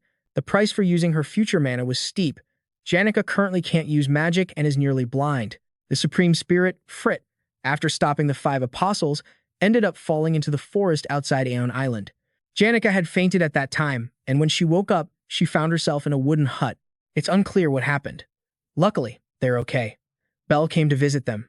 She scolded them. If something like this happens, you have to tell me first. Seeing Belle arrive with things, he politely says, yes, thank you for coming. He thinks to himself, now that she's the head maid, she doesn't do housework anymore. Looking at her expression, she probably misses doing housework like she used to. Belle steps forward and asks, young master, are you all right? He replies, yes, I'm worried because Janica still can't see clearly, but I'm fine. She interrupts, no, I mean, is there nothing bothering you personally? S flatly denies it. There isn't. Belle continues, I see. Right now, taking care of Lady Janica is the most important thing. She opens the door to go inside. I'm saying this beforehand to avoid any misunderstandings. I need to help her change and wipe her sweat. S agrees. Of course, that's a given. Maya just had to tease him. How could the young master make such a basic mistake? Her figure disappears behind the door. But then, Maya peeks back out and says, "But then again, aren't you at that impulsive age? If not now, when will you ever get the chance to make a mistake? Sometimes, I think it wouldn't be a bad idea for you to listen to your inner voice." The door slams shut in S's face. He turns to leave. "Stop saying weird things and go help Janica." Maya peeks out again. "What a shame. Oh, by the way, young master, you just spoke informally to me." He stands there, watching her through the window. S immediately turns and walks away. He sits outside and waits, hearing Maya's voice call out from inside. "Lady Janica Failover, leaving a patient in such a dusty environment is practically a crime. It would be better to take you straight to the Academy's infirmary. I'm going to throw the doors wide open to get some fresh air in here. Here I go. Milady, don't just stop helping me change to go do something else." He sits and reflects. Maya is pretty sharp. She seems to have realized that I'm also flustered. Opening both the window and the main door to give Janica Failover a bath. That's just insane. Thanks to that, the afternoon passes quickly, leaving him no time for stray thoughts. Even though he only stopped camping for 2 days, it feels like he's been away for a whole month. He looks at the fire in front of him. It seems to be running low on wood. Another visitor arrives to greet him. Seeing the person approaching with a hood drawn low and carrying a stringed instrument, S initially mistakes them for someone else. When Clarice pulls down her hood, he realizes it's not who he thought. It's the Saintess, Clarice. She came to deliver news. Archbishop Bdio has been officially excommunicated from the church. S replies, "Is that so?" Clarice continues, "He is being escorted back to the Holy Capital under the orders of the Pope and the Apostles. The handling of the aftermath was left entirely to the Pope. Do you still believe in the church?" Pope Eldon admitted that he had been too lax in his management. "I think a deranged archbishop took advantage of the church's weakness to seize power. Perhaps this incident will become an opportunity for the church to move in a new direction. I want to try believing one more time." Clarice mentioned her, but Elle has disappeared. "I used the authority of the Saintess to track her down, but I couldn't find a single trace." Ed asks if she has any message to send. Clarice confesses, "At first, I just wanted to leave the Holy Imperial Capital to tell my story, but now," her cheeks flushed, "I just want to say thank you." Clarice gently touched the lute. "I'll leave this here. For someone who has traveled so much, perhaps their next destination will be this campsite. Will you be staying at this campsite for the entire summer break?" He stood up to walk with Clarice. "I don't have anywhere else to go, so I guess so." She proposed, "I have a small request. After all this, I just hope you'll treat me like a friend." Ed handed Clarice the torch in his hand. "It's always been like that. We've always spoken so naturally with each other, after all." She explained, "I know, but I mean, treat me like a close friend. If you ever need help in the future, I hope you'll feel comfortable asking me. I can't be sure I can give you what you want, but I'll do my absolute best within my abilities." Ed stopped, having walked her this far. He stood there, silently, watching her figure disappear behind the trees in the distance. Elle's voice rang out, "I think it's time for me to leave. If I stay here any longer, I'm afraid I'll run into someone else." Ed turned back and asked, "Will you be okay?" Her entire body was carefully bandaged. "Even though my holy power and divine energy haven't recovered, my body is well enough to move." Ed shook his head. "No. I mean, are you okay with leaving without seeing Clarice?" She replied, "Yes, because I have no more songs to sing. Or rather, I no longer have the courage to lie." Thinking back, it was all a lie from the beginning. The praises for the god Telos, the stories of my travels around the world, the songs celebrating freedom. All the songs I played on this lute were lies. Ed casually replied, "Is that so?" Her hand touched the lute that Clarice had brought. Ed was surprised by Elle's action. She threw the lute into the fire. "Ed, I'm doing this because I want to personally return to all the places where I sang those insincere songs in front of Clarice. Since this will be a long journey, I want to shed all the burdens I've been carrying. Until now, my journey has just been about running from fate. But this time, I'm not running away. I'm traveling." Ed asked curiously, "So, what's the difference?" She replied, "It means I have a place to return to. In that case, I'll have to come back within 3 years. Otherwise, Clarice will have graduated. When my journey ends, I want to return to this place and sing everyone the new song I've written." Ed promised. "All right, if you come back, I'll pick out some good wood for you to make a new instrument." Elle chuckled and asked, "Then I guess I'll have to be back in 2 years. Huh." He still felt like something was missing. "In the end, is this all there is?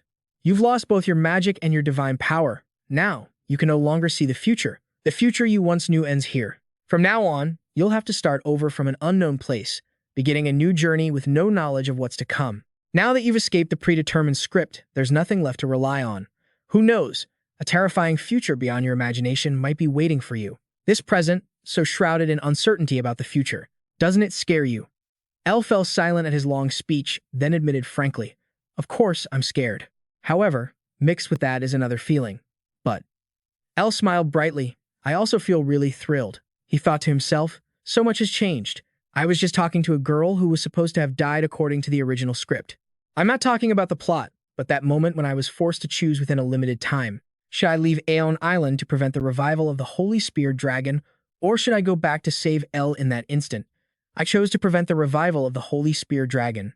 In other words, it's more accurate to say that Ed chose to sacrifice Elle. If Elle's divine power had weakened, and if Lucy hadn't retained her memories like him, he believes he would have definitely thrown Elle away to save his own life. That's the kind of person I am, using survival as an excuse to cast aside compassion or responsibility, remembering the deaths of comrades, camaraderie, friendship, and similar values. He's the type to easily ignore such things. Ed sat there in deep thought as the fire died out, his expression darkening. Janica emerged from the cabin. Summer had arrived without him noticing. Until now, everything had changed. Ed Rothtaylor, who was never supposed to exist at the academy, had now become an elite student. Janica, the final boss of Act 1, was now by his side. Lucy, the final boss of Act 3, had vanished from the script. But even so, there was one thing that certainly hadn't changed. Whether it meant distorting the destined history or turning a blind eye to someone's sacrifice, he swore that, at all costs, he still had to survive. Night was gradually blanketing the entire campsite. The minstrel had now left this place. Just like that, the developments he once knew so well had changed beyond recognition. The biggest and most important variable about to unfold was the subjugation of Lucy, the mastery level of her skills, the amount of experience accumulated, and the unique abilities gained from it would play a decisive role in the deployment of Act 2 later on. The fact that Ty's progression had stalled was the biggest source of instability. Although he couldn't keep clinging to his script that had already gone off the rails, still, Ty's growth is the bare minimum insurance policy I need. Moreover, the battle against Lucy is a crucial milestone for her to finally shed her obsession with Glow Kate. Ed had been wondering if he should just ask her directly to understand her thoughts, especially since Lucy, who usually clung to this place like a shadow to take her naps, had been completely absent from the campsite for many days. He tossed and turned, unable to sleep. Is it really okay to let things continue like this? Ed felt that at this rate. He gritted his teeth. It was an incredibly uncomfortable, long night for him. Ed's eyes were bloodshot. He sat up, gasping for breath. How much time has passed? Though the memory was somewhat hazy, it was definitely not a pleasant dream. After this final exam ends, the summer break will officially begin. Is it because of this rare moment of peace? Suddenly, a black aura emanated from him. It was heading towards Ed, who was sitting and reading a book. The flickering flames illuminated the twilight. Ed remembered. I remember now. Before I came to this place, I was haunted by that dream every single day. People at the academy are also talking about him. The young master seems to have a lot on his mind lately, doesn't he? Ziggs Effelstein thought. Yes, even though he keeps saying he's fine, I can't help but feel that something's off. He says he's fine, but I still feel like something's not right. On the surface, he seems normal, still busy with the hustle and bustle of life as always. He's managing the farm work, taking on the role of a teaching assistant, and keeping up with his studies. It's just a personal hunch, but I feel like he's carrying a heavy burden. He continued, I feel uneasy too. Honestly, I'm more worried about something else. As you can see, the relationships surrounding our senior are quite complicated. Tanya Rothtaylor had anticipated this. I know, S mused, but it's very rare for our senior to show any sign of weakness. What I'm afraid of is that the fierce competition will only intensify. Meanwhile, Janica was sharing with S, I think I can control low-level spirits now. Is that what you think? But your observational skills aren't quite sharp enough yet. She replied with a smile, I was worried the man of flow would be disturbed, but with S by my side, I want to give it another try. Anyway, it's time for class. S watched Janica. All right, go ahead and practice. Janica replied, I'm starting now. Magic began to radiate from her staff. Beginner-level magic. Normally, Janica wouldn't even need to chant to summon these low-level spirits. Perhaps because it's been a while, she wanted to be more cautious. Suddenly, S noticed the spell was a flash of light in the air. Limos appeared. So you finally decided to summon me, Lady Janica. Seeing her looking weak and about to fall, S rushed over while the spirit worriedly called out to its lady. Just as she was about to fall, S caught her in his arms. He leaned down and asked, Janica, are you okay? Can you hear me? S ordered the spirit to go back inside and rest for now. Limos replied, yes, sir. Janica explained, the mana pressure was greater than I expected, so I lost my composure for a moment. He asked curiously, really? Your recovery seems a bit slow. S's hand touched Janica's forehead. You're burning up, sweating profusely, she replied. It's not that. It's not because of the mana. It's because of you, S. Although this was expected, seeing it with their own eyes was still strange. Here, they also ran into Lortell. She came to greet them. It's been a while. I just dropped by to see you, Senior. Even though I braced myself, I never expected to see this. To think you'd actually set up a camp to play house. What is all this? I don't even care to hear your explanation. Janica was surprised. What? Is that Lortell's voice? She greeted her. Long time no see, Senior Janica. Janica still couldn't quite believe it. Oh, is it really Lortell? The corners of her lips curved into a slight smile. Janica boasted. I've decided we're going to live together. We're staying together right now. Lortell corrected her. Instead of living together, wouldn't it be more accurate to say you're living in the house right next door? Actually, the reason I came today was to check on Senior S and also to give you some important news. He wondered. Important news? What is it? Lortell revealed. Senior, I don't know what your financial situation is right now, but I advise you to quickly buy all the books and magic tools for the next term. Starting now. He was surprised. So soon? Buying now might be cheaper, but the break hasn't even started yet. She smiled slightly. The issue isn't about whether it's expensive or cheap. It's that by the end of the break, you won't be able to find them anywhere. Speaking of which, Senior Janica is quite lucky to hear this valuable information at the same time. Janica replied, but since I live with S, I'm always by his side anyway. What's so lucky about that? Still, thanks. S glanced at her, thinking to himself, Janica is so strange. Whenever she faces Lortell, she has this tendency not to back down, not even by a single word. He glanced at Lortell, who was fuming across from them. Of course, since her opponent was Lortell, there was no way she would lose control or fly into a rage. However, Lortell exclaimed, this is so irritating. I'll be taking my leave for today, but this place is truly wonderful. The air is fresh, and the water is trickling. I understand now why Lucy likes to come here for a nap. Janica was stunned. What? Even though Janica's vision hadn't fully recovered, she saw it very clearly. That was Lortell's reveal. Lortell's meaningful smile. Back at the academy, Belle received a message from Honorable. She said, Lady Lortell left a letter. Anne replied, she said she would find a replacement for my position and asked if I wanted to transfer. She even proposed a salary and bonus. Belle took the letter. Even if it was from Lady Lortell, this was all too sudden as she opened it to read. Looking at the contents, Belle was astonished. 3 pollen gold coins, that's definitely not a small amount. But I've dedicated so many years to this Ophilus dormitory. No matter how high the weekly salary is, Han Hin said with a bright smile, I didn't mean to peek, manager. I couldn't believe my own eyes either. It's 3 Poland gold coins for just 1 day's work. Belle was contemplating. It wasn't a monthly salary, nor was it a weekly one.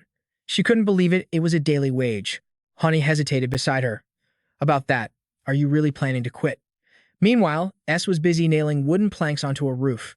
He paused for a moment, wiping the sweat from his brow. Someone called from below. Are you Mr. S? I am a messenger, acting on the orders of Representative Guild Master Lortell. My official title is Dunn, a sales associate for the Ultra Merchant Guild's Sylvania branch. And this is Rena. We're here to conduct a preliminary survey, he surmised. A preliminary survey? Don't tell me. Dunn replied, it'll be finished quickly. I heard the guild master is planning to build a villa right on this spot. He thought in astonishment. A cabin? Was she serious? Dunn immediately got to work. It's a true honor to finally meet you, S remarked. It feels a bit strange for you to be so formal. You look like you're about my age. Why don't you relax a bit? He took out a measuring tape and handed it to Rena. You're someone my master considers special, so a little flattery isn't a bad thing. In any case, I don't think I'll be seeing you often. Lady Lortell doesn't like sending her subordinates to this place. He asked, is there a reason? He replied, because I'm sure she's well aware of her own ridiculous differences when she's here. When she's here with you, she acts like any other girl. But in front of her subordinates, Lady Lortell is a cold person with steel running through her veins. S stepped forward. It sounds like you're disrespecting your master. Dunn denied it. Actually, that was a compliment. Regardless, if there's anything you need our help with, but you don't feel comfortable discussing it directly with Lady Lortell, just call me, Dunn. He hands him a bottle of liquor. This stuff costs about 1 gold coin even on the Odex black market. It's pretty strong, so don't give it to anyone who can't hold their liquor. If you do, they'll pass out immediately. Rien only took one sip and got an earful from Rena later that afternoon. Don't go bringing up other people's embarrassing moments like that. Ed took the bottle. You think too highly of me. Dunn was surprised. Too highly? On the contrary, I think you underestimate yourself. Those teasing words made his expression darken. Ed went to Craven's shop on the street. He remembered Lortell telling him he should go shopping before the semester started. I can craft most things myself, so I mainly just need to buy consumables. Ed glanced behind him, but seeing the girl hiding her face with a book, he asked, "What are you doing here?" Annis, having been exposed, slowly lowered the book and took a deep breath to compose herself. She let out a long ramble. I came to buy a few things, but I didn't expect to see you here. You haven't stopped by the lab lately. You must be busy, right? I heard about what happened with Janica Failover. I heard she was pretty badly injured. To be honest, I was a bit surprised when she announced she was going to live at the barracks, but it seems like she's gradually stabilizing. You must be going through a lot yourself. I understand your situation, so I've already explained it to the professor. Please take care of yourself. Gravius and Onyx are doing a great job, so you can relax a little. You need that scholarship to make life easier, don't you? Ed was speechless at this display. He replied, "Yeah, thanks." Annis was about to slip away. "Well then, I'll be going." She carelessly backed into a table behind her, and the bag of produce in her hands fell. Ed quickly caught the bag of produce. He handed it back to her. "Be careful. You almost fell." When he saw what was inside, Ed was shocked. He thought to himself, sprouting potatoes and a rotten apple. This bunch of spinach looks like she dug it up herself. Why is the bread so moldy? Ed started to hand it back. "Just forget it," Annis permitted. "Go ahead and look. There's nothing special in there anyway. It's fine. I have no reason to try and impress you. So what? Is being poor something to be ashamed of? So what if you saw me in this state? Do I need to impress you? What are we? Are we dating or something?" She collapsed, crying. "I just want to die." Ed froze. "I'm sorry." Annis Hallen was known as a commoner who carried herself with more grace than most nobles, but her family went bankrupt right as she entered the academy, forcing her to work as well. He had misunderstood. "I thought she must be having a hard time, but I never imagined it was even tougher than my own situation." Ed accepted the cookie she offered. Annis had bought this cookie. She was sharing a bakery membership card with Clara. He said politely, "Thank you." As they sat on a bench outside, Ed thought that he could have gone on living just fine without knowing any of this. Blushing, Annis spoke. "A new professor is coming to replace Professor Glast, so I came to buy the supplies we're short on. It looks like you've been doing a lot of shopping lately, too." "It's nothing. I just heard that the price of school supplies is about to go up. I check the prices every day, and it seems like everything is about 10% more expensive than last month." Surprised, he asked, "You do that every day?" Annis snapped. "You think I'm overreacting?" Ed countered, "No. It might sound a little strange, but I think we're pretty similar. Annis, if you get sick, you can't work. Then you'll lose your dorm room, and you won't be able to stay at the academy anymore. Having grown used to this high-pressure life, I'm sure she's had to work while sick many times. Survival. It doesn't mean the same thing to everyone. For me, it's living in a hut deep in the forest, preparing for the next scenario. For Annis Hallen, this academy is her jungle." Being understood by him, Annis's heart felt much lighter. She said sincerely, "Thank you. Actually, when I first met you, I thought the same thing about you. Anyway, I should get my shopping done for the next semester before the prices go up even more. Besides, if someone is manipulating prices to this extent, it has to be the Elter Merchant Guild, right? But at this rate, they're bound to clash with the student council. I don't know why they choose now to squeeze out profits. Anyway, they must have some kind of plan. The head of Elter is probably a lot smarter than me." After saying that, Annis waved goodbye. "I'm heading off." Ed replied, "Thanks for telling me." He wondered to himself why he was so curious. Why would Elter go to all this trouble just to raise the price of school supplies? When you're curious about something, the best way to find out is to ask directly. That evening, when he returned to his cabin, he heard Lortell saying, "Grand Chew liquor isn't that great of a gift. Come on, Dunn. If you're going to embezzle money, you should at least buy some wine. More expensive doesn't mean better." He interjected, "That's mine, you know." She replied, "Well, it came from me anyway." Dunn embezzles funds here and there from time to time, bringing back things like this. He doesn't even realize that I know he's doing it. Ed wondered why she let it slide. Lortell explained, "So I can use it as leverage if he ever crosses the line. It's a bad habit of mine. No matter who it is, I need some kind of insurance before I can fully trust them. It might sound strange to say you're special, but I still haven't found anything to use as a leash on you." "Ed," she took his arm. "So, what if we both knew each other's weaknesses? I'm sure you have plenty of things you want to ask me. Lortell led him to the professor's dormitory. Ed thought it was a bit of a long walk, but according to her, they were now near the professor's dorms. Not many people come here, so it's a good place to talk. He started. This kind of classic scheme doesn't really seem like your style. Lortell recalled what Dunn had said. The problem isn't how expensive things will get. Once the break is over, you won't be able to buy anything at all. Are you planning to buy up and hoard all the school supplies? Lortell replied, well, I am the only one who can freely set prices on this island. I never thought you'd be so curious about Elter's internal affairs. Are you worried about me? In situations like this, you're supposed to say yes, even if you don't mean it. He answered, maybe. I guess I am a little worried. The two of them looked at each other in silence. Lortell spoke up. So, shall we trade secrets? Ed was wary. Right now? What are you planning? She clarified. I already told you. I want us to share our weaknesses. If you tell me yours, I'll tell you why I'm raising the prices. Ed asked in a low voice. A weakness? Lortell remembered. You've asked me this before. Have you ever killed someone? Ed was stunned for a moment, then answered. Never. Lortell smiled. Well, I have. It's been a year. Why bring that up now? Ed revealed the truth. I lied to you.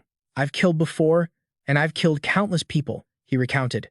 Believe it or not, it's up to you, but I've fought in a few foreign lands. When you get swept up in a battlefield like that, you have to watch the people around you fall, more than you can possibly bear.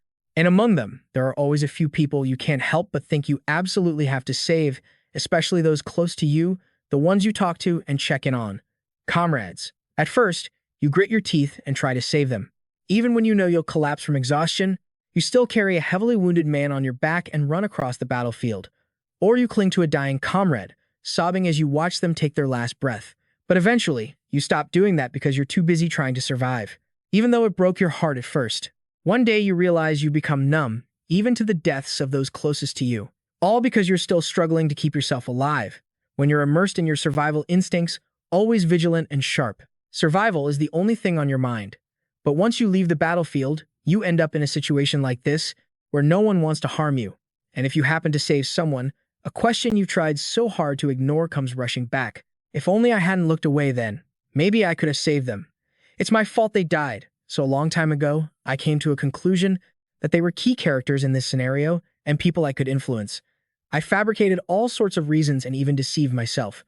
But in the end, I decided to never be anyone's comrade again. Lately, I've forgotten that resolve. That probably means I've become less sharp. Ed leaned back in his seat. This is my weakness. In the sky, the clouds obscuring the new moon began to part. Lortell lowered her gaze and continued. I should give you an answer. I promised. After all, you asked why I bought up all the study materials and books, right? I received a report that a rat had infiltrated the Merchants Guild. This is the process of dragging that person into the light. For the past few days, the inventory counts for school supplies and books in the warehouse haven't been matching up. So that means someone has been skimming goods, right? He was surprised. Isn't it that guy, Dunn? He even said he used embezzled money to buy drinks. Dunn isn't that bold. He only dares to enjoy small luxuries and never crosses that line. Lortell denied it. I think there's someone more malicious than Dunn. When the prices go up, he'll sell before we do and run. That's when we'll catch that rat. And I'll probably have to kill someone. We've talked about something like this before, haven't we? I've never killed someone with my own hands, but if you count being complicit with the people that I couldn't save, like you said, then I suppose I've killed many people. Because I'm the type of person who just ignores everyone and only judges things by the numbers in a ledger. I was the only daughter. Lortell paused there. She recalled her past. Lortell asked, but isn't everyone like that? A merchant recognized a child's talent and bribed her biological parents to adopt her. A child who used to eat stale bread in the corners of the slums. In the end, they didn't even realize they would be killed to prevent information from leaking after they sold their own child. Those pitiful people, they must have all been accomplices. Do you know how much my parents sold me for? A mere 3 gold coins. It feels like just yesterday I was the girl sold for 3 gold coins. And yet now, I've become someone who can spend 3 gold coins for payment per day, just to recruit someone I like. It's laughable, isn't it? But 3 coins a day is a bit excessive, I suppose. I figured she would refuse, but that's fine. Dealing with the rat that infiltrated the Merchants Guild and handling Dunn, who's always plotting to betray us. Neither of those things bothers me, because I don't expect anything from anyone, and I don't trust anyone either. You know why, don't you? He understood it was because she didn't want to be disappointed. Lortell smiled in acknowledgement. Yes, that's also why I'm always alone. She didn't hide it at all. That is my weakness. It dawned on him. So that's why, from the very beginning, You set aside your busy schedule to ask me for a night walk. Lortell cut him off. Well, because I have ears, you know. She affectionately linked her arm with Ed's. The truth is, my hearing is a bit sensitive, and I can hear farther than the average person. He got the feeling that she had overheard the rumors that he'd been looking gloomy lately, or like he was completely drained of energy, Lortell revealed. And it seems there's a ritual among the children of noble families when they get married. They exchange weaknesses with each other, because when two people know each other's weaknesses, they become much closer. Or so they say. The academy is quiet at night, isn't it? A place that's usually so crowded becomes empty. It makes me feel like I've been left all alone in this world, he confirmed. It does. Lortell confided. For me, that feeling is always there, even during the day. But sometimes, I need that feeling. You know it too, right? Sometimes this solitude feels comfortable, she asked with a smile. Right? I told you. We're alike. The next morning, Belle came to see her. I'm sorry, Lady Lortell. She bowed her head and said, to be honest, that would be great for me because of the high salary. But I take pride in working at Ophilus Hall. Of course, I'm not always treated fairly. Sometimes I feel resentful. Sometimes things are difficult. And there are times I feel exhausted. But even so, I want to continue being responsible for Ophilus Hall, Lortell asked. A salary of 3 gold coins per day was a rather bold offer on my part. So this is truly disheartening. You can't put a price on the noble pride you have for your work, can you? So, what about a part-time arrangement? Belle was surprised. What? A part-time arrangement? Lortell replied, I heard you've been spending time taking care of Janica lately. Just stop by occasionally and manage things for me, just like you're doing for her. Feel free to come whenever you have time, handle what needs to be done, and then leave. How about something like that twice a week? Lortell leaned down to meet Belle's eyes and asked, all right? She agreed. That much I can do. Lortell's eyes curved into a smile. Thank you. Belle continued. If there are any terms you'd like to review, Belle Maya. Lortell quickly pulled out a contract. Here. She was shocked. What? She instructed Belle to sign here and here as well. When she was done, Lortell said happily, all right, from now on, please take care of my mansion and the nearby campsite. Belle was dazed. See you at the campsite. Before she could finish, the door had already closed. She suddenly realized it was an extra job for a single gold coin, and she even had a contract ready. I've fallen right into Lowell's trap. Meanwhile, S was lost in thought, remembering how he'd only been at this camp for a few days, thinking about old memories. But when I saw everyone else bustling around, it brought me back to the reality that life at the academy hasn't stopped. So I decided not to let myself get all sad and weighed down anymore. More accurately, I don't have time for that. It's the final season now. I need to hurry up and finish my staff, and then the break will be here soon. Before then, I'll prepare as best as I can to face what's coming. Meanwhile, Ed Rothtaylor had received a letter some time ago, and she was moved as she reread the message from her father. Inside, it said, I hear that during the break, many students return home to their families to rest before coming back. Ed Rothtaylor, my daughter, you should come home and rest for a bit. Then you can return to Sylvania, and if you could bring S with you. The script had been changed. Ed Rothtaylor was stunned reading these lines. From behind her, Ann asked, you look quite tired. She denied it. No, I'm fine. Internally, she thought, I'm already busy dealing with the Elter Merchant Guild, who have started to cross the line.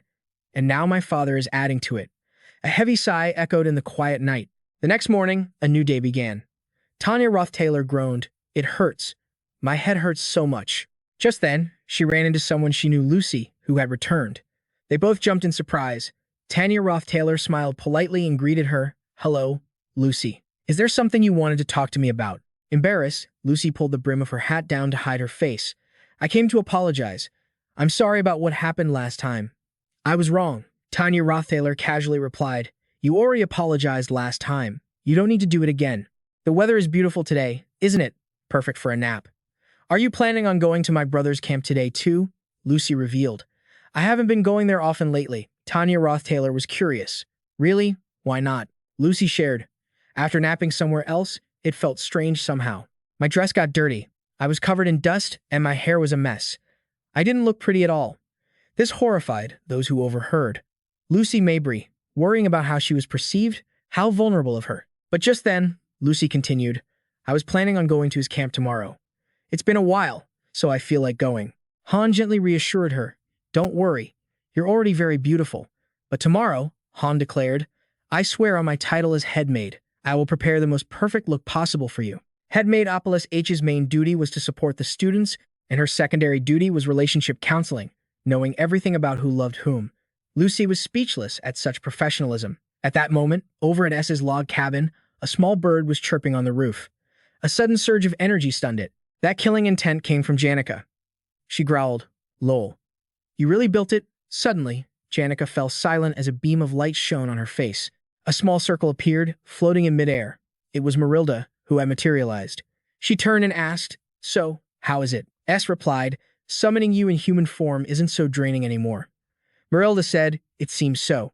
A status window appeared, extremely rare. 1,000-year lightning-struck wooden staff. A staff crafted from a 1,000-year-old ancient tree that was struck by lightning. It has undergone various magical processes to increase spirit sensitivity, amplify the sensitivity of spirits of all elements, amplify the mana efficiency of spirit magic, and allow the use of all spirit formulas regardless of spirit sensitivity if a contract has been formed. The mana efficiency when using the high-level wind spirit Marilda is improved. The area of effect of the wind's blessing is expanded. The range and power of spirit formulas are greatly increased. S marveled. Making this was definitely the right choice. Seeing it, Janica couldn't help but be impressed. "I've never seen a staff crafted with Magitech before." S offered, "Do you want to try it out?" Janica was surprised. "Me?" Janica took it. "I still haven't fully recovered, so I'm not sure if I can test it properly." She closed her eyes tightly and then focused her power. Her eyes snapped open as a surge of power radiated from the staff. Janica noticed a distinct change. "It's not just the efficiency. I can feel the mana flowing naturally through my body." S said, "It's probably because your spirit sensitivity is very high, Janica. That's why you can feel it like that. This will definitely enhance the power of my spirits." She replied, "It's incredible. No wonder everyone loves Magitech so much." Janica handed it back to S. "Then it's a good thing." S took it, then immediately offered it back to her. "Take it." She refused. "No, that's yours." Janica froze. "Mine?" S said sheepishly. "I made it for you. I owe you a lot. I'm sorry I haven't been able to thank you properly until now." Janica replied, "But wouldn't this be more suitable for you?" S sat down on a log to rest. "I'm going to make another one for myself anyway, so don't worry about it." Suddenly, a thought struck Janica, and she exclaimed happily, "You're making another one. Then, there'll be a matching pair." "I see." Janica's hand closed around the staff. Deeply moved, she promised, "I'll take good care of it." She was truly touched. "Thank you." Janica Failover's beautiful appearance made S look away shyly. He realized he had truly made the right choice. At the Academy Plaza, students were standing in front of the information board, where an announcement about the final exams was posted. He walked away. The final exam season had begun. "I wonder who'll take the top spot," he thought. "It depends on the subject, but I have to worry about both the written and practical exams. But this only applies to intermediate and advanced students. The written exam is capped at 100 points, while the field exam has no upper limit. That's how the top students in each class always maintain their rankings through their field exam scores. This also applies to Wayne, the top first-year student, and it goes without saying for Lucy, the valedictorian of the second years. So, if I want to get the highest score, the most important thing is the field exam. And the top student in my year is Janica Failover. Can I really surpass her field exam score?" He wondered. "I heard there's a mock exam directly supervised by the professors. Normally, most students, with exceptions like Lucy or Janica Failover, aren't strong enough to face a professor directly, but the top student overall gets a full tuition waiver. It's true that I've been getting by thanks to the scholarship and my dealings with LOL, but it's still a struggle." Before, I never had a chance to aim for the top spot, but now, things are different. S decided to try and become the top student in his class. He went to the student council room. A student outside guided him. "This way, the president is waiting for you." S said politely, "Thank you for showing me the way." That girl thought to herself, he really is famous. He was rereading the letter Ed Rothtaylor's father had sent. The first break was just around the corner. "I hope to see you again. Ed Rothtaylor, you should come home and rest for a while before returning to Sylvania. Also, I know S is still alive. If you can, bring him with you. If public opinion has improved and his magic has progressed, I will no longer hold him accountable for the crime of insulting the princess.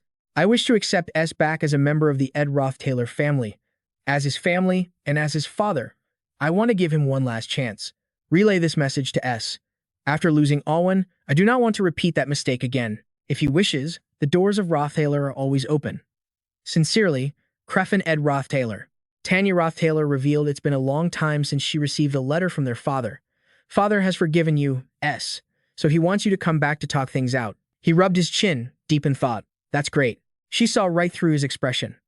I know you don't really feel that way. She was curious. An opportunity to regain power had just presented itself to a fallen noble. This is a good thing. But father tried to have my brother assassinated once, and now he wants to call him back? This is clearly a trap. Tanya Rothtaylor decided, I'll go home alone and talk to father. S already had a plan. No, let's go home together for the break.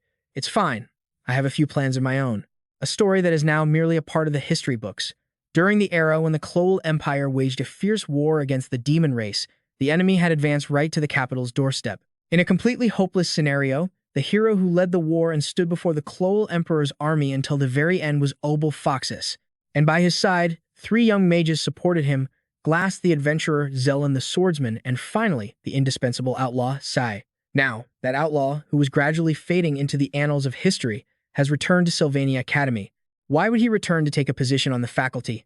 Cleo opened the office door, and a cloud of smoke hit her, making her choke. She called out softly, Professor Sai, the final exams start in 3 days. It's time to prepare and submit the grading criteria for the practical test. He told her to just whip something up and send it in. Cleo gathered her courage, but this is the final assessment, the last one all the students under your supervision will take. I'm well aware of that, Sai interrupted. Just prepare something proper in your lab and send it out to everyone. It's better than having an instructor like me meddle in everything, isn't it? Dejected, she could only turn to leave. Yes, sir. He thought to himself, why? When they asked me to fill the spot Glass left at this academy, did I agree as if I were hypnotized? Sai couldn't be bothered, it didn't matter anymore. Scene changed to the Rothtaylor castle. Belmaya came out to greet him. Young Master S, what brings you here? S replied, May I enter the Ophilus Hall for a moment? Normally, it wouldn't be allowed, but young Master S is a trustworthy person. If you tell me the reason, I can use my authority to vouch for your entry. S didn't hide anything and explained his purpose. The reason he came to Ophilus Hall today was to prepare for an impending danger. The danger of returning to the Rothtaylor estate. Even at the academy, they had tried to assassinate him once. So, deep down, he wanted to mobilize everything he had to prepare for this return. S truly wanted to eliminate these threats, but if he struck first against someone with royal backing, he would become a traitor to the kingdom. Belmaya opened the door and let him in. Please, come in. He recalled that, initially, the one who was supposed to corner them was Princess Phoenix. With her royal status and judgment, the princess would have exposed their true face to everyone, revealing their use of human sacrifices and forbidden research through a pact with an evil god. That would have created the necessary pretext to punish them properly. But right now, she shows no intention of acting that way at all. She didn't even become the student council president, so it's unlikely she'll clash with the Rothtaylor family anytime soon. If that's the case, then I'll have to be the one to crawl and create that pretext. And to do that, the safest way is to infiltrate their estate and investigate it myself. But going in there unprepared means not knowing when, where, or how you might die. That place is a domain with perfect security, where everything revolves around. Crefin Rothtaylor. We've been walking for a while now, haven't we? Why haven't we arrived yet? Bell, walking ahead, said, My apologies, young master. When the exams begin, do you plan to pause your work at the campsite to study? He replied, I'll still handle the basic tasks there. She understood. I see. He felt something was off. Strange. Belmaya isn't usually the one to start a conversation. This hallway was clearly a servant's passage. Even he could see that his presence here was unnatural. He suddenly suspected that she was deliberately taking a detour and reluctantly maintaining small talk with him. She was leading him through the discreet passages of this hall so that he, someone who had been expelled from here before, wouldn't attract the attention of others. Belmaya led him to a staircase. This way, please step up carefully, nice and slow. He silently admired her. This is the headmaid's attentiveness, after all. As he followed her up the stairs, S noticed something unusual, but he couldn't help but ask, Aren't we going a bit too slow? Bell turned back and replied, I just remembered an important question. A really important one for you. It's something extremely difficult to put into words. Could you give me a moment to think? Bell was hesitating. That meant she was stalling for time. Belmaya cleared her throat to make a sound. Lortell peeked out from a room and signaled that the job was done. Bell immediately turned back and glanced at him. She replied, It's nothing. Never mind. I'll tell you the details later. We've arrived. He looked around. This is Tanya Rothtaylor's room. I've decided to send my reply to him through Tanya Rothtaylor. He wrote in the letter, I am immensely grateful that you have given a new opportunity to one who was exiled from the family. Tears well up in my eyes when I think of such vast mercy. Since being exiled from the family, I have reflected on my sins and have striven ceaselessly to become a better person. I have built many relationships at the Academy, as well as with the royal family, befitting a member of the Rothtaylor family. I wish to prove my abilities to you and introduce you to the companions with whom I have formed deep bonds. As for the person he trusted most, he stopped at the door of room 302, Lucy's room. He was quite surprised when he saw her. Lucy's hair was as soft as silk. She wore a different outfit, sitting obediently in a chair in the dead silent room. Lucy blushed and spoke up. "Hello, Belle." Maya started. "Look at that." As always, she's dressed so neatly in her room. S remembered that she seemed to be appearing less at the campsite lately. "Is she that busy?" He remarked. "She's completely different from how she is at the campsite, so this is how she spends her time off." What a surprise. Lucy. She looked up and asked, "What is it?" S assessed the room. "Everything here suits you quite well. You said you had something to discuss with her. What is it?" Belle hesitated. "Young Master Lucy," he began. "When this exam ends and the break begins, would you please come back to my family's estate with me? And then, we'll go and greet my father together." Hearing this, Lucy was stunned. He felt like he had just caused a misunderstanding. S explained, "I phrased that a bit poorly just now. To explain the context more clearly, it's like this. Regardless, from my perspective, this is a trip where I have to bet my life on it. Of course, we have to go to Duke Rotter's territory. And this will take quite a bit of time and effort, so I won't ask for your help for nothing.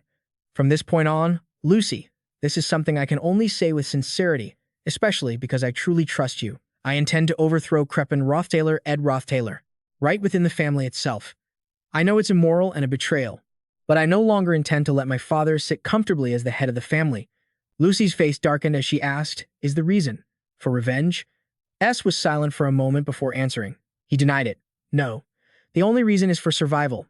After I overthrow the father who wants to kill me, the next family head will probably be Penna. I can understand her. In any case, after that, I will become the eldest son of the most powerful ducal family on the continent. I'll be in a position where no one can easily harm or threaten my life. And from that position, I will do everything in my power for you. So please, help me." Faced with this proposal, Lucy needed time to think. Lucy spoke up. "I won't have any particular intention or opinion about it. You know that. I'm not really interested in power either." S hung his head. "I know." Lucy suddenly asked, "Then what are you interested in? Do you know? Will I really be able to fulfill the promise I made to my master?" She walked to the window, placing a hand on it. As the window opened, light streamed into the room. Lucy continued, "Is the crisis he spoke of really over? Have I truly done a good job of keeping that promise? What should I think about so that I can continue to live a peaceful life without having to think about the past? Like I said, I'm not interested in power. If I help you, it's simply because I want to help. There's no other reason. Even so, I can't do it for free." He was curious what she wanted. Lucy shared, "The thing I fear most after fulfilling all my promises to my master is the emptiness in my soul. It will come crashing down on me once I've shed all the burdens I'm carrying. Please, help me so I'm not swallowed by that emptiness." S still didn't understand. Specifically, what would I have to do? She requested. "Join me in searching for a reason for me to keep living without fear." Time seemed to stand still in that moment. He understood the immense weight and seriousness of her words. Her face remained as emotionless as ever, neither crying nor smiling. If he extended his finger, what expression would appear on her face next? S thought silently for a long time. Lucy waited expectantly for his answer, and the two of them linked their pinkies. The promise was sealed in that moment. Her tense expression softened, completely relaxing. Overcome with emotion, Lucy threw her arms around S. He understood that this meant a great deal to Lucy. S's hand gently touched her shoulder as he thought to himself, "There's no way I can know the burdens she's had to carry all this time." For now, in this moment, she had fallen into a deep silence. In the written exam room, S was studying with Janica Failover. He began. "For now, you and I are enemies." She was surprised. Why are we enemies?" S said nonchalantly. "I don't mean to make a big deal out of it. It's just that I'm also aiming for the top spot in our year this time." He remembered, from the moment he opened his eyes and transmigrated into this world, his goal had always been singular, to graduate from the academy safely. To do that, he needed an enormous amount of tuition money. With the scholarship from the Glock Fund and the money earned from his deal with Lortell, he had managed to scrape by, but he didn't know if he could last until graduation. But if he could secure the top spot in his year, his entire tuition would be waived. In the past, he wasn't skilled enough to even dream of first place, but now she understood. "Ah, so that's it. I get it. If I let my guard down around you, S, I really might lose first place to you." In the third year, Everyone was at a similar level, just behind Janica Failover. The other students were murmuring, "I still haven't finished the test. Which answer should I circle? Oh, dear gods." He mentally compared their skills. In spirit arts, Janica Failover was overwhelmingly superior, but in subjects that rely on memorization, like history and magic theory, I have a slight advantage. Janica swore, "I'm not going to give up first place to you that easily, either. The people in my hometown will be so happy and proud if I'm at the top of my class." S glanced at her, mentally preparing himself for the final evaluation. The written exam on elemental studies began and ended. He had been informed that Professor C would be taking over for Glast, but in the end, the teaching assistant, Creo, had to prepare all the tests and grading criteria by herself for 3 straight days. And now, she's ended up like this. He glanced curiously at his friend, who was leaning against the wall, looking completely dazed. "And that guy, what's wrong with him?" he was mumbling. "Why? How did I get everything wrong? Even the stuff from the basic swordsmanship textbook. I'm so useless." Annis could tell at a glance that Gravius had become like this after the written exam on basic swordsmanship. A sharp voice rang out, "Cleus North, are you going to be so pathetic and useless all day? You just need to do well on the other exams." This person was the second year, #1 student in the alchemy department, Elvira. Annis was shocked. "What are you doing here, Elvira?" She replied, "I wanted to have someone review the theory for an elemental magic resistance potion I'm developing. I figured asking the professors in the magic department would yield more accurate results." Annis regretted to inform her, "I think you've come at the worst possible time. Cleo, she's asleep. She's been completely exhausted for the past few days." Meanwhile, Clevius was still muttering, "It's over. I'm going to lose my #1 spot. Ed Rothtaylor, you must think I'm so pathetic, right?" Elvira interrupted, "Hey, stop your whining. Is that any way to talk to a senior?" Being scolded by her, he got angry. "What's it got to do with you? Can't you see I'm miserable enough without you yelling at me?" Seeing he was quite calm, Annis guessed. "Looks like you did well on the written exam, huh? You look pretty cheerful." Ed said humbly, "I'm doing all right. Ever since I entered the academy, I've never slacked off on studying for the written theory exams. Now I have a place to live and a more stable life. Getting good results is a given. Based on the scores so far, Janica has a slight advantage. If someone still wants to compete for first place in the remaining subjects, the deciding factor will be the practical exam for elementalism. According to the curriculum, this term's practical exam is a one-on-one duel with a professor. In this case, the opponent should have been Cleo. But the problem is, will this practical exam even go smoothly? The exam is tomorrow, but she looks like she's on death's door. How could she have the strength for a combat exam? Annis observed Cleo, who was exhausted behind a pile of books. It's going to be tough. She's pretty worn out. I'm sure another professor will step in to help her out. I think so. Just then, Say staggered into the room. My head is killing me. Is it because I drank too much? Meanwhile, Cleo was still slumped over her dad. He called out, "Hey, teaching assistant Cleo." She jumped to her feet, startled. "Professor Say, what are you doing here?" Che walked over. "Actually, I just got an earful from Headmaster Morwell. He said this whole situation is ridiculous. From the main focus points and the written exams to the crucial supervisory tasks in the practical exam, everything was reported under the name of the youngest professor, teaching assistant Cleo. He asked me what the hell I was doing. A professor doing nothing. Just because he's the headmaster, he thinks he's the best." She stammered, I'm sorry, Professor." He denied it. "No. The truth is, if I'm getting paid, I should be working. The practical exam is tomorrow, right?" Hearing Cleo's confirmation, "Yes, that's right," Say gave an order. "Then you go get some sleep. Leave the practical exam to me." He glanced at the 2 students in the room. "Let's see now." And then his attention fell on the boy. "You're Taylor McClure, aren't you?"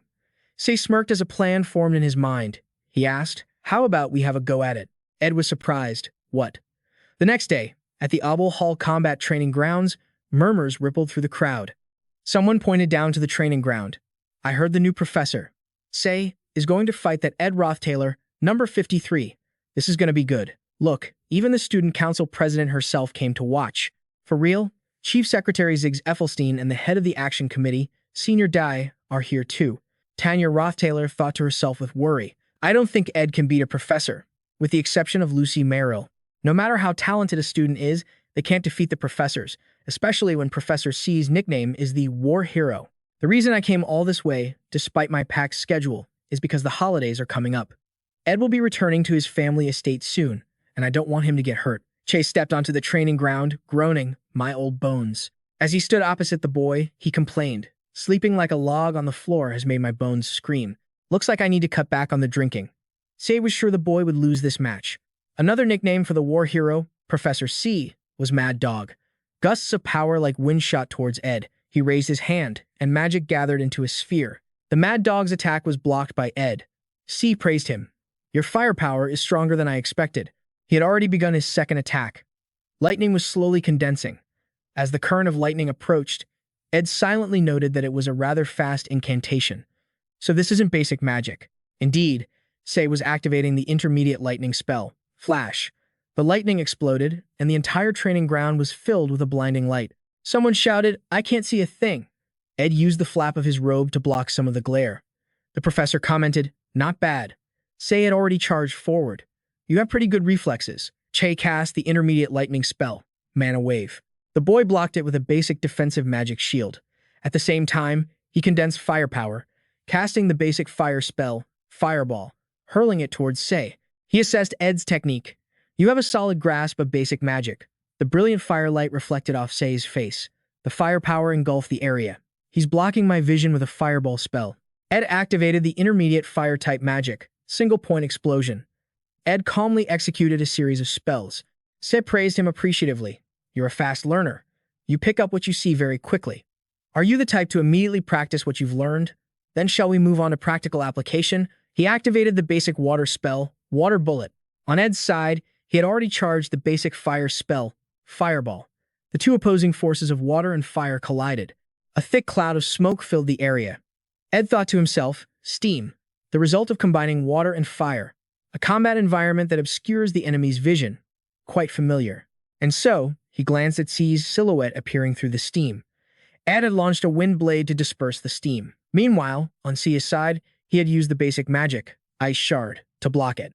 Ed was carelessly attacked by a gale and hurriedly retreated to dodge. Shay reminded him, "Your reactions are quick, but you think too much in a fight. It's best not to let your guard down during a match." As he finished speaking, he transformed into multiple figures surrounding the boy. Ed thought, "Even though I use Windblade to disperse the steam, it's still gathering." His mana completely overwhelms mine. So, do I just need to find the real Professor C in this steam and attack him? Ed closed his eyes to sense where the real professor was, and then he discovered that all the clones here were fake. He must be moving silently behind these clones, aiming for me when I let my guard down. Ed's eyes snapped open. In that case, Say was surprised to see the layer of ice around him shatter, while the other figures were destroyed. A magic core floating in mid-air had blown them all away. Ed had cast the basic holy magic, Forced Convergence. He was quite surprised by the result. The basic holy magic, Forced Convergence release, was transforming into a beam of light floating in his hand. Che continued to create the basic wind spell, Windblade, and was struck in the back, causing him to fall face first to the ground. Che asked coldly, "What the hell do you think you're doing? Don't tell me you were intentionally using only elemental magic?" Ed replied, "Isn't that obvious? After all, this is an elementalism exam, Professor." Up in the stands, Tanya Rothtaylor covered her mouth in astonishment. He commanded, "You're an interesting kid. I've never evaluated only elemental magic skills in this battle, so feel free to use all your spells." Ed asked with concern, "Is that really okay, Professor?" C found it laughable. "Are you worried I'll get hurt fighting you? This is just an exam on elementalism. Elementalism is the foundation of all combat magic. It's not just about using pure elemental magic. It's about combining it with other fields of magic and applying them harmoniously. That is also a crucial pillar of elementalism." The boy understood. "I see." Che then added, "That's what Glass would tell you, but I'm different. Use every trick you can to stop me. If you're still on your feet in 10 minutes, I'll give you a perfect score." The war ended, and Emperor Chloe's reign continued. The Guardian, Abel, and the three war heroes headed to St. Sylvania Academy. Everyone took up chalk to train the next generation. But C wondered, what could he possibly teach? He just let the students learn on their own. For these flowers raised in a greenhouse, who grew up in good families and environments, teaching them wilderness survival skills was no different than abuse. He couldn't make them stay up all night to practice mana sensing, nor could he teach them lethal combat techniques and survival skills. Due to all sorts of issues, C clashed with the school and then with the students. And just like that, he left the academy. After that, C spent his days getting drunk. He wandered the lawless region of Corentin, living for a long time as a mercenary taking on commissions. That was until he was asked to accept a professorship at Sylvania. And when Glassed, his only friend in life, was reported dead, C returned, but nothing had really changed. Glass died without leaving anything behind, and there was nothing C could do. He just planned to collect a salary and live. He approached that group of students and asked, "So, you students were the ones with Glass in his final moments? That's just like that guy." Cleo confirmed.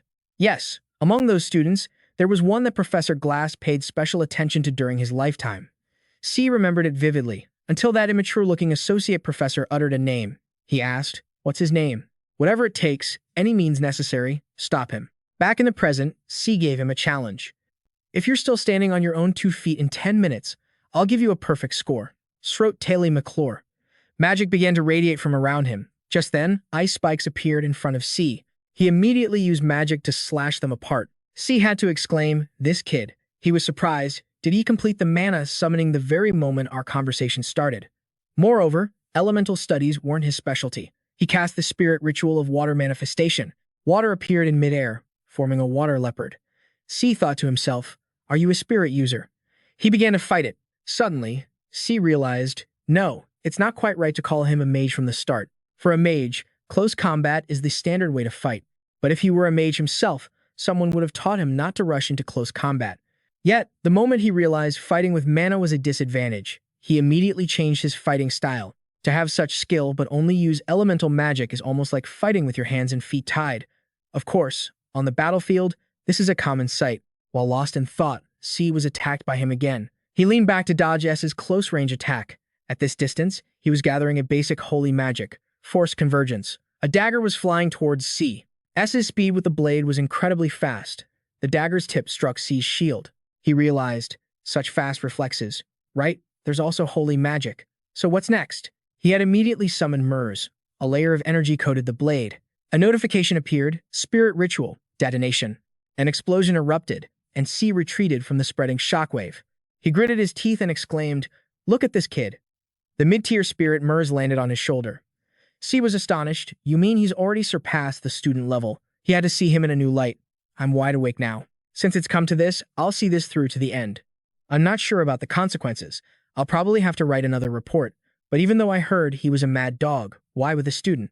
C used high-level lightning magic. Use high-level magic. From the sky, dark clouds gathered, and divine punishment came crashing down.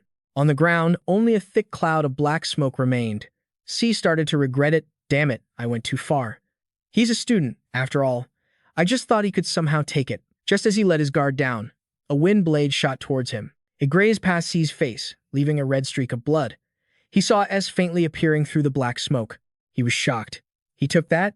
High-level magic? After taking a hit like that, does he actually want a real fight? Yes, now I understand why Glass was so interested in this kid. Looking at S's face and attitude, it was that will that helped him stand after the divine punishment. C compared S to someone who had crossed the line between life and death countless times. The kind of venomous will that can linger in the eyes of such a person. The water spirit was coordinating with him. Merylda let out a roar, unleashing countless wind blades. At the same time, S also charged forward. C used ice to block around his body. A large ice wall was erected, blocking all the wind blades. Cuts appeared on the ice wall. C thought to himself, I've met countless people with eyes like that. The ice wall was shattered by his strike. He now had to use his shield to block the onslaught of attacks. C felt like he was fighting for his life. S, filled with killing intent, threw a punch. He leaned back to dodge the dangerous blow. His arm was grabbed by C, so S kneed him in the gut. A light flashed from C's other palm. Mid-tier magic, single-point detonation, exploded. Raging flames flared up, and S's hand reached out from the wall of fire, grabbing C's collar. He raised his staff. Awaiting his fate, that power was redirected, landing beside him. It was Dai who had appeared and blocked everything. Surprised that he had been saved, Dai clenched his fist. He announced that 10 minutes had passed. I am Dai, the top student of the 54th Combat Division and a senior executive member of the Elpin Student Council. It seems you crossed a line, sir. Ed Rothtaylor is no longer able to fight. Professor C, Tanya Rothtaylor said, coming to support him. Ed, are you okay? Are you badly hurt? C admitted. It's been a while since my blood boiled. I did something foolish. Dai replied, thank you for your understanding. C cut him off. Cut it out, what understanding? Just thinking about writing the report is exciting enough. Perfect score on the Elemental Studies practical exam. Ed Rothtaylor was surprised. Isn't there supposed to be no maximum score for the practical? He replied, then just take the highest possible score. Your theory score alone is probably enough to make you the top student. Dai patted his shoulder. Now I see why Glass kept an eye on you. I just don't understand why the young master of a duchy is living in a place like this. After a certain incident, I had some personal matters. I've gotten used to living in a tent in the middle of the forest now. Are you denying it? C continued. I'm not talking about things like that tent. You're living on a battlefield. Whatever it is, it's better to get out of there early. No matter how peaceful a place is, the sounds of a challenge will still echo through the walls. In the end, if you keep staying in places like that, you'll eventually become a wretch who can't stand it without getting drunk on something. He took out a bottle of wine and continued, just like me. Sin sent a message. See you again. As for me, I have nothing to say, but that guy is truly an unpredictable madman. Tanya Rothtaylor asked worriedly, Ed, are you okay? Are you seriously injured anywhere? I'm definitely going to file a complaint with the Academy about this. I'll take responsibility for getting to the bottom of this. Dai exclaimed. That was really close to becoming a huge incident. He noticed the ice beneath the boy's feet. Hasn't the ice under your feet melted yet? No, it doesn't show any signs of melting. The issue isn't that he can't melt it, but that he's actively maintaining it, bracing his staff and concentrating intensely. That stream of red mana, that's it. It's not simply fire magic, but an extremely refined form of magic. He must be gathering all of that refined mana. If I hadn't intervened and let the confrontation continue, who would have come out on top? Dai finally recognized Ed Rothtaylor. He extended a hand towards him. It seems my worrying was completely unnecessary. Ed replied, That's unnecessarily humble, senior. As long as I get a good practical score, that's enough. Besides that, nothing else matters. I've heard about you for a long time, but this is the first time we've met. Dai encouraged him. Keep up this momentum. The position of top student for the entire year might just change hands. Ed wasn't overly confident. That's still hard to say. As you know, the top student, Janica, is no pushover. He seemed very pleased. Is that so? Seeing the junior students rising up so strongly one after another, I'm starting to feel like my own position is a bit shaky. Ed let out a sigh of relief. The final exam was finally over. Now all that was left was to wait for the results to be announced. Annis came looking for him. Hello, Professor C. C was searching through his memories. Who are you again? Ah, I remember now. He handed her something. Student assistant Annis Hahn. I hear rumors that you work even faster than the team of assistant professors. Annis asked curiously, What document is this? C replied, It's the grade sheet. Go post it on the bulletin board. She understood. This is the list of the top 20 students from each year for this semester, isn't it? I'll organize it and post it right away. Annis was excitedly opening it. My practical score was a little weak, but I'm very confident about my theory. Last time was just a close call, but this time for sure. C reminded her. Your name won't be on there. She thought to herself that the detailed grade reports were only for the student council and professors to see anyway. What was made public were only the highest and lowest scores, and the list of the top 20, along with the top student. I heard that the top student position at Sylvania usually emphasizes practical combat, so it's very hard to replace. It'll surely be the same this year. But she had to change her opinion. When the other students read the results, they were all stunned. Are you kidding me? This name.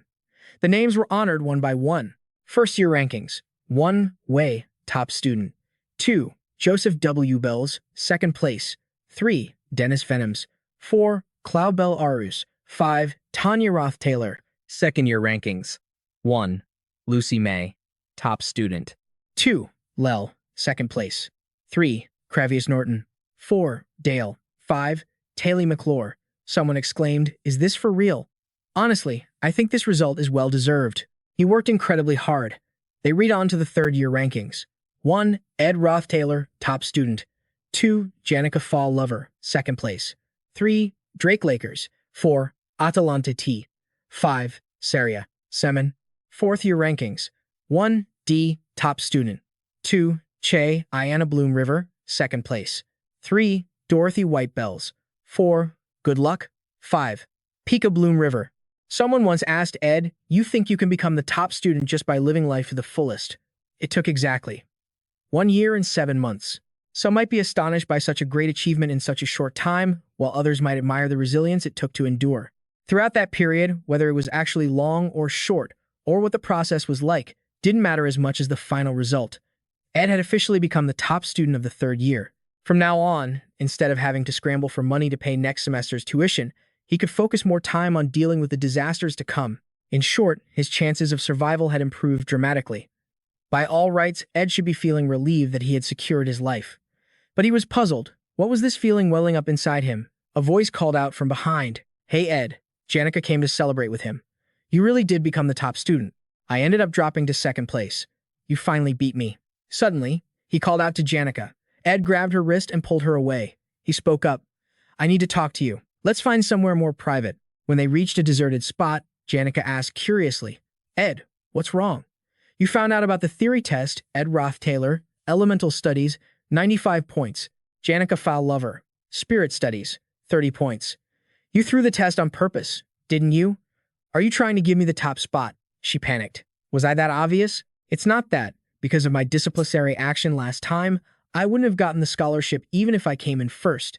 Besides, I've already moved out of the dorms. Plus, I feel like the weight of everyone's expectations is too much. All things considered, I figured it wouldn't make a difference if I wasn't the top student anymore. Besides, your abilities are completely worthy of that position, and I believe it's perfectly reasonable for you to take on the role of top student." Ed's anger turned into a sigh. He accepted. "All right, thank you. This is all thanks to you. Janica Failover. I'll remember this favor." Janica smiled brightly and replied, "No, don't say that. You're the one who always worked the hardest." Someone approached from behind. "You're both here?" Janica was surprised. "Anis, what are you doing here?" She replied, "Didn't we promise to go to Laplace Bakery today with Clara to celebrate her graduation?" Janica was always this forgetful. Janica looked bewildered. "That was today?" Anis was already pulling her away. "See you later." "Excuse me, I'm just going to borrow Janica for a bit. We had a prior appointment, and she completely forgot about it." He looked down sadly and mumbled, "Yeah." The sunset settled over the academy. Anis pulled her over to a bench to talk. "Janica Failover, you made a mistake." "Janica Failover, I know you didn't have any bad intentions. You did it because you care about S and wanted to do something good for him. But I've looked at S's scores. Even if you had gotten a perfect score on the theory test, S still would have become the top student." Janica was overjoyed. "Is that so? What a relief. He really did it with his own effort. After all, S really wanted that top student position." Anis prompted her. "You still don't get the problem, do you? When you're in a high position, being kind isn't always a good thing." "That's right." After saying that, she glanced at her friend. Janica hung her head, her entire body trembling. Anis continued, "If even you don't have faith in S, who else will?" Night fell at S's cabin, and he was feeling frustrated. "I crave the top student position because it's an essential tool for survival. From that perspective, how I got it probably doesn't matter much. And yet, this bitter feeling still clings to me, refusing to fade. Maybe my desire to be number one comes from something more than just survival. Just like that fight with Professor C. It was a test where just holding out for 10 minutes would get me a perfect score. I could have stopped at any time. My sole purpose since coming here was simply to survive. And yet, here I am, worrying about things that have absolutely nothing to do with survival." Tossing another log onto the fire, Ed put the thought aside. "But whatever, the semester is over. I don't have time for these pointless thoughts anymore. Whether I like it or not, back there, I'm only allowed to focus on survival. Now it's time to return to the Rothtaylor estate." The Rothtaylor estate in the Global Empire. Huh. A voice echoed from inside. "It's been a full 5 years, hasn't it?" Selaha knelt in the main hall. "Your Imperial Majesty, I heard that Clarice will also be returning from Sylvania. It's a pity I have to leave before I can see her." Emperor Clolo replied, "I understand you wish to see Clarice and talk after being apart for so long. But for you, the Rothtaylor ducal territory will be an immense stepping stone." Selaha thought to herself, "Even though father arranged this to separate me and Clarice, the Rothtaylor family is the leading ducal house on the continent. They are a tool that anyone aspiring to the throne must learn to control completely. Although many powerful nobles will attend this tea party, in terms of importance, that family is always the #1 priority. There's the head of the house, Crepin Rothtaylor, and Tanya Rothtaylor, the first ever freshman to become student council president at Sylvania. I hear they also have a son whose status is about to be restored. It seems he was locked away a long time ago, so he's probably not worth worrying about." Selaha stood up. "Then I will take my leave to depart." He replied, "Travel safely." After finishing her report, she left the Great Hall, and Selaha headed for the Rothtaylor estate. Tanya Rothtaylor was leading him, saying, "Every time I come here, it feels the same. This place is really a whole other world. Brother." Back on Aeon Island, the most extravagant and expensive structure is the Ophilus dormitory. But this palace is the second most expensive just in maintenance fees alone, and its area isn't even half the size of the Ophilus dormitory, What's so special about this place is that everything here exists to serve the interests of just one single person. The person inside is the third princess of the Global Empire. Tanya Rothtaylor and Ed bowed politely. Greetings, Your Highness Penna Elias Kroll. We are deeply grateful that you've made time to receive us. Princess Penna Elias Kroll interrupted. You need my political support. Ed Rothtaylor, I was the one who personally decided on your expulsion, so your restoration will go much more smoothly if you have my acknowledgement. He thought to himself, she cuts right to the chase, but she's not wrong. In other words, to get my status restored, I need her to lend a hand. Returning to the Rothtaylor estate is a really risky move. Lucy agreed to come with me, but raw power can't solve everything. In the world of nobles, most problems are ultimately settled with power. In that respect, if I get a princess's acknowledgement, no one can easily oppose my reinstatement. The catch is, the greater her authority, the harder it is to get that recognition, and even harder to prove I have it. Penna Elias Kroll spoke up. Coincidentally, it's been quite a while since I last sent my regards to the Rothtaylor house. Ed Rothtaylor, could you convey my greetings to Lord Crepin on my behalf? He glanced at the letter on the table. This is. Ed was surprised by how prepared Penna Elias Kroll was. A letter? She had this prepared ahead of time. Princess Penna Elias Kroll has always been hostile to the Rothtaylor family. I had planned to offer a deal that I'd investigate my family's internal secrets, but instead, she's just asking me to deliver a message. A personal letter from royalty can't be entrusted to just anyone without authorization. And more importantly, the letter itself carries immense weight. It was a letter with no wax seal. This was an indirect display of absolute trust, a belief that the contents wouldn't be changed or replaced. Ed said, I was actually prepared for a negotiation. Looking at the opportunity Penna Elias Kroll had given him, he realized this meant the sender had complete faith in the messenger. Penna Elias Kroll agreed. Very well. You will depart in 2 days. Ed finished all his preparations to leave the camp for a while. He collected all his traps from the forest, cleaned them, and put them in storage. He also locked the cabin door securely. Before leaving, he did one last check of the area. All that's left is the food, right? Aside from the non-perishables, we should probably eat everything else. Janica called out softly. Ed, she was in the middle of cooking. Oh, you're back? Look, miss. Belmaya gave me some rare herbs, so I added them to the curry. I tried some while I was cooking, and it tastes amazing. Ed was curious. Why do you care so much about my reaction? She had been paying an unusual amount of attention to him lately. If he had to guess why. Is it because you let me have the top spot? Are you worried that you were being insensitive? Janica quickly denied it. No, I didn't let you have it. Ed thought she was so predictable. She began sadly. You know, Ed, I used to think I knew you so well, but sometimes I feel like I don't understand you at all. And then these negative thoughts just creep in. Ed was surprised. Negative thoughts? Janica looked down. Like, that you might hate me. Sometimes, kind and talented people can become unintentionally tactless because they worry too much about others. Janica was no exception. She could easily be misunderstood in the same way. Ed reminded her, that kind of worrying is a burden, you know. Besides, it's impossible for anyone to completely understand someone else. But I can tell you this for certain. In this entire academy, nobody understands me better than you. And even if you were a little tactless, there's no way I could ever bring myself to hate you. You're a very special person to me. Janica asked shyly. Could you? Maybe try being tactless with me just once.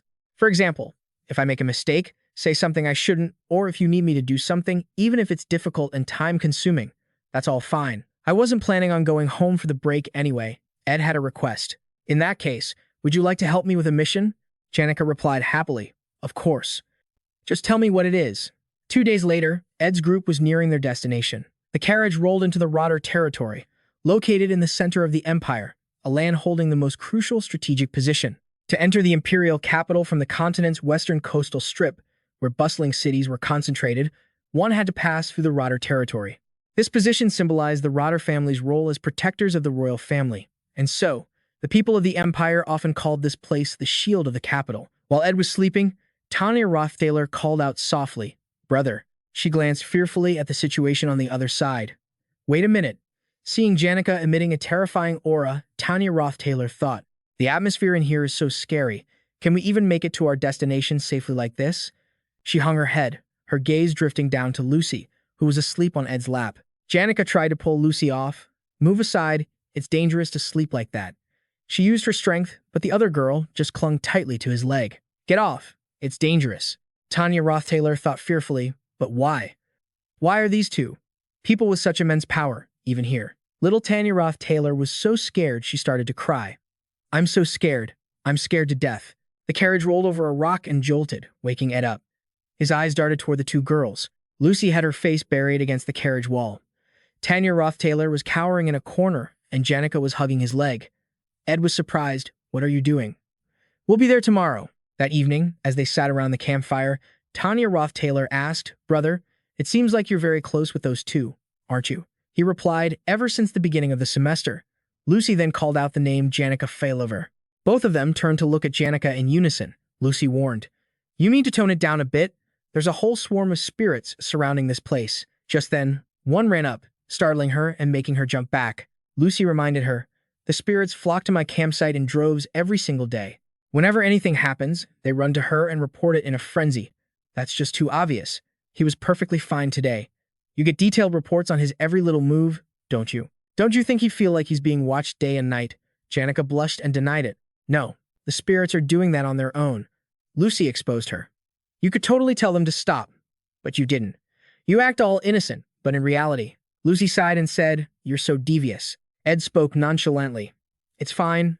I don't really mind. After all, with my status, I need some security measures anyway. Janica was overjoyed. See, he himself said he doesn't mind. His next words made her freeze, but I didn't expect the reports to be so meticulously detailed. From behind, Lucy whispered into Janica's ear, So gloomy, so dark, such a stalker.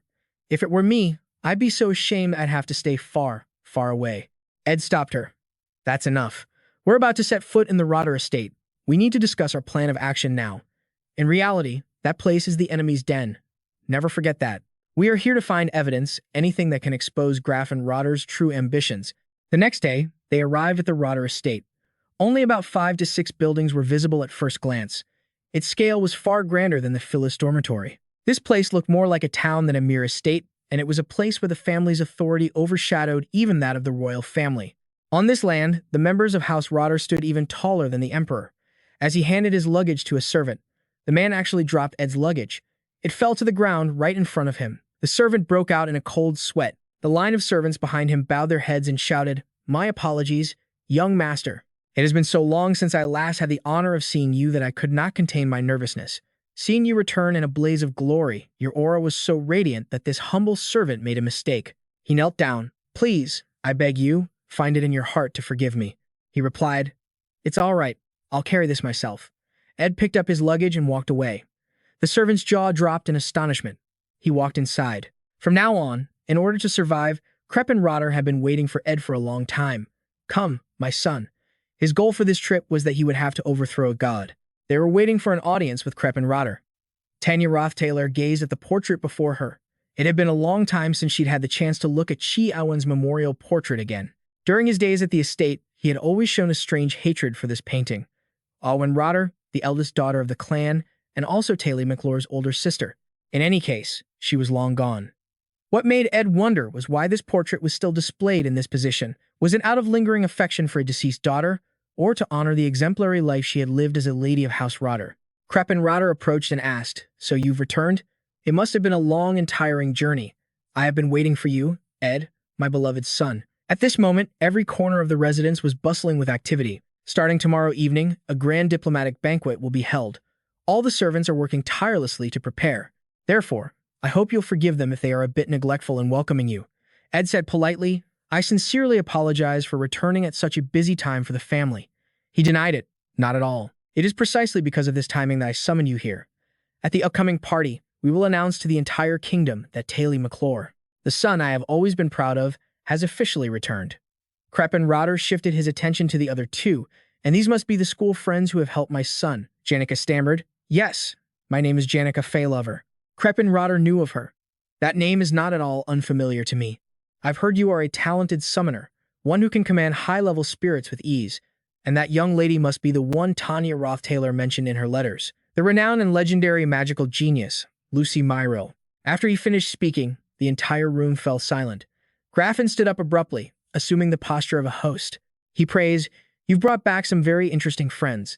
If circumstances allowed, I would love to have breakfast with you all. But the Ice Princess, Selaha, has just arrived at the Rotter estate. As a servant, I must give her a proper welcome. I've kept your room just the way it was. Go on in and get some rest. He reached into his shirt. Yes, But before that, there's something I want to give to you personally, Father. Crepin Rothtaylor then approached Selaha. She glanced at the letter. What was the meaning of this? The envelope bore the royal seal of Penna Elias Kroll, yet there was no wax seal. A symbol of absolute trust. Could it be that Crepin Rothtaylor, the man holding the key power of the Empire, had chosen to side with Penna Elias Kroll? He understood Selaha's thoughts. It seemed there was a misunderstanding here. I am indeed the one receiving the letter, but an unsealed envelope doesn't prove trust for the recipient. Rather, it's for the messenger. From my point of view, I'm sure Princess Selaha must be very curious to know the identity of the one who delivered this letter. Ed returned to his room, which was the former bedroom of Ed Rothtaylor. The inner door slowly opened, and he glanced down at the person before him. Seeing Lucy enter, he wondered. Hadn't he told her he would be in the room next door? She climbed onto the bed and said, "If you need anything, just wake me up." He thought to himself, Lucy usually seems so carefree, but she never neglects important matters. Could she be trying to fulfill her promise to protect me during our stay at this mansion? It was surprising that Ed Rothtaylor's private room was still in its original state, even after he had been cast out. Or perhaps it wasn't strange at all, since it was said that Owen Rothtaylor's room in the original story was also preserved in the same way. Since the mansion had so much empty space, they probably just left it alone. He tried to open a cabinet. As luck would have it, one drawer was locked tight. I already have the reputation of the family's black sheep, so it wouldn't matter if I caused a little trouble, but I can't just smash it without knowing what's inside. Is there a way to break just the lock? When he peered at the lock, he was taken aback. He tried to pick the lock. Ed's expression was calm. Inside was a stack of letters. He wondered, what in the world is this? The failed swordsman of Sylvania.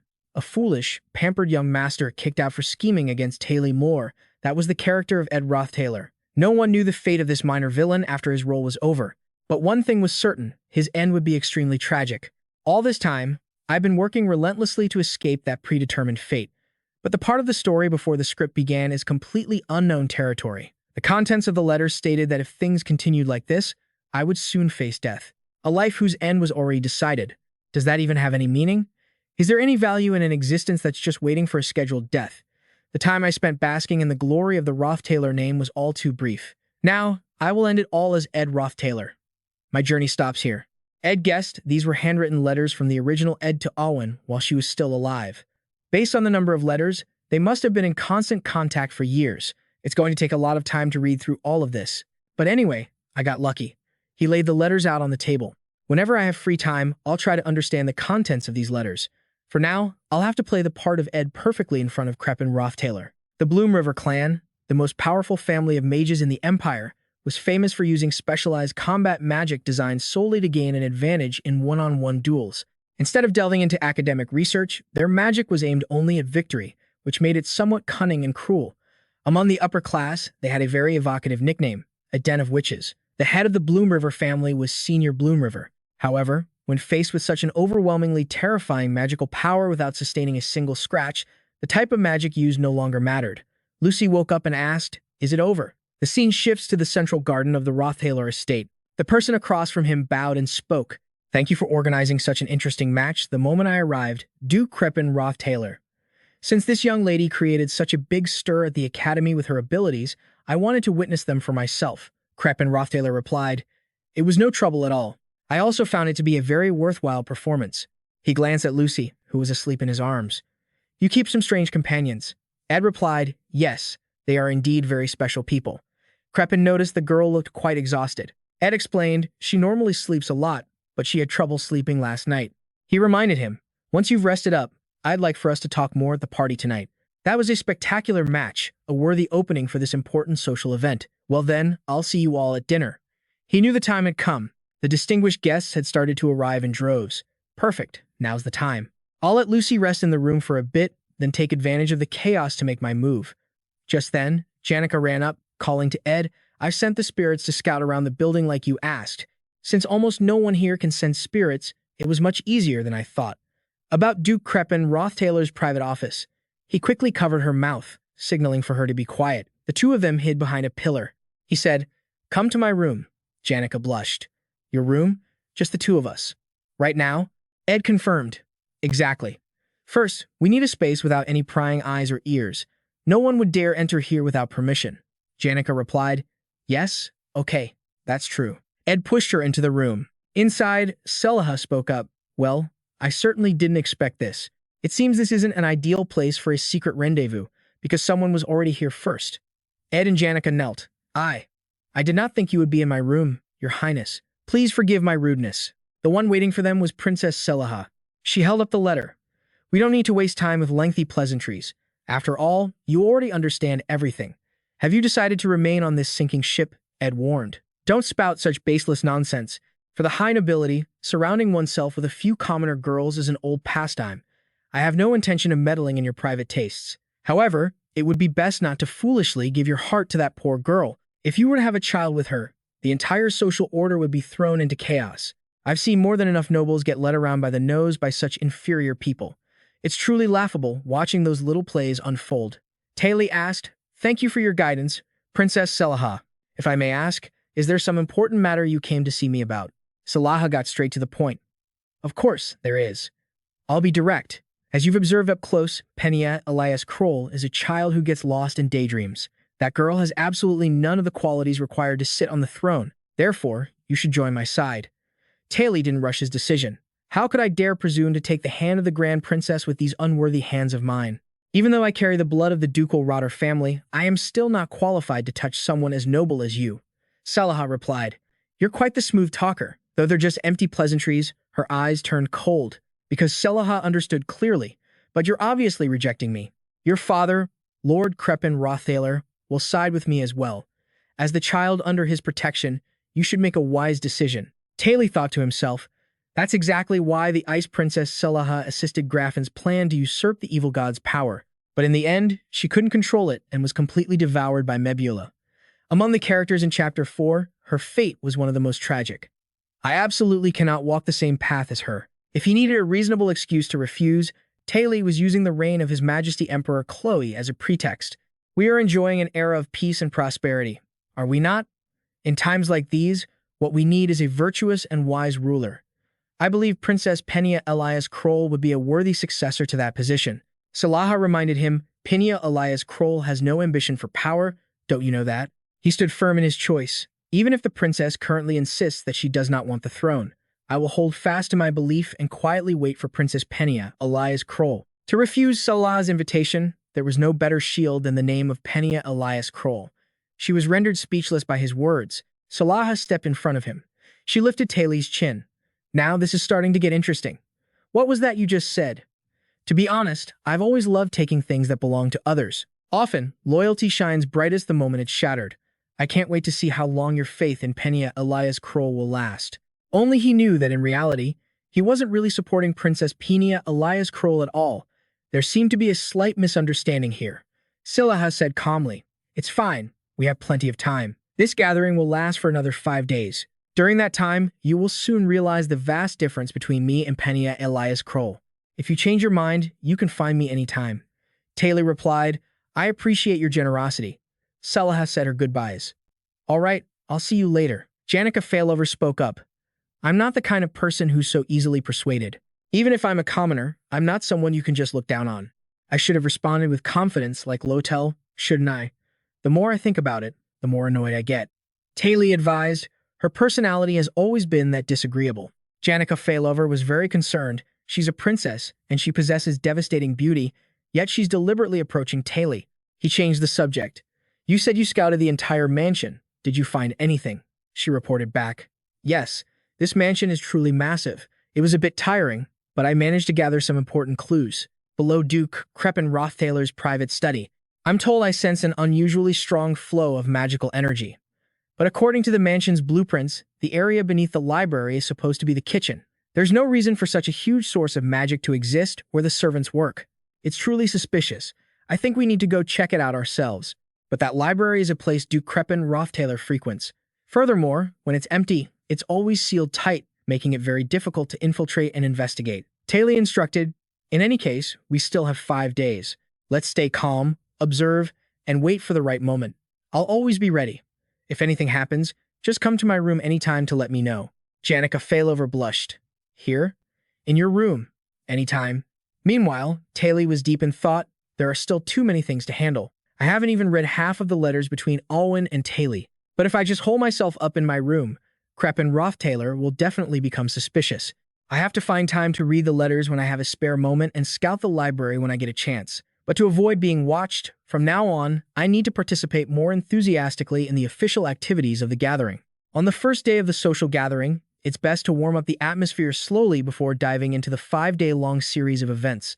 Therefore, everyone tried to relax and enjoy the rest. That is, until Selaha appeared, and Tanya Rothtaylor went to greet her.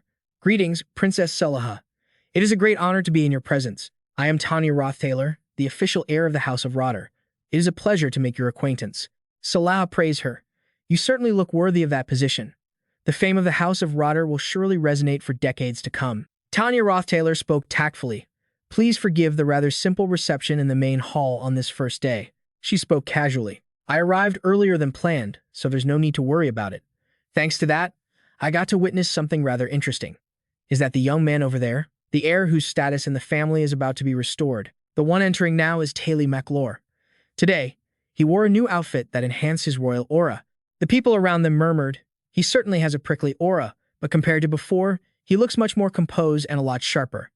It's as if he's a completely different person. Selaha said to Tanya Rothtaylor, you have a truly outstanding brother. She replied, yes, I've always been proud of him. Her gaze shifted towards him. Selaha believed Taylor McClure. In these remaining 5 days, you're about to have your eyes opened. Punkus, the vice commander of the Magnus Legion, who holds military power, will arrive on the 3rd day. He's already on my side, and it doesn't stop there. Archbishop Samuel of the Telos Church will be here on the 2nd day. He is also one of my pieces. Yes, I hope you'll come to your senses. This place will be a fine beginning. On to the 2nd day of the gathering. As the most powerful religious symbol on the continent, the carriage of the Telos Church officially made its appearance. Countless powerful figures all turned their attention toward the Saintess's room. Her support carried immense political weight. Because of what you did, S couldn't become the valedictorian fair and square. Instead, he's known as the one who gave it up for you. That's right, Janica. You mean to wake up. Depending on who Saintess Clarice chooses to approach and what they discuss, the balance of power could shift completely. That's why an ambitious person like Selaha quickly made contact with Samuel, the new archbishop, the person closest to the Saintess. A servant followed behind, carrying a basket of flowers. Selaha praised. The meaning of these narcissus flowers is purity, innocence, and eternal friendship. No flower is more fitting for the Saintess. Furthermore, it implies a wish for a stable and growing relationship between us. You always have such exquisite taste. He replied, you flatter me. Selaha continued, I've already discussed it with the archbishop, so I'll be the first to meet the Saintess, right? There's no need to be too obvious from the start. Just making a good impression is enough. Samuel looked uncomfortable. About that. The thing is, the Saintess isn't in her room right now. Selaha was shocked. What? The servant outside bowed her head low upon hearing Gary's words. Getting to see my senior again right here at his family's residence makes everything feel so special. This feeling is like the romance of a fateful encounter in a faraway place. S replied, the honor is mine. She took his hand. No, don't say that. The one who should feel honored is me. S reported, Saintess, I was able to slip away by saying I was giving you a tour of the Rotair estate, but your every step and movement is being watched by everyone. Don't you think you should be more careful? Why are you so excited? Clarice continued. When I was in the middle of the crowds in the holy capital, everything was completely different. To be honest, I was a little anxious. I was so happy when I heard you'd be returning to your family, but I was worried you wouldn't receive a very kind welcome. He continued, I was never the welcome type to begin with. That's why if anyone tried to harm you or insult you, I was planning to teach them a lesson they'd never forget. Thankfully, none of my worries came true. S said, no matter what happens, that's something I have to bear on my own. Clarice grabbed his hand. Don't try to handle everything alone. We can face it together. S wondered, what do you mean? Clarice blushed and suggested, I mean, you should use my authority. If you stay by my side during the banquet tonight, no one will dare to look down on you or view you with suspicion. S thought, if the Saintess is bluntly telling me to just use her, it would be strange for me to just accept. She looked down and said, it's not in a negative sense. It's just that this is beneficial for both of us. And if that's the case, wouldn't it be better if we acted in a way that benefits you? And, incidentally, maybe something good will come out of it for me, too. She kept trying to explain, only making things more confusing. All right, I won't make up any more silly reasons. Will you dance one song with me at the party? Because publicly showing our closeness will help solidify your position. Or maybe it won't. But anyway, it still has more positives than negatives. S thought with surprise. Didn't the Saintess just say she wouldn't make up any more weird excuses? Clarice interrupted. You don't need to analyze my every word. At the banquet tonight, I will refuse every dance invitation except for one. Seeing S's silence, Clary sadly turned to leave. Excuse me. I still have to greet the other distinguished guests. Just the fact that I ran to find you, S, first is enough to make a few people feel quite uncomfortable. S was curious. Even so, why did you prioritize finding me before anyone else? Clary smiled. Who knows? The door slammed shut right in front of him, and a sound came from the closet. Tanya Rothtaylor opened the closet door and called out, Brother. S was surprised. Why are you in here? Tanya Rothtaylor reminded him, Brother, I was running all over the estate looking for you because of this tailcoat. And then, as soon as I find you, the Saintess is right there next to you. No, that's not the main issue. What the hell are you doing? You already have Janica and Lucy, and now you're adding Saintess Clarice to the list. At this rate, how am I supposed to handle all three of them? He didn't know how to explain his difficult situation. Tanya Rothtaylor, really, things just kind of happened that way. Meanwhile, Clarice had gone to the garden. She thought to herself, this isn't Sylvania Academy. This is a political gathering. It doesn't matter who's better at magic, who's richer, or who's a senior. None of that means anything here. In any case, at least here at the Rothtaylor estate, I'm the one who holds all the power. At the banquet tonight, no one will be strong enough to oppose me. The renowned Emperor Cleus had a son. However, ever since the Crown Prince announced he was renouncing the throne, the people's support has obviously been divided. This led to a power struggle among the three princesses. First, Princess Selaha, the wise Princess Persica, and they came face to face with a third princess, whom they hadn't seen in a long time. The benevolent Princess Phonia. She knelt in the grand hall and greeted, Is father well? Chloe replied, My health is declining. That's hardly news to anyone. However, you don't look much better yourself. Phonia Elias Kroll had nothing more to say. I don't believe I am worthy of inheriting this throne. That night, she went to the royal library. The person inside asked, I heard you gave up on competing for the throne the moment you arrived. Penna Elias Kroll replied, I always find you burying yourself in the library at times like these. You're not the least bit interested in the throne either, are you? Persica has her own hobbies. Finding new books to devour here always brings me joy. But let's put that aside. It's been over a year since you suddenly decided to enroll at Sylvania, hasn't it? I've almost gotten used to you visiting every break. But you seem more melancholic than before you enrolled. Is it because of that person with the surname Rothtaylor, Taylor McClure? The party hosted by Crepin Rothtaylor, Ed Rothtaylor, was suspiciously small in scale. Many influential nobles, royalty, and even the Saintess were in attendance. I thought you would be concerned about that.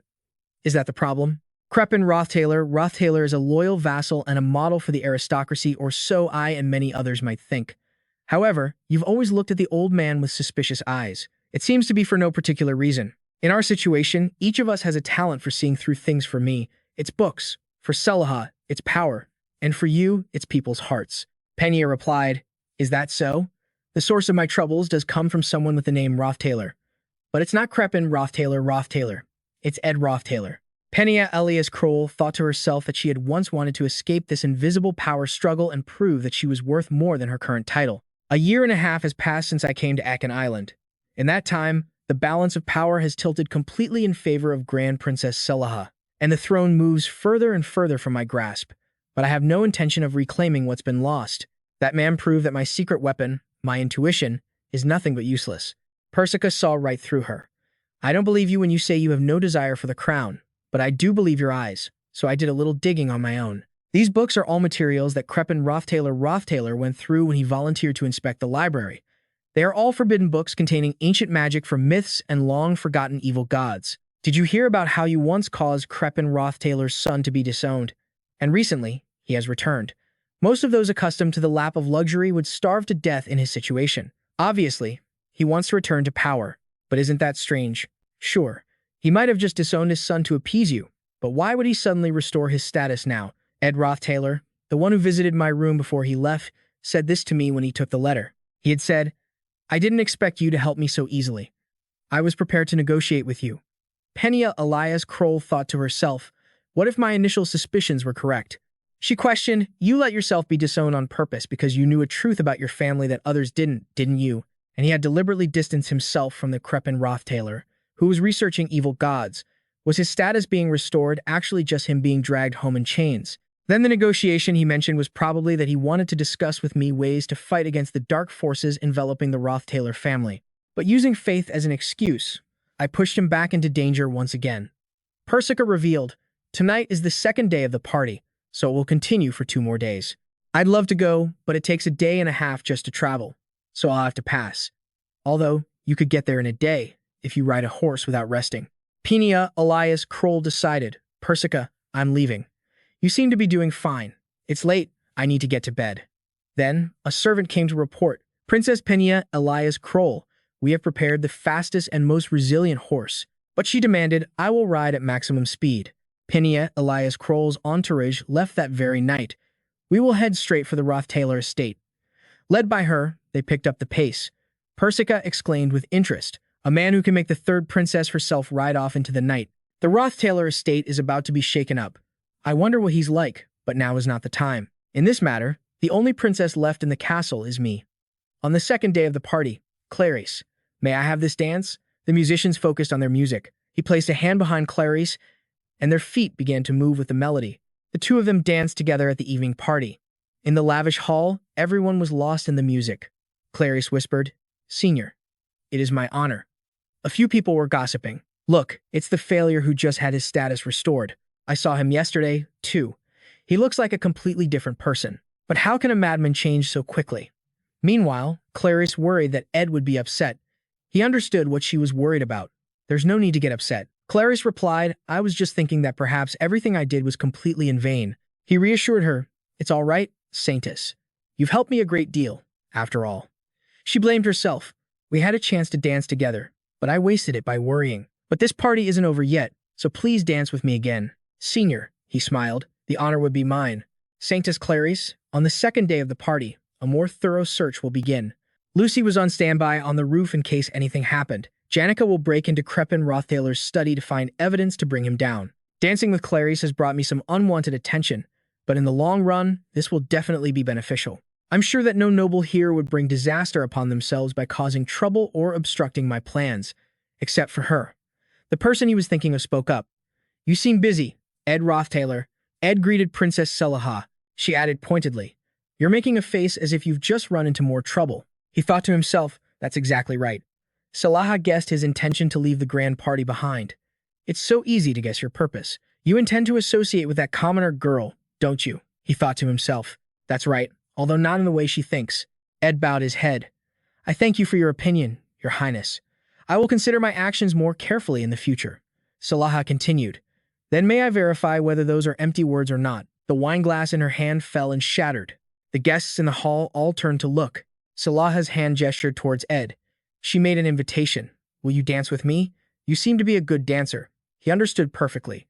Normally, the man would be the one to extend the invitation, especially when he is of lower status, like I did with Clarice. But the Grand Princess took the initiative to ask me to dance first.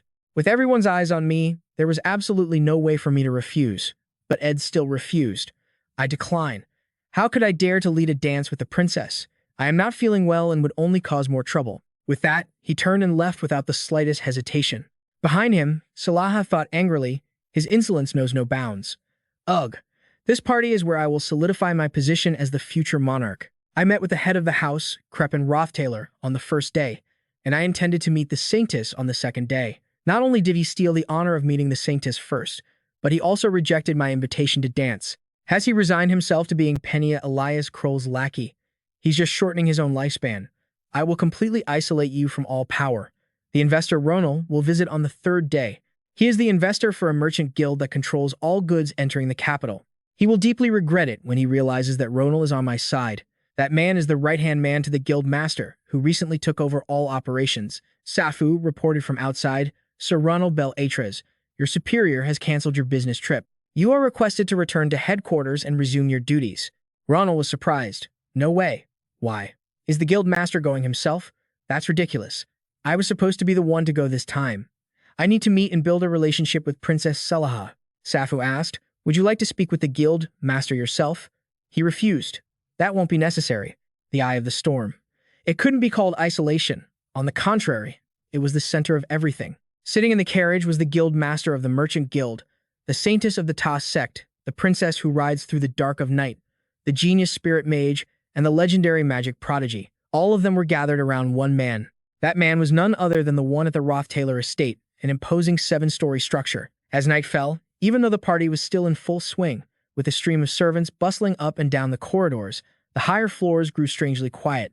The reason was that most of the main functional areas were located on the lower levels, while the upper floors were reserved as private spaces for the family. The staff was under strict orders to prohibit any strangers from setting foot on the third floor or higher. Seeing him walk by, a servant asked, "I heard you weren't feeling well, sir."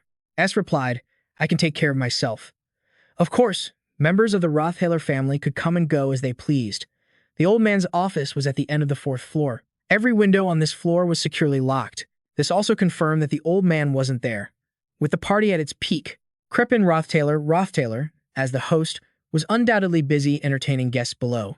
There was no way he'd have time to come up to his office. At that moment, he quietly unlocked the office door. All preparations were in place, which meant now was the perfect opportunity.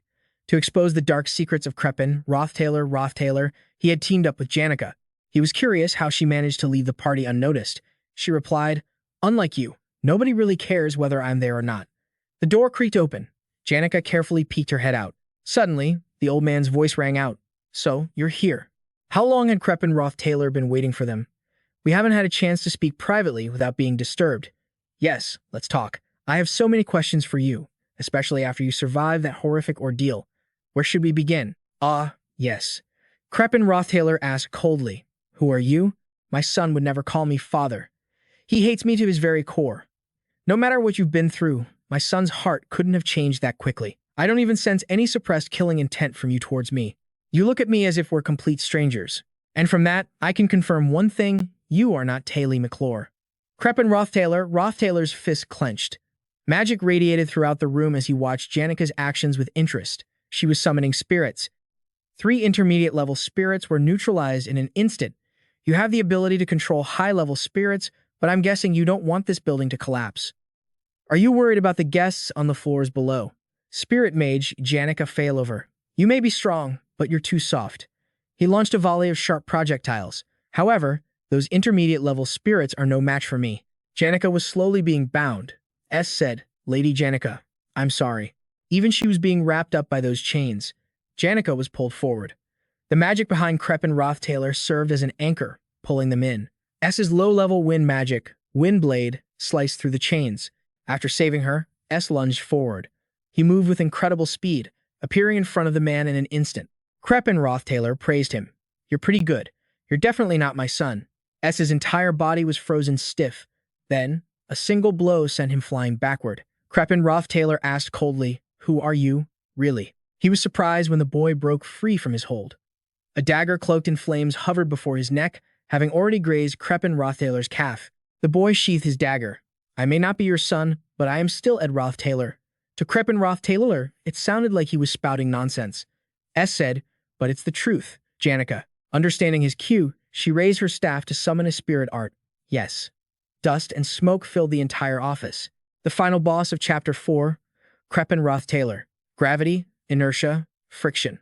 All laws of physics were under his manipulation. It was the power of the evil god Mueller, the one who grants the power to shape the world. A reinforced sphere of energy was gathering. Crepin Rothtaylor blocked it. A magical tool of some kind, but it seemed the old man still hadn't surpassed his mana limit. Crepin Rothtaylor had not yet fully understood the power of the evil god. According to the script, Crepin Rothtaylor only truly awakens when he attacks the Academy at the end of Chapter 4. That meant right now, taking the opportunity to attack was the perfect time to take him down. He crushed the reinforced sphere. Intermediate-level magic, point explosion, caused the entire room to detonate. The guests below felt the tremor. Salaha placed her wine glass on a tray, smiling as she said, "The wine is excellent tonight. It seems I had a bit too much to drink." The servants in the banquet hall panicked. What in the world is going on? But if we take down Crepin Rothtaylor, a key minister of the royal family, we'll be branded as traitors. S asked Janica, "Are you okay?" Janica replied, "I'm fine." His plan was to completely subdue the old man. They needed to collect evidence of the crimes he had committed. He noticed it. For some reason, a massive amount of mana was radiating from beneath Crepin Rothtaylor's private office, but the area below his office was supposed to be the kitchen. There was no reason for such a large amount of mana to be present there. It was suspicious. S had already anticipated there would be a secret passage. Initially, he had planned to investigate it secretly, but in this urgent situation, S decided to just blow it open. The two of them stood before a cellar door as a blast of power shot towards them. They both leaped back to dodge the attack. Crepin Rothtaylor stepped forward. Your reactions are quick, as if you faced me before. But you're not on the level to be my opponent. The boy reminded him that this mansion was clearly his home turf, so fighting here would be troublesome. But do you know where you went wrong? You left an opening for my associate to slip inside. Weren't you a little careless, turning your back on me like that? An explosion of magic erupted as lightning shot across the room. Lucy had attacked Crepin. She spoke. I am very sorry, but you will not be taking another step. Meanwhile, S was instructing. Listen, Janica Failover, you need to remember everything you see here. Your testimony will carry much more weight than if I were the only one making accusations. She wondered why. What on earth is hidden behind all of this? S couldn't explain it clearly either. I don't know, but we're about to find out the truth. S opened the other door. Janica was horrified by what she saw inside. S had gathered evidence of the immortality experiments that had claimed countless lives. This was more than enough to convict that old man. He took Janica's hand and led her away. Are you okay? I'm fine. Let's just keep going. This was more than enough. This place was what Crepin Rothtaylor wanted to hide forever. In this dark cellar, only one corner had any light. Even in the faint moonlight, where all objects seemed to have lost their color, a familiar shade still caught his eye. It was the hair color in the giant portrait that anyone who entered the Rothtaylor mansion had to see.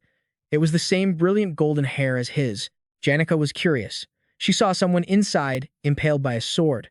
This person's face was incredibly familiar, Alwyn Rothtaylor. With his cruelty, he had planned to sacrifice his own daughter, and even his other children if necessary. Alwyn spoke up. So much has changed since I last saw you. She was still alive, both of them were. Alwyn greeted him. It's been a while. The confrontation between Lucy and Crepin Rothtaylor was still ongoing. She snapped her fingers, and electricity crackled from them. High-level light magic, the holy sword of light, shot towards him. Lucy declared, From this moment on, this area is a forbidden zone. If you don't like it, just try and break through. Faced with such a blatant threat, Crepin Rothtaylor was speechless. He collapsed onto his seat. You've prepared well. Breaking through that will certainly be a difficult challenge. At the same time, down in the cellar, Alwyn was asking, You look so different from the last time we met, don't you? You too, and you. It's been a long time. He stepped in front of his sister, Alwyn. She replied, Even though the current situation doesn't look very good, and I think you must feel even more heartbroken. But even so, just this once is enough. Seeing you one more time is all I could wish for. Alwyn Rothtaylor, the sister of this body's owner, a character who had never appeared in even a single panel of the main story, asked, How is life at Sylvania Academy? Is it okay? It must not be easy, right? You've never experienced hardship, so you must be very tired, right? S interjected, Now doesn't seem like the right time to be asking about those things. Alwyn took a look at her own condition. You're right. After our fight, you abandoned me. No, you cut ties with the family and left. He reminded her, You should have chosen to leave, too. You knew it in your heart, didn't you? About the cruel nature of Crepin Rothtaylor, Ed Rothtaylor. So why are you still on your knees serving him? Alwyn replied. Father's actions can't be called cruel. He loved and cared for us so deeply and left the glorious legacy of this family to us both. So please, come back. S. Come home. Come live with Father, because we are one family, a family that will be bound together forever. He cut her off. That's enough? You are not Alwyn Rothtaylor. The fake Alwyn was shocked at being exposed so quickly. She began to transform. How did you know that I was an imposter?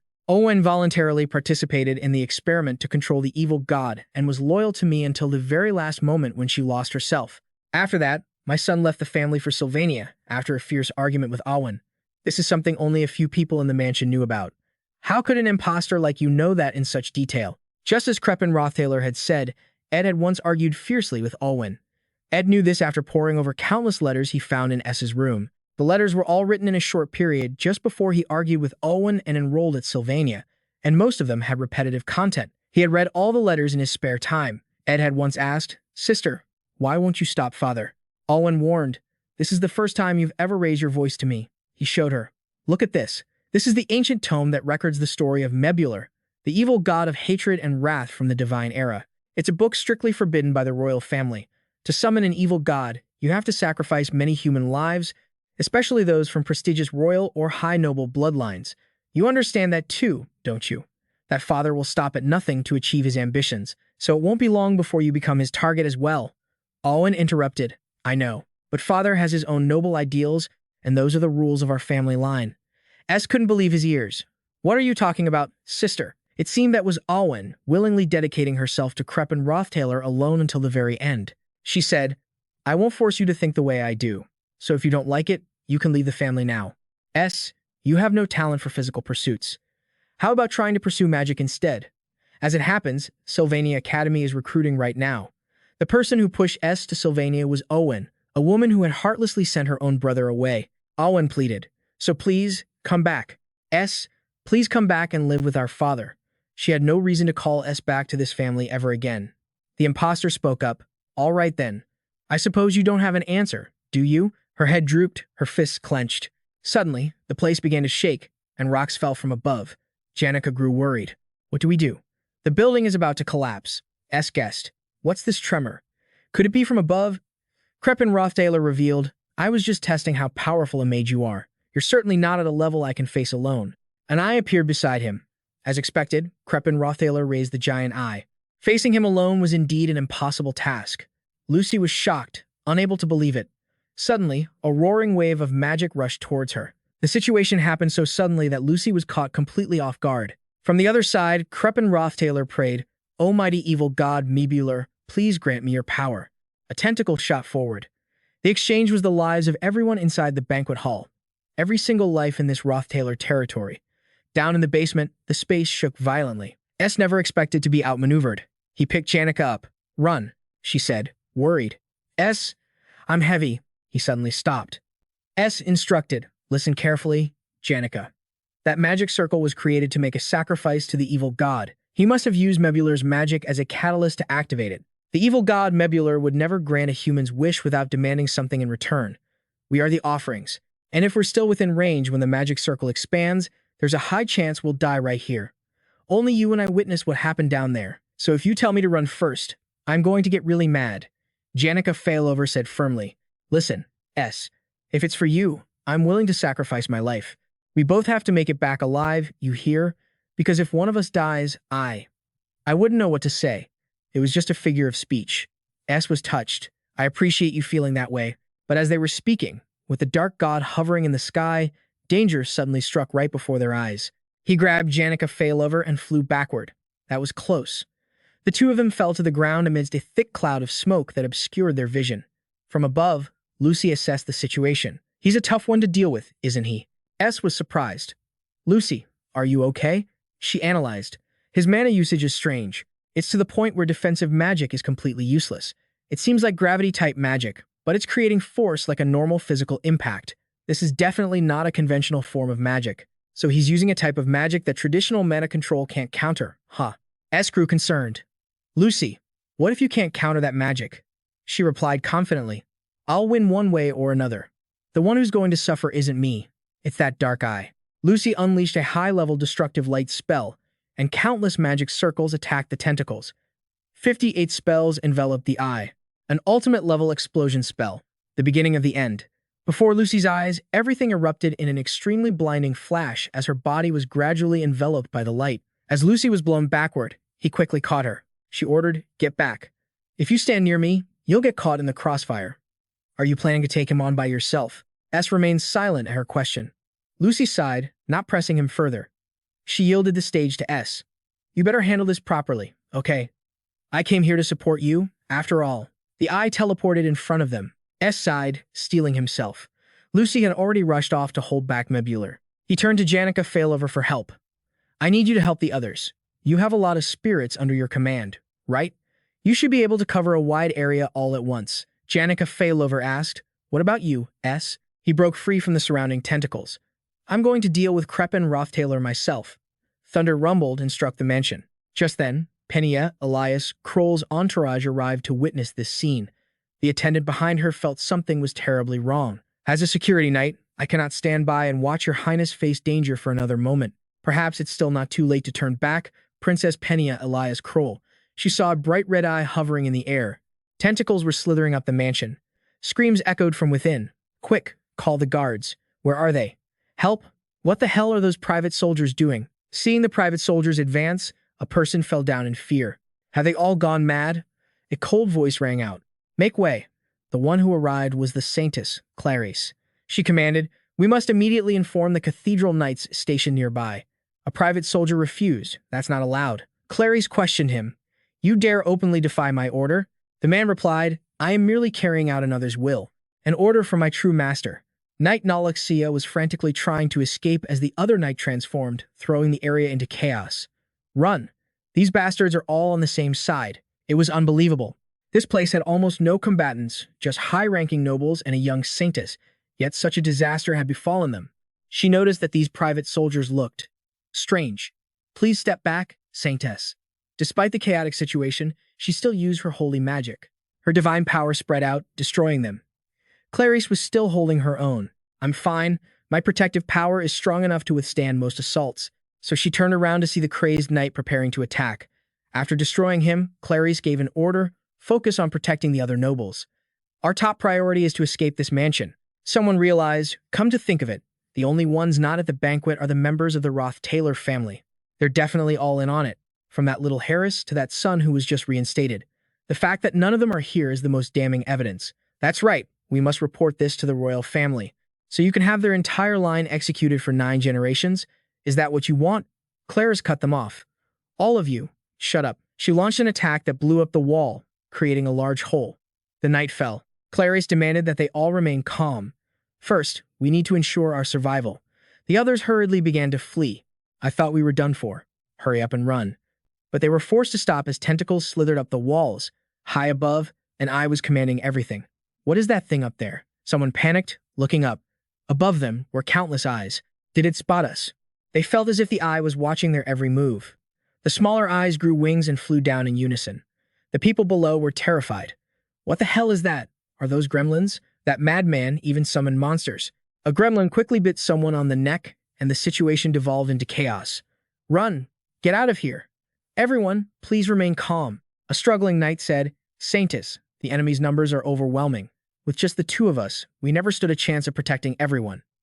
This situation is completely out of control, without intervention from the regular army. Suddenly, a blast of energy descended before them. She recalled hearing 2 fourth-year ladies from Sylvania Academy say that the girl only became the top magic student of her year by a stroke of luck, because in the 2nd year, there was a once-in-a-millennium magic genius. The gremlins were being annihilated.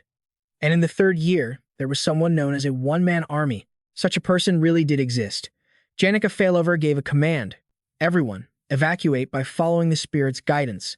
I will open a path for everyone to the exit. Princess Selaha, under the protection of the head of the Des family, was making her way through the central hall.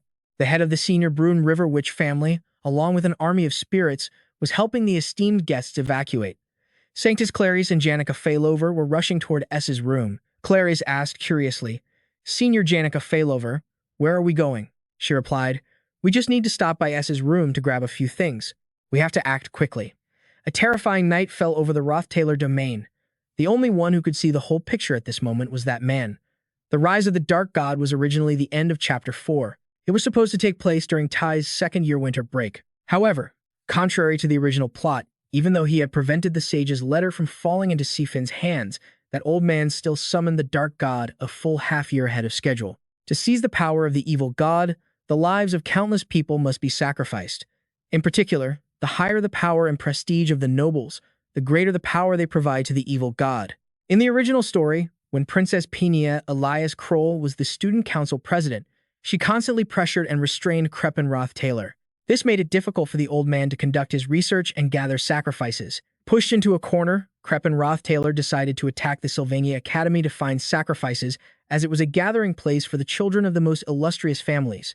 But now, everything has changed.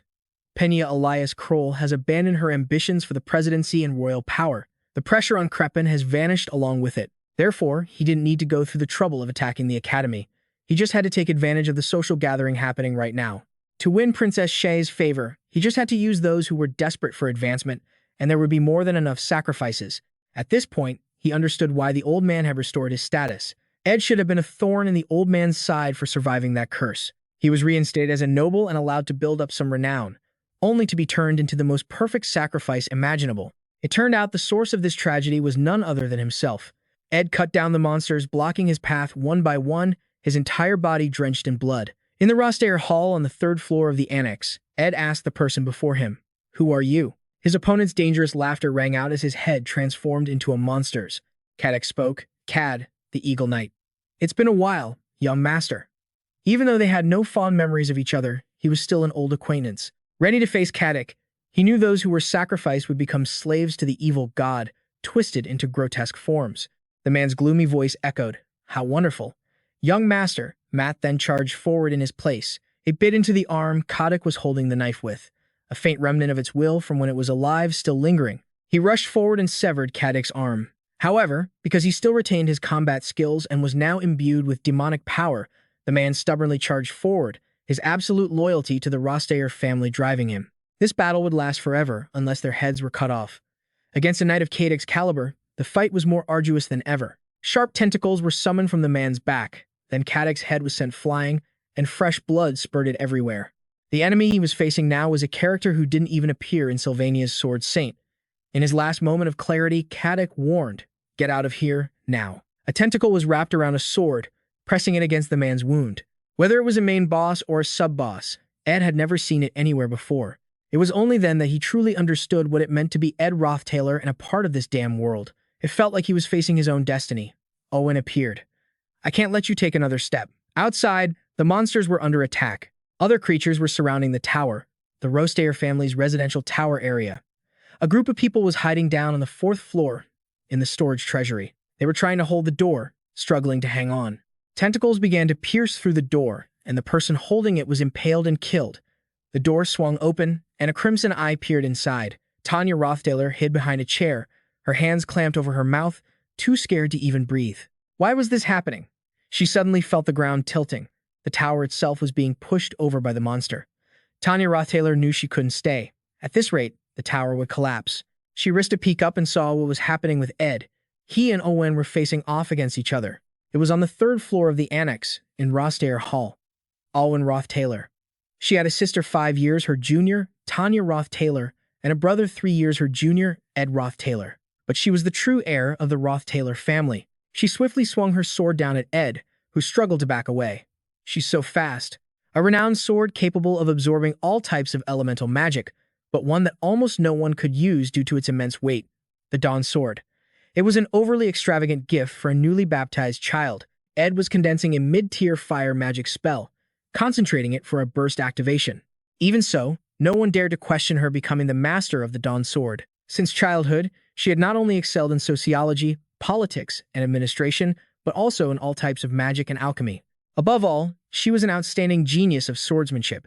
The prominent nobles who had witnessed Owen Rothtaylor's childhood all praised in unison that a beautiful flower had blossomed in the Rothtaylor family. But Owen's attack failed to reach Ed. He activated the blessing of the fire spirit, temporarily increasing his fire resistance. That was all a long time ago. Now, it was nothing but a memory. The younger brother who had once deeply admired his sister, and this man with a face so much like his. In just a single encounter, he was able to see through Owen's weakness. He had discovered the weight reduction magic. The fire infusion was just a cover to hide it. All of her attacks relied on centrifugal force. Since she doesn't use any stabbing attacks, no matter how fast she is, as long as I focus on the trajectory of her slashes, I can dodge them. Owen's greatsword relied on the inertia when the weight reduction magic was cancelled and its original weight returned. A light sword that constantly changes weight is easily affected by external forces. He had anticipated that scenario. The tentacles around the sword had been removed. She gripped the hilt of the sword tightly. Since she's easy to analyze, I can also deduce the purpose of the weapon she's holding in her other hand. It's just a backup in case her main sword is disabled. But once the distance between us grows, she'll use her sword again. Now that I've seen through all this, it's not hard for me to react quickly to her attacks. Owen was consistently at a disadvantage against Ed. Seeing the fresh blood splattering, he felt that this was getting troublesome. This isn't like before. Owen Rothtaylor is a character outside the established script. I feel like I'm missing something. I have to keep observing. The tentacles once again grasped the sword's hilt. He finally understood that the limbs created by Mueller's power could regenerate themselves. It was an incredibly annoying ability, but the trade-off was the loss of one's sanity. Under those conditions, a person controlled by the evil god Mueller, though still alive, would suffer a pain worse than death. As per the contract, the instinct to destroy would take over the entire body, and only the strongest desire from when they were alive would remain as a lingering obsession. For example, Caddick the Eagle Knight, who was originally loyal to the Rothtaylor family. He still held on to some lingering obsession with serving the family, right up to the very end. Of course, his ability to think had become incredibly shallow. His speed, attack power, and even his range had all increased. I'm at a huge disadvantage. I can't let this fight drag on any longer. He took out his bow and arrow. At the top of this annex, Rothtaylor was waiting to complete the ritual to summon the evil god Mebular. For now, Lucy was still holding him off. But if the summoning ritual succeeds, everyone around here will become a sacrifice and lose their lives. To survive, I have to defeat Awen and stop Rothtaylor. The water arrow was blocked by her sword. Of course, when the conditions for survival were on the line, her blade was already at his chest. Just as the cold from the blade touched Ed's neck, he summoned a water spirit. There was no reason for me to choose to fight at a disadvantage. At that moment, Ed also attacked. When the Dawn Sword is neutralized, she'll switch to her next attack pattern. Her speed hadn't slowed down one bit since the start of the fight. Could he dodge the attack from her? But I'm used to it now. A small dagger can block the Dawn Sword. Ed quickly counterattacked. He knew better than anyone that a single misstep here would cost him his life. Each movement was precise. An orb rolled to his feet. It was a combat artifact. Threads from his hand temporarily pulled nearby objects toward him. Ed managed to grab the tip of her sword as she was pulling it back. Even though it was just a brief moment, it was more than enough to turn the tables. Even if she got her sword back, her next slash would be half a beat slower. But Awen activated her acceleration, and he was shocked to see fresh blood spray out. Family magic? Her sword was aimed right at him, forcing him to face it head-on, and she still lunged forward. But the next sight left Ed stunned. From the crumbling tower, a magic orb came flying over. It was Rothtaylor, landing where they were. She struggled through the horde of monsters and got between their confrontation. Just as their blades were about to clash, Awen was putting all her strength into this strike. Purple veins appeared on her face. The veins in Awen's eyes bulged, and the sword fell from her hand. Ed seized the opportunity and slashed her from behind. Struck by Mebular's attack, the eastern tower collapsed onto the annex. Heavy stone blocks rained down, kicking up a thick cloud of dust. Two blurry figures appeared in the dust cloud. Ed worriedly called out for his sister, Rothtaylor. A voice rang out. What a relief. He recalled that, based on the conversations saved in Ed's letters, it seemed she had given up on everything. Awen once said, but our father's ambition was too great, and that was also the family's direction, so he decided to follow Rothtaylor. From that point on, everything was just speculation. Rothtaylor had experimented on Awen herself to summon the evil god, who craved those with noble blood. She was the most perfect sacrifice during that entire agonizing time. Watching her hold Rothtaylor, Ed wondered what Awen desired most. Even after becoming a pawn of the evil god, what maintained that last shred of sanity as she slowly collapsed? Awen stammered, Go. Rothtaylor, Ed, you two can't stay here. His hand was trembling. Awen pleaded, Please, leave this mansion. He climbed the stairs leading to where Rothtaylor was. The sword in his hand was stained with blood. He finally saw him, standing in a magic circle. Rothtaylor turned and said, You've come. A look of astonishment flashed in his eyes as a fast and precise wind blade shot toward him. It all happened too fast. A thick black smoke rose up, and Ed stepped out from the ashes. He held two swords, slashing at the monsters, then let one of them drop. Rothtaylor grunted, unsure of what he was planning. He glanced at him silently. Behind Ed, Merelda appeared. He declared, Let's end this. Ed's hand clenched, and firepower erupted from between his fingers. Mid-tier magic. Flashpoint. The area in front of him was engulfed in a massive fire, and the other sword in Ed's hand was radiating heat. It was the basic ignition spell. The place turned into a raging sea of flames, while Rothtaylor was protected by a shield. He spoke up. Your magic is quite advanced, but it won't work. But Rothtaylor had to eat those words when he saw it. He charged directly at him. A powerful arc of fire slashed across Rothtaylor's shoulder. He immediately retreated as the flames blazed. Merelda noticed. You left it with Rothtaylor, didn't you? Rushing into the fire without the blessing of the flame. What are you thinking? He replied. It doesn't matter. Stop it. Merelda created an orb. Rothtaylor dodged the raging tempests. The two were locked in a standoff. Without hesitation, Ed charged again. Their swords clashed, sending sparks flying. He remarked, Interesting. Have you given up the act of being my son? But it's strange. Why are you so angry? Ed admitted. You're right. I'm not Ed Rothtaylor. I'm just a stranger who one day found myself in this body. The Rothtaylor family tragedy has nothing to do with me. The hatred tied to this bloodline isn't mine either. Logically speaking, that's how it was. She had survived, endured all the experiments, her mind was corroded, her body was disfigured, and her dignity was trampled for so long. The fact that that woman only wanted her siblings to be safe also has nothing to do with me. He gritted his teeth. Of course it doesn't. This isn't the first time I've seen something like this, is it? Before, his comrades also had only one wish before they died. Live. You have to survive, you need to run. He remembered everyone, from the superior who took a bullet for him to the girl who refused to flee and burned away her own life to turn back time. People who can sacrifice their own lives for others. He could never understand them before he came to this world. And even after arriving here, his goal has always been the same, to survive. But he hesitated when he heard her say, "You have to live. Please, live." Those words made him stop. That's why he always held a certain respect for people like that. Ed sat beside her, his body trembling slightly.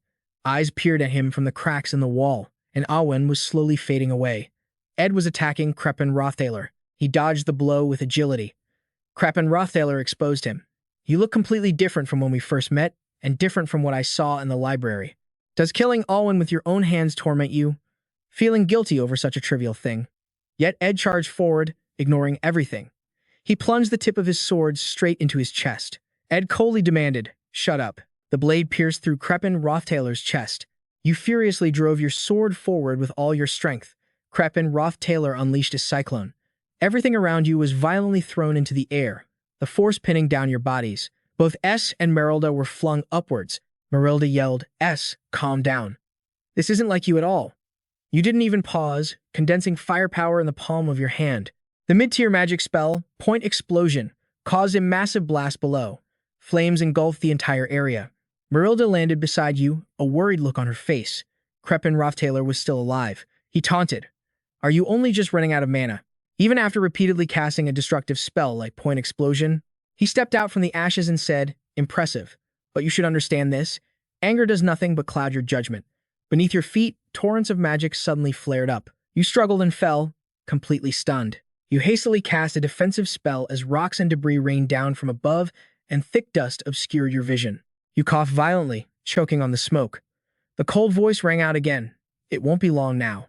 The evil god Mueller will make his full descent. Once the magic circle is complete, every living being within its range will die, and I will attain immortality. It doesn't matter how much you struggle or how angry you get. You can't change a thing. I will live forever, and you will die. Just like my son. The one who looked exactly like you." You shot back. "Rothi escaped to the academy with Awen's help. How can you be so certain that he's dead?" Cleus Rothtaylor replied, "So that's how it is? You really don't know, do you? A year and a half ago, after receiving his notice of expulsion, my son sent me a reply. It was just before he was thrown out of the Ophilus dormitory. You were shocked. A reply? S replied to that letter? This is the first time I've ever heard of this." Cleus Rothtaylor asked.